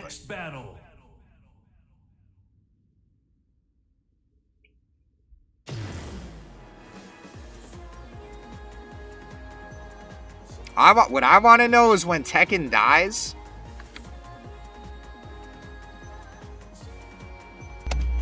With Tekken 8, Grand Gary, you're a freak. And I'm glad, Grand Gary, that you're alive. I'm glad, Grand Gary, that you're actually alive. Because I know you're a gambler, and when I don't see you for like weeks, I figure you probably just drove off a cliff.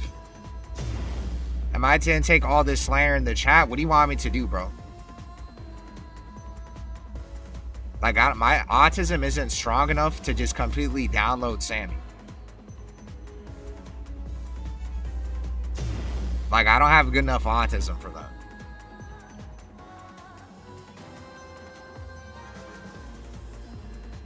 Like, he has, like, literally hours upon hours upon hours of footage of my gameplay because he watches my stream. And I have literally 1 hour max of his gameplay in my brain. Get ready for the next Plus, he has autism. So, I don't know what to tell you.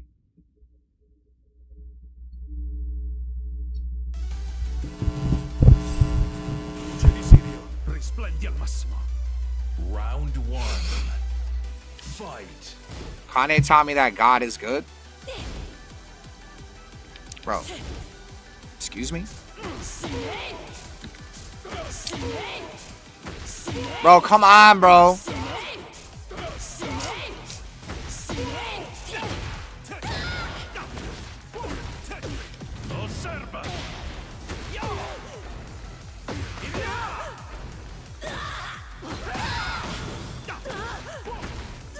I know is that you guys have autism, but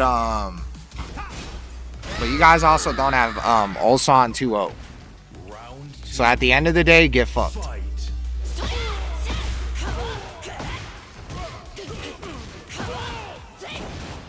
Toph Beifong.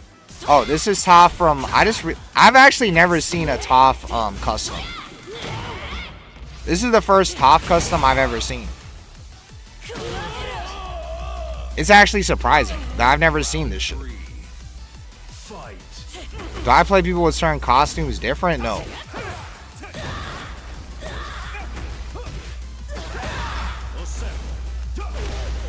Yeah, I've never seen someone do this custom before.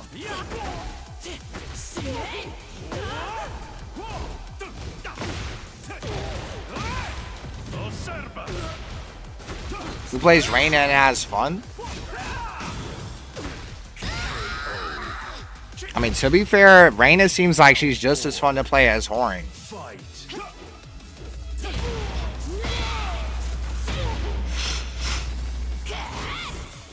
Peeling did it? Surprisingly, I've never seen Peeling do it. I just bought Tekken. Who should I main? Why are you lying?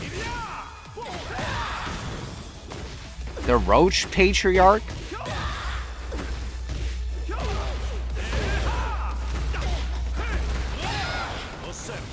Rain in armor, yeah? Guys are sick.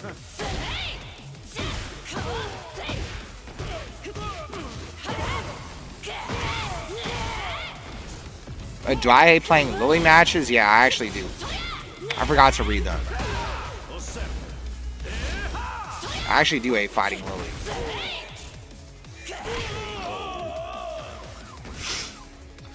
This guy's like spazzing out.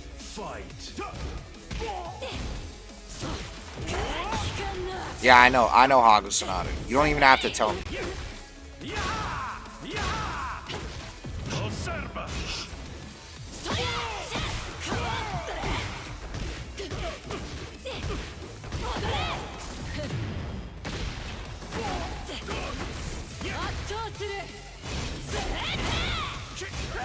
He's gonna rage or power crush. Yeah.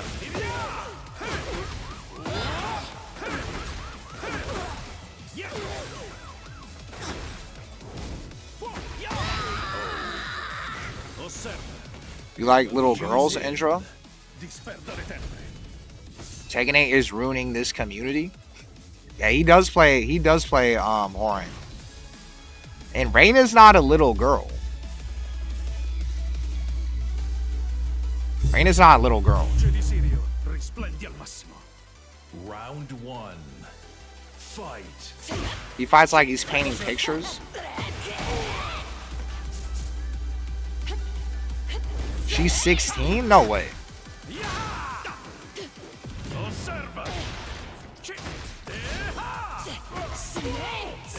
Power bottom is funny as fuck though. Power bottom is funny.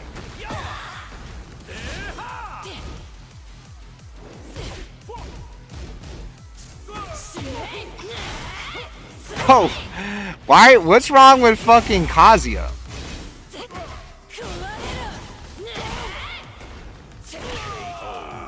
Why are you acting like playing Kazuya is worse than playing Horing?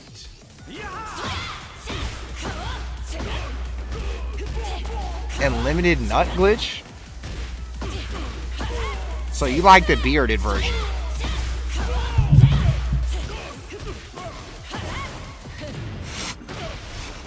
Playing Medusa's your goat? What about a Kisuke's your goat? Excuse me?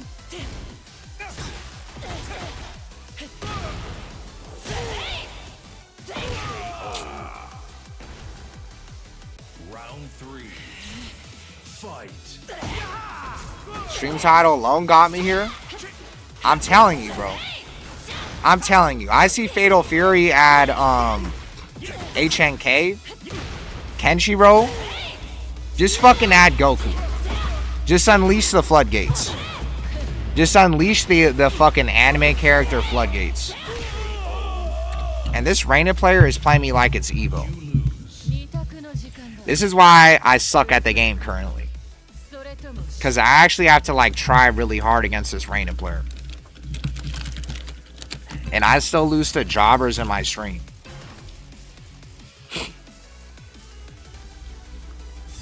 And this is why I say that when you play Tekken, and you fight people that are worse than you, that it sucks. And this is why I have a dumbass Canadian sitting on a Friday fucking night playing me in Tekken and talking in my stream. Like, get a fucking life. You know how many Friday nights, Sammy, you've wasted in my stream? You know how many Friday nights you've wasted? And you're sitting here wondering why you have your dick in your fucking hand. Because you've been on my stream for at least like 20 Friday nights. You've been on my stream for 20 Friday nights. Like, what is wrong with you?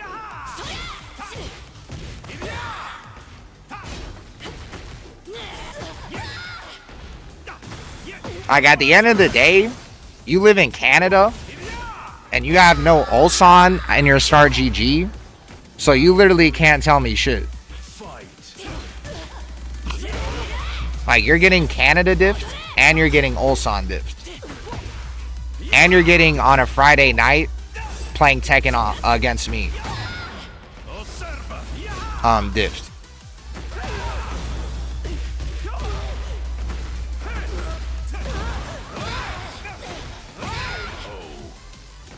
Whatever you say ain't gonna change that? Well then why are you trying to talk in my chat then? I'm using the word diff like it's doing something. It's definitely doing something. Because you're still talking in my chat. Like, you know you live in Canada, Sammy.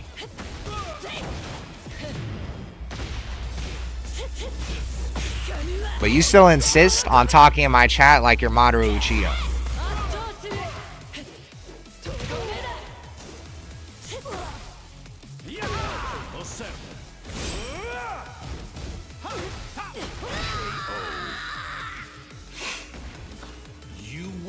Kazuya haters stay free? I don't know. Don't let a Hwoarang player tell you to stop playing Kazuya. You're kind of a dumbass. Get ready for the next battle. In promotion, I already had GOD1. Albatrox, fuck you.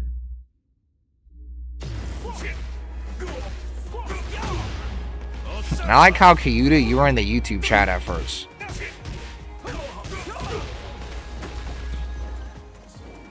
Yeah, he plays Hwoarang.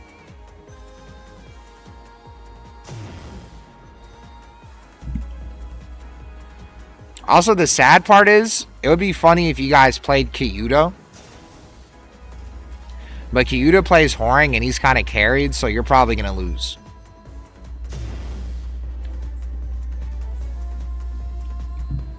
Someone would have to be like GOD or GOD1 to step up to the plate against him. If you're any lower rank, you're going to lose.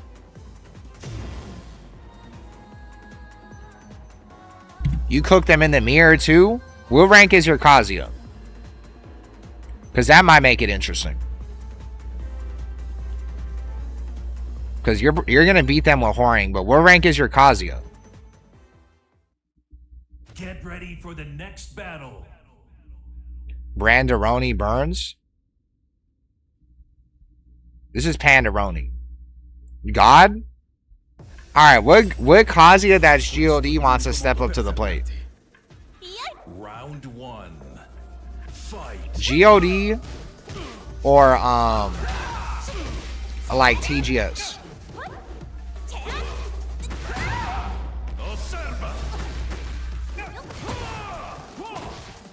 Because you think if I'm going to fight Canadians in rank all stream, you're wrong.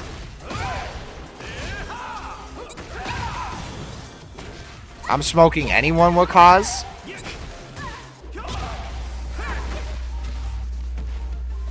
Ulrich is free, pick someone else. So if AO Richie wanted to play you with Kazuya right now, you would dodge. Yeah, this is Panderoni. If AO Richie wanted to play you right now with Kazuya, you would dodge. I'm Tekken God and I would cook you. $100?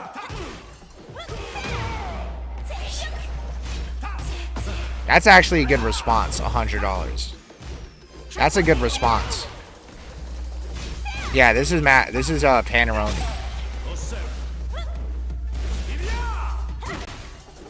You'll play Endrock, but not Richie. That is true. He didn't say anything about fighting Richie. He did gulp emoji.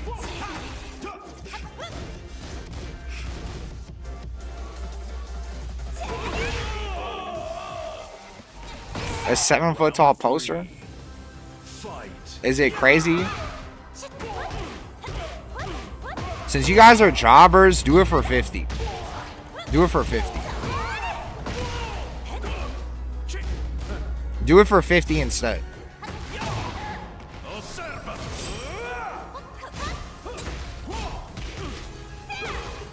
Do it for 50 instead. Would you accept 50?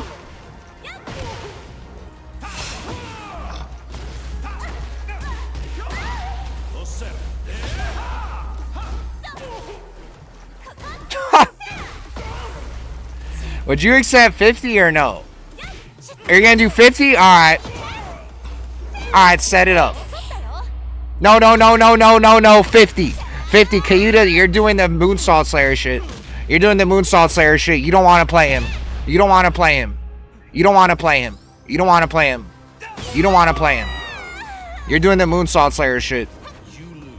You gotta do 50. Even Moonsault knows. 100 is too much.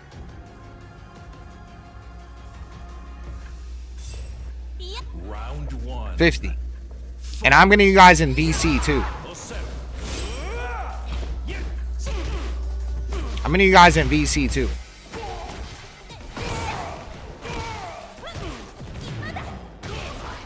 So boot those fucking Discords up. Because you guys are finally freeing me from playing this shitty ass game. Thank you. Thank you. Thank you. Thank you. I'm doing it in the Mega Clinton voice. Thank you. Thank you. Round 2. Bro, alright, fine. Alright, fine. Since you're a fucking scam artist, I'm putting up 50 for him. Alright. Alright, it's accepted. He's got 100. He's got 100. You're a scam artist, bro. Fuck you. And Nitroneck, you better not make me waste this 50 on you. You better not make me. I'll put 20 in the pot right now. All right, so I'm gonna use your $20 and I'm gonna spot me for my 50. So thank you. So instead of losing 50, I'm just gonna lose 30. And my controller unplugged. And my controller unplugged. And my controller unplugged. Meg Clinton and Hey Broken have already played. Mega Clinton won. Meg Clinton won.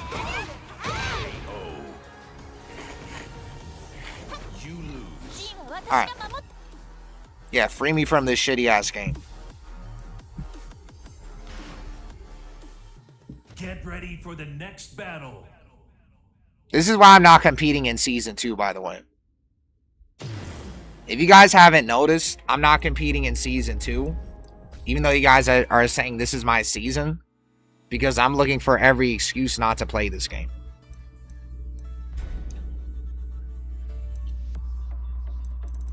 Like, you think I really want to grind the fuck out of this game currently the way it is? No. Yeah, I'm telling everybody else to compete because you guys are unproven. I've already beat Ulsan. Dracula, you haven't beat shit. Everybody else I tell to compete, Sammy, this fucking Canadian that wants to play on Friday, that wants to play on a Friday fucking night, I look in his Star GG, all I see is no-name Canadians. All I see is complete no-name fucking Canadians. And he was using Lars. And before you say, oh, he was using Lars, that's not his main character, fuck you. I asked Ulsan what are his main characters. He said Dragunov and Lars. And he also won STL with that Lars. You know that clip of Kudons eating 1,000 running ones in his face? That was that Lars. In that tournament, STL, he won with Lars. In that tournament, or the tournament the day after I played him, that was a tournament where he won, and he used Dragunov at the very end, but everybody else he used Lars. And where he beat King Ray Jr. and shit. The chain shift. Alright. I've already told you I've already been Shake. You didn't beat him in a tournament. You beat him probably in rank, not in a tournament. Cuda. What's your fucking name? I did in tournament? What tournament? Don't tell me Paragon either. Of course you beat him in Paragon. That's like the least important online tournament to get wins in. Because that shit is like round robin. And you're just like fighting 1,000 people at once.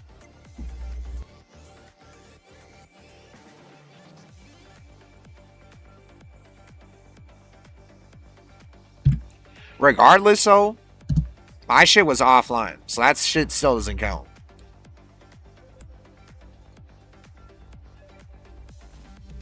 Also, where the fuck? You're Joe's biggest fan buyer? GG Kane? Fuck you. I challenge Joe to a money match. You're a red rank. Where's Entritronic? Add me on Discord.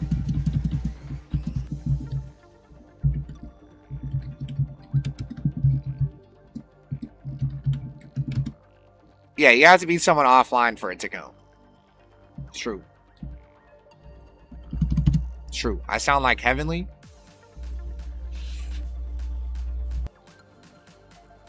That's because my nose is fucked.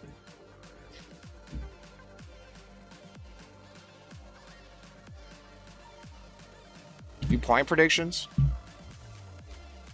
Add me on Discord. Actually, no, I'll make it easier. Join my Discord. Minecraft blood? What do you say? Hey, Richie, I'll fucking kill you in real life.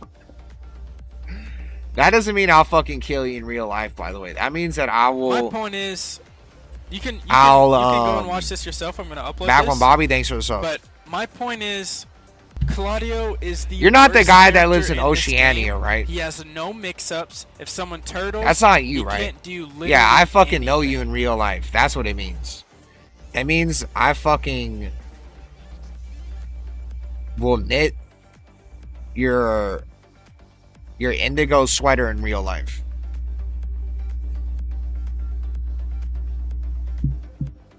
That's someone else?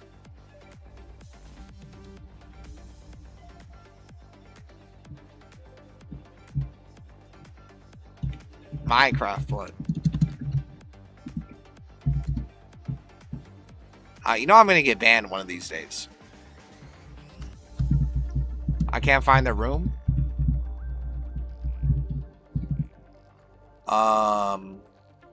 Really? Wait, what the fuck?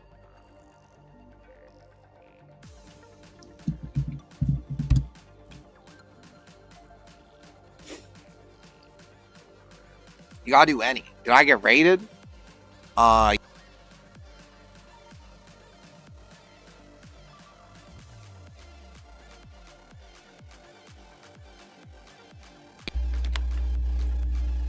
Oh my god, bro. Yeah, I got raided by Richie this stream. I think I got raided by someone else too. Okay, oh, that's possible. Oh yeah, I wasn't watching the Japanese strip.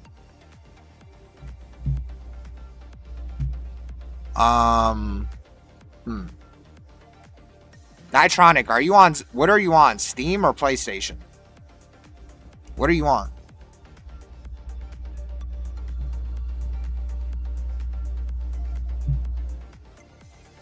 Also, tell me when you guys join the Discord. PS5? Alright.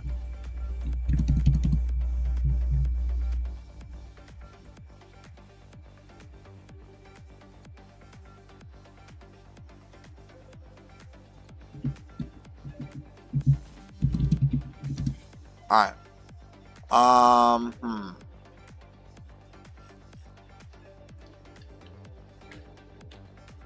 I don't want to go to the fight lounge. I'm not gonna join your Discord. Your Discord is awful. Bro, just join my fucking VC, you dumbass. You could literally leave the VC immediately after. This guy said you have to, like, join my Discord and stay in it. I don't give a fuck. You think I want to talk to a fucking dumbass whoring player? Alright, if you don't want to join my Discord, then add me. Add me. And I'll invite you to a call. I'll invite you to a call. You're not sneaking out of talking shit to this guy. You are talking in the chat like you're fucking, like you're King Von. You just don't want to talk. Come on. Get in the fucking VC. I better not hear someone that's like 4'11 either. If I hear someone that's like 4'11 and you sound wider than me, then I'm gonna understand why you don't want to talk in the VC.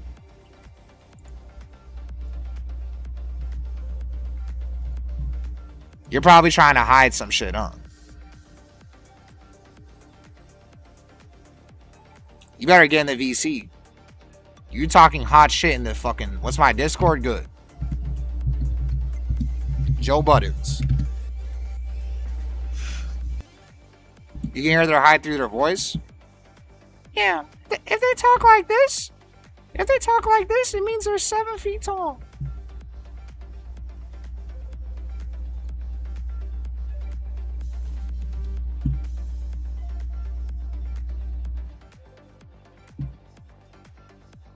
Also, you have to add me, by the way.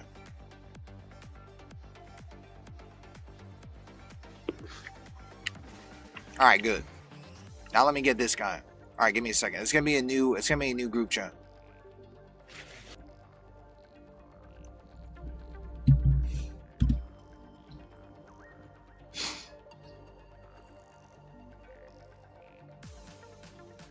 Alright. What up? Alright, good. I can hear some bass in your voice. Maybe you're not 4'11. What up, bro? What am I waiting on here? What's taking so long? So you can't find my lobby. Alright, fine. We're gonna go to the fight lounge. Alright, go to America. Go to America. How many people are in this shit? Go to America 3. Go to America 3.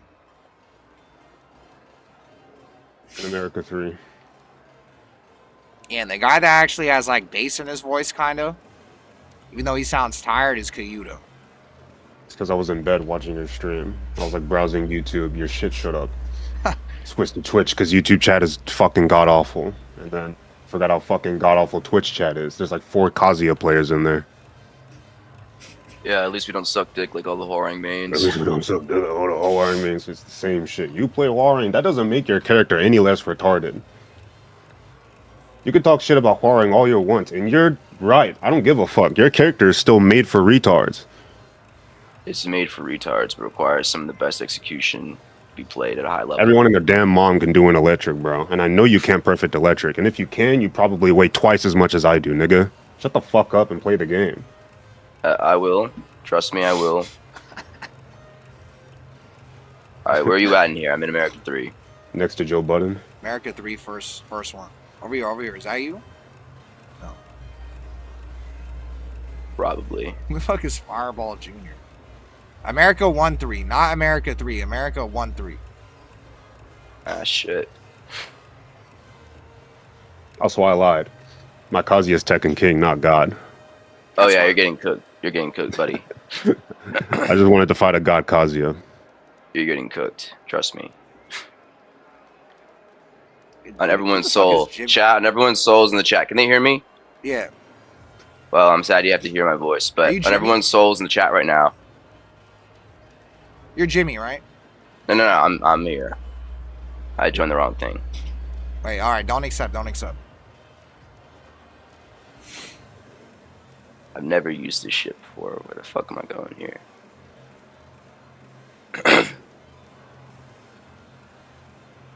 Give me a second, let me do this. Prediction. What is it, first to 10? Yeah, first to 10. Okay. Damn. Alright. The fuck are you at, bro? Don't accept. This guy is this random just showed up. Jimmy from the side, or Jimmy from the block fucking showed up. Whoever the fuck this guy is. I'll just get off this cabinet because he's not getting off. Hold on, you said America 1-3. Yeah, America 1003. Yeah, Jimmy Donuts. Jimmy Fuck are Neutron. Cuda versus. Your name is weird. It's like Key. Bro, am I tweaking or what? My name is Bruh. If you see that, I don't know what. I can't. When you look on the top right of your screen, do you see America 103? Yeah. Okay, so I see this Jimmy guy. Where? So I'm in the right place, but I can't fucking see You're your in the right username. place. Where me and Cuda are. Shit. Are you Ram? No, my username is just Bruh. See him? Oh, you see him? I don't see him. Oh, do you see my stream? Oh shit, that probably helped now.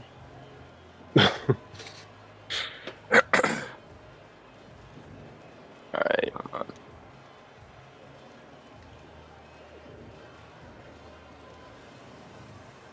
There we go. Alright, he sat down. Now we can play.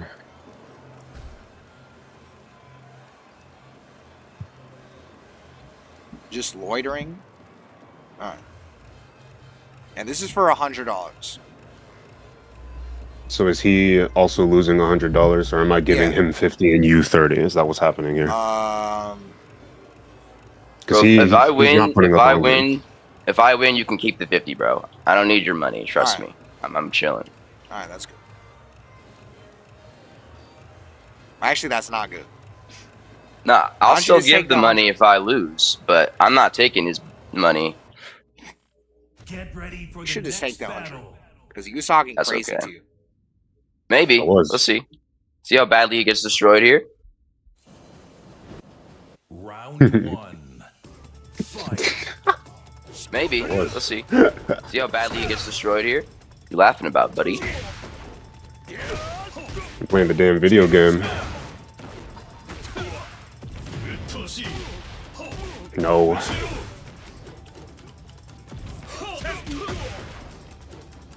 Okay. Oh. Alright. That should just like crash? Or is that lag? This is lag.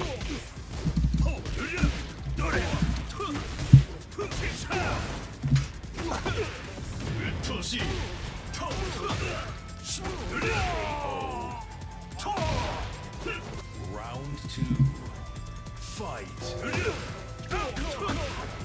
Okay.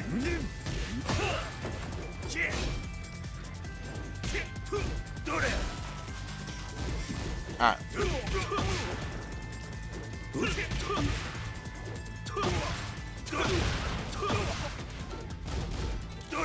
Oh.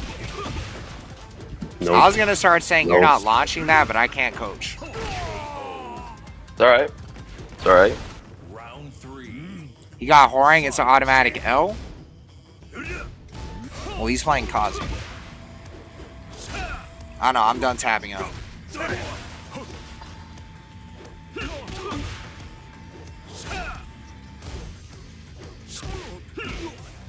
Oh yeah, that move exists.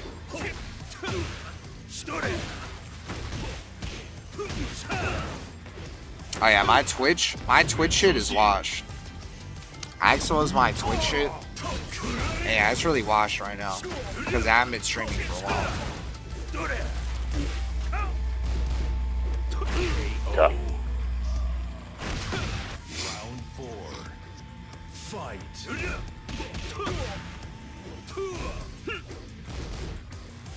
I called a chicken a rabbit. Alright, let me put the score on.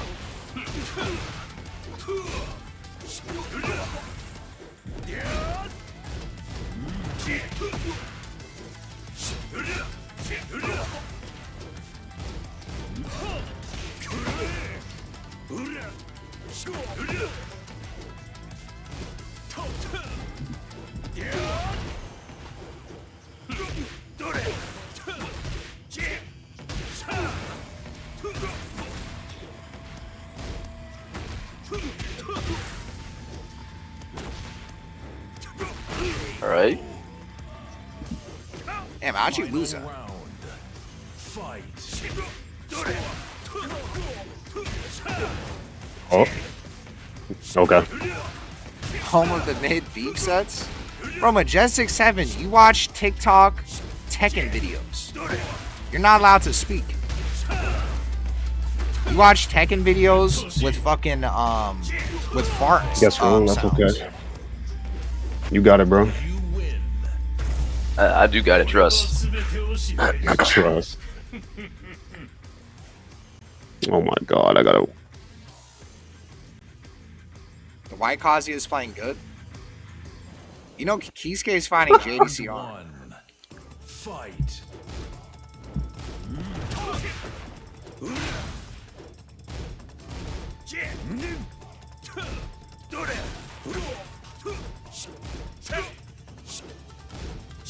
Fuck. Okay. What are you doing? Don't you worry about it. I could have killed you if I actually played this character. If you think this shit is mid, then look at that. Nope.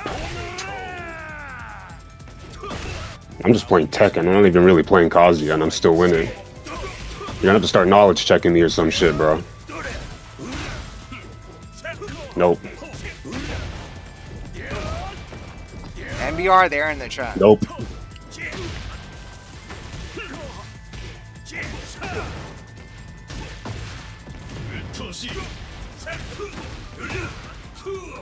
They were talking so much shit before the set started. Oh my god. I'm gonna say is wait for one of them to start losing. Why am I in random lobby? So fucking boring, bro. So clearly nervous for no reason. Yeah, a little bit. Not gonna lie. It's alright though. It's fine. I just have to piss you off. No, we're good. Little sandbagging never hurt anybody. Oh. This guy's sandbag. You don't give a fuck? Nope. Perfect. I'm sandbagging, y'all. It's all good. You know you're paying him money, right? Yeah, it's all good. Trust. You're coming back? Fight.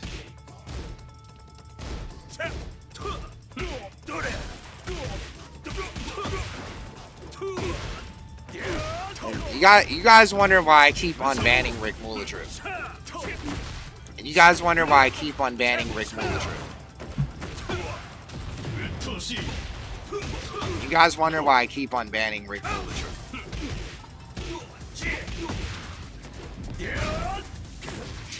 If this was Rick Mulladrip, he would have already ripped like 5 slurs.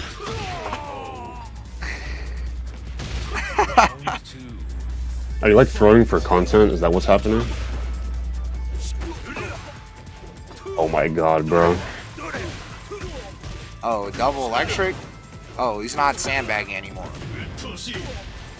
He's just guessing wrong, I guess. Or turning his fucking brain off. Two mouses? Doing whatever. Two mouses fighting on a bitch-made character? Facts, bro. I'm telling you this character's bitch made. Whoever said that shit, give that nigga a mod, bro. It's a scrimmage. It's Japan versus Korea. Round 3. Fight. It's Kisuke versus JDC. The fuck? Nope.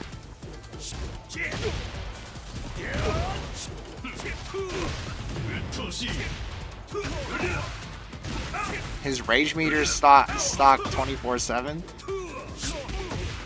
I hope they GG's and hug it out to spite you.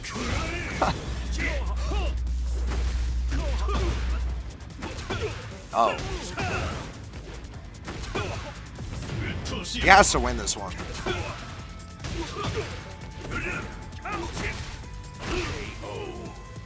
That was weird. Round 4. No, the whoring? Fight. The whoring is a technical. Nope. Oh fuck.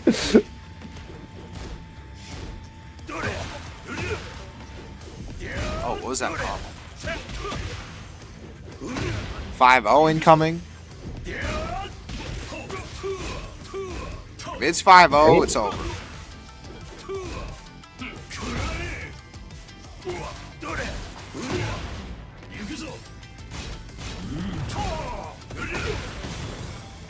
That is crazy. It's all good. It's all good. I'm not that scary, man. If it's 5-0, it's over. I just want to let you know. Don't let him 5-0 you. It's all good. Don't let him 5-0 you. Or it won't be all good. Round 1. Fight.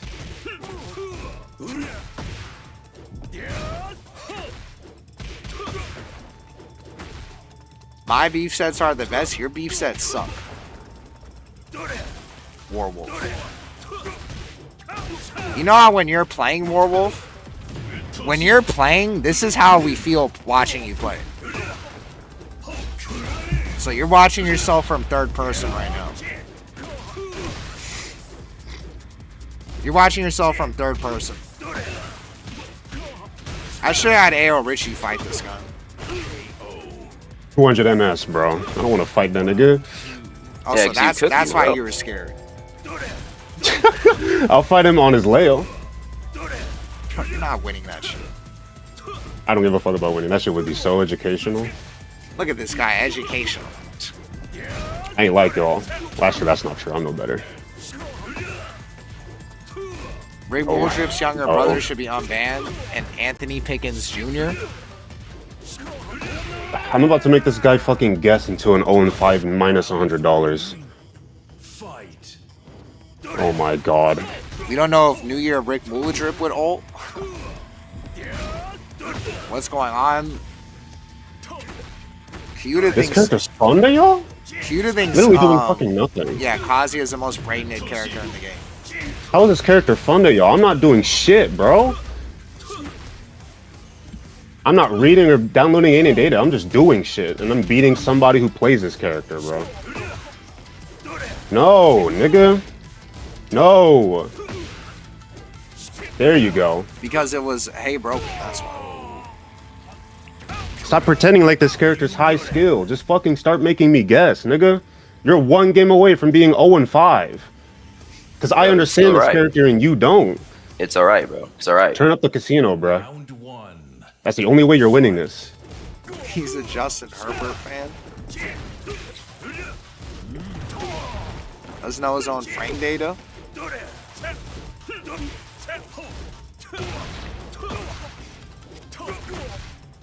Nope. Bro, no one would get smoked. Round 2. Fight. Rick's still banned.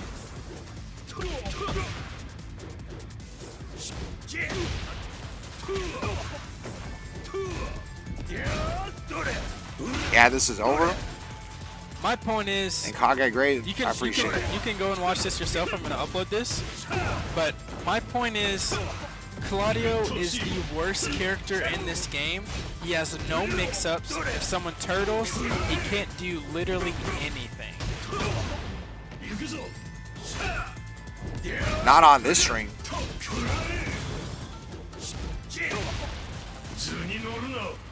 Don't disrespect the Tekken Emperor. My point is Kazuya is the worst character in the game. He has no mix-ups. Wow. Not be RE1 yet? No. Round 3. It needs to be Luffy, not Goku. That Luffy's fine too. Luffy, Naruto, Goku. Anybody at that echelon of like popularity is fine with me. You know, Luffy looks like a dumbass. Like, Luffy looks like a super dumbass. Cunt Crusher, I'll do it after this. Let me finally beat that fucking game. Let me just finally beat that fucking game.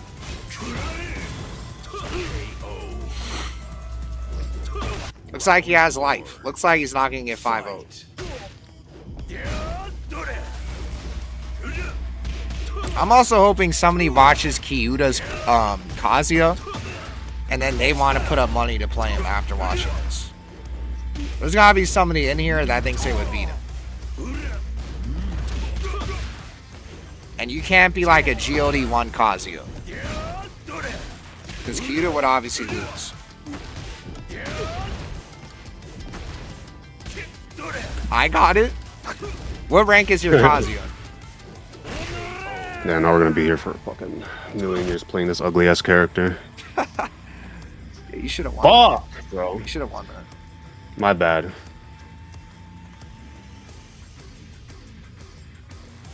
Gotta fucking sit here and play this garbage ass piece of shit character for 6 more games. What is so fucking stupid? My Kazuya? Kazuya sucks. In every way. He'd bring more in than Goku? ECO can beat him? Hell no. Oh, you think Hiso would beat the Tekken God Kazuya? I saw him play Fortnite? That's true. Can a Lars get in? What rank is your Lars?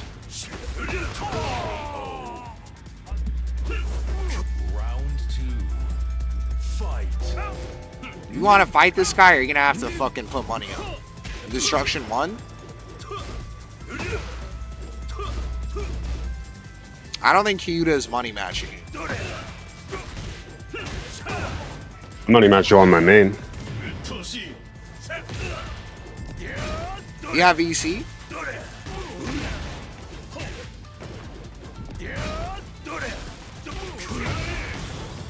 Can he be an even lower rank?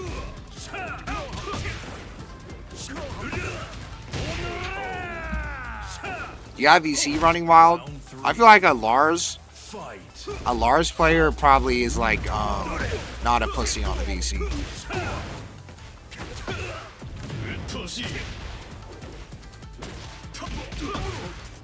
I think if someone actually talked to Kyuta crazy, he would turn on. PSN? Bored. I'm bored out of my mind, bro. But you don't have Discord though. Running wild, do you have Discord?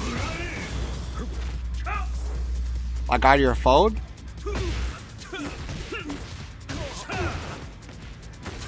Oh, snore. Oh, we're up with you to bed soon. Don't worry about it. Oh, you're gonna come back? Snore. He's gonna come back? Oh, so this guy's like Mega Clint. This guy's like Mega Clint, where he's a grower, not a shower. Ramboy Fofana? Oh, I see. He's like Mega Clean. Eat that too. Yep. Snore. Uh-oh. You know you're snoring, but you know this is for 50, right? Or 100? It's fucking shit to me, bro. All right. All right. Let's see. Let's see, bro. Let's see. Oh, you gotta get out? Alright. Oh my god. That was wild to say?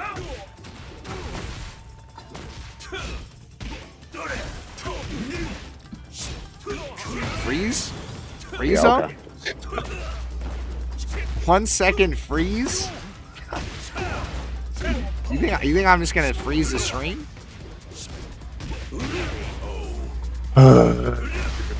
Silently fucking doing random bullshit. Soul Drifter, because Megalyn takes a while.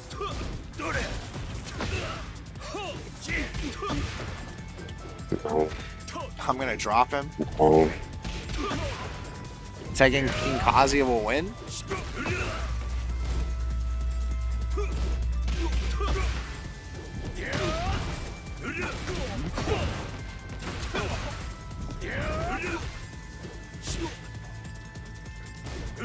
The fuck? So fucking boring.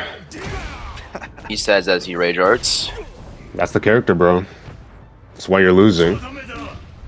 Totally, bro. Yeah, whatever. Go back to being silent. Pretend to be locked in. Nigga, put his fucking controller down, bro. My god! The fuck wrong with me, man?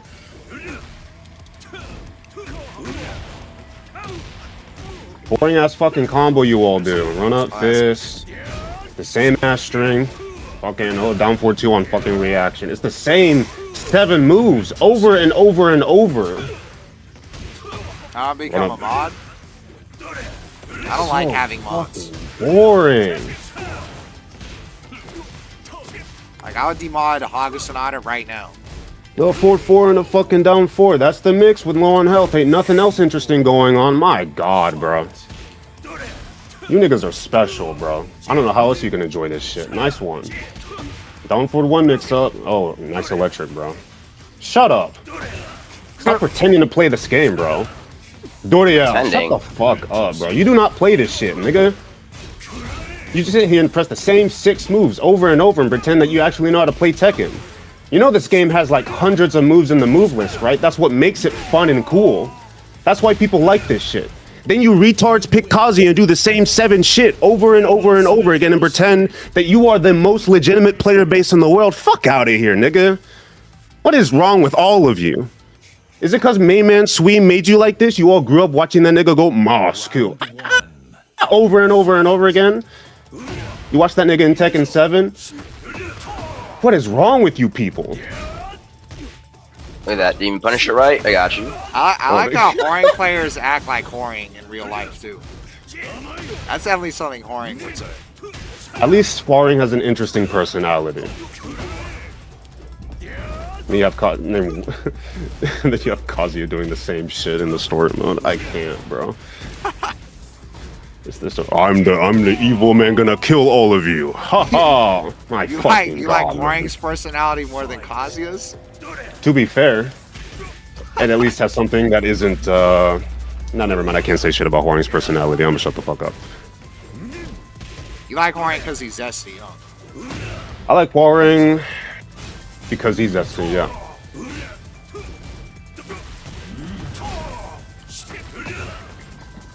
Interesting. Bro, I'm barely even looking at my screen right now. The rage art this time, though,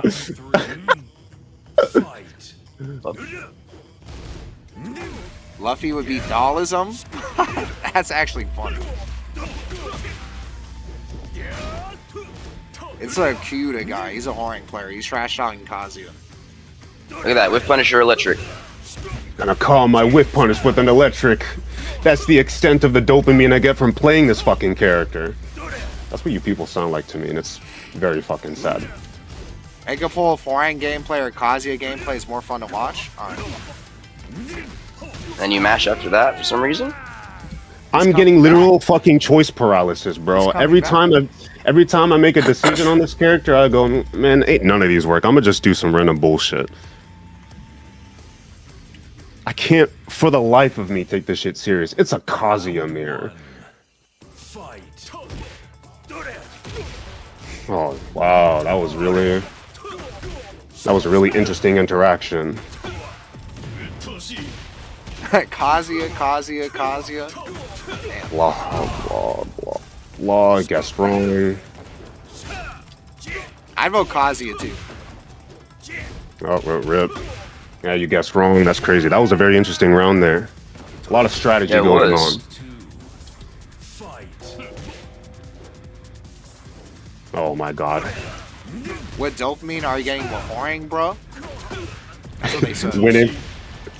I get winning is my dopamine. There's no way. He's spitting on Kazuya. Kazuya's Tekken at its core. Tekken at its core.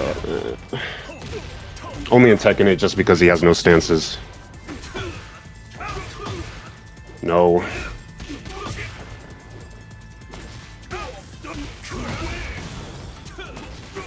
Who's the Tekken God? Who's the Tekken King? The Tekken King is Kyuda. The Hwoarang player that's like GOD1, GOD2. Up. Oh. This guy is actually like a Kazuya main.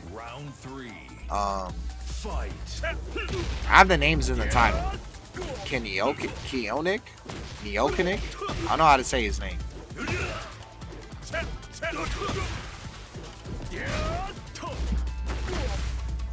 Waifu's stance?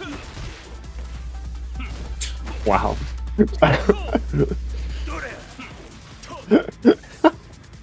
going on? I think he's understanding how boring his character is.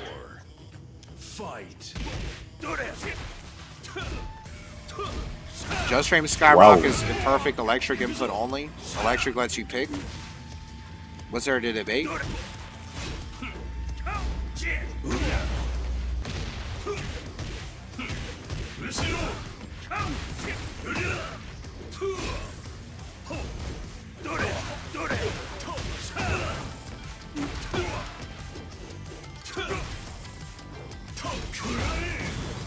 Oh, this character is so fucking stupid.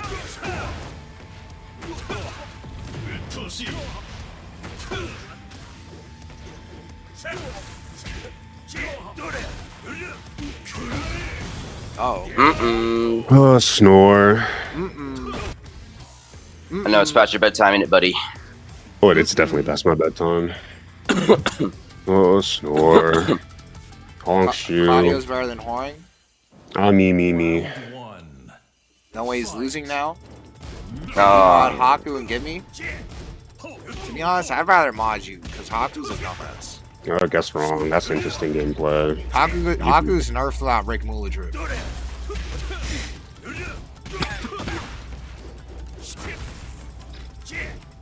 Nope. Oh my god.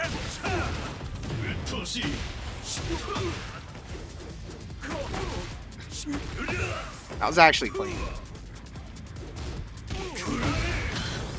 Oh, we're waiting for something interesting to happen.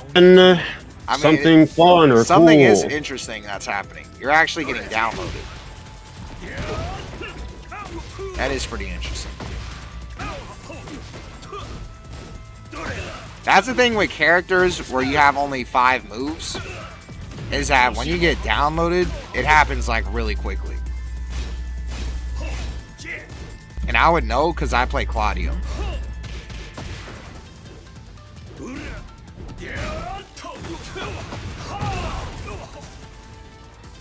The shit you have to do in this fucking game. Yeah, it's the first attempt.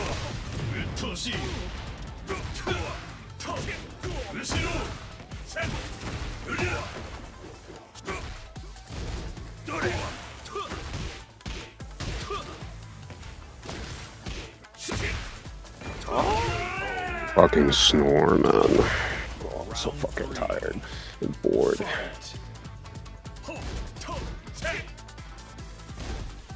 I'm on Brian? Fuck no. It's unfair. Just called a truce at 5-5.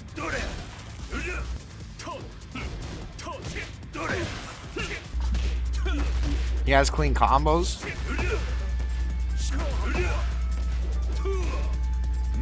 This situation would have been unwatchable in any other Tekken.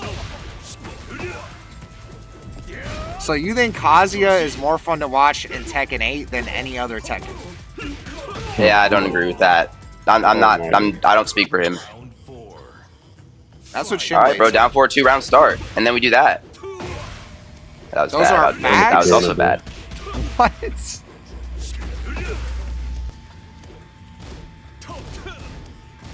Alright, you learned, but you didn't learn that time. Shinblade is the only one that thinks Kazuya is like the most boring shit of all time.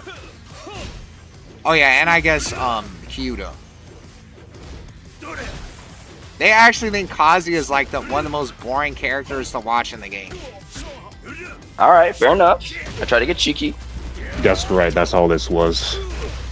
That's all this character is. Oh my god. Uh-oh. Uh-oh.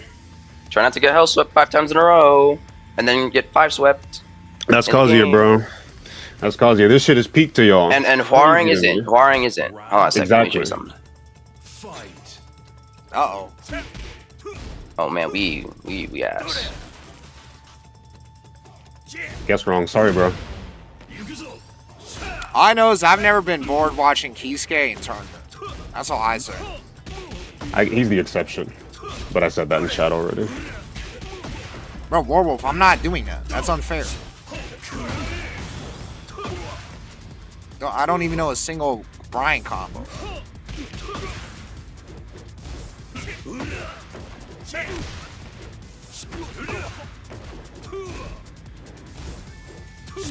Okay. Alright, I'm mashing. I don't play Claudio. Even if you don't play Claudio, you know how to play Claudio.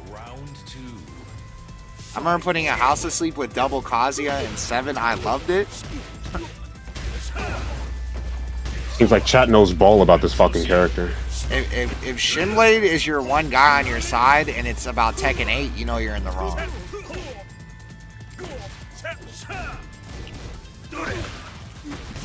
Steve is way more boring. Well, I'm not gonna lie, Steve in Tekken 7, I think I might actually want to watch more than Kazuya in Tekken 7. But they're about the same, to be honest. All I know is in Tekken 8, I'll do this poll. What would you rather watch in Tekken 8? Would you rather watch Tekken 8 Kaz or Tekken 8 Steve?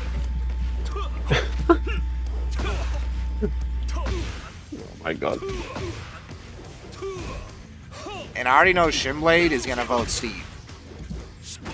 So let's see what everybody else votes. Yeah, Shin voted Steve early as well. 1-1-2. This shit's so fucking fun. I think if I did Tekken 7 Steve versus Tekken 7 Whatever, Kaz, man. it would be closer. It would This actually shit is be close. this shit is fucking purgatory, man. I don't know how you people do it. I just don't know how you could say that when Hwaring is the Buttons character, the brainless character. That's what he's been Say known whatever you want about Hwaring. I don't give a fuck. That doesn't make Kazuya any less retarded and fucking shitty and terribly designed, bro.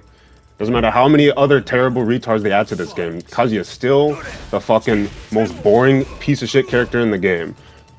So you think Kazuya is more horribly designed than Hwaring is in Season 2? Hwaring's problem is that he's fucking...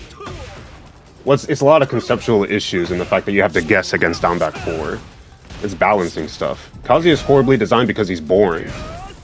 You can have fun playing Hwaring. You can't have fun playing Kazuya. It's fucking you can have fun being in top tier? Is that what you're saying? If you think Hwaring's top tier, I don't know what to tell you. Where do you think Hwaring is then? This is a game with Anna in it and Zafina and fucking So where's Hwaring? Claudio in his current state. Where's Hwaring? He's top 10. He's top 10. You think Hwaring's top 10?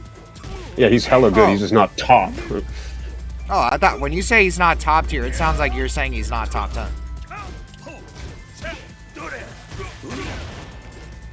I mean, at least you're saying he's top 10. I genuinely think he's top 10. It sounded like you're gonna say he's like bottom 5 or some shit. I don't know. He's hella good. He's a hella good ass character, but this is a game with Anna in it. And So. you think Zafina's better than Horan? Oh yeah. That would have been hella damage. Nope. Zafina in the beginning of season 2 was disgusting though. When back 1+2 wasn't nerfed, she was almost as good as she was in 7. Oh, fucking shoot. Like these people with opinions now, that's a problem. No, electric is pretty hard to whiff punish. How does beef set start? They start arguing about Kazuya. Majestic 7, do you play Zafina?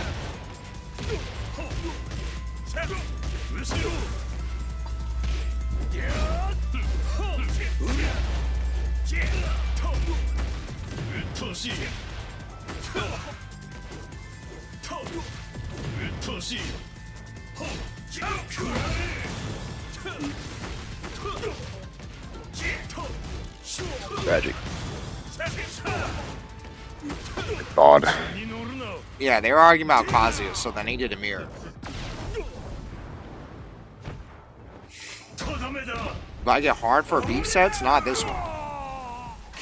Unless this shit goes 9-9. Oh, it's crazy. We said this guy's combos were nice. And Kazuya's fun because in a lot of matchups, he tests your patience because you're forced to play defensive, and the opportunities to get into vortex situation is hard at high level and more scary too. He is definitely testing my patience right now.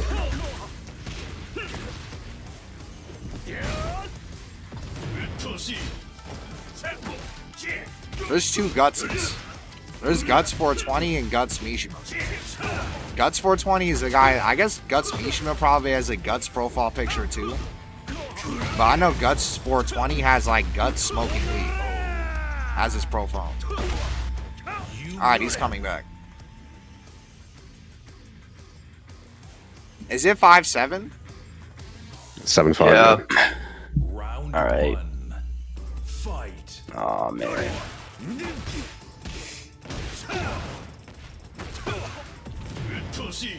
Who's the guy crying constantly? It's Kiyudo. I wouldn't be crying if I was playing any other character right now. If you don't like Kazuya, you don't like the mind games of neutral. And the gameplay of Kazuya generally evolves into a timing game that makes it so satisfying when you're able to out-time your opponent. Now we're just straight up lying. You people are not playing the timing game on this character. Keisuke is, not y'all. And certainly not your opponents. Look at your rank before you say some shit like you're playing a timing game. Y'all aren't even thinking about that, bro. Joe versus Droopy would have been hype. I remember you saying that shit would have been a snooze fest. Because they're both playing Kazuya. And you would rather have Joe play Jack.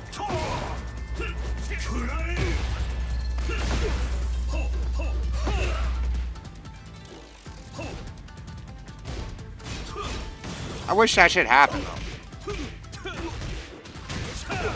Droopy missed up on a golden opportunity.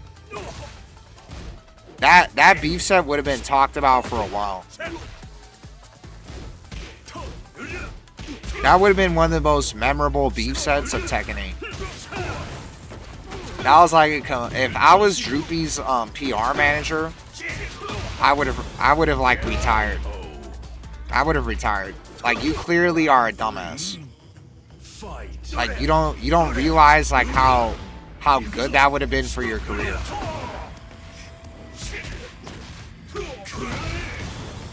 Yeah, like he would have actually, that would have literally had so many eyes on him. That set. So many people would have figured out who Droopy was. Ah, I wasn't supposed to be running 3. That was such a fumble. Yeah, nope. his Stay down, please.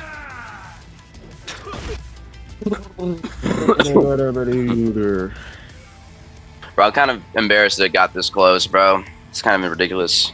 I don't even play this character. I know, I'm sad. Oh, what is that? I don't know what that present shit is.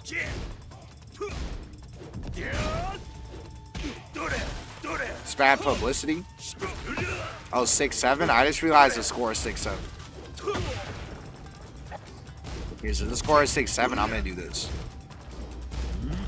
Nope.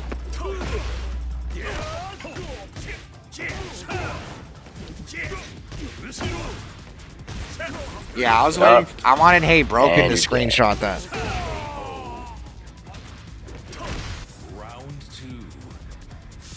I wanted Hey Broken to screenshot that.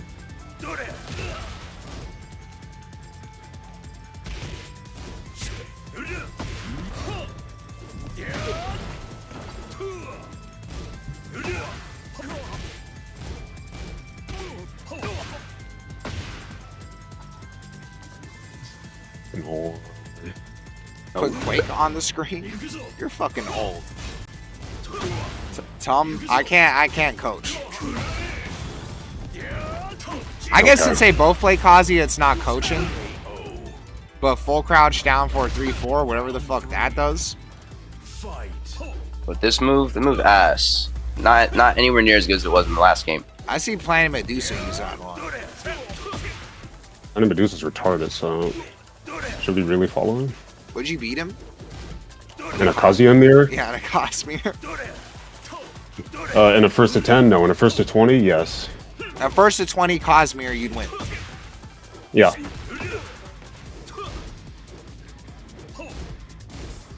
I just have to figure out which Kazuya moves you like the most. How much money would you put?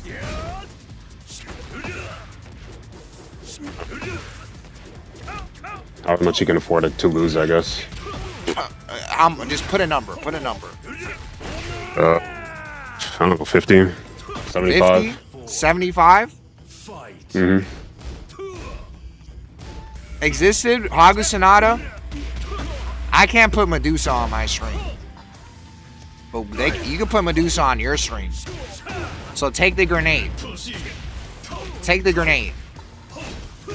A first to 20 for $75. Yeah, take the grenade. Medusa's banned from my stream because I'm not trying to lose sponsors. Nope. But I would watch Medusa play this guy on your stream.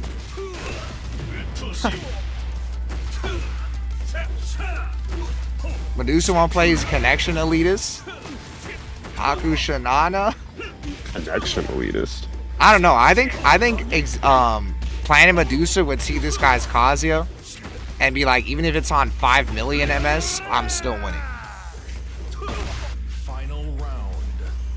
So someone's clip this. Somebody clip this and send it to Planet Medusa. What is he talking about, bro? He's Kazuya trash. Yeah, clip this and send it to Planet Medusa. I know somebody in here can do that.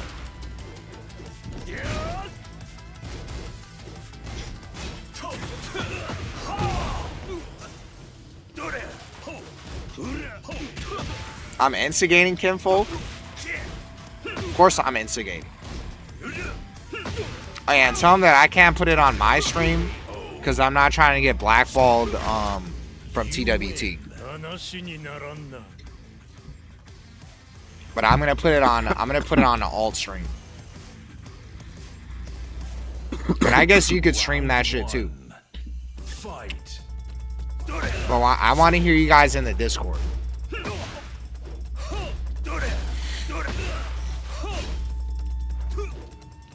You don't want to be ducking electric. That shit said a first to 20 for 75. You really think you could just like download him? Not about downloading, it's just the character. Yeah, 6'8". Anybody could be any Kazuya player in the first to 20. Unless the gap is like obscenely wide. Well, I think everybody's saying the gap is that wide between you and him. I don't blame Kazuya players for thinking I'm trash. Well, I don't even think it's But they're Kazuya wrong. players. It's like I'm gonna do a poll of the entire chat.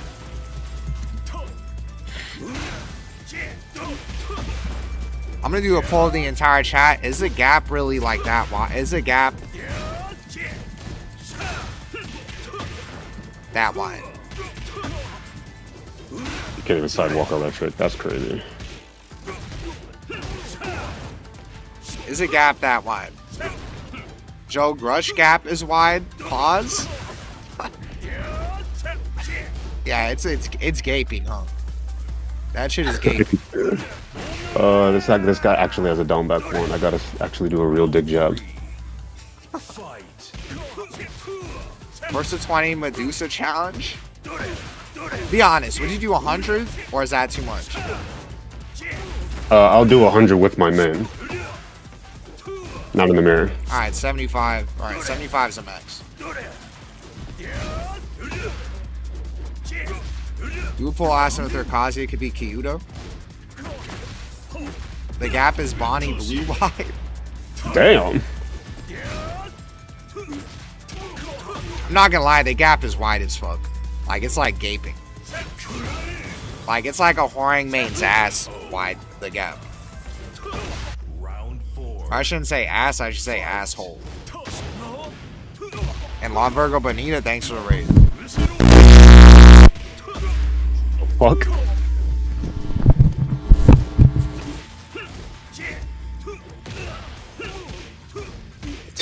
If you think Medusa will play US, you're tripping.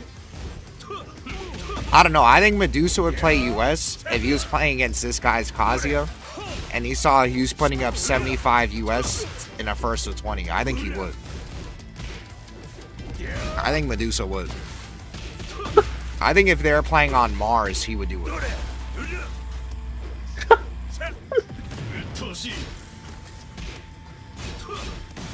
Watch this. That's crazy. He doesn't even play 4 bars. Yeah, but he'd be playing against this guy.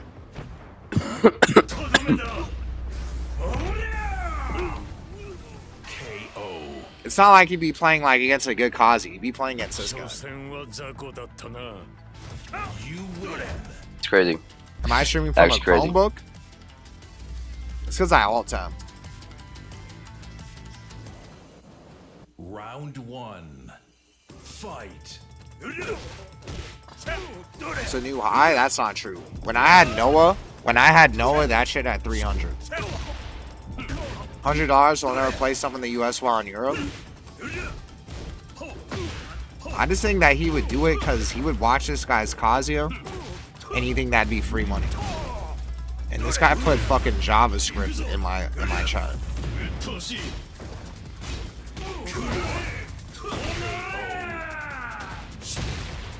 Round 2. Fight. Who give me Joe Crush's Kazuya?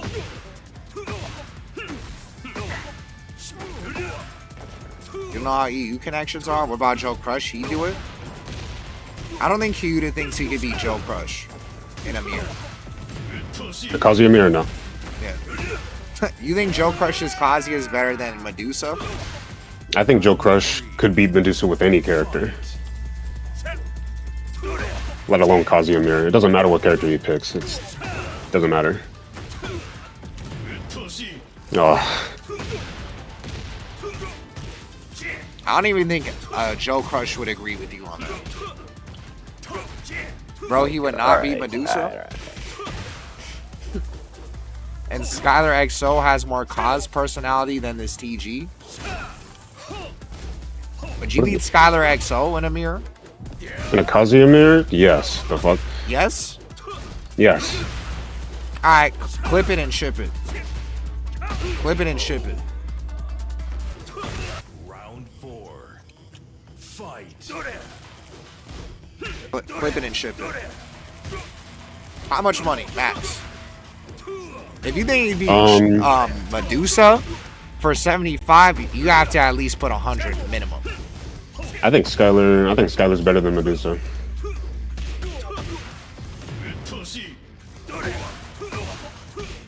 So you wouldn't put 75? No, I'd put like 10. It'd be pretty close. You'd put $10? No way that hit. Did you just say you'd put $10 on it? That's how confident I am that I can beat Skylar's Kazuya. Playing the Medusa though, 75. GG's. Oh, God. Alright. Whatever, bro. You got Don't it. feel bad, bro. I didn't outplay you in any way. That's just the character. Nah, That's just how you play him. Bro, she's it's not gonna alright. let you hit. It's all good. Oh, that's crazy. You're still ass. Put Like, the you just put the mashed cash apps in the chat. the entire game. Put the But cash it's apps alright. in the Discord. That's truly that's alright. Kazuya. That's Kazuya, bro. That's just the character. I don't know what else I have to do to make you believe me. I don't know, but I want my run back because that was ass. Sure, I want my money first. Yeah, I will get your money. Trust me. put that I shit need in it. I know you need it, you brokey. Trust me. You're gonna send it right now or what? Yeah, put your cash up in.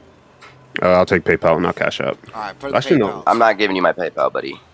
What? Why?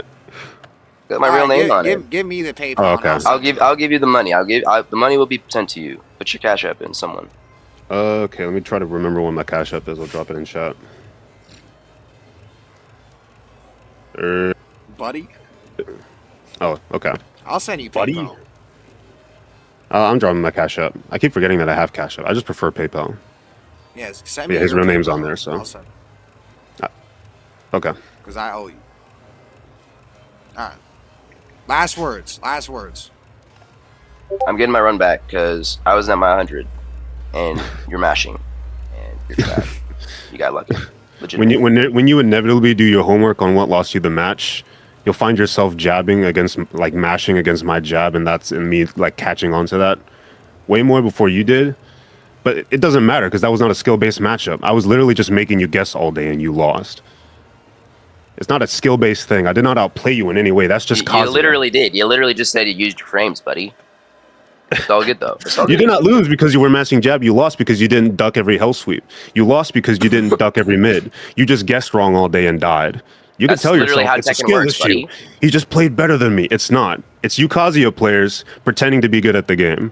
Any fucking Joe Schmo can do what I did to you, and you got Tekken God with this character. Get a Gary you to fight you, and it's the same exact fucking shit. He's just gonna make you guess just as hard. You can pretend that you're actually playing Tekken, but you're fucking not. Maybe if this was T7 and you didn't have down back 1-2, if you didn't have wake up while standing 1+2, if you didn't have fucking down 4-2, if you had real moves, then maybe you'd be playing Tekken.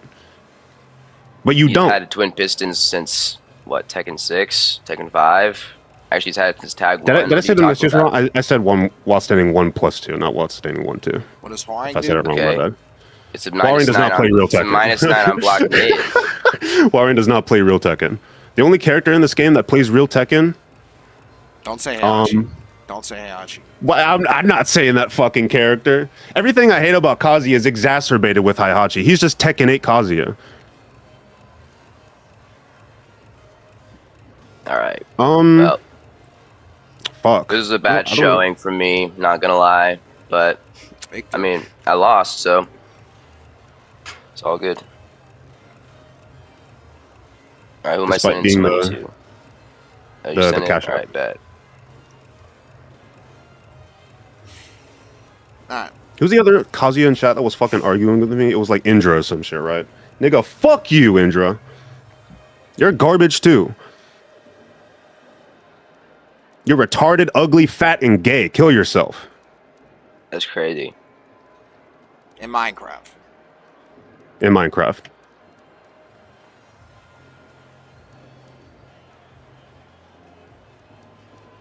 Get dude off the mic. Alright.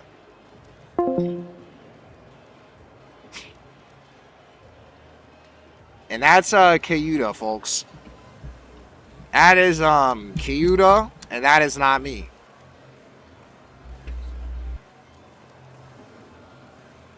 The guy the guy that said, okay, you have to clip Planet when you're sending this shit to Planet Medusa.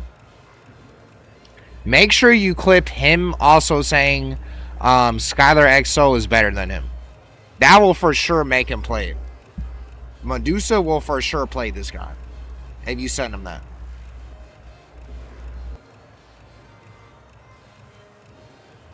That is ridiculous. Punisher, fuck you.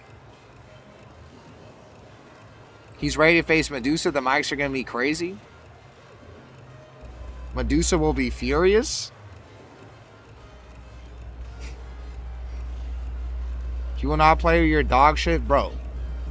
That would be the freest $75 of all time. Kyuta. This is who that was, a whoring player. That was a whoring player, by the way.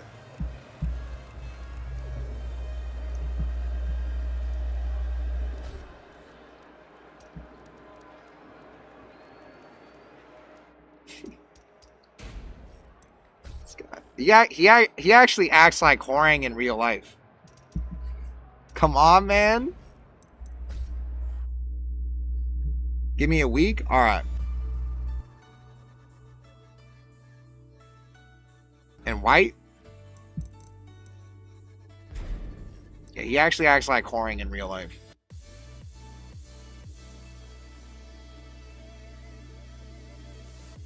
B チームは JDCR 戦。JDCR レッドからピヨヒコがスタート。A チームはピヨヒコ。 Let me watch the end of this really quick. I think it's almost over. レッドチームブルーの、8対8ですね。そうですね。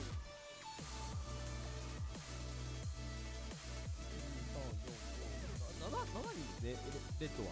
はい。7対7ですね。はい。7-7ですね、これね。はい。縁起のいい数字ですね。はい。セブンを狙えという。セブンを狙えということで、ありがとうございます。ありがとうございます。はい。ということで、今日初日のですね、締めに赤チーム。I don't know why the fuck it's reversed. ふさわしいコース料理。いや素晴らしいですね。ボナペティ。すごいですよ。お上がりを。それの初戦に JDCR 出ますぐ？そうですね。JDCR versus... 先だよね。 I don't know who the fuck this other guy is. This is a team tournament, Japan versus Korea.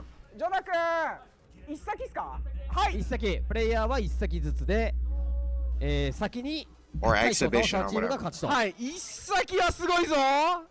このメンツで。まあ、画面切り替えお願いします。簡易的なマスターカップ。見ていきましょう。チーム A、チームレッドが、They have the cameras switched. チームブルーの平八が、JDCR。そうですね。やばすぎる。やばすぎる。ピヨヒコがこの猛攻を耐えられるかというところ。壁強。You got any special こ moves? れは終わるでしょう。 Good boy, Joe いい Budden. っす。いいっすよ。いいっすよ。盛り上げて。それ。そういうのちょうだい。そういうのちょうだい。 Holy shit, bro. オーディエンスを盛り上がっていきましょう。 They don't usually spam the mic like that. すごいな。すごいですね。 That's peeling? No. I don't know who this guy is. I don't recognize him. これ両者のね顔もね対照的です。もうね対照的ですからね。They're like spamming the fuck out of the mic. こういうのいいですよ。でかい。さあ、置き攻め。7く発。I actually don't recognize this guy. ピヨヒコさんから応援がない。多分ね、勝ち始めたらある。 Read my last message. Can we get Shinblade beef set since he's here? It would have to be someone like that'd be interesting. A lot of you guys aren't high enough level to play Shinblade.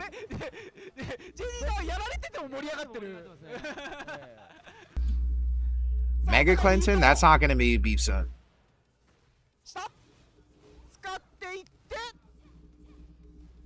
Y'all take notes and shit, or you just go off memory?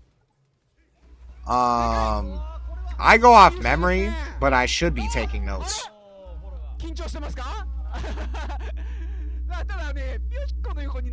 You really should be taking notes. That guy's louder than your mic when you got raided. Oh yeah, I forgot too. When this game is done, I'm gonna play the Eris clip.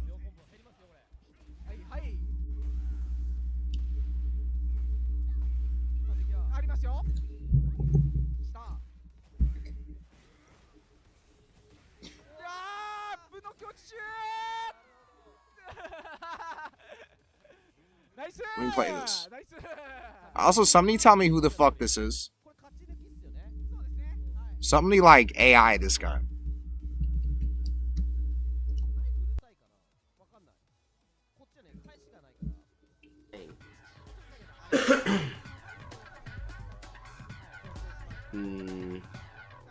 I'll tell you when they start again. I don't remember what year it was, but last minute, I don't remember why, but last minute it was like not planned.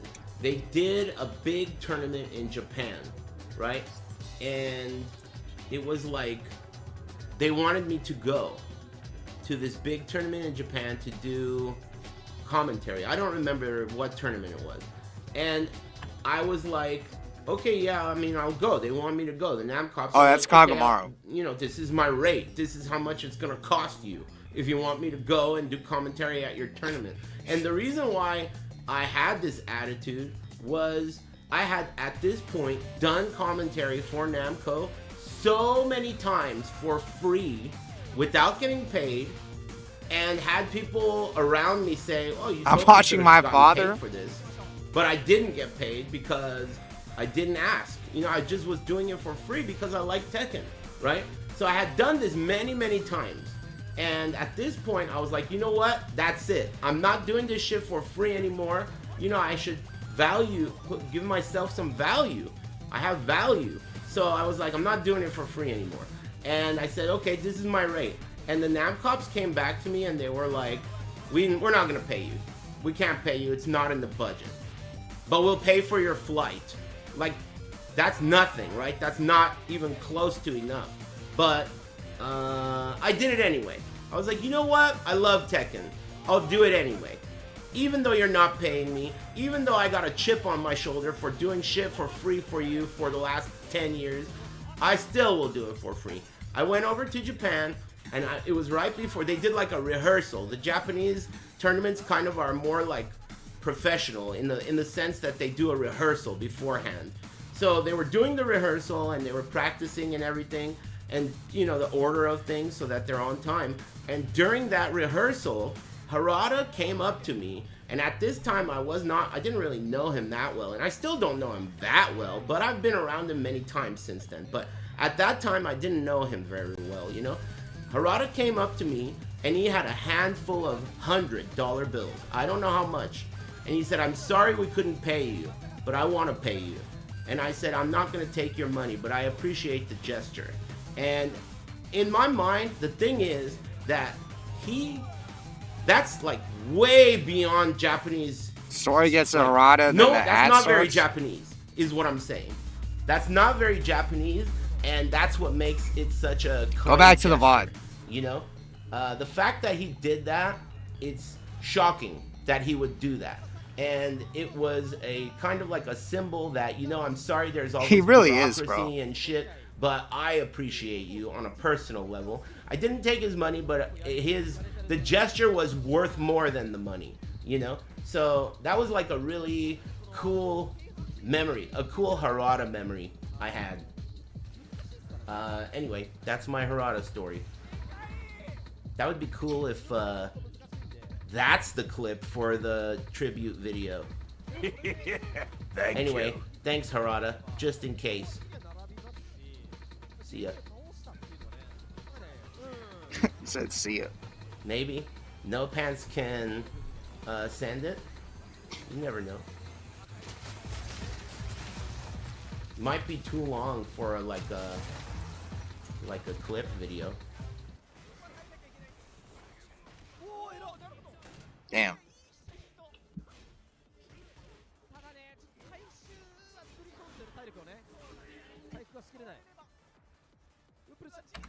Yeah, that's actually crazy. So they didn't even pay Eris ever for Namco. Or Namco never paid Eris for commentating. Like, really? Even at EVO he didn't get paid? Even at EVO Eris didn't get paid?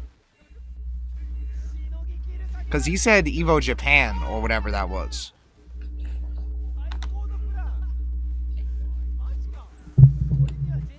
He was paid a few times. Well, he did say he wasn't paid for 10 plus years. That's crazy too. Yeah, that's crazy too.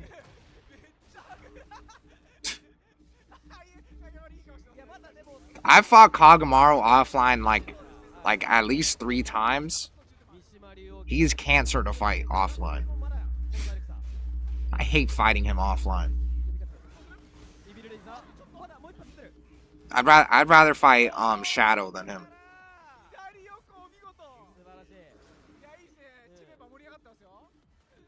I remember fighting him offline and I got a game and I could tell he was pissed off. And then he literally played me like it was Evo Grand Finals, and then I never got a game ever since.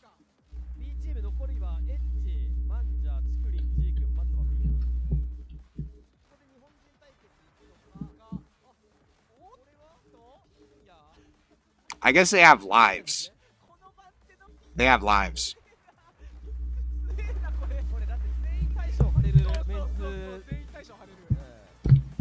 I thought it was to like 10, but they have lives. That's a crazy clip. Would you make a video off that clip?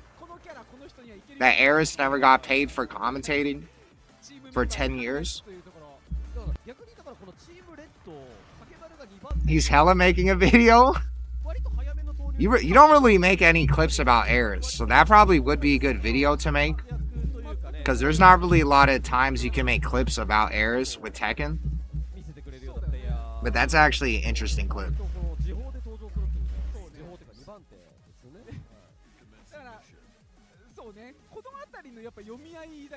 Because that's like one of the most important commentators in Tekken history.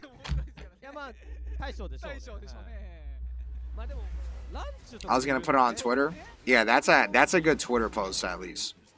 Fuck Bandai. Yeah, Heavenly Uchiha is a guy that told me that when you're a Bandai creator, that they actually don't do shit. And that's why I wish VDX said that that Namco definitely. What did he say in that shit? What did he say in the fucking in the thing?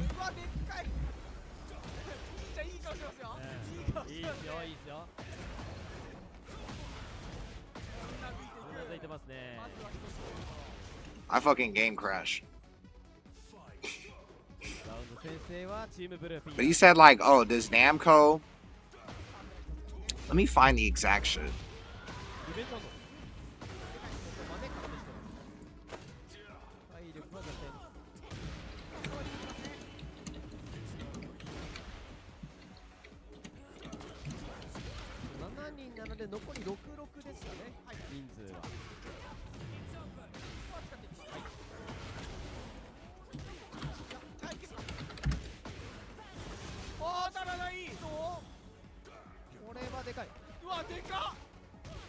Trying to look for it.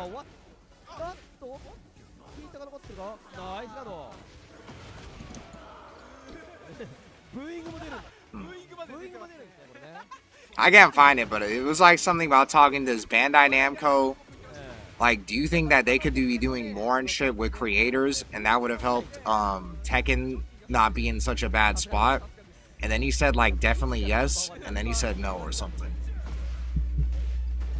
And they didn't do shit for the Tekken side. All I did was give us game codes. Yeah. Make the Medusa money match vid. Horang player says he would beat Planet Medusa in a first to 20 for 75. And or Tekken King Kazuya player says he'd be Planet Medusa in a money match. And that Skylar XO is better than Planet Medusa. Heavenly Uchiha, you know Kyuda? The Horang player? On screen celebration? Do you know Kyuda, the Horang player?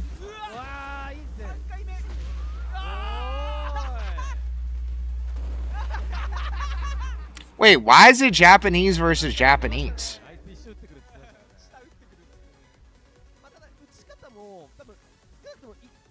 The fuck?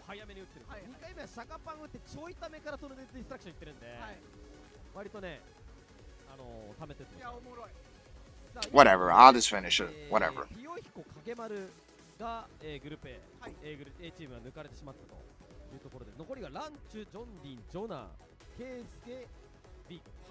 I don't know what the teams are, but I thought there was more. I guess there is. I saw Ulsan here like 5 minutes ago. ジョナが行きます。なので、おそらくジョナ、アンナですかね。はい。ニアリズではないかなと。アンナが来るんじゃないですかね。I don't know who the fuck that is. My favorite player in 7, it was here Malik and I don't. He said that Skylar XO would beat Planet Medusa in a Kazimir.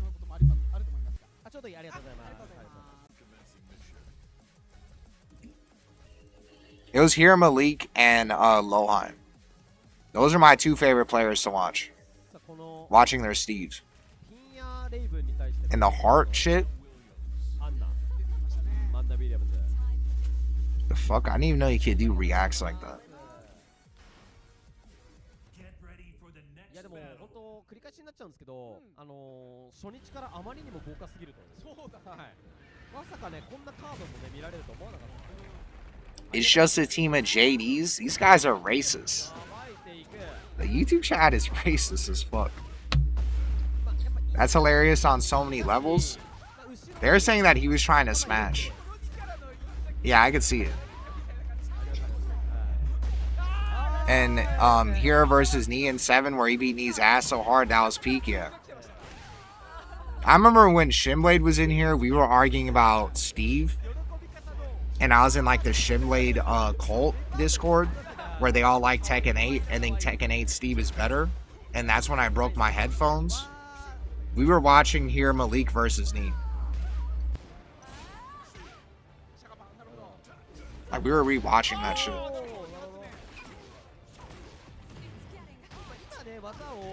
I don't know who this Anna player is.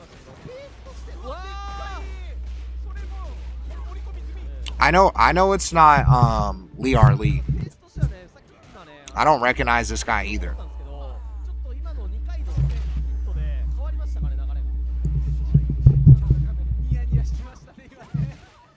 Also, I know Jonah. I know Jonah plays Anna too.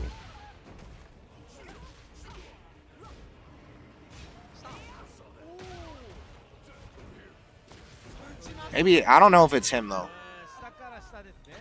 That was when he traveled to Pakistan to learn. Mine was JDCR and Kudons. And Sky and Medusa are so cool. I don't know why he would try to instigate a B set with that. And then they remove homing Steve's down for 2 from homing. Yeah, I didn't play Tekken. I wasn't playing Tekken when Steve's down for 2 was homing. That shit was already nerfed by the time I started. The Nuremberg trial for the Animanes at the end of season 2.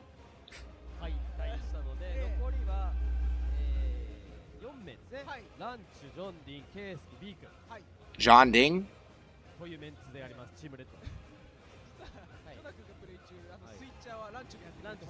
Oh, John Ding is here. I heard him say John Ding. Skylar XO is a little bitch. Fuck her. Bro, why do you say that? You know you can't just say that without context. Or else you look crazy. Pinia's the best Raven? Yeah.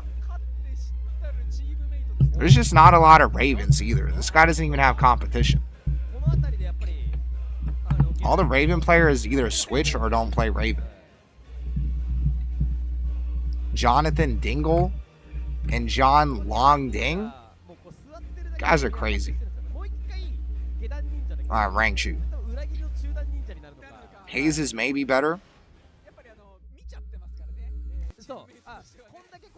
I know Shinobi-kun, like, almost beat him, too. The only Tekken content creator I hate? Why? Why do you say that? Also, I heard that Skylar XO is streaming again.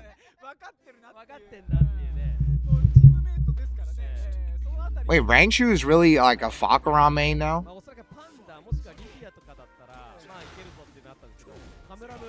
Thank God. And I can't believe he dumped bears. Thank God.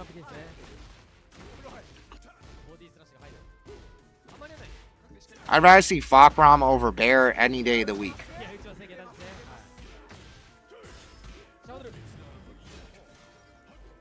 Yeah, fuck the bears. Fighting GM literally exists. Inspector Walter, you definitely got banned in GM stream. You know I could go to the ban list and find why he got banned? That'd be kind of funny.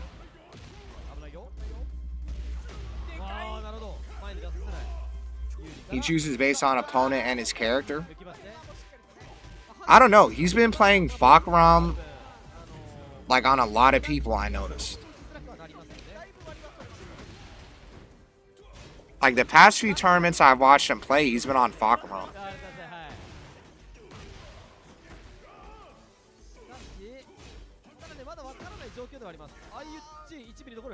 He started using AI all the time and it's getting annoying. Oh yeah, like when he does like post AI posts and he's with Lee and he has like an AI Lee, that shit is kind of funny. Where he has like a Thanksgiving post with Lee. That shit is funny. And where do they stream that? Where do they stream what? This? It's on YouTube. Yeah, I'll just see like random YouTube community posts. And it's like Happy Thanksgiving and it's Lee like cutting a turkey and it's like AI and it's funny as fuck. He doesn't want to show his pan until Evo? Because it was talking shit about his character. A lot of people think Lee is like really broken. I don't know why though. Like I don't know if it's just my character is good against Lee, but I don't see it. I don't know why like Lee like just completely obliterates everyone in EU. And who do I have winning TWT finals? That's actually a good question. It's either Molgold, Atif, or Arslan Ash. Or I guess Ulsan. Or also Low-High too. You can't really count Low-High out either. But I'd probably put it in that order. Atif or Ulsan. I actually think Ulsan, or not Ulsan, Molgold is a favorite. Molgold, Atif, and then I'd put Arslan, and then I'd put Ulsan, and then I'd put Low-High. I think in order. Ulsan is kind of like slowed down a bit. But anytime it's like a high stakes tournament like TWT or EWC, I think that's where he's at his best.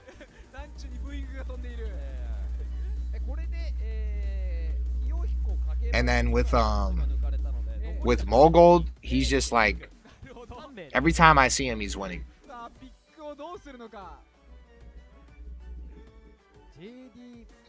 Lee can be really strong, but you gotta work your ass for it. Lee is dumb as fuck. I just can't get my head around people using this custom. I mean, it's kind of cool. And he's just annoying, even though you like him.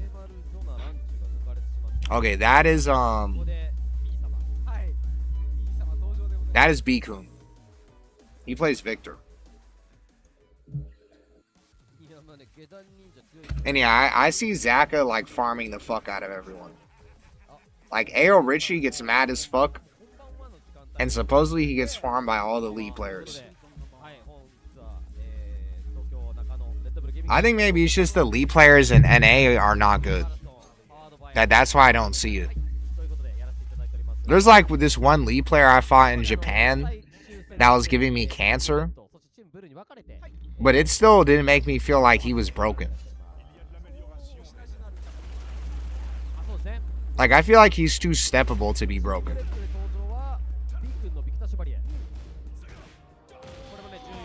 And also I think too, when you lose to Lee, it makes you like really angry.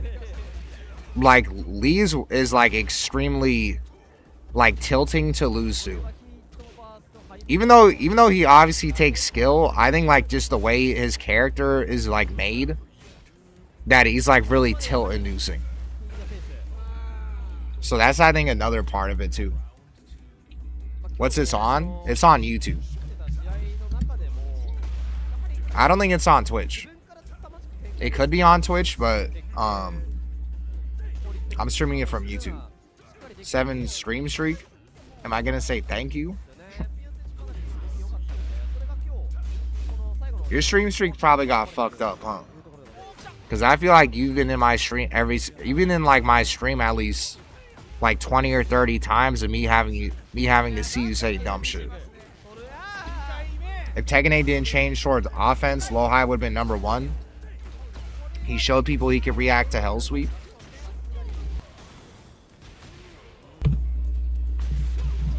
And also I'm playing in important tournaments after popping Adderall. You think he uses Adderall? What players do you think use Adderall and spam the fuck out of it? Because all I know is in Japan, you get put in jail for that. I don't know if it's the same in Korea, but in Japan, you get put in jail for Adderall. Last time people downplayed Lee was like April 2025, or when Season 2 dropped. I don't know. I just don't see it with Lee. I know he's good. I just don't see him being broken or even close to top 10. I don't see that. He has a positive win rate against every major. I think if you look at Tekken 8 as a whole, I think outside of maybe Arslan, I think Mogold has the most wins and the best tournament results. I think for sure. Yeah, Biku. Epic is good. Don't do that. I don't know. All the Lees in NA don't make me feel like he's broken. The closest Lee I've played that makes me feel like that is maybe GM, but I don't get to fight him that much anymore. I mean, to be honest, I never really got to fight him because I live too far away from him.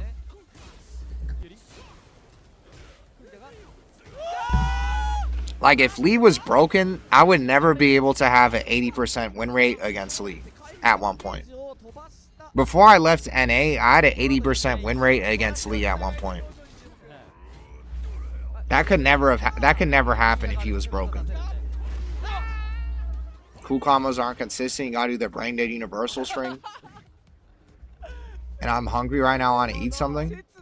Good luck finding my waist. This guy's sick. And Lee players throw out evasive counter launchers when they don't know how to play the game. Yeah, but if a Lee player doesn't know how to play the game, they're probably kind of easy to beat, though. That's why I think you actually have to know how to play the game with Lee.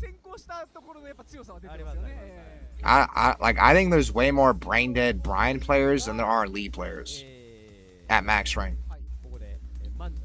Lee 1+2 is the top 5 man in the game. I hate that move. Well, that's true. He does have 1+2.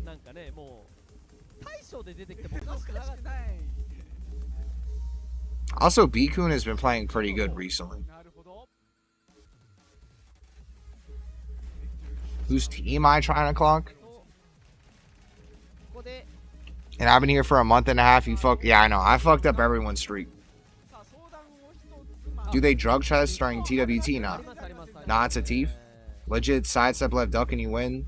And Mogul looks like Faker's twin brother. And GM is like Jiren. And Yo Pena. And I'm not NA. Or I am NA. Claudio fucks Lee. I never heard of a Lee complain about Claudio complaining about Lee in any region. Actually, I agree. Yeah, when I fight Lee and I have down back 2-1, it's actually like really easy. But then when I don't have down back 2-1, like I remember I had to fight a Lee player without down back 2-1. And because I was doing like the no down back 2-1 shit, and it was really cancer. So you're probably right about that. Sad as far as Tekken 8 is a Mortal Kombat player destroyed all of NA and he doesn't. Yeah, that broke Ninja. That is one of the worst things about Tekken 8 right now. Is that our best player Our best player, according to like half the people in my chat, is a fucking casual Tekken player that is like playing this game like he's playing like Michael Jordan plays golf in the summer. That is what people are telling me about Ninja Killer. That he would leave to go to MK in like a heartbeat.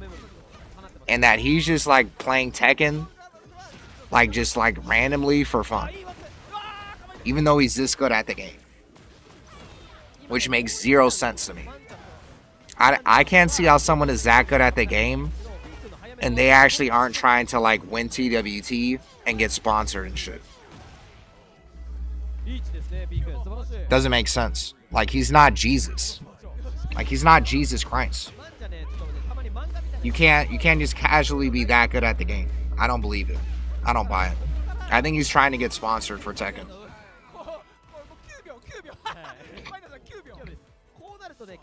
Yeah, it is fucked. His heat is fucked in Season 2. I agree. They're convinced they aren't boosted. It's insane. Well, I mean, in Tekken 8 standards, like, they're on the lower end of boosted. But in, like, any Tekken standards, they're extremely boosted. It's just like Brian. Like, when I say Brian is boosted or carried, I don't mean compared to, like, the rest of the cast in Tekken 8. Like, he's obviously still, like, top 5, probably hardest to play.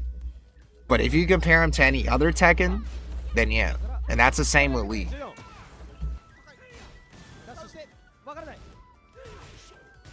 There's a lot of Lee players that aren't doing shit in any other Tekken games that are in Tekken 8.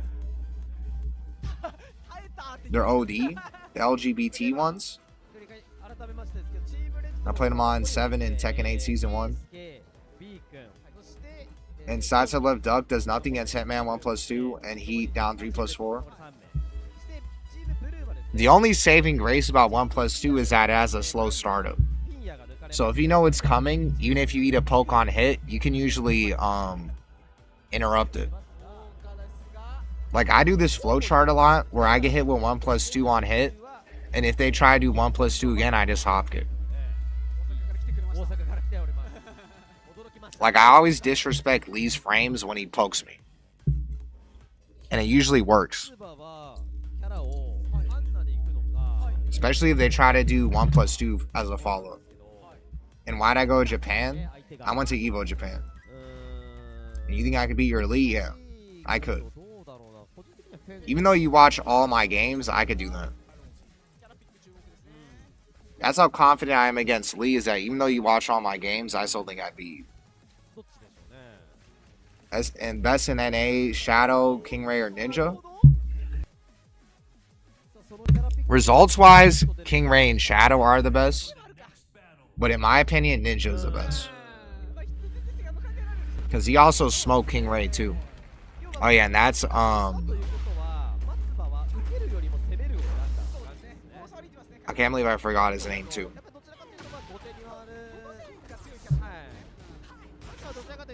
Oh, Matsuba. Yeah, that's Matsuba. He normally plays Fang, but he's been playing Ana a lot. His Ana was kind of like jobber level when I played him in rank. And I think his Fang was better, but I guess I was kind of early in his Ana, like in his Ana fucking career. Because I know he's won like locals in Japan with Ana.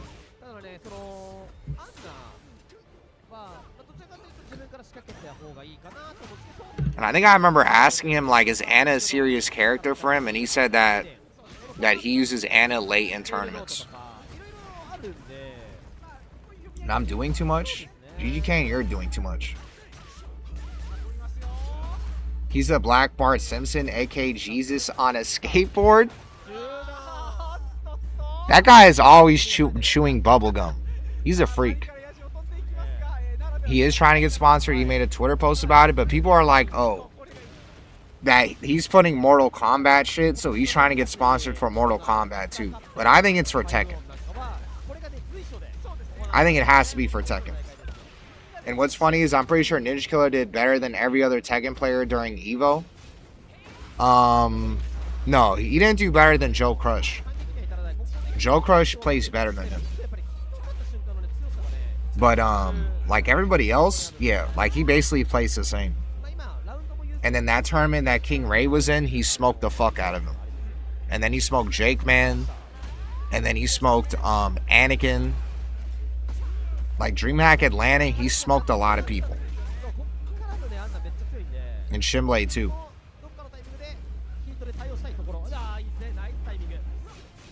I just wish Ninja Killer fought Shadow in that tournament. That would have like really solidified he's the best in NA. Have I thought about playing Brian? No. Give me a week and play my Lee. You don't have to respect Lee at all. Even in a mirror, you can mash him out if you know what he's trying to do. Yeah, Matsuba. Yeah, give you a week and play Lee. Do it. Snipe me with fucking Lee. I would love that. How long is my wig? 30 inches. Joe Crush and Jake Man did better. What did Jake Man place? Jake Man is like also a sleeper, like top 5 NA player. The way he plays King is just like he is like a Tekken 8, like Tekken 8 King is literally made for him.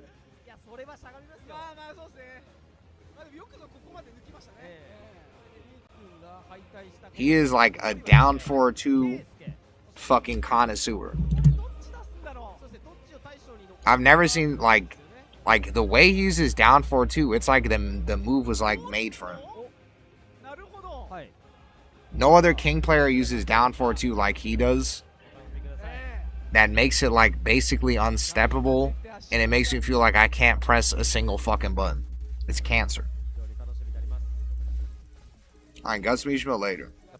The only issue with MK is who knows how long it'll take until another MK game, because I'm pretty sure the next game is Injustice. And I haven't played since Armor King. And again, I'm going to Japan for Evo. Yeah, I actually want to. Hopefully, I kind of want to wait until Season 3 is released to like confirm I'm going, but I really want to see Season 3. I really want to see that shit.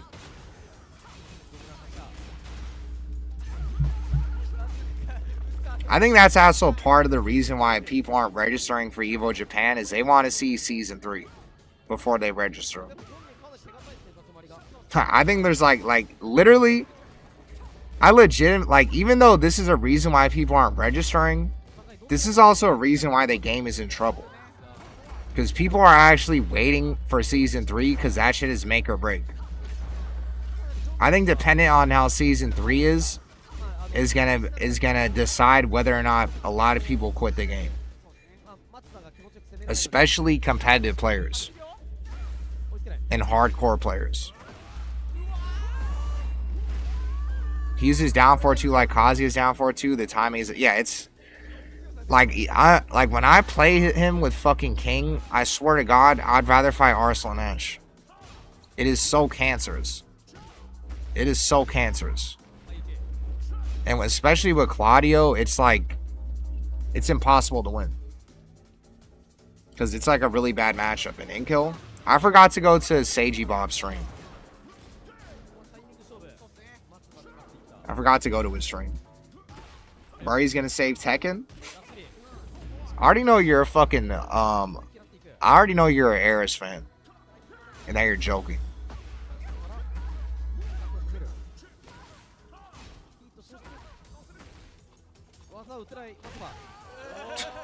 This guy said I'm gonna retire or whatever.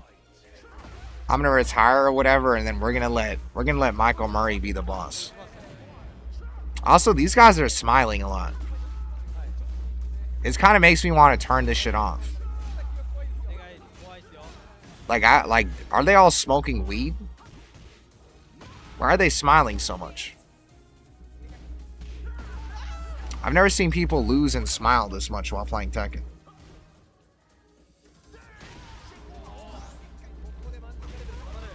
I need Marduk or I'm riding. And then Tekken is full. On God, Tekken is full dropped if Season 3 is ass. Like actually, like really. Like, a lot of people are gonna base them playing the game on Season 3. Like, you guys think I'm lying when it's like a make or break for the game. If you think people are gonna wait a whole fucking season like they did with Season 2 of just dog shit, like, you're out of your mind. Like we might be, like, Tekken players might be fucking like dumbasses, but I swear to God, if Season 3 is, if they really don't put like a lot of importance into Season 3 and we don't get a lot of changes, like, the player base is undoubtedly gonna get hit. And even if it's only non-casual players, I think the community and the game is gonna feel that shit. And it's definitely gonna make the game way less successful.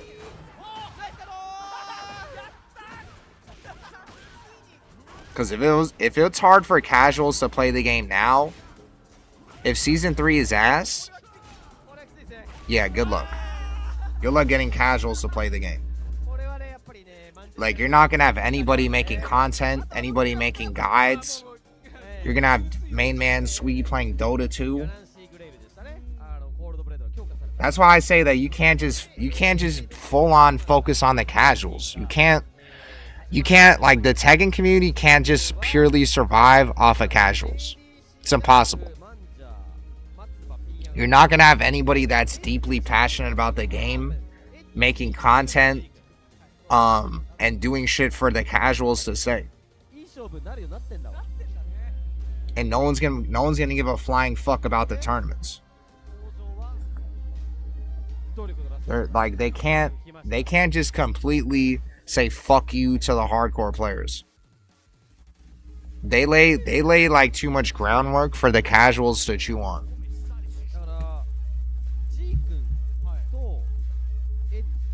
If Season 3 essentially changes nothing, well, we're gonna see if I'm the last person playing this game.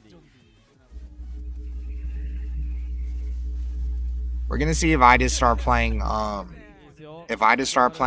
Resident Evil every stream.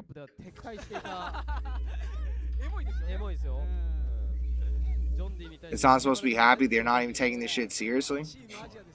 Season 2 was the last straw for a lot of people. Yeah. It was the last straw, but the game is obviously not dead yet.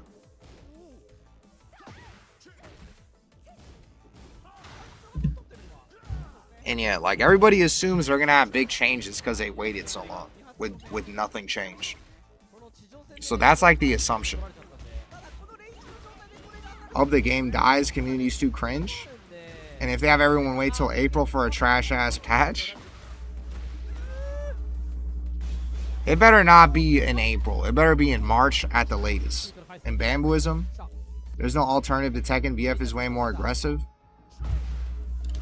Yeah, the 2D games are definitely not an alternative either. Bro, why are they smiling so much? What is this tournament? Or what is this, like, event? I've never seen these guys smile this much after losing. What is this event? Does, like, every time you lose, like, you donate to charity or something?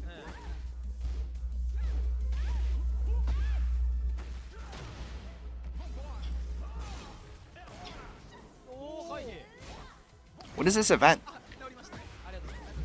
What do I want to see in the changes? I want to see them change heat bursts and combos, and I want to see them change heat, like how heat is like activated, and I want to see if they're gonna change to make heat like something you gain throughout the game, or something that you build up. Well, I guess that's the same shit. I want to see something like that. I want to see something big. Something that will like fundamentally change how you play the game with Heat.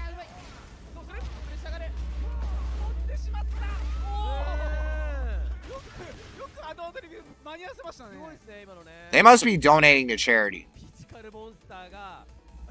They must be donating to charity or something.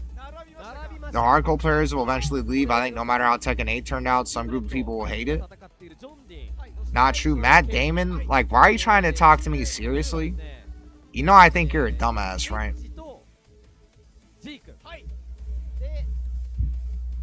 And the reason why I know you're a dumbass, Matt Damon, is because I can still hear your fucking daughter's screams being locked in a fucking basement. And I can still see the fucking door not being open because you're still in my fucking chat and not trying to find her.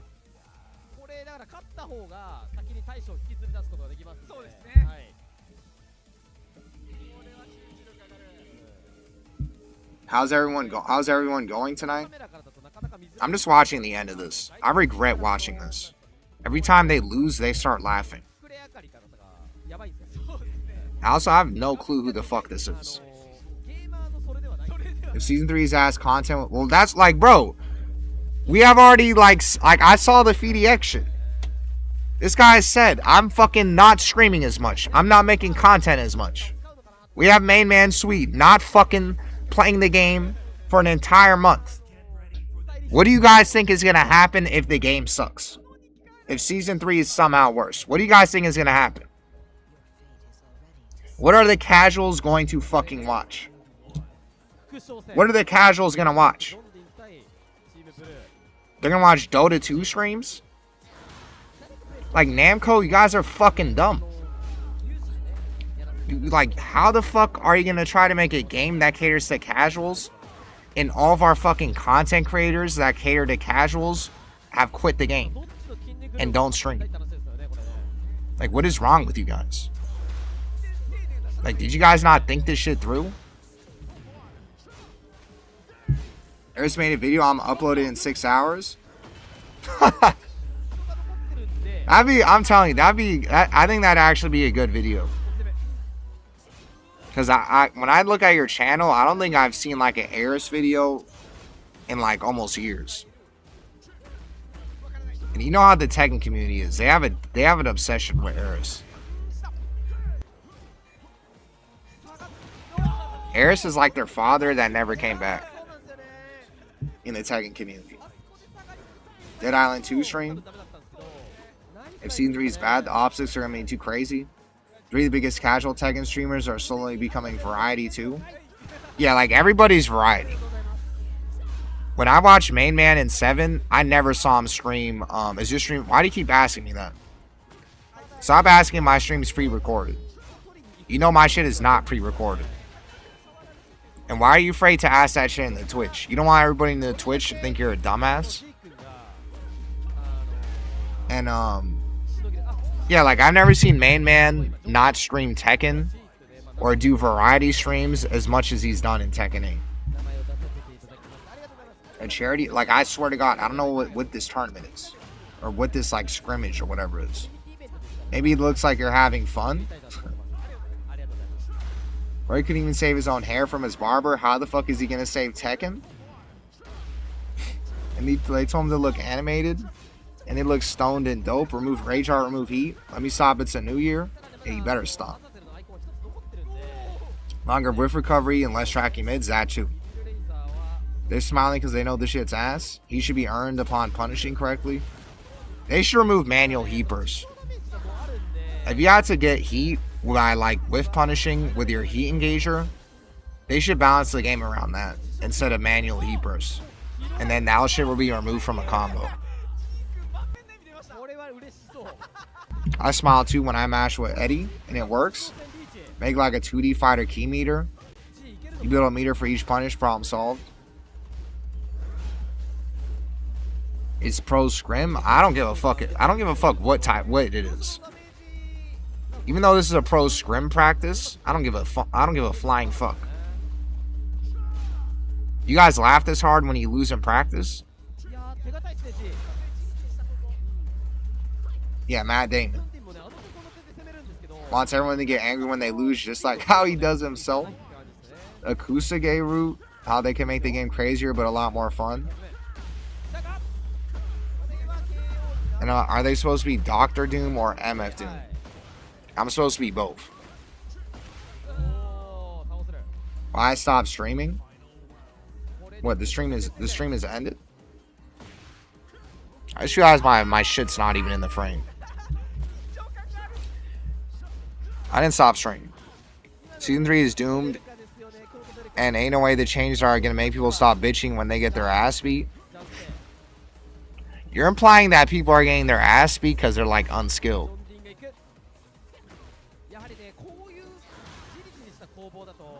Take care, everyone.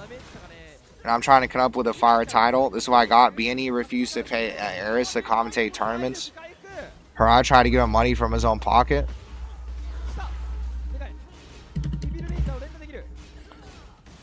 I mean, you're the YouTube guy more than I am, but I feel like I would put Eris like not paid Eris like didn't get like Eris not paid for 10 years. I would put somehow 10 years Eris not getting paid commentating Tekken tournaments. But obviously word that shit better. It's because I have Restream. I would definitely put Eris unpaid 10 plus years in the title.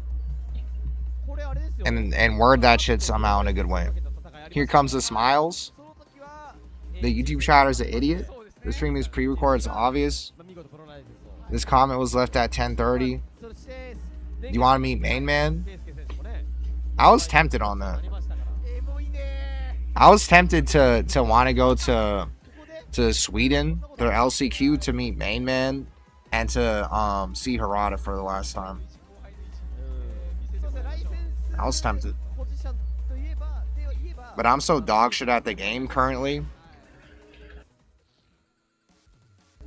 That I didn't want to do it. I traced my daughter to an underground area in SoCal.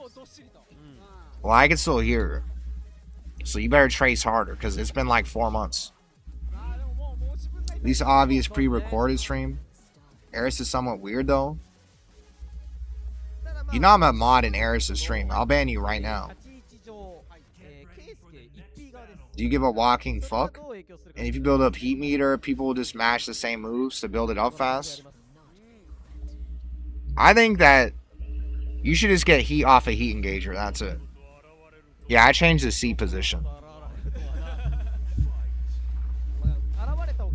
Why the fuck are they so... I swear to God, I've never seen these guys smile this much in my fucking life while playing Tekken. It's like they're playing on the Season 3 patch. The secret they try to keep from Eris? Nah. It's horrible. Horrible title. You just have to put 10 years in the title, I think. That's important. It's a bit late talking anything regarding Eris, wouldn't it? Nah. I don't think so. I think you talk about Eris still in 2026 with Tekken, and it's gonna get views. King Button. My prediction, they'll mostly do character balancing, system relatively the same. I think that'll be a fumble. I think they have to do character, they have to do system changes. Really?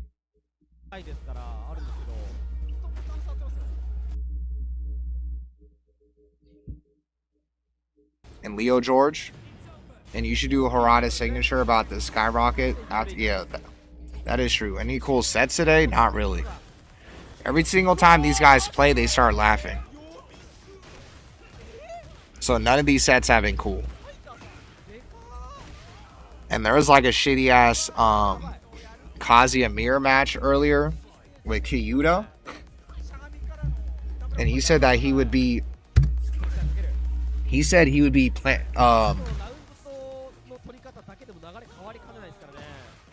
He said he would be planning Medusa in a first of 20 for $75, and he's Tekken King with Kazuya.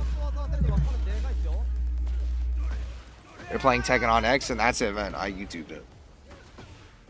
I can still go and visit Michael. I can't believe the legendary player G is playing now. Who's that? They heard good news about season 3. He said, oh yeah, he said Skylar XO is better than Planet Medusa too. I still say Twitter.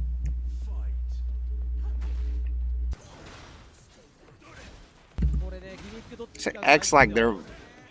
You saying they're watching porn while they play? You're a freak.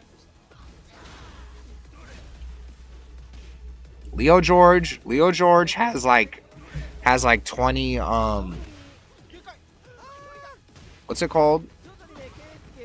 Leo George is like sitting on like 20 Playboy magazines.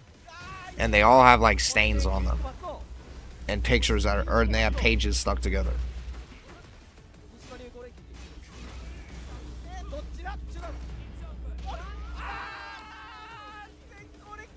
Like I'm telling you, bro. What is going on in this venue? Would Yoruichi be acceptable as a guest character?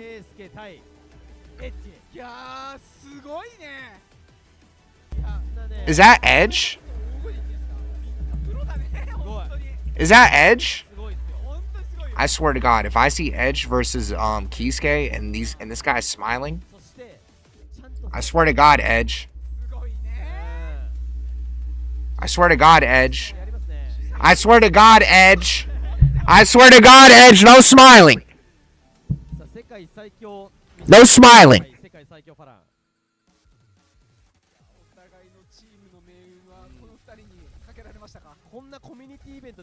No smiling or you're not allowed to follow me on Twitter.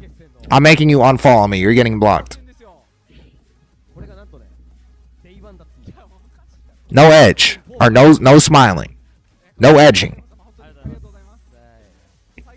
Come on, play Horang, bro. Come on, bro. Don't play Shaheen, man. Don't play Shaheen, man. Horang. Yeah. Yeah. This was worth watching. Just to watch these two fight at the very end. This was, you look at him. Yep, no smiling. No smiling. No smiling. That was a nervous smile. That wasn't a serious smile. No smiling.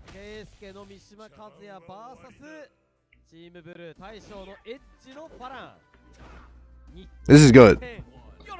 Yeah, I know. That was beautiful. No smiling. This is worth it. This is worth it. No smiling. No, notice how they're landing shit and they're not smiling. No smiling. Look at him. No smiling. No smiling. This is big. If he wins a round, is he going to smile? Is he going to smile? Ooh. Oh my God. Oh my God. Oh. He's nervous. He's nervous. He's nervous. He's nervous. He's nervous. Smile, smile, smile. Yep, yep. You don't see a smile on his face. You don't see a smile on his face. That's what I'm talking about.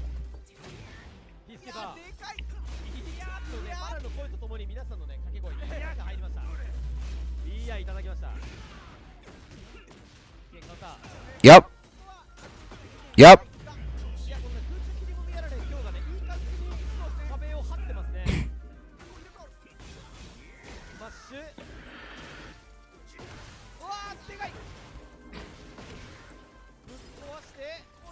Yep. Kisuke, no smile. Yep. Edge, no smile. Yep. Nod your head, no smiling. You can nod. You can nod. You can nod. You can nod. You can nod.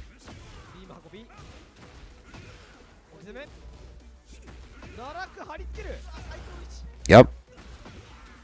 Yep. Hell sweep. Hell sweep. Look at him. Why'd you do that? Why'd you hell sweep right there?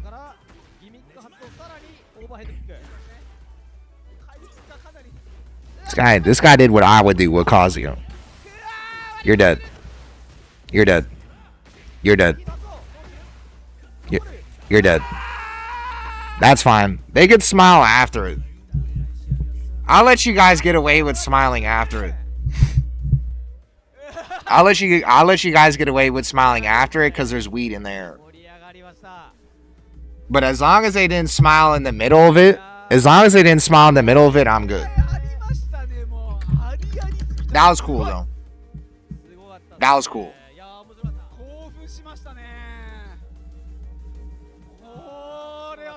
Yeah, that was cool.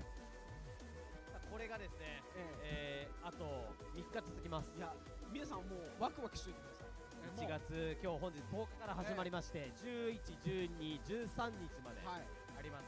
で、まあ内容的には明日、明後日は企画していると。That was cool. こういう話になってますので。One match of people not smiling after getting hit, I'll take that.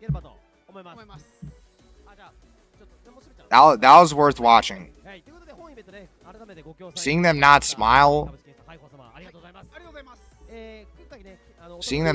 like that was worth it at the end. Because I actually like watching whoring play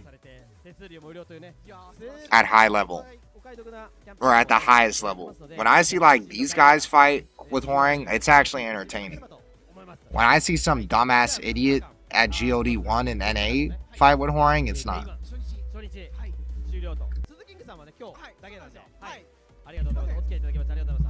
Why does NA have a pro scrim? SBO style? What's that? How many of these players have a wife and kids? And you think finna drop and people gonna get their ass? You think, oh yes, what a good fight between skilled adversaries? That shit will never happen in Tekken 8. There'll never be a Tekken 8 match where they fight and they'll be like, ah yes. What a good fight between skilled adversaries. That is not Tekken 8. That is literally the opposite of Tekken 8.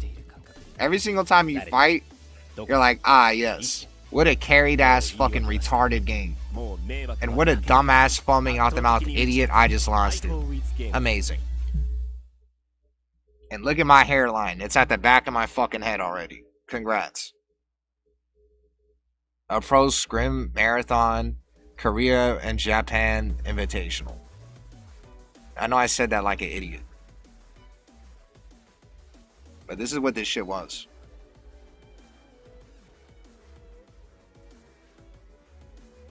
And I guess they smoked a lot of weed too.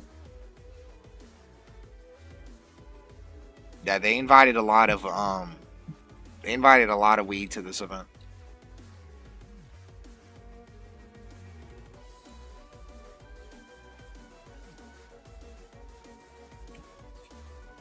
You cannot. I know. I am saying you cannot. I was saying you cannot. SBO is ancient tourney in Japan. No, that's what it was. It was like, it wasn't like a tournament. It was like an exhibition. This game is meant to turn us on to Heihachi.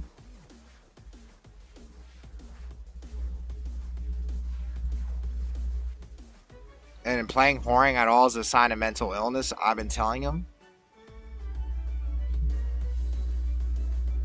You can't say peak Tekken without a Pakistani player. Sorry.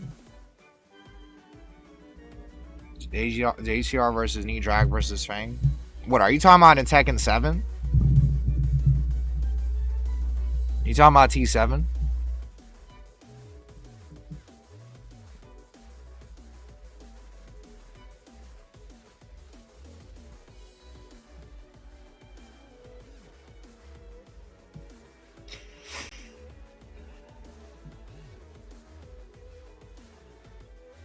Are you getting the POW? Why so dark? I'm getting on RE1.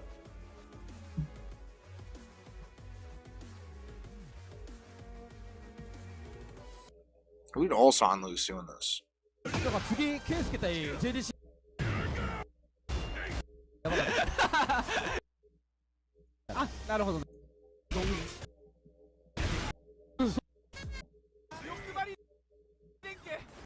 Like, these guys were like smiling so much. Will always be Lil Majin? Yeah, Little Majins is the best run. That's for sure the best run. Nothing has beaten Little Majin's run since then. I think that's also combined with the fact that Eris was commentating too. It was like a fucking a combination of like stars aligning. That Eris, peak JDCR, peak fucking yeah. Eris, JDCR. It was like the perfect combination.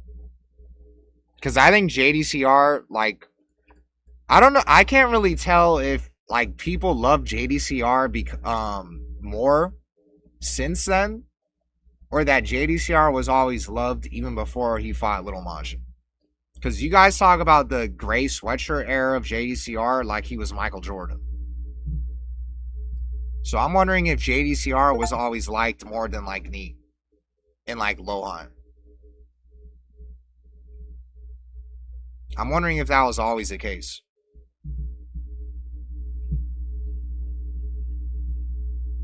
Because to be honest, to me, from like someone that's an outsider and started paying attention to the game way later, it feels like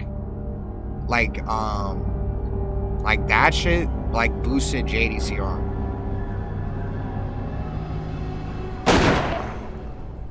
And turned JDCR into like the most known Korean player.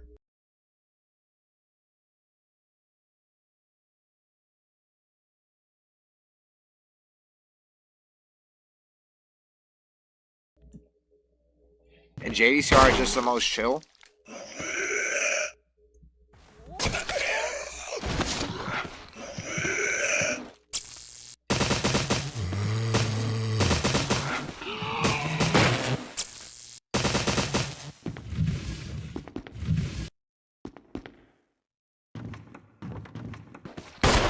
Yeah, it seems like JDCR is definitely like the most marketable one.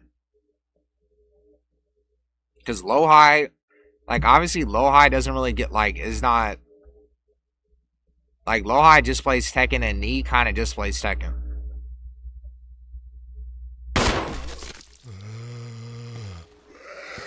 I don't know, JDCR seems like he just plays Tekken too. And yeah, this stream is bugged.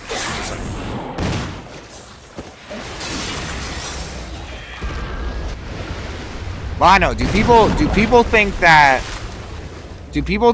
peak JDCR is just like the best Korean? Is that what it is? Fuck.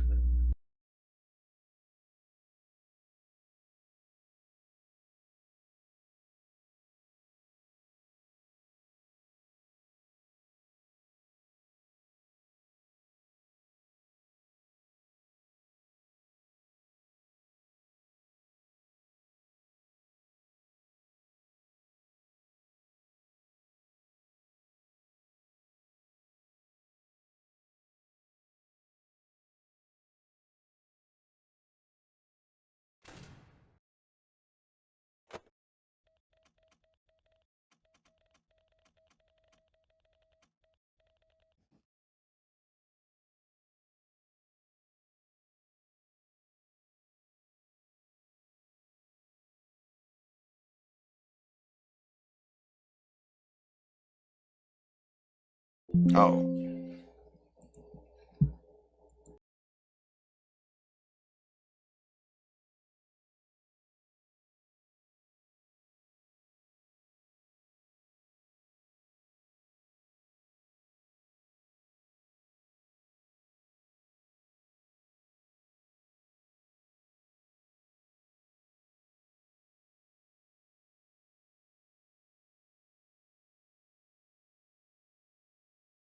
Existed. Where's Existed at? Wait, Existed, are you there? I actually need tech support. He is? Tell Existed, how do I How do I put like if I select task manager, how do I switch it to the other monitor? Because you know when you have a game and it crashes, and then your first monitor is just all black, and then I try to select something, and it's on the first monitor and it's all black and I can't do shit.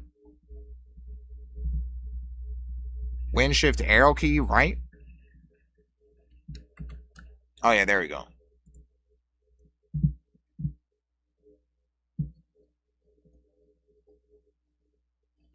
I actually needed tech support. That's crazy. I was gonna make a racist joke, and you could probably guess who I was gonna ask for tech support, but I'm not gonna do that. So I'm just gonna ask Existed instead.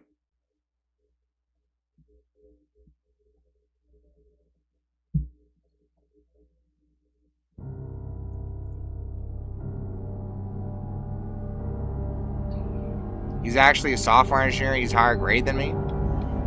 And I'm getting UNC status. Yeah, that was the first time I ever asked for tech support on stream. That's how you know that I'm actually UNC status.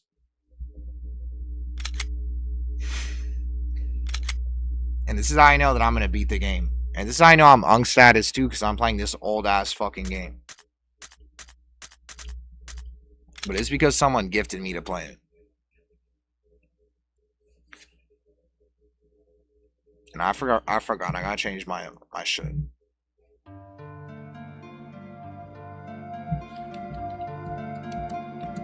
But yeah, who do people say is like peak Korean? Is a peak Korean? Who is a peak Korean in Tekken history? Is that JDCR?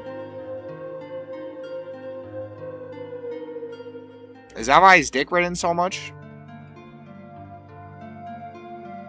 Me all time? I'm not talking about all time. I'm talking about like in their peak. Who was the best? I would say Ulsan Tekken 8. Hell no. Ulsan is not even arguably the best player in Tekken 8. That's a Korean. You could say Mogold is better than Ulsan in Tekken 8. It's just that Ulsan is kind of like Ulsan is like basically as good as Mogold, but he just has like the clutch aura. So that's why like in the biggest tournaments like EWC he's won, and Mogold hasn't, and TWT too. That I don't think Mogold has won at TWT. What's the name of the game you played months ago? You run on Dead Rising. Fighting GM.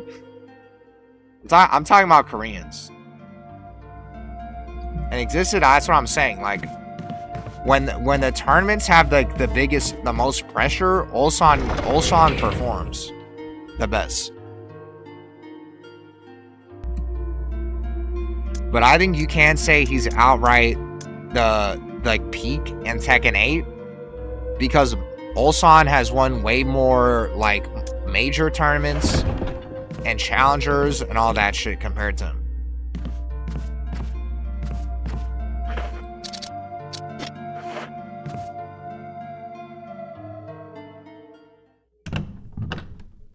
Ulsan will still spam drag hatchets with 300k on the line. I mean, you're not like bro, I'm supposed to be the guy that's like Ulsan's husband or some shit. Like the better you make Ulsan look, the better I look. So I'm not gonna disagree with you. I'm just saying when I look at the results of like every tournament as a whole, like it's just like it's annoying because Mogul is like winning everything outside of EWC and TWT.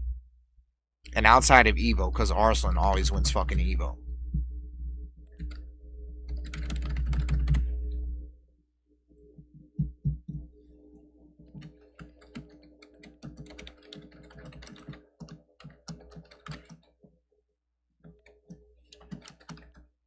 That's why I think JDCR, from what I hear people say, they actually make JDCR sound like he was a robot or something when they talk about Tag 2 JDCR.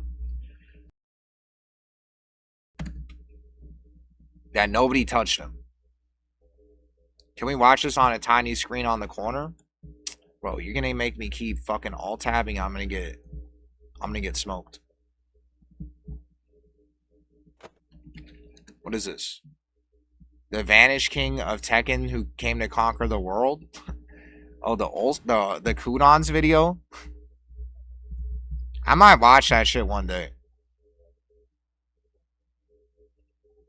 And Ulsan, me, Rule 34, you're gonna have to ask Freaking Sign to do that. That's why I exist to tag Freaking Sign. Because Freaking Sign makes like Yaoi, whatever that shit's called. And he has a Saudi money buff. Arsenal plus Evo's unbeatable. Shinblade plus Alcohol's unbeatable.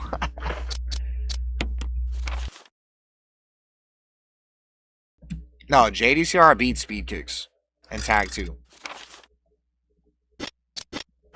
I remember JDCR made Speed Kicks actually look like a dumbass in Tag 2.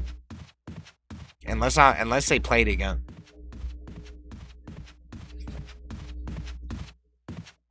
But I remember JDCR actually bitched Speed Kicks. You'll see the Tekken 8 Ulsan agenda. Maybe like, how did I even get around on this guy? A T-Butt with no nerves is unbeatable. I forgot that I actually did shit in this playthrough.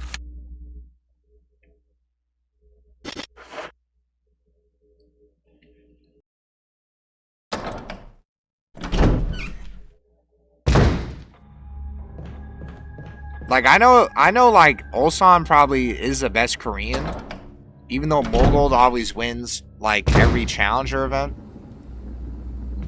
But I still don't think that it's obvious he's the best Korean. I think there's been an era of Tekken where there is a Korean like JDCR in like Tag 2 that was undoubtedly the best Korean. Or when I hear people talk about Nin.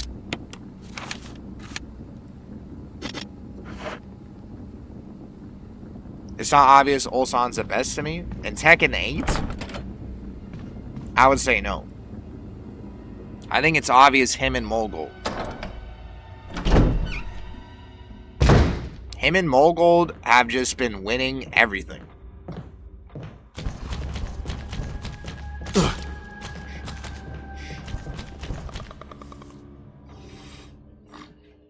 I think the way he wins EWC is very strong. Tifsu goated. It makes me want to KMS how good these players are, and I'm not even close. That was a high tone message by me. Yeah, that was a high tone tweet.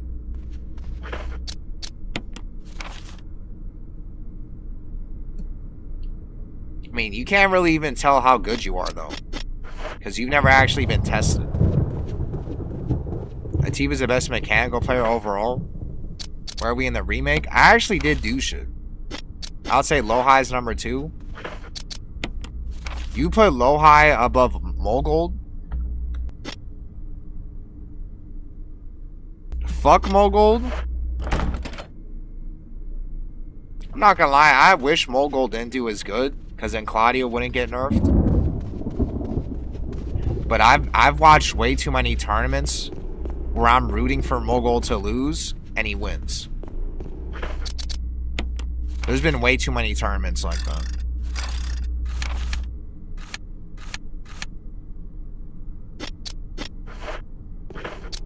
You don't see the aura through the screen? Nothing impressive? Mogold always looks like he's robbing the fuck out of you. But it's like, it comes to a point where it might look like it's not impressive, but it happens so fucking consistently that you just have to give it up.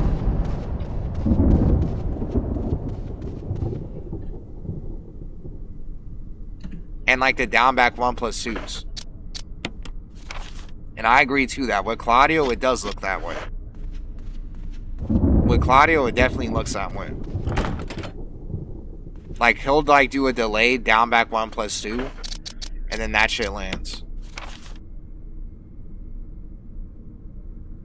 And like I'm like really confused where the fuck I'm supposed to go. Like since I haven't played this game in such a long time, I actually like completely forgot.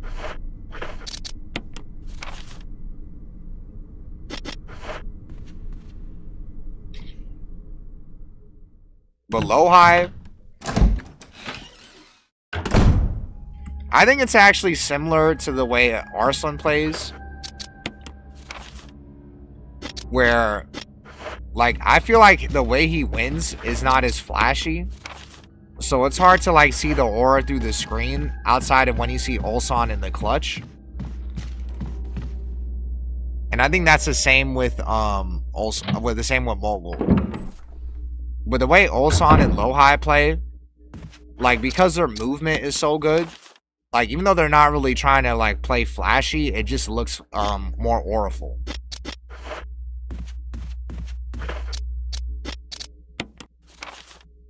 Same with like knees sometimes.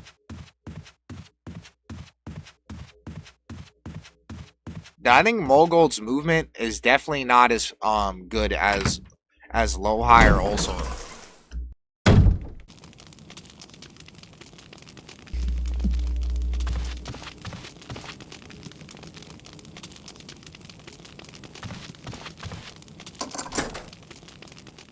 Like Ulsan's movement,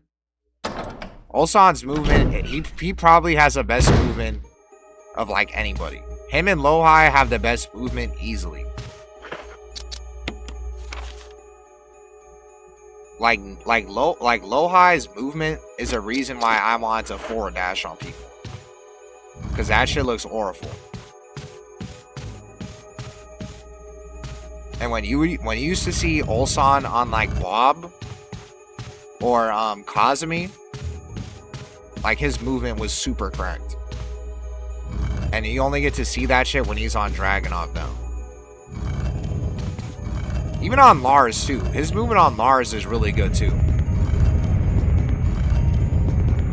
That's why like you guys keep roasting me for bringing up beating his Lars. But Ulsan with Lars movement is like really fucking annoying.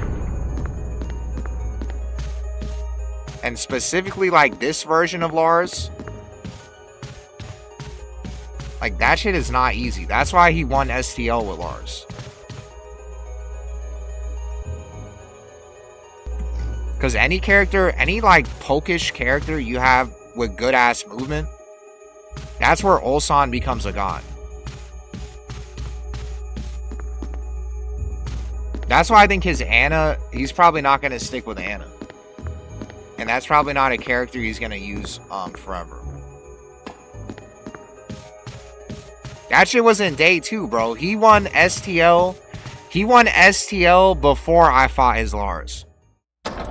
The person that robbed his day 2 character was Joe Crush. Joe Crush robbed his day 2 Ana. What was his reasoning? He hates AK? I don't know about that. Joe Crush robbed his day 2 Ana. His Ana wasn't even doing combos. And you can watch that shit in the if you look up Joe Budden versus Jian Ding and go to the full VOD of chains of whatever the fuck, veils off or whatever, you're gonna see him fight his Ana. And his Ana literally wasn't doing combos. So that's why that shit doesn't count. But his Lars literally made Kudons look like an idiot. And won STO, the Korean tournament. So that's why I could take that shit to the bank and fuck you.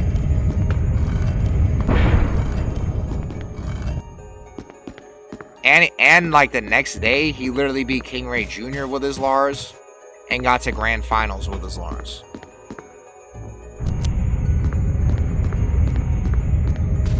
And then he used Dragunov to beat Lohan.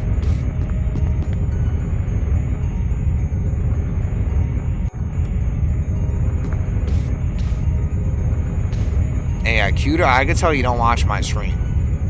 Because you're saying what? This goes to all these players he actually played with skill. You just rob? I mean, Joe Crush robs. Joe Crush does both of them. That's why Joe Crush was like the perfect Tekken 8 player. And that's why if he had more opportunities to compete, he would have done really good. It's just the problem is now Joe Crush is like fucking in his Family Man arc. And he's not like a complete degenerate anymore. So we probably missed out on like a prime Joe Crush playing Tekken 8. Like in tournament. Like in international tournaments. He used AK once or twice in bracket and switches to drag every time. He doesn't fuck with Tekken 8 Heihachi. Are you talking about JDCR?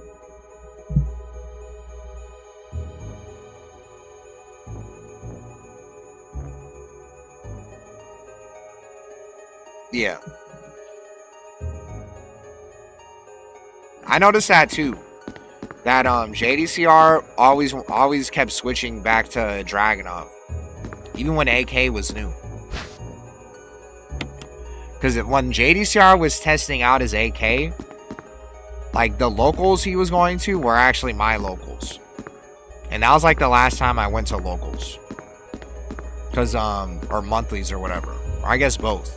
Because he was actually in California. And he was just playing AK the entire tournament.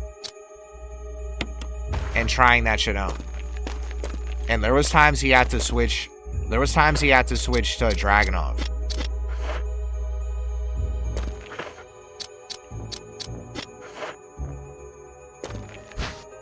I love to hear his thoughts on Hay.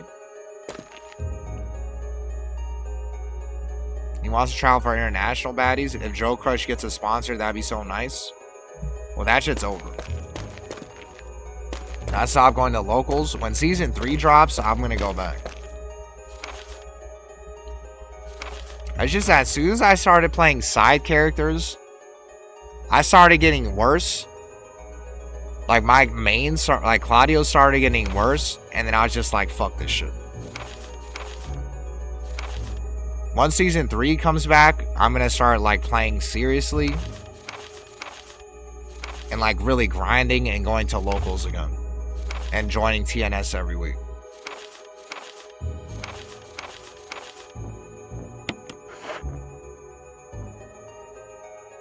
But now, until season 3 happens, I really don't give a fuck.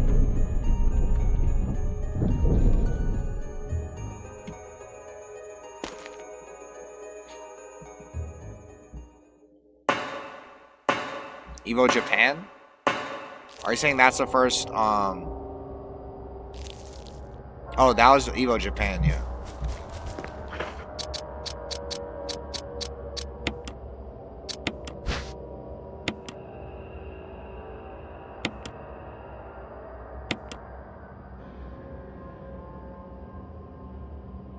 It's crazy. I mean, Tekken 8 or Street Fighter is way more popular. But dwarfing it that badly is crazy, though.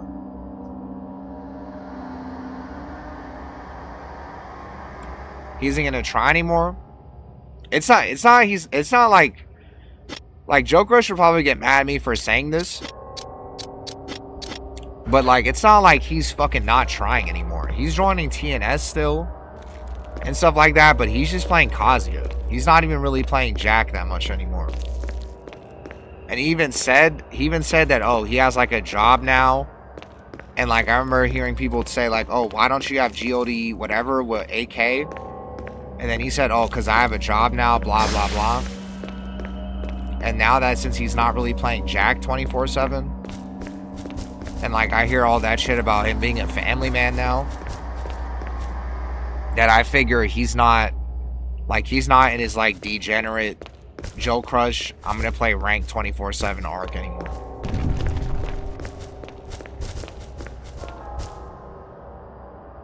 Because if he was like still in that arc, I think he would be playing Jack still.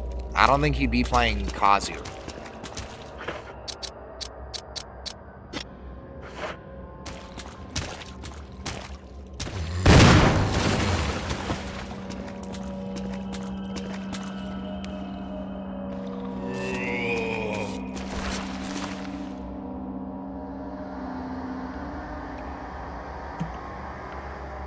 Cody who?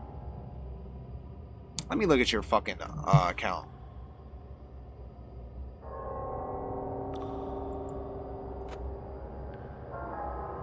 You better not be the Kazuya player. Bro, you're the Kazuya player? Oh my god, bro. You know you let everybody down, right? You know you let everybody down, Cody. Instead of seeing Cody, oh my god, and you made me fucking crash my game. Oh my fucking... This is your fault. This is what you did to Tekken 8. Instead of getting to see Cody play in tournaments, we got to see Droopy in tournaments. As America's best Kazuya player. You made us watch a guy with a fucking bread on his head. And there's this guy, I don't know if you know him. His name is Life is My Heaven. But he has like, bro, even Toonie Toon. I talked with Toonie Toon at Evo. And he said like, I don't even fuck with this game. And that he was at Evo and said, I haven't played this game in like 8 months.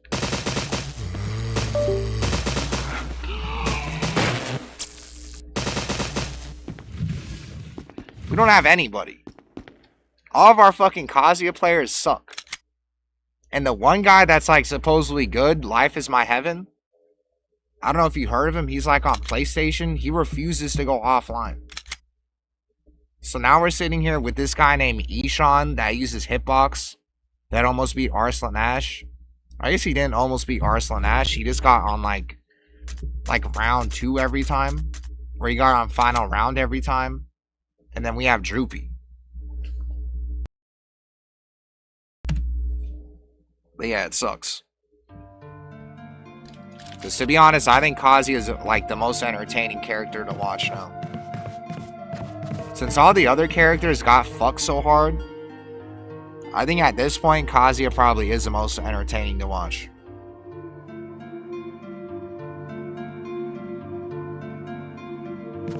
Because it's definitely not Steve anymore.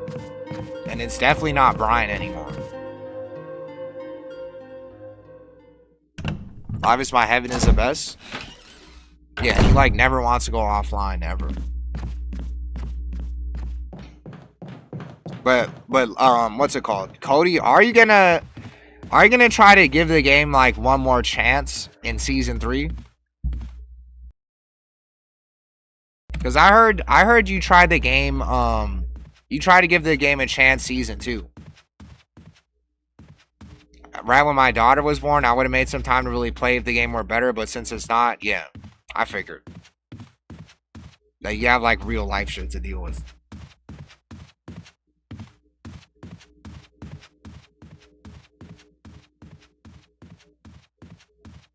So I'm guessing you will probably try it in season 3. But I guess the likelihood of you even like taking an inkling of seriousness is probably really low. Because the likelihood of season 3 actually fixing all the dumb shit they added to the game is probably really low.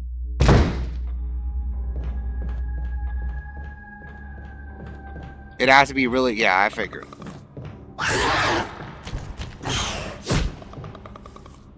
Yeah, really, really good?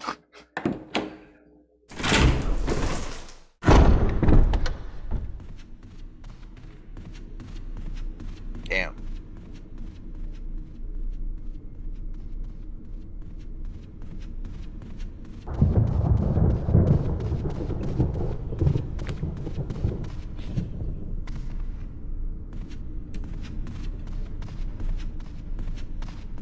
NYB Indra is like a red rank. Also, I need to put this shit on my fucking... Let me just fucking respawn again. Season 3 isn't gonna be all that good. Yeah, like, if I was a betting man, I'm not gonna fucking bet season 3 is gonna be really good.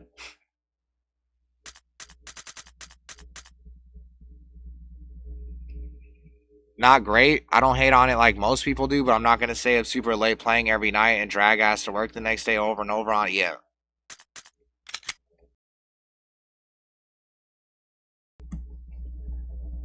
Yeah.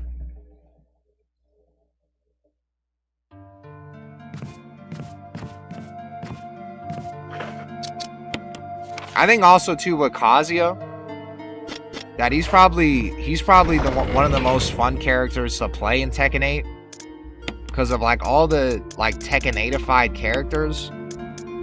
He's probably like the least. He's probably one of the least like tainted. Kazuya is probably one of the least tainted characters in Tekken 8. Even though he does have shit like forward 2 and CD 1+2.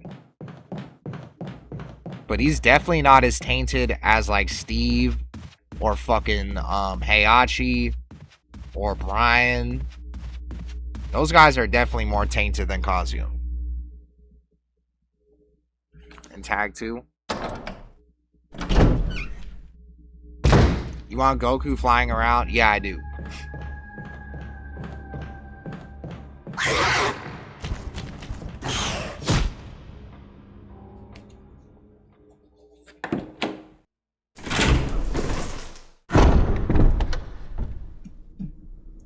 Yeah. Hey, what'd you say? Technically, Tekken seemed more fun then?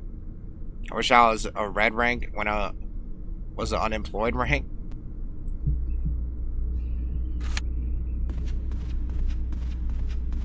Wait, why'd you change your name to Kyuda 3D?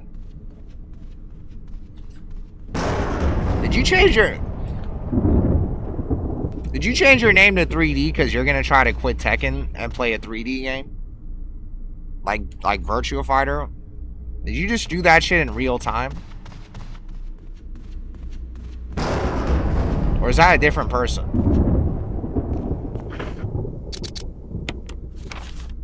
Why'd you go from Kyuda underscore TK to 3D? And G6 OP?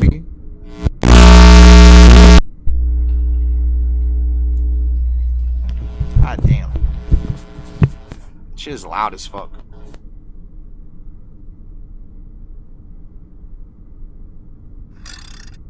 I wish every time I got raided by you, I would play the TikTok dance.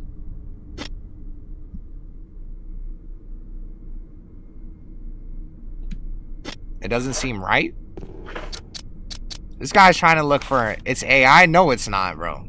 That shit is not AI.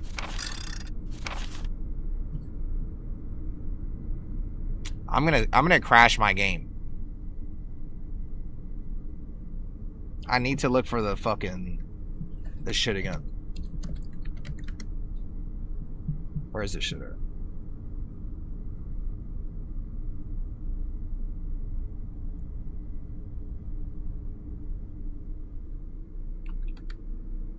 You think this is AI?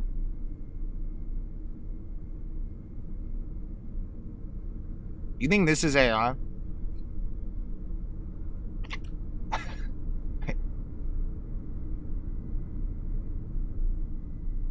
Let me make it really large. Is this AI?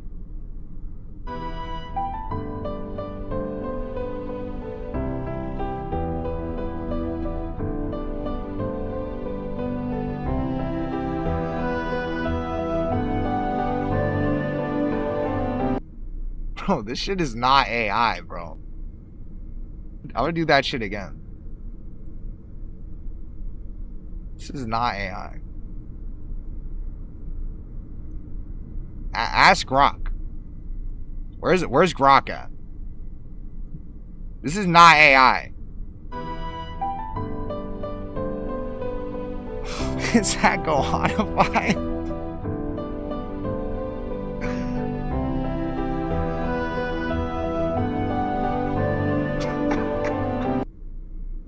Oh, that's not AI. That's real.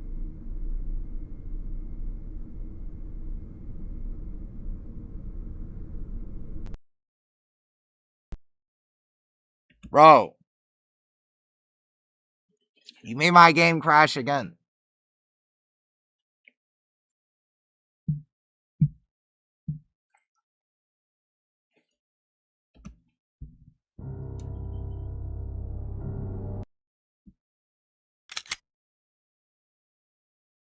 Also, you're lucky, Shinblade.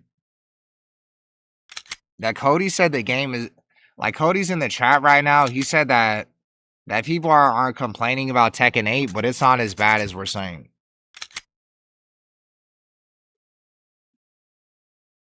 So you're lucky. I actually thought, Cody, that you would say you hate Tekken 8.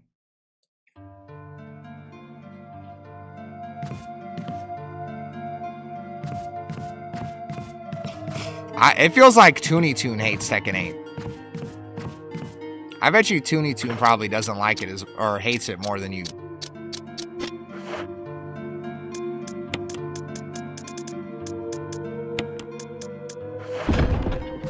It's Tekken 8 is one of those games where you only hate it that much while you're playing it.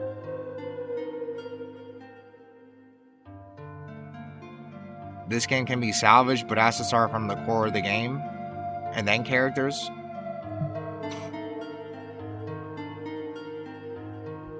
Most fun we ever had. First time it doesn't feel like business only. First time it doesn't feel like business only.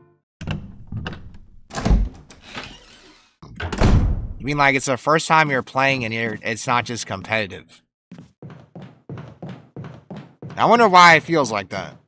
I wonder why a game that's like trying to be a party game feels like it doesn't. It feels like it's not business only. That the game is so non-competitive that it actually like zapped you out of being in like competitive or in the competitive fucking lens because of how unserious the game is. Tekken 7 was only money matches and events only. Wait, you're saying that outside of the money matches and events, the game is dead? And I don't know, you said nobody watched it. That is not true, bro. That is not true. That is not true. People watch ranked death matches 24/7 in 7. Also, you had the Koreans too. Those EU streams had fucking like 400 people a day. And they were streaming for 12 fucking hours a day.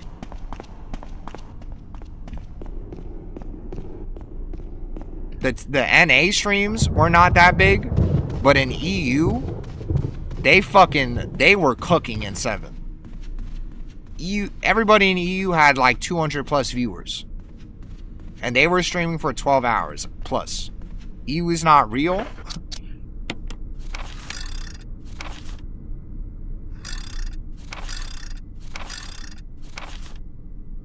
You would watch you eat beans and toast just because? Hell no. That I swear to God. I swear to God. Look at all the EU streamers back then. Look at like the AO Richies and like the Big Noses and fucking like who else? They had like, I don't know about AO Richie, but those guys, they had 300, 400, like 500, like almost every day. And then you had the Koreans too. That, swear to God, was kind of weak. Bro. Tekken 7 on Twitch was definitely way more popping than it was in Tekken 8. Bro, people are streaming variety. Main Man Sweet. You're telling me Main Man Sweet in Tekken 7? I should get going. Not like that. You're telling me Main Man Sweet in Tekken 7 went an entire month? Domino's new spicy chicken. He went an entire month? Hot. Is that? Oh, fuck this shit. Went an entire month of only streaming Dota 2? You tell me Main Man Sweet went an entire month of only streaming Dota 2? On average? Well, I mean, there's obviously way more Tekken 8 streamers than there were in 7. But I'll say that there was a lot more streams that had, like 300, 400, I think. At least when I started watching. And I wasn't even around during the Corona COVID fucking era. Those streams were probably even more popular.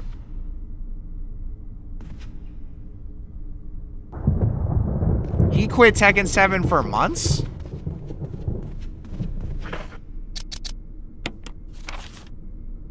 Which trickled to other streamers?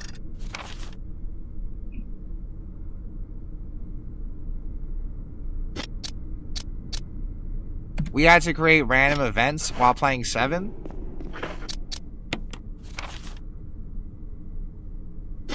Oh, all I know is that rank streams were definitely way more fun to watch on 7 than 8. Because you could actually deathmatch. Deathmatching ranked in this game is fucking dead. You got people at GOD2 fucking lobbies or GOD2 ranks waiting for like 10 minutes to get a game. And then they fight someone their first or 2 and that's it.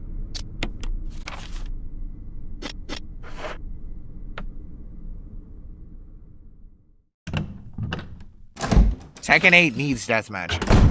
And I bet you guys have probably like think that we don't need deathmatching.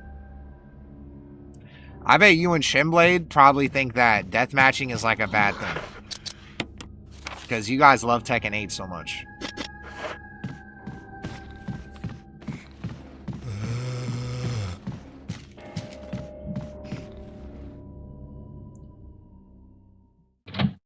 I get one match every 5 minutes. We need salty runbacks. Yeah, we need deathmatch. We need deathmatch. We don't even just need first to 4. We need deathmatch.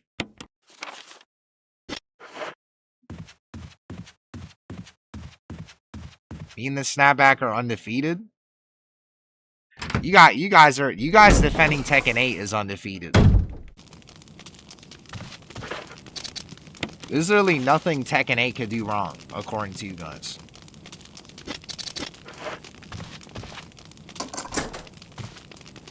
All I know is that it's up to Season 3. That I already know even you guys that think Tekken 8 is like amazing, that even you guys are nervous for Season 3. You know how important Season 3 is. And that if Season 3 sucks, that it's gonna be really fucked for this game. Or for Tekken 8. We're not defending its facts, not feelings. I'm nervous about the bots.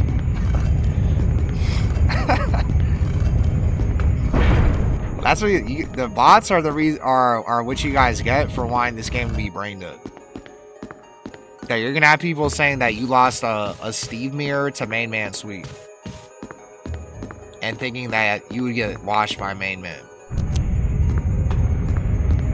That's what happens when you make the game brain dead.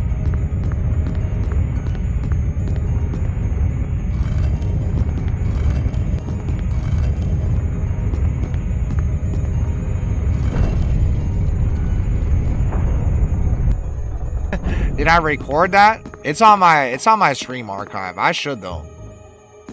I should like be like the dumbest Shimblade hater of all time.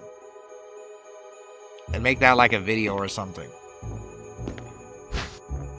I enjoy seeing new people have fun playing Tekken because it's accessible. I would enjoy the game being accessible if you didn't if it wasn't accessible enough for you to get to max rank. If the game was accessible enough for you to get to like blue rank, then yeah, that would be enjoyable. But the fact is the game is accessible enough for me to lose to you, and for Shimblade to lose, and for you to lose.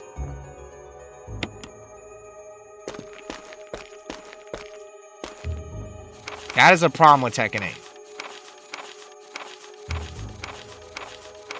My only complaint is heat, like Mike Hollow. That's not true. There's moves outside of Heat that are dumb as fuck too. Not even say for my own character. Like Claudio up 4-2. That move is dumb as fuck.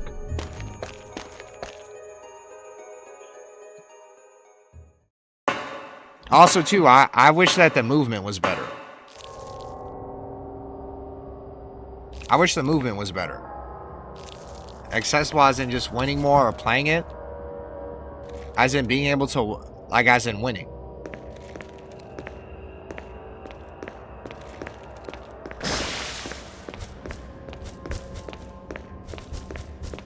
If we didn't have Heat, the game would have truly failed. Well, I think, to be honest... And why'd you say, whoa?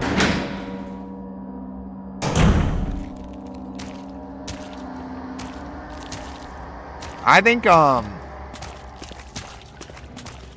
the game... I'm not sitting here saying that you need to remove Heat. I think Heat is an interesting mechanic that, if done right, would be, like, really good for the game.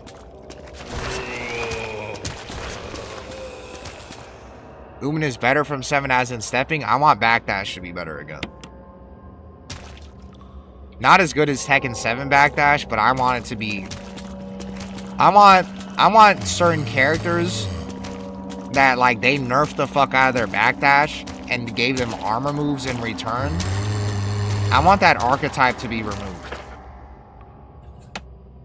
I don't like how they have these, like, characters that are like tanks that have shitty movement, like King, for example, and they just want you to just button and armor move out of everything.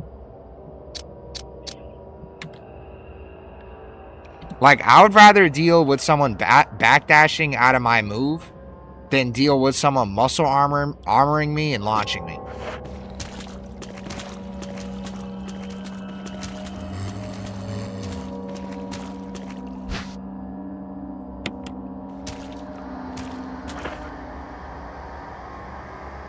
And every new mechanic won't be perfect because it's new. It needs to, like, yeah, like, I think the reason why people say remove Heat, remove installs, is because it's not balanced in, like, in a healthy way. If they were balanced in a healthy way, people wouldn't be complaining about them getting removed. It's just people don't trust the Tekken team to balance them in a way that would be healthy for the game.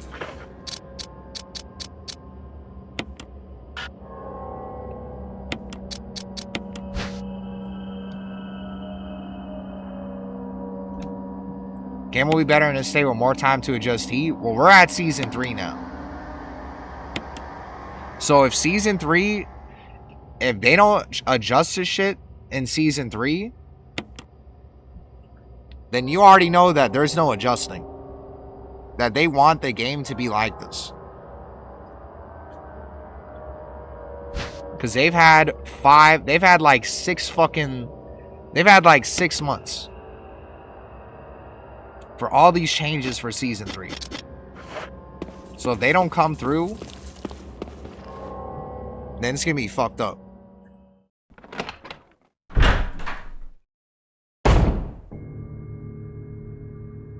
Rage Drive was a complaint until they toned it down. It took years to tone it down. I'd rather give everyone mid power crushes, and that leads to Heat 50-50s. This guy wants King.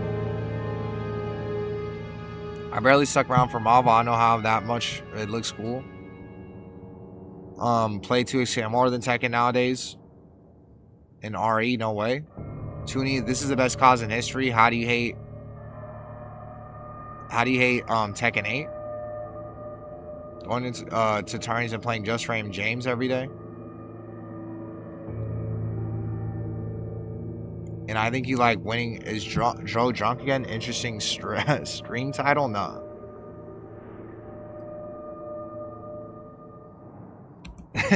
He says that you hate winning so much. I think you like winning more. What actual content would you like to be added in Tekken 8? I don't give a fuck about side content. I just want them to fix the gameplay. Alone the fact that we just got a patch per year is insane. Yeah, and that's why, like, the fact they're not doing a patch, or they're not doing patches until Season 3, and their radio's silent, tells me that Season 3 has to be like Tekken 8 DR. And yeah, I would rather go back to 4 Horangs in the country at high level. I think I got it. Heirs to 10 years of unpaid commentary. Bandai Namco refused when asked. Yeah, that's actually a good title. I did quit Tekken 8 for 6 months because of how boring it was when he had down 3+4. And you were at Texas Showdown.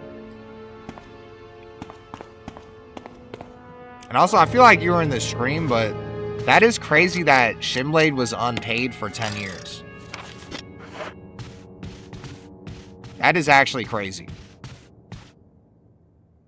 Bro, Namco's gonna be mad as fuck.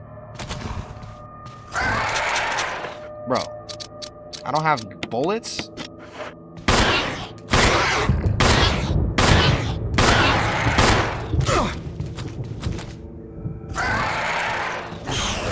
I still can't believe Machine Gun Wizzy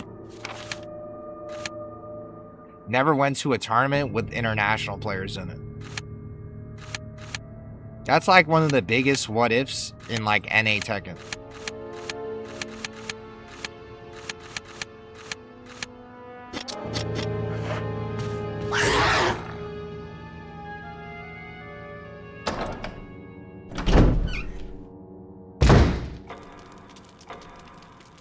We really couldn't see this motherfucker Wizzy fight a Korean or something. That's actually fucked up. That would have been like really interesting too, because he would have been a complete unknown to like everybody outside of NA. And if he would have beat like a Korean or something, it would have made news.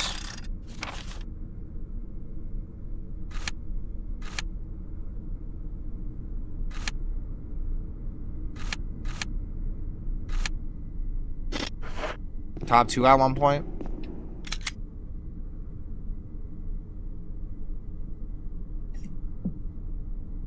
Fuck.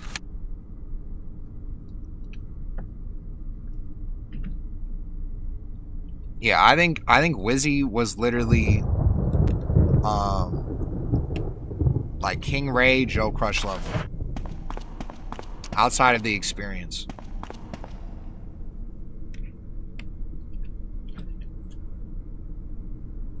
The 3D animation is insane. Oh.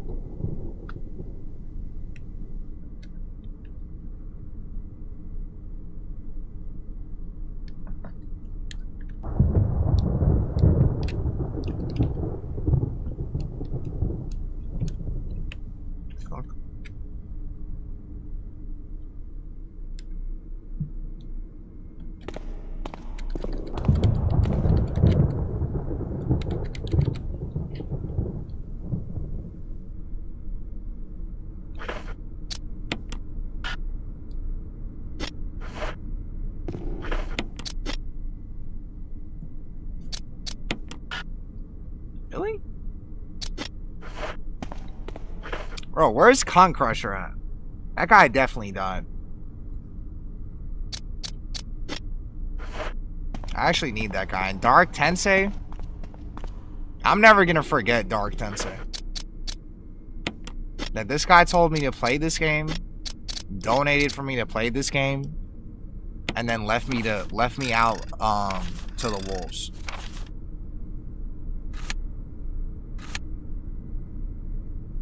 Just because of Dark Tensei, I'm definitely upping the play this game for this many subs shit. Like, I probably would have been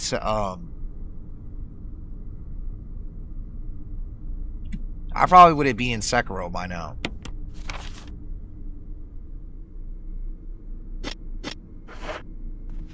No? Gunyagun, fuck you. You lost me in CSGO. How long have I been playing this? Like actually like 3 months. Like literally 3 months. Like I've actually been hard stuck on this game for 3 months. Play equals beat, yeah. He told me to beat this game. You know what he told me? He said I could beat this game in like 6 hours. That's how much of a scumbag Dark Tensei is. He told me I could beat this game in 6 hours.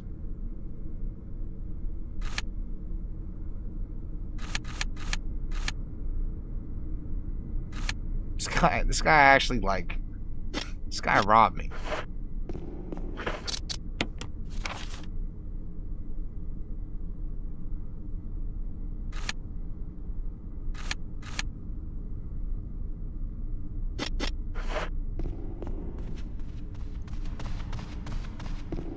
Then I have to deal with, now I have to deal with the fucking, now I have to deal with the lizard and Spider-Man. That's like the doctor. And they're all running around the fucking map now. And I don't even have shotgun bullets.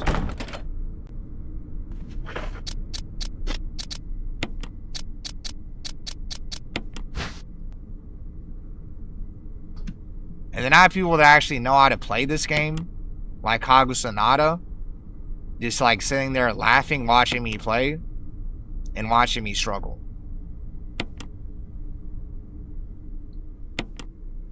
Like, fuck Kagu Sonata.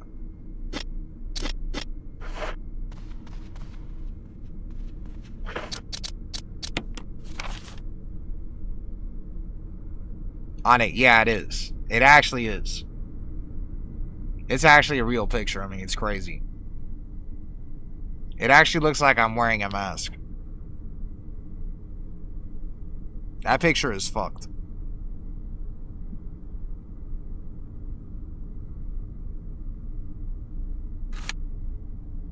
Or I guess I should have said that picture is AI. Like with, G6. I should have said that's AI.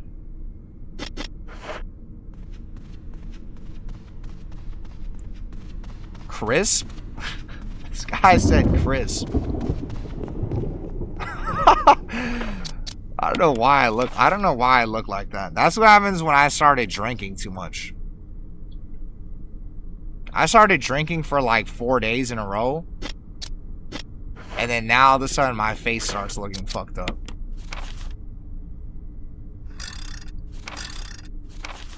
I did like 2 drinks in a row. Bring that picture up. This guy thinks I have that picture saved.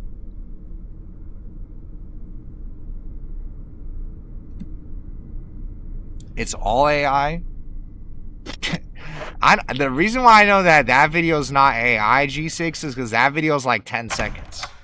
Usually AI is like 6 seconds. That shit was way too long to be AI.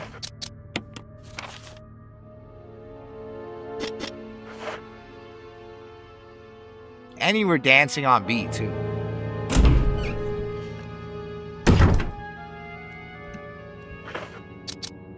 AI can be long pause. Oh, you were dancing on beat. And I asked Grok and they said that shit's not AI, or that shit's AI.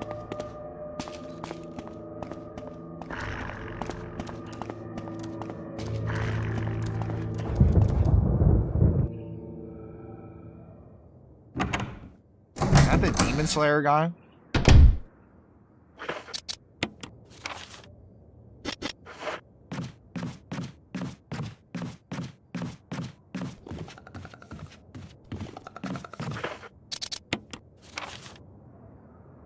Asking an AI if his AI is crazy?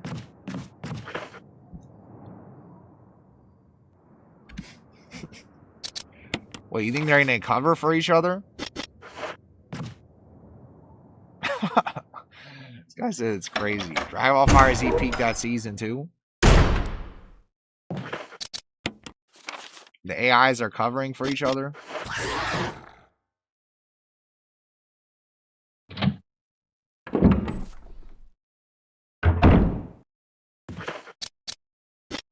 Bro, like Dark Tensei, like, oh my fucking god, Dark Tensei, like, actually, fuck you, man. Like, actually, fuck you. You actually ruined RE1 for me. You actually ruined RE1. I could have been playing RE1 on easy mode with Jill. But I'm sitting here playing RE1 on hard mode with fucking Chris. And now it's 3 months later and I'm still stuck on this fucking game.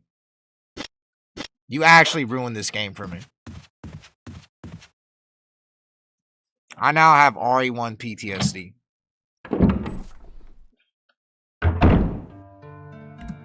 Like, I have PTSD now. As soon as I hear the save music, as soon as I hear the I literally have PTSD because of you. Instead of like hearing this song and liking it a lot, all I'm gonna think about is being stuck on this game for 3 fucking months.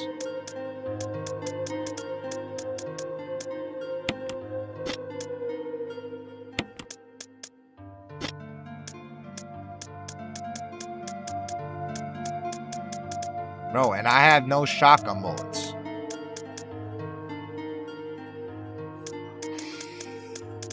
I have no shotgun bullets.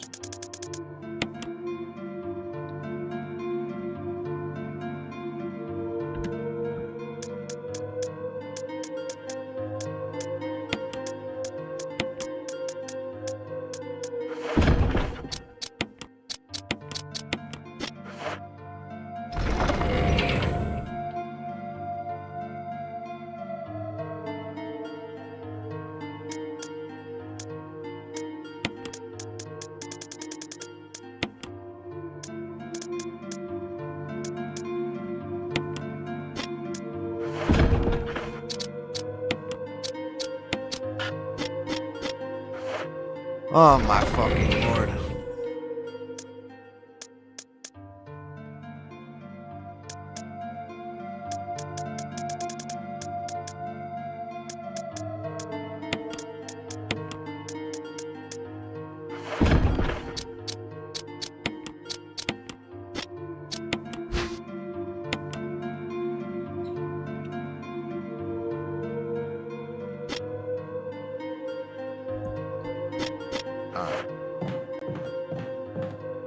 Let me put this shit in the fucking fence.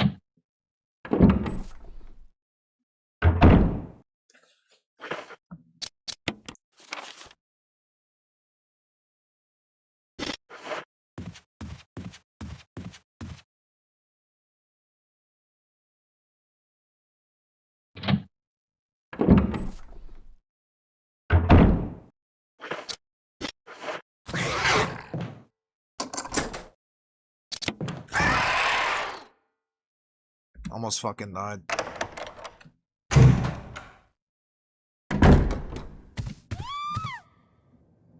Rebecca! Is she upstairs? Oh yeah, and Rebecca's dead. Cause I don't know where the fuck to go. Damn.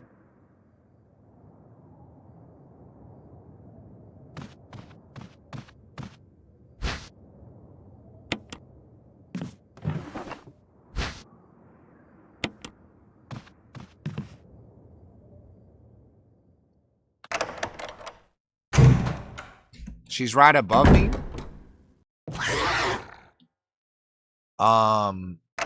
You know what? I don't have the shit to go there, right?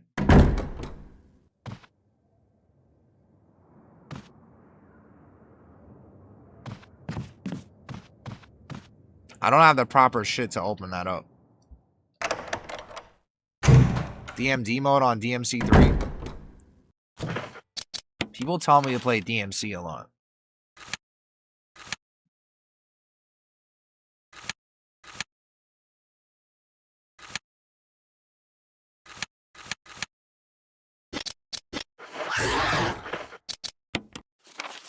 What, so I go up through here?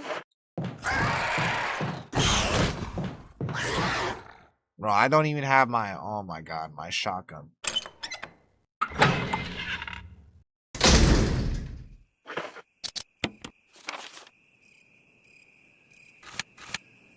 I'm going the wrong fucking way. Dark Tensei! Dark Tensei! Holy fuck. Dark Tensei, I am fucking malnourished. I'm a fucking... Bro. Like, I'm literally a fucking, like, cat or a dog that you just left in, like, a fucking room.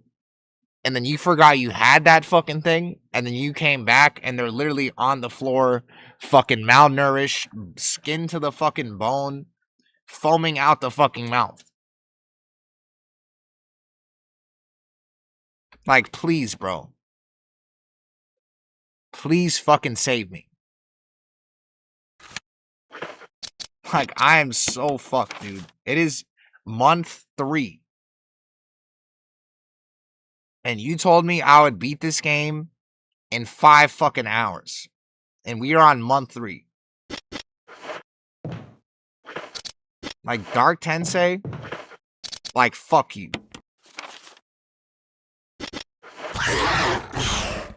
Bro, look at him. And I have to fight fucking the doctor from Spider-Man. And there's like 9 of them.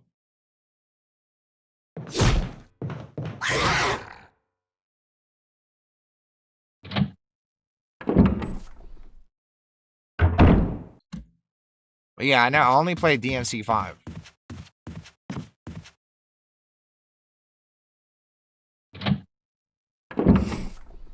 And Rebecca, I just did the Rebecca cutscene, and she's for sure dead. She's for sure fucking dead.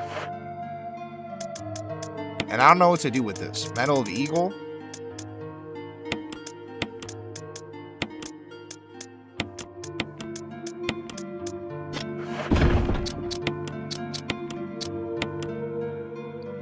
Rebecca is for sure dead.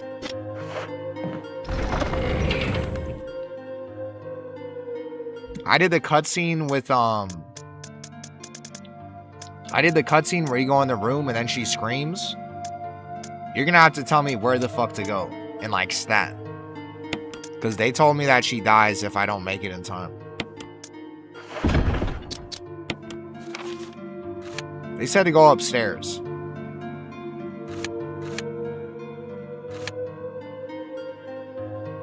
But, like, where upstairs?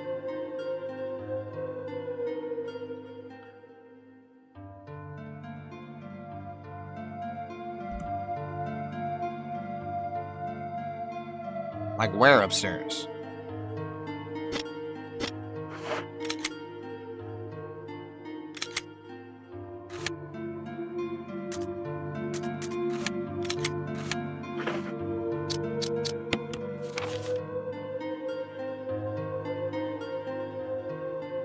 This guy spoiled the game.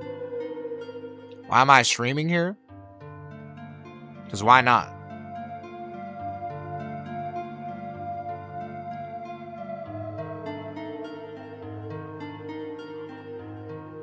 I mean, I'm on Twitch too, but I'm on YouTube in case, like, dumbasses show up.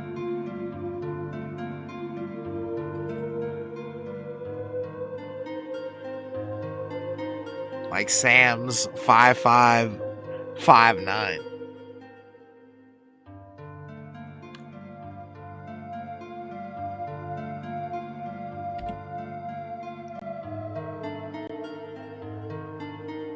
I'm guessing I just go up the steps.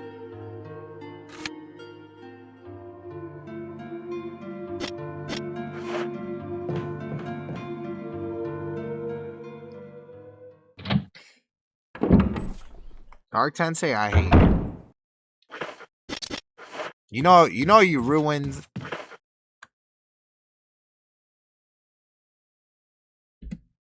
You know you ruined RE1 for me. Now you should have just told me to play Jill on easy mode. The red door? You're telling me to go up there. Bro, you know where that sends me? That sends me to the old... Bro, Dark Tensei.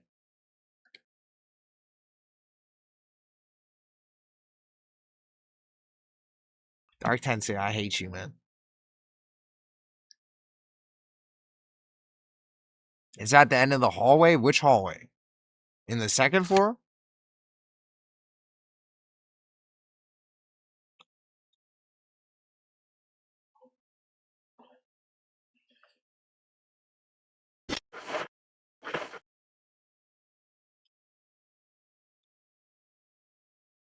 Upstairs hallway.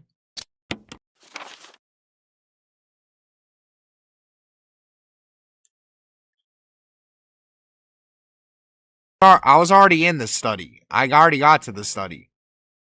And then the Rebecca scream shit happened.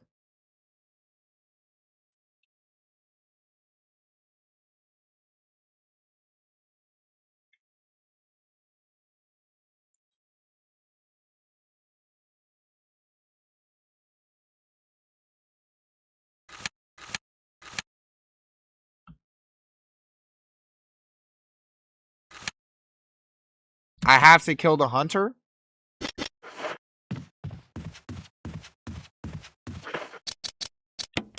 Are you serious?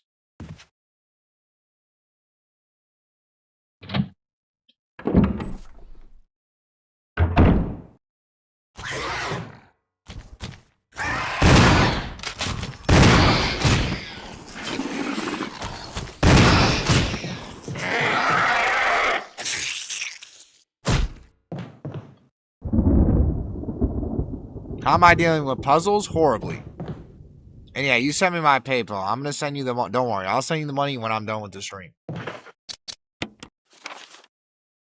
Don't worry. I won't scam you. The double doors here?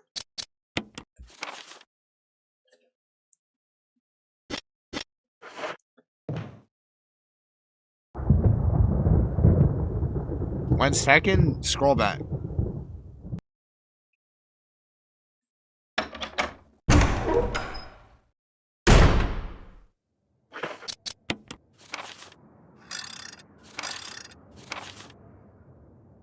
Yeah, the study is this shit. Bro, Rebecca's dead. Rebecca's dead. Rebecca's dead.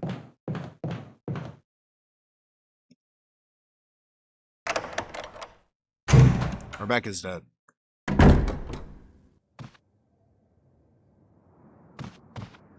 This shit. Rebecca's dead. Yeah, Rebecca's dead. I noticed that Rebecca is in Resident Evil 0.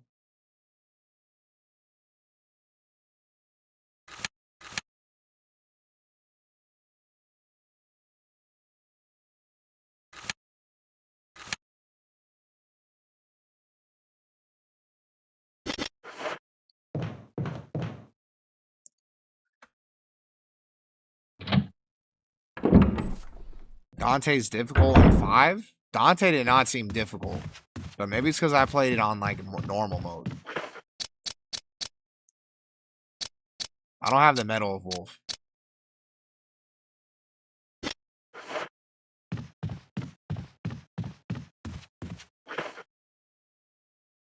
Turtleneck to crashing on a TG, $25 fine.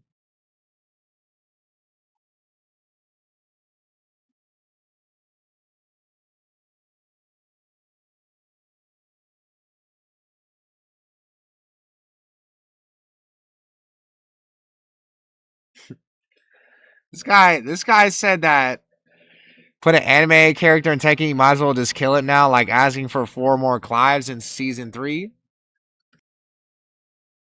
I think adding Goku to the game would be like adding 4 Clives. Because it'd be like adding 4 characters. It'd be like adding 4 Clives popularity-wise and putting them together, and that would be Goku.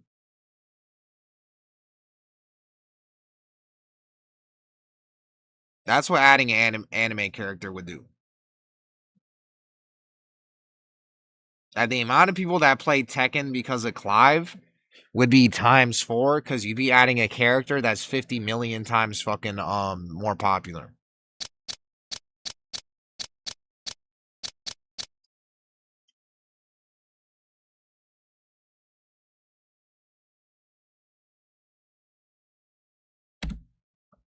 But if you think the anime art style is impossible to fit in Tekken, then what I'll tell you is that add like Doctor Doom or some shit. Or Deadpool. Add someone of that caliber. Of like popularity. And then you fix Season 3. Or you fix Tekken in Season 3. And then you might actually like...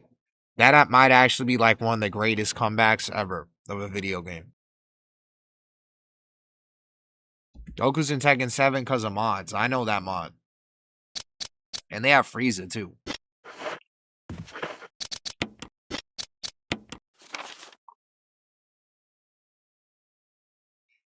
They have like a Paul, or a Frieza mod for Paul.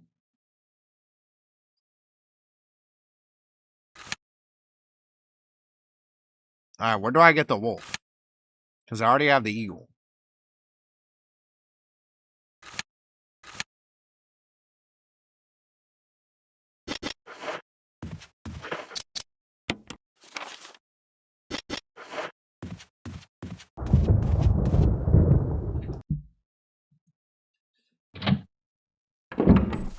Dark Tensei, is it possible I could beat this game right now? Is it possible? Like in max, like 4 hours. Is that possible? Yeah? Are you serious? Well? Okay, never mind. Never mind. You said well. Yeah, thanks for getting my hopes up.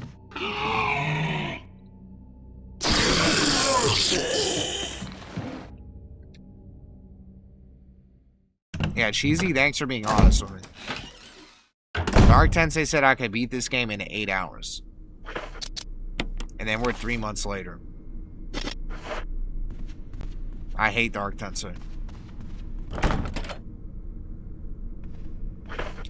I've left Spencer's Mansion. I've already gone to the fucking, I've already gone to the whatever the hell that's called. The outside area, I've already gone there. And then I came back.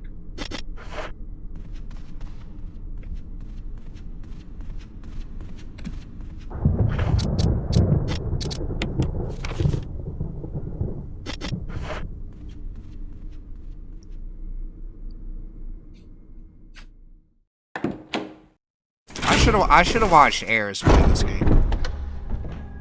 I should have just cheated.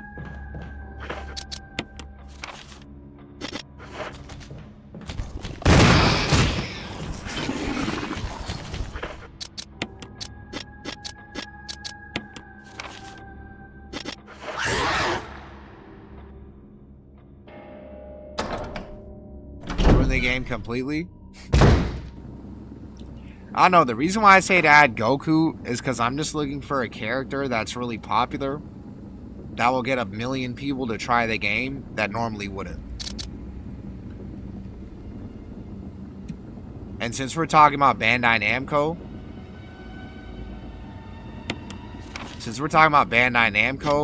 the only thing like they're not cheap enough to buy is anime IP. Is anime characters, because they already own all the fucking video game IPs. For all the arena fighters and stuff.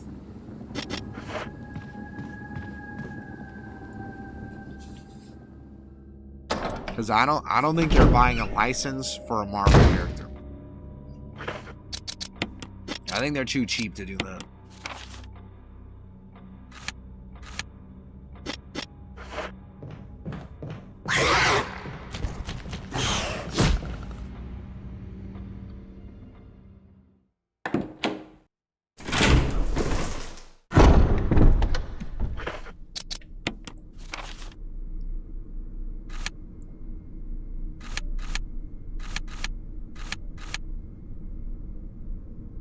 So you're telling me I have to go all the way back outside again?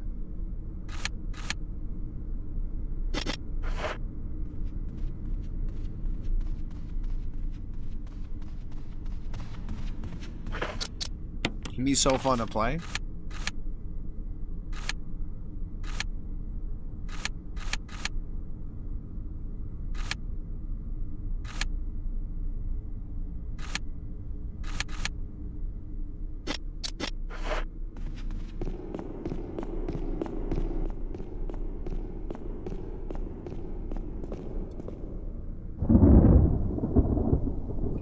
one-touch death combos.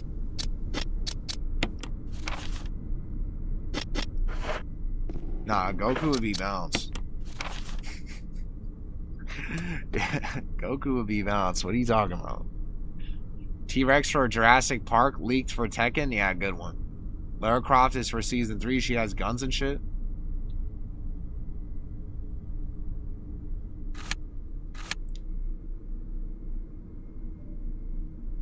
So you're telling me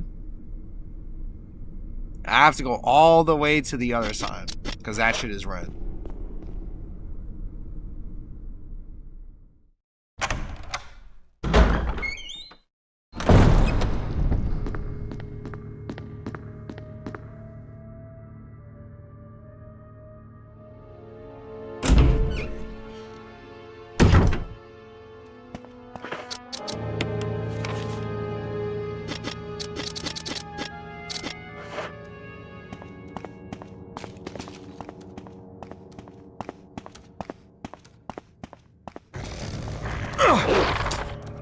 I'm surprised I'm not done.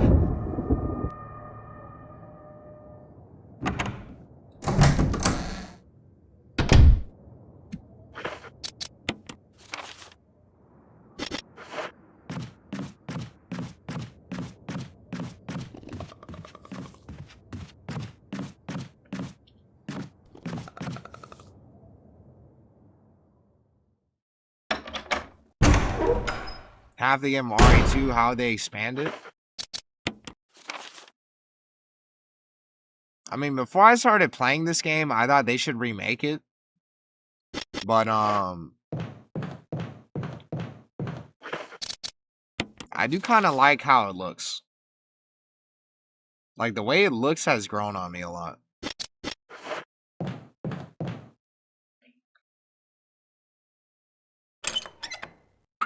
You get used to the fixed camera angle, too. Like, there's certain parts in the game that actually look better than even RE2.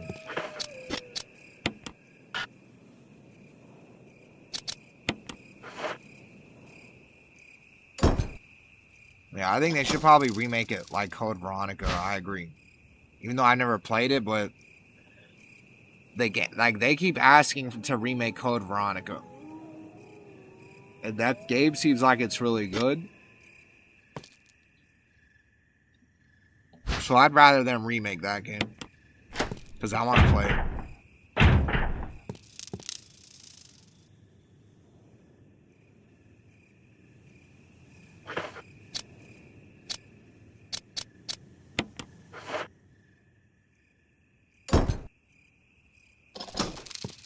I mean, I'm not saying an RE1 remake is pointless, so. I'm not saying that. Like, this game still is fixed camera. And even though it sometimes does look good, it's still, like, kind of outdated. Where there's going to be a lot of, like, Zoomers and 9-year-olds that play this game that are going to drop it in, like, 2 seconds. Literally just because it's fixed camera angle. So, like, they could still modernize this game to current standards.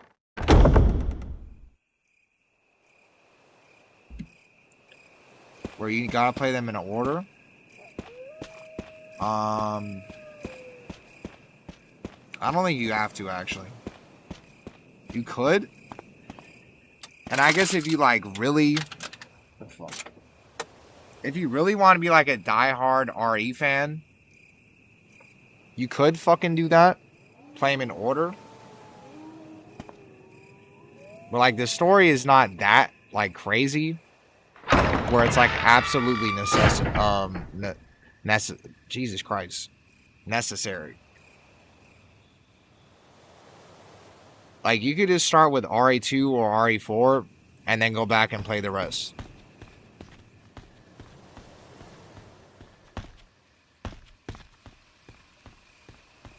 And this game plays fine. Why remake a remake? Because this remake was from 2004. This game is still like old.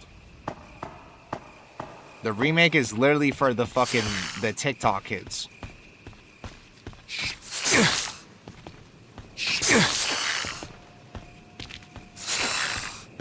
Like, you realize there's people that will refuse to play fixed camera angle, no matter how no matter how good the game looks. That's not true, NYB Indra. That's not true. That is a bad comparison, because they remade RE2 and that was a hit.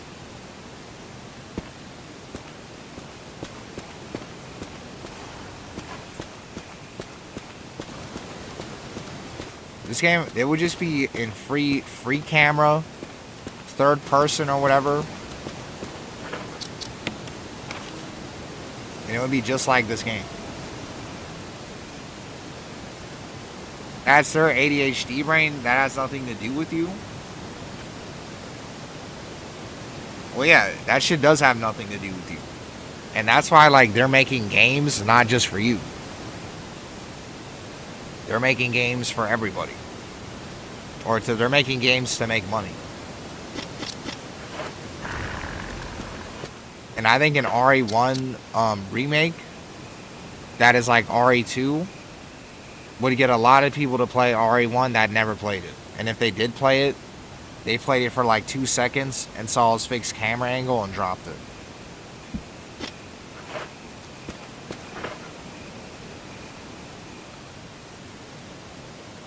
You think the RE2 remake sucked? Well, then you're a dumbass, I think. And I think you're too fixed. You're too fixed camera angle brained. RE4 remake is not as good as RE2. Go to Mansion 4 2.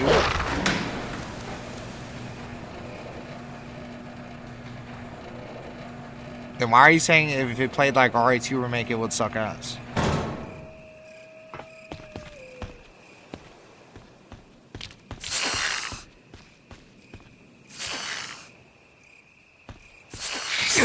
It so ran through.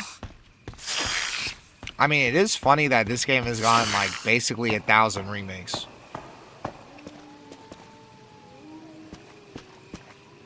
I've already was uninterested in RE4, to be honest. Like, I think RE4 is overrated. And RE4 didn't really make me look at the game any differently. The remake. That shit had nothing on RE2.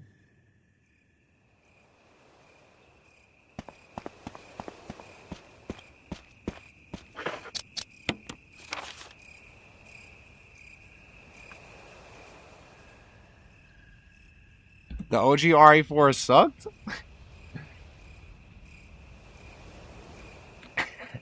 You know people are gonna kill you in real life, right? And yeah, I'm getting RE9. You know someone in my chat is gonna find out where you live and murder you with their bare hands. Because you said that.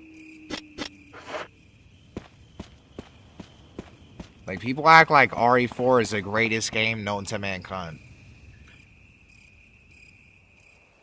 But to be honest, RE2 shits on RE4.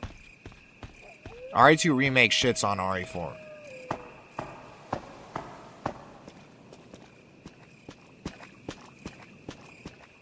This guy's from Long Island.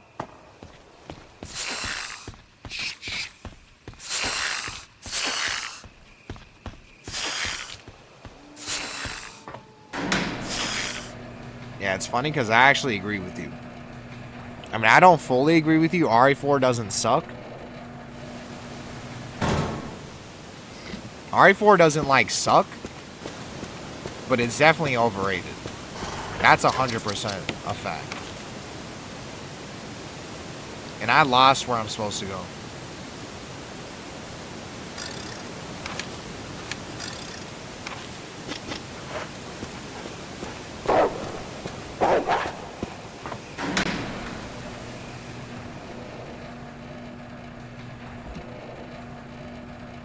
Art direction trumps graphic updates. Mansion second floor. I'm like lost.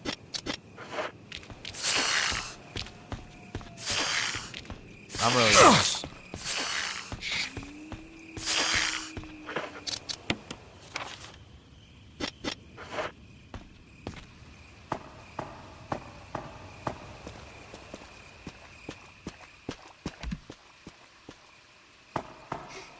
Yeah, RA2 remake. That game is like almost a masterpiece in my opinion. Yeah, helmet key, let me see. Yeah, RA3 remake was way too short. I really liked the beginning of RA3 remake, but it was just way too short. It was kind of a scam.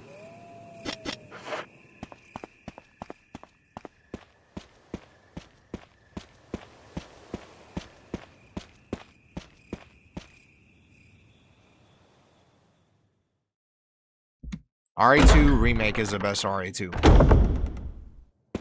I think I probably would have liked this one more if I played with Jill and not on hard mode and not on Dark Tensei, lead me to the wolves. Although I think I wouldn't have needed Dark Tensei's help as much if I was on Jill and on not hard mode. Because I probably wouldn't have been dying as much.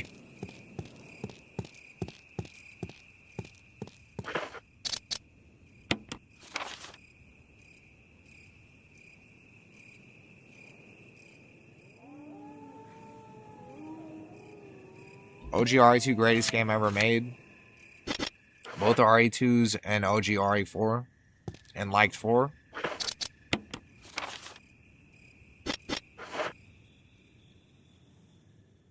Nemesis? You mean it's not Nemesis in RE2. It's Mr. X. Nemesis is RE3. And yeah, I prefer Silent Hill 2. I prefer Silent, like when I say 2, I also mean 2 as well. Like I prefer Silent Hill 2 too.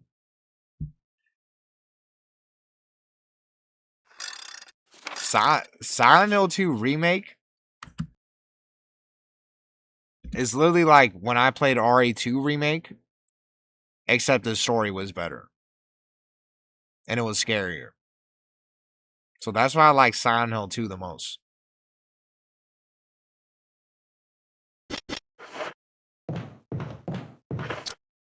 Like they are both like damn near perfect games in my opinion. Alright, so you said I got them on the second floor.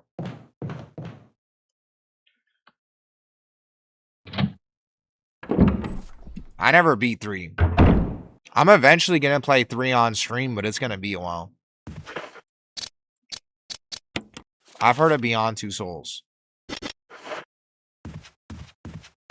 David Cage? Wait, isn't that the guy that died?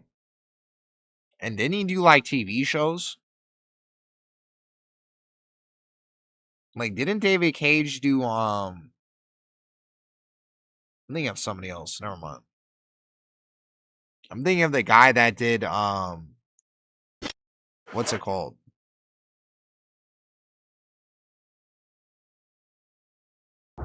What's like the really famous or no, like you know, do you know the movie he was like a movie director or some shit. Am I thinking of a different person? David Lynch?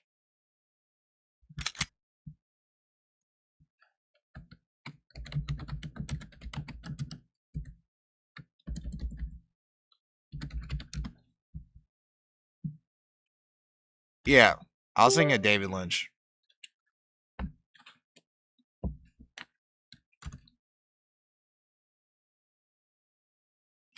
I was thinking of David Lynch.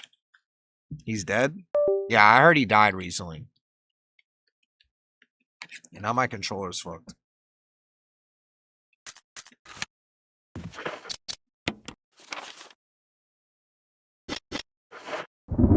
He's a Canadian woman hater. Mansion floor, left side, top stair part where the moving armor guys are. So on the left side right here.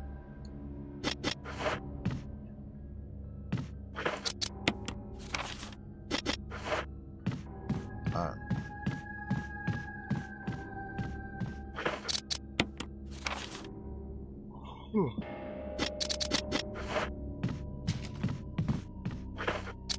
So I got on that, like, okay, I think I know where to go.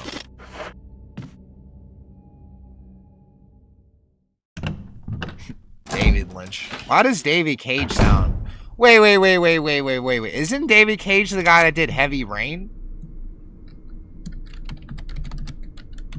Yeah, it is. It is, right? Yeah, okay. I know that guy's brain. I know that guy's brain is kind of fucked in the head. Like, and kind of fucked in, like, a dumbass way.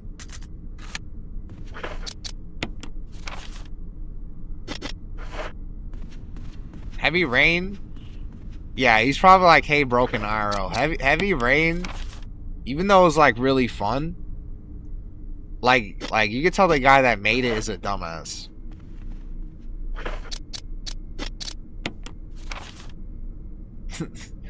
David Cage, you can tell David Cage is an idiot.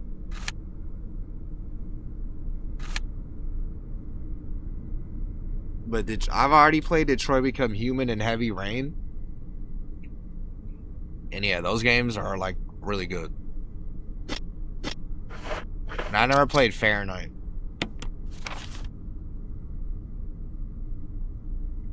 Is that the game where like you have to cut your hand off at the end?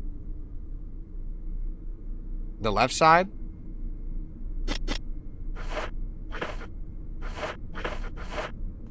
You mean here? That's Heavy Rain? Really? You have to cut your hand off at the end?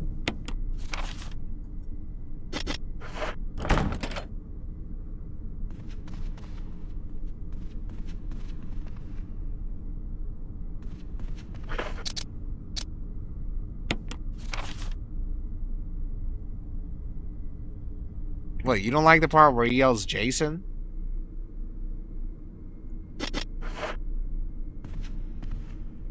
Top stairs, one sec. Bro, Dark Tensei, I hate you. I actually hate you.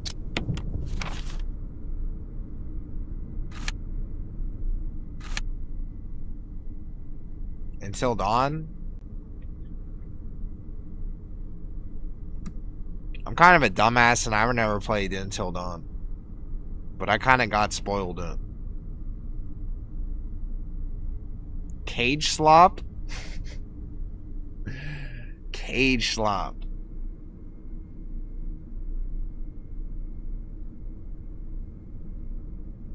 Very top? You mean like on the top left? Just start with the arrow pointing right on the left side.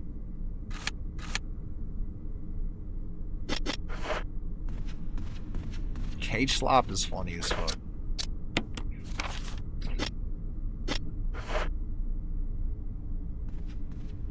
Isn't there a Cage game with, fuck, I forgot her name. But like that one famous, actor girl that looks like, or what's her name? Ellen Page? Isn't there a David Cage game with that person? Oh, that's Beyond?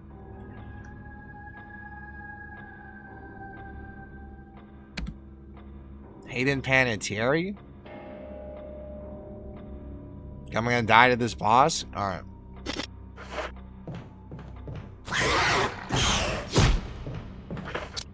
I know in Until Dawn, what's his name?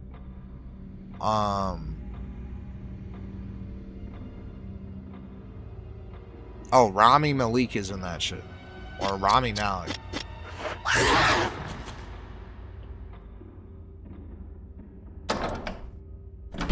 David Incel Cage. But then they removed it from the final cut? That guy's a freak, bro. You mean Elliot Page? I already knew that the low tier God fan was gonna try to be funny. You're a low tier God fan. You're actually like a subhuman. No, I'm talking about a guy on YouTube. It's a guy named Tizok Wave that always spams Yakety. And then you said Elliot Page. You mean Elliot Page. Or you mean Mr. Elliot Page.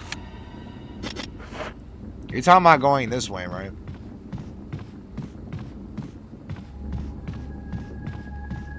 Just call me that already?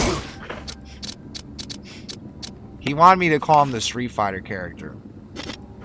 That's name starts with a ball.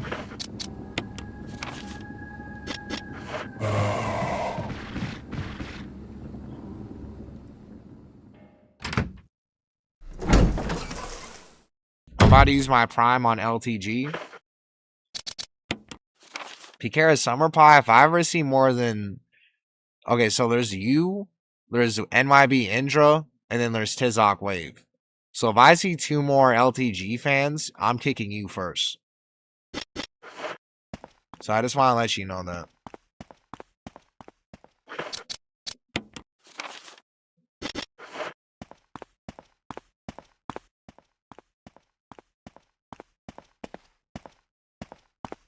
I know I do. It's 5 fans max.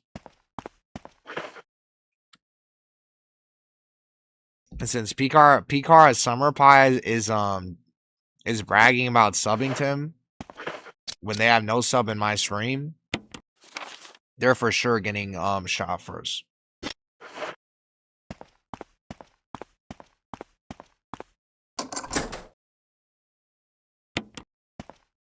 You're talking about this way, right?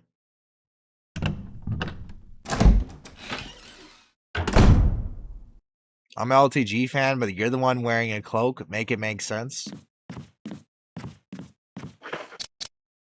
And the crazy part is I don't have any bullets.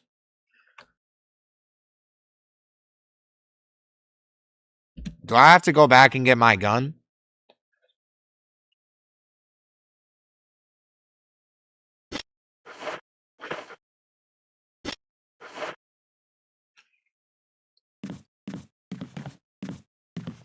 Oh wow, I actually get green herb. OG rainbow gems.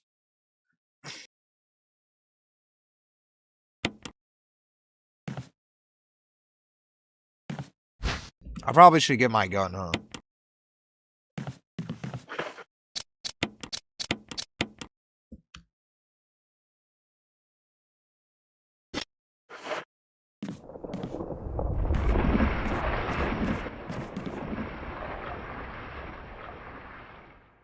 You know I'm gonna fight a boss because they gave me green herbs.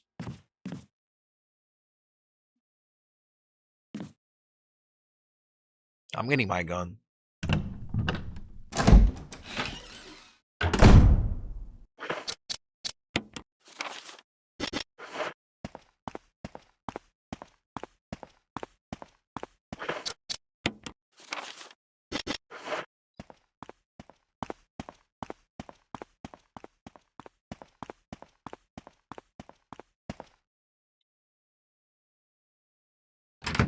Giving LTG money is crazy. They're probably joking, but wait until we see LTG emote. Because since I said they're probably joking, they're probably not going to be joking.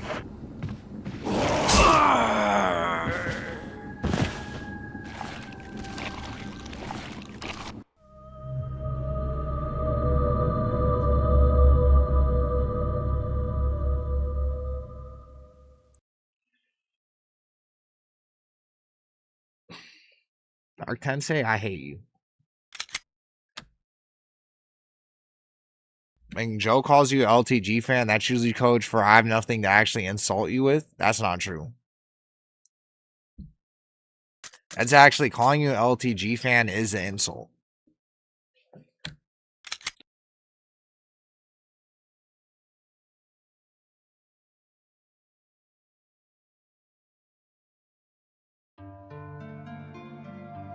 Maybe I could actually save Rebecca.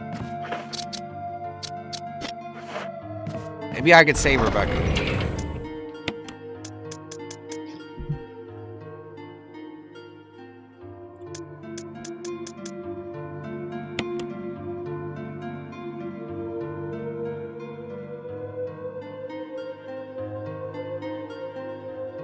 Does LTG have channel points? Like, if I go to his stream right now, will you be able to see channel points?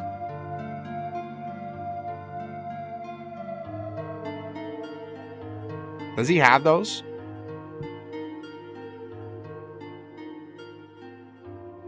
Because watch, I'll disprove you right now. Then I don't watch that retard. Oh, wait. He's banned on Twitch, huh?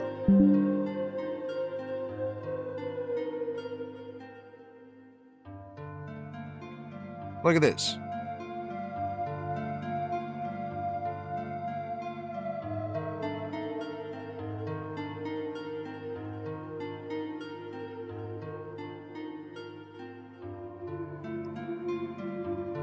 Where's this shit at? Look at this. God, I was joking. You gotta watch this fucker.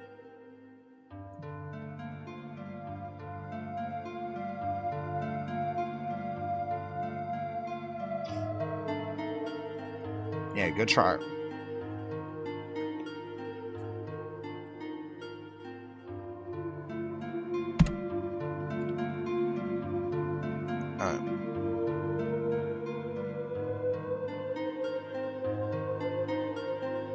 It was funny because I was gonna check and I was like, wait, didn't he get banned on Twitch?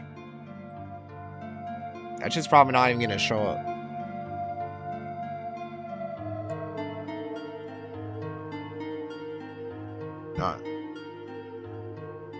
Didn't know he was 40 years old. We can stream in our 40s.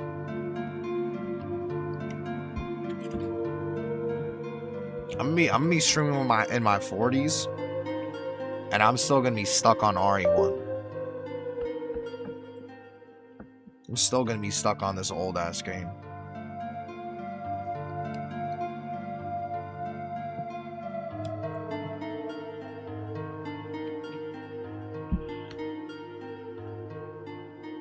Can I do today's Wordle on stream? I'm not. I can't do Wordle.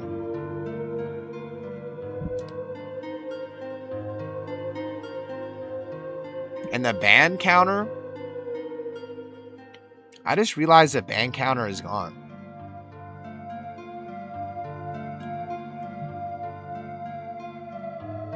The ban counter? That's actually something I came up with.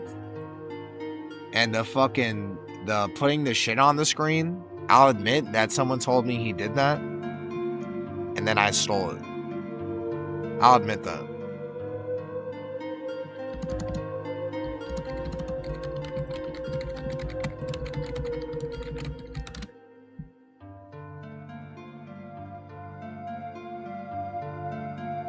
Alright, I'm gonna play Wordle. Watch this.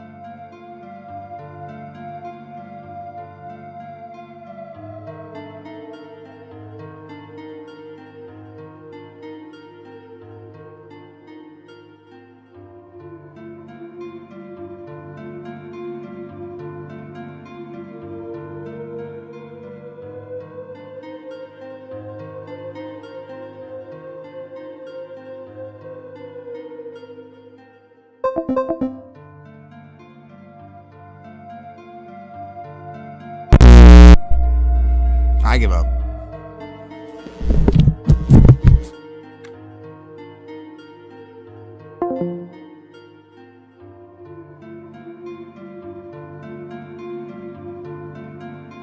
I can't do Wordle, bro.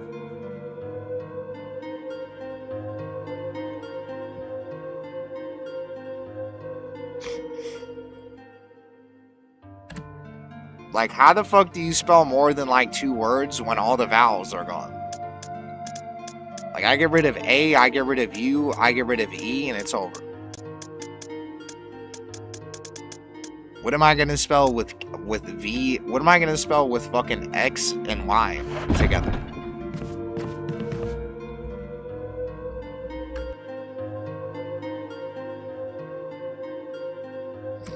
What am I gonna spell?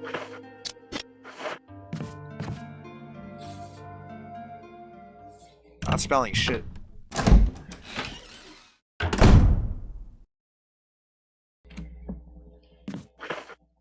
Alright. I already forgot what I was doing. Or what I have to do first.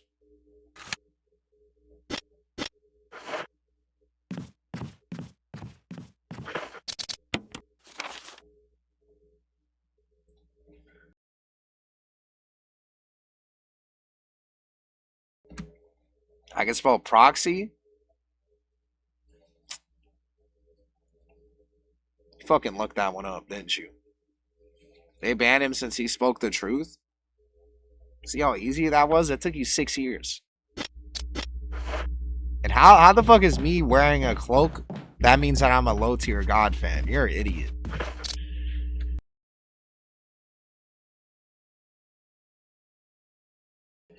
You're a dumbass. You only got me with a ban counter.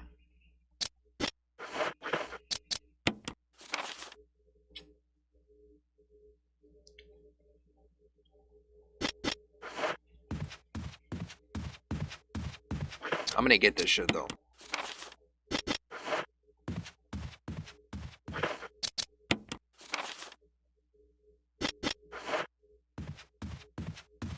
He literally calls them cloaks. Yeah, but just because I wear a cloak doesn't mean I'm an LTG fan.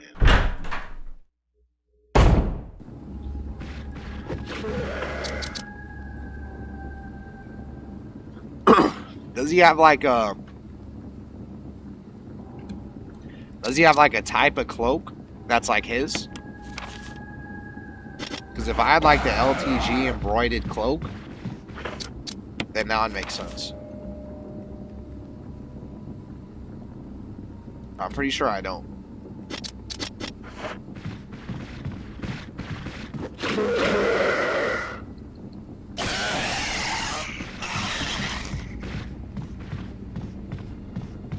And knowing LTG, the cloaks he probably has are like... I'm actually not gonna say that.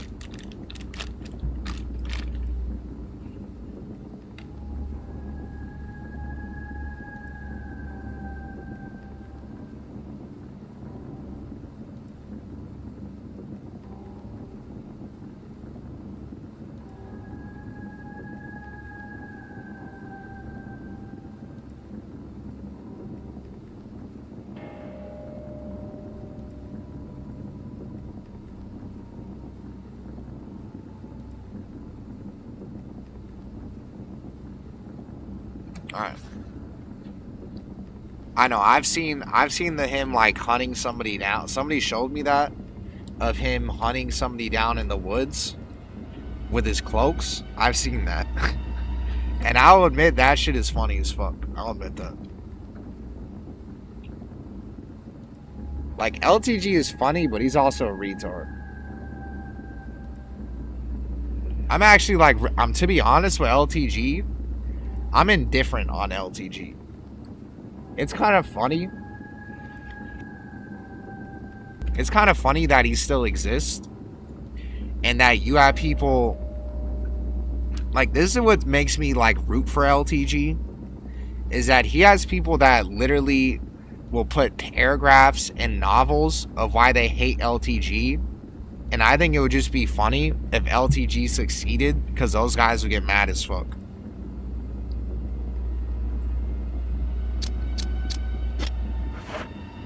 Like, LTG's detractors are so lame that I actually, like, kind of want him to, like, succeed just to see those guys get angry.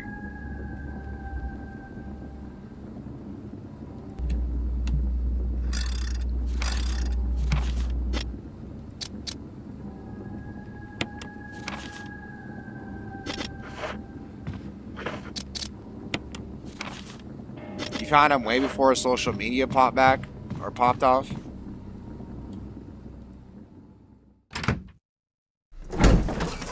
His stream successful? Well, yeah.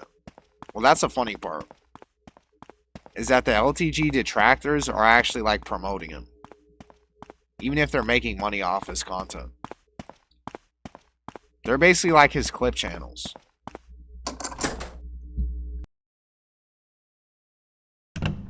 Yeah, I saw him lose to Brick Moolah Drip.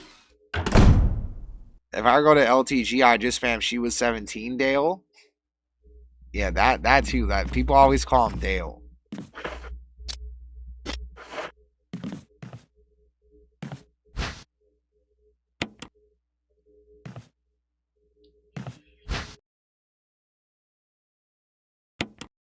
What's Giddy?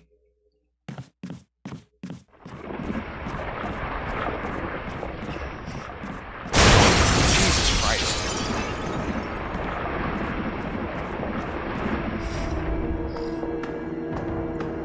Oh, I know about Dale. I know that Dale's is legal.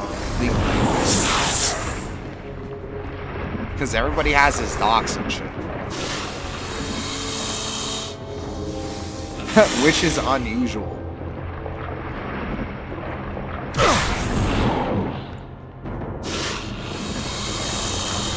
Oh, Guilty. I know who you're talking about. The guy that he played in like Street Fighter 4. He's in hiding in Japan? Why is he in hiding?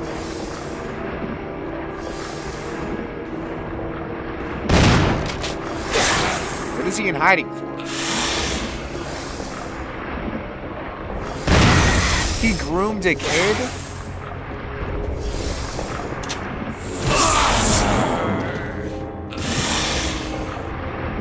Oh yeah, that guy? I know who you're talking about. It goes hand in hand?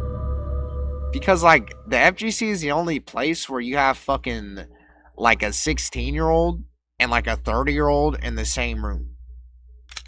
And they're on, like, equal footing. That is why crazy shit in the FGC like that happens.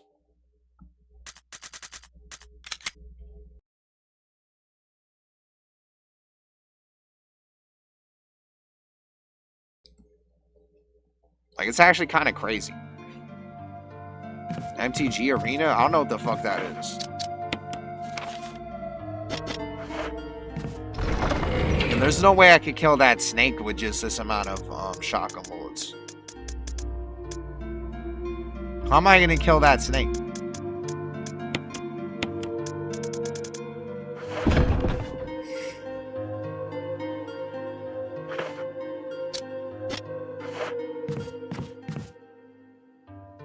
A groomer tier list? I mean, that shit is easy as fuck to do.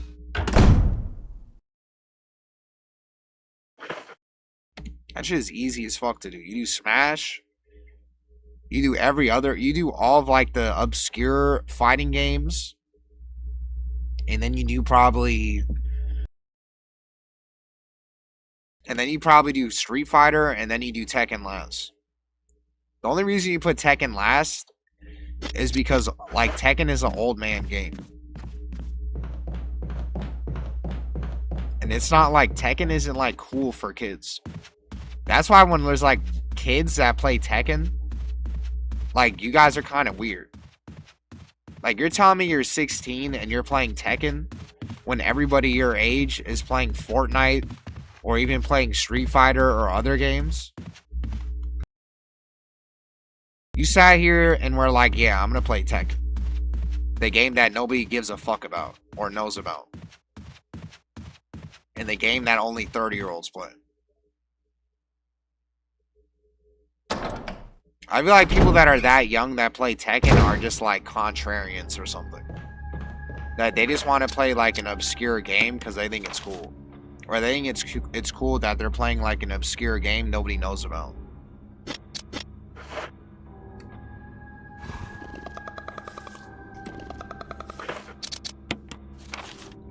Although there was like on that Mike Hollow podcast, there was that girl that was saying that in KIT in Memphis, that there was people that were pedos. That were employees. So that's all I'm gonna say. Inappropriate touching allegations? Oh, okay. I have to kill the snake? How am I gonna kill the snake? Only have like 12 bullets.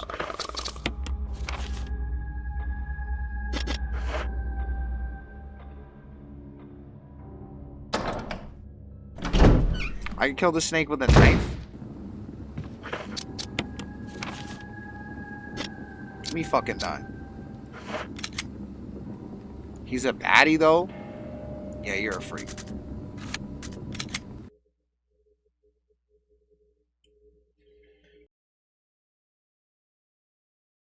Because I like anime? Why don't you get into Guilty Gear then, or Street Fighter?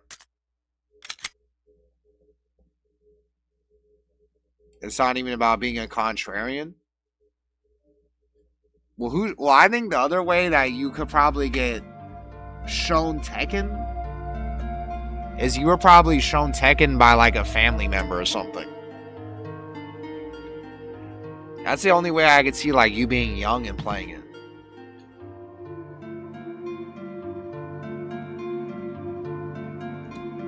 And even then,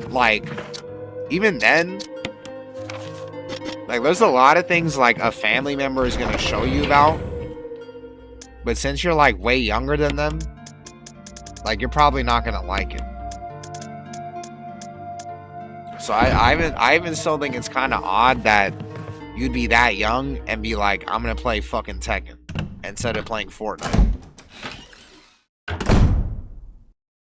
But still, I guess it's a lot, like, it's better than at least, like, coming to your own conclusion and looking at games and being like, I'm gonna play this shit.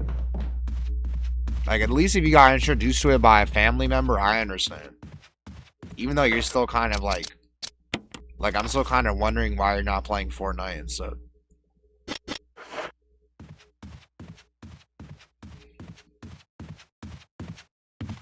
No one plays. Well, it's like a metaphor, or not a metaphor. It's like a placeholder. Whatever fucking game is popular for your fucking generation or your age group. Fortnite, whatever the fuck. Fortnite, Valorant, like whatever the fuck. I would never tell a girl I was playing Tekken, or a family member for that matter. Only people like Joe? Well, I got into Tekken late as shit. So that's how you know when I was a kid, I wasn't playing Tekken. I was playing when everybody else was playing.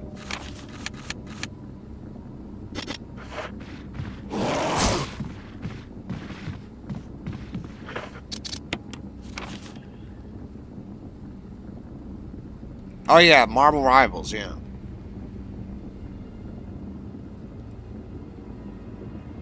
What the fuck?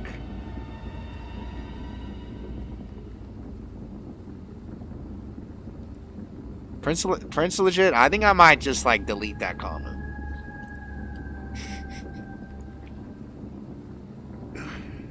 Bro.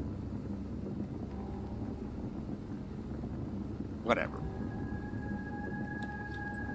I don't know why you hit send on that. I don't know why you hit send on that, but whatever. That shit is crazy. You might regret sending that.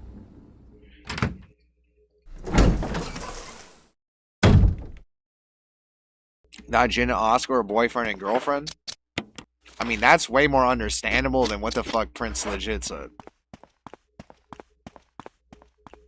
You gave it to family members since they like goofy characters? And there was a diddler in Smash. Did they ever get arrested? I don't fucking know. It seems like there's never any consequences for anybody doing crazy shit in the FGC.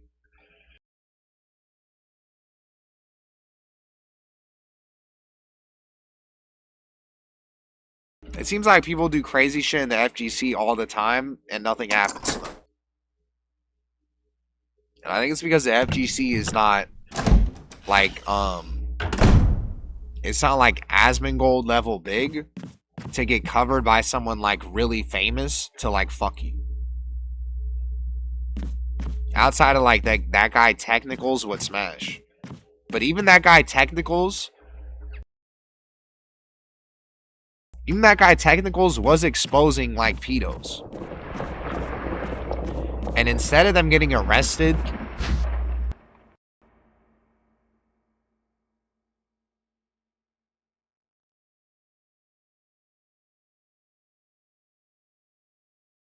oh, memory overrun? At least I didn't do shit. Give me a second. I'm gonna close this out. What I was gonna say with Smash is that those guys, nothing happened to them. And they did get exposed by like a big YouTuber or whatever. And all that happened was the guy that exposed them got banned from tournaments.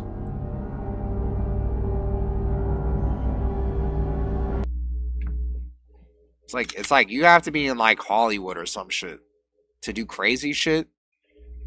Or I guess in like a community that's a little bit bigger. To like actually be held accountable for being a freak. Unless you're just getting held accountable by the fucking police.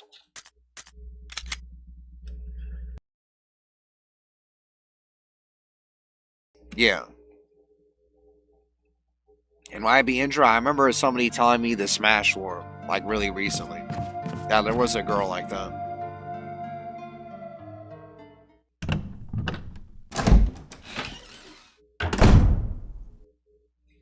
And like there was literally videos of her in tournaments like hugging the guy and shit. And like being like really touchy and feely with him. And it was like a 13-year-old.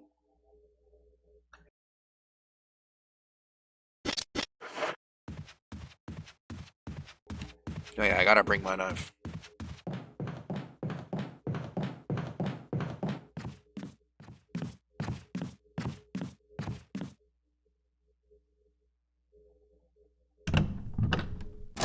Yeah, I'm gonna do that.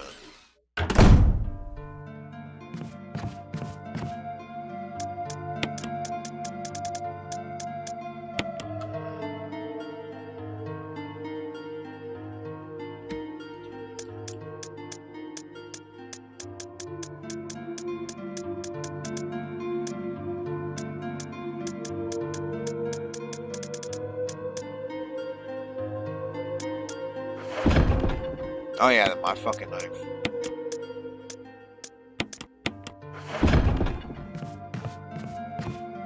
I should probably get bullets too, huh? Actually, I can't. I need to combine.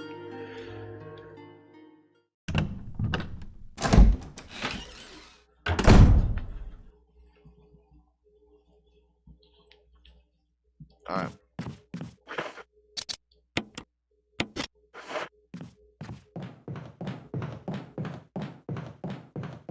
I made a documentary about her.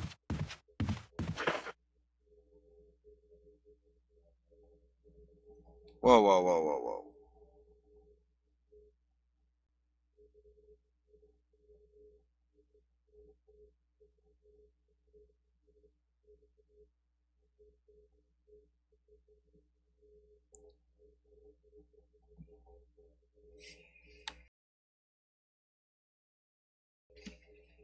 That's quite graphic.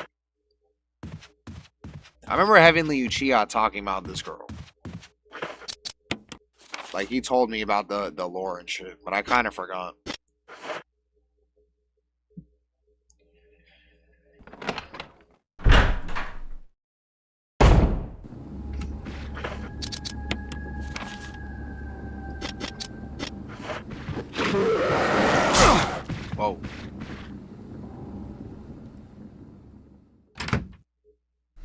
he's all right.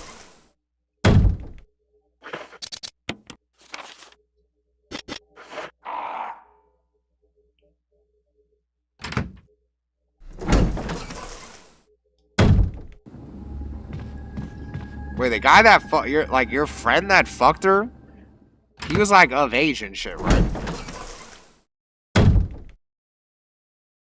He was of age?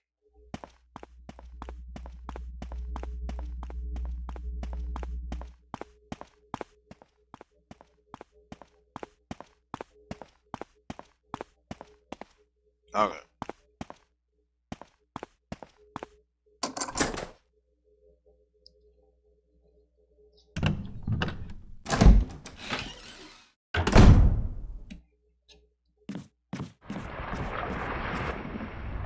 It's kind of crazy too, because the Smash community was so fucked that there were so many people that are fucked in the head in the Smash community that they like completely killed their competitive scene.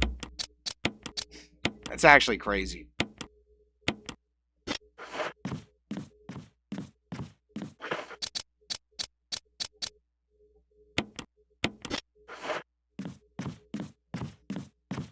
It'd be like in Tekken if they just like shut down TWT.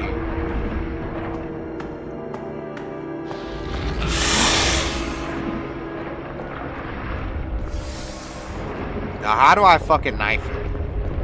Do I knife his back?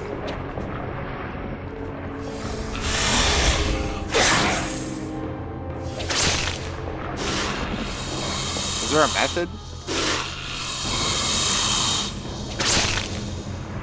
Is there a method to this? What's a method?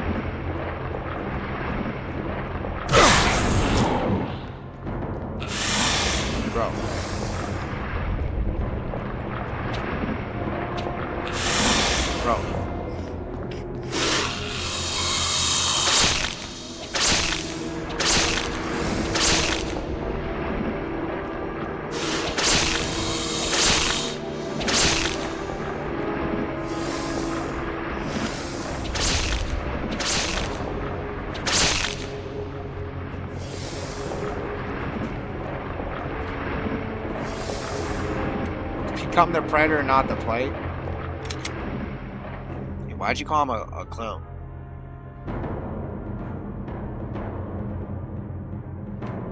Why'd you call him a clown for remaining Sonic?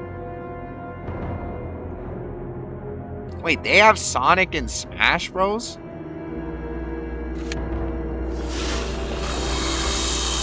What Smash Bros? Like, what Smash Bros are you talking about?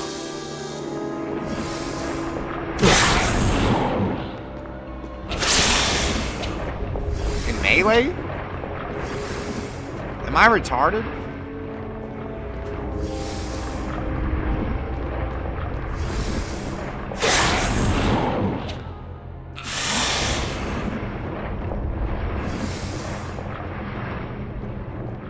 When was Sonic in fucking Smash?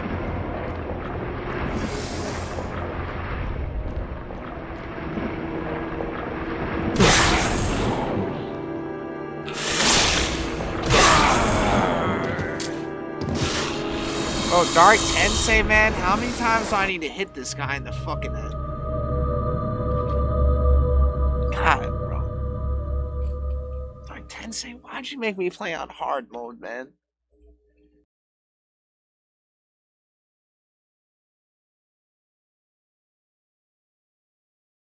Why'd you make me play on hard mode?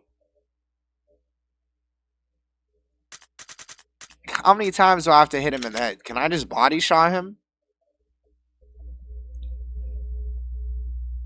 I am on hard mode.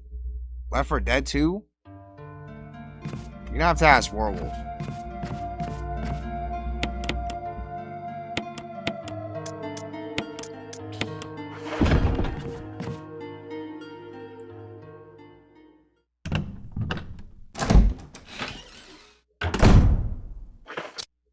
just gonna spam body shot.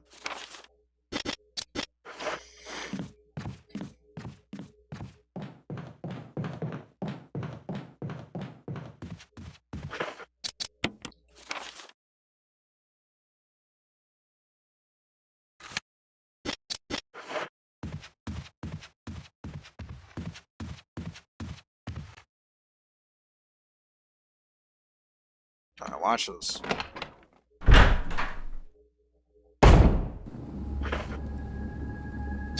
Baja Blast, it was horrible.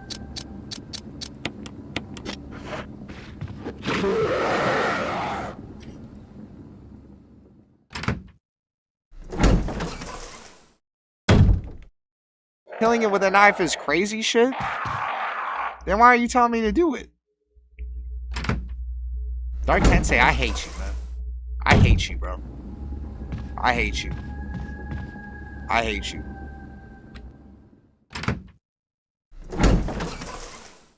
I actually hate you, dude. I could have been beating Sekiro at this point. I could have been on the final boss in Sekiro. And instead, I'm on RE1 on the 3rd fucking month. Everything doing Gmod, Dark RP. Dark RP was the best game mode. That was a peak of Gmod. Dark RP is basically like GTA RP, but better. It's literally the best thing to do in that game. You could do way more shit in Dark RP than GTA RP.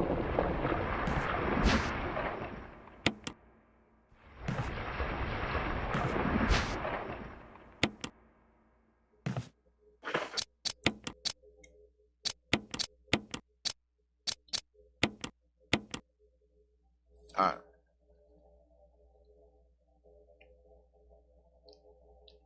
And like shooting is way better than that too.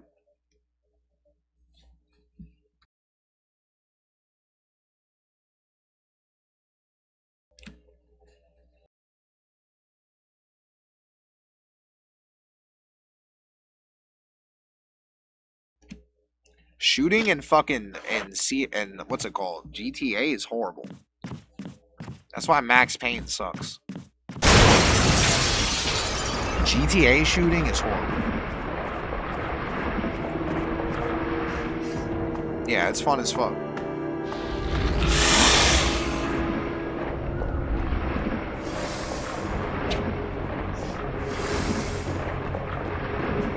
Yeah, fuck Max Payne.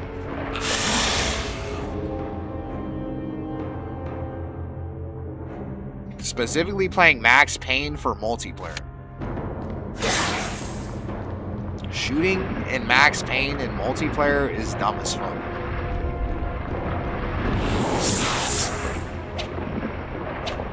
Why am I not hitting him?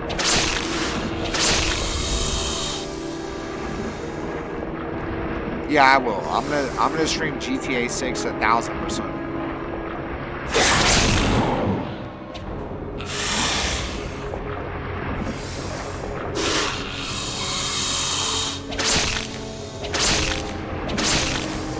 Sonic Riders? No, it won't, bro.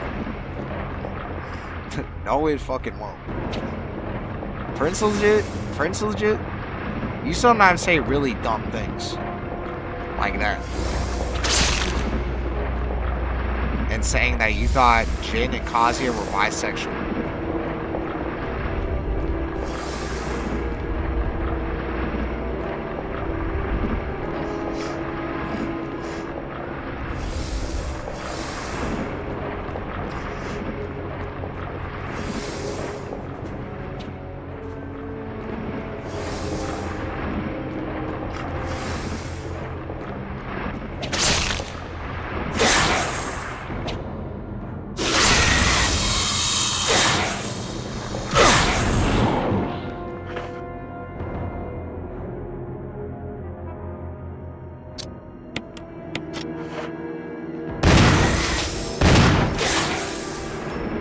I fucking missed that shot.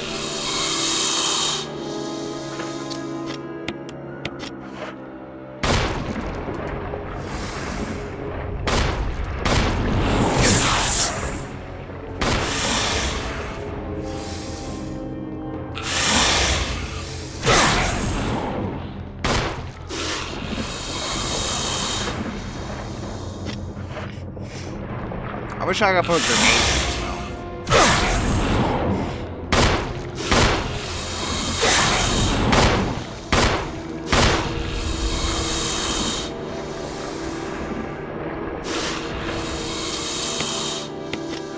What are y'all even talking about? Dumb shit.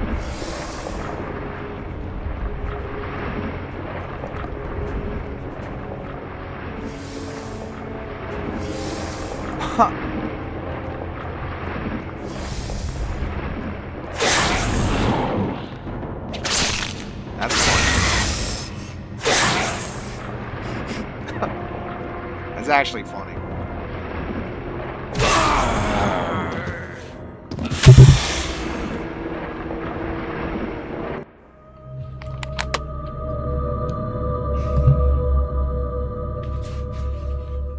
Dark Tensei? Dark Tensei, that's not funny. Dark Tensei, that's not funny. Dark Tensei, that's not funny.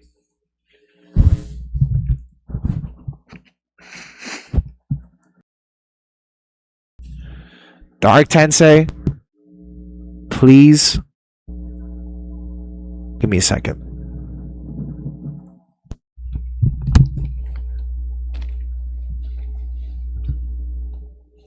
Who's fucking streaming? Do you Me. want Scares the Haku shit out of streaming? me. Which one? Do you need them to do something? Is Existed or Hagusanada streaming? Hakusana is already streaming. streaming, but is it for like a different reason? Or are you just ending? Dark Do you need Tensei? something to happen?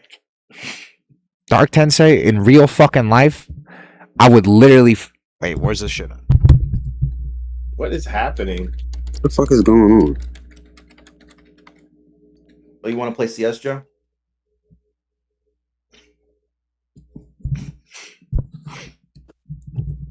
Wait, did you like losing Resident Evil 1 very badly? Dark Tensei, in real fucking life,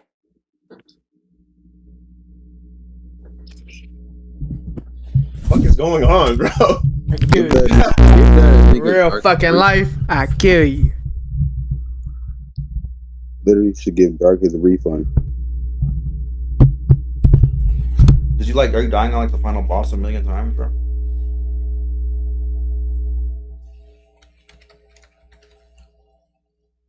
Appreciate you for the raid, lame nigga. Dark Tensei. Get combo. In real life. In real life.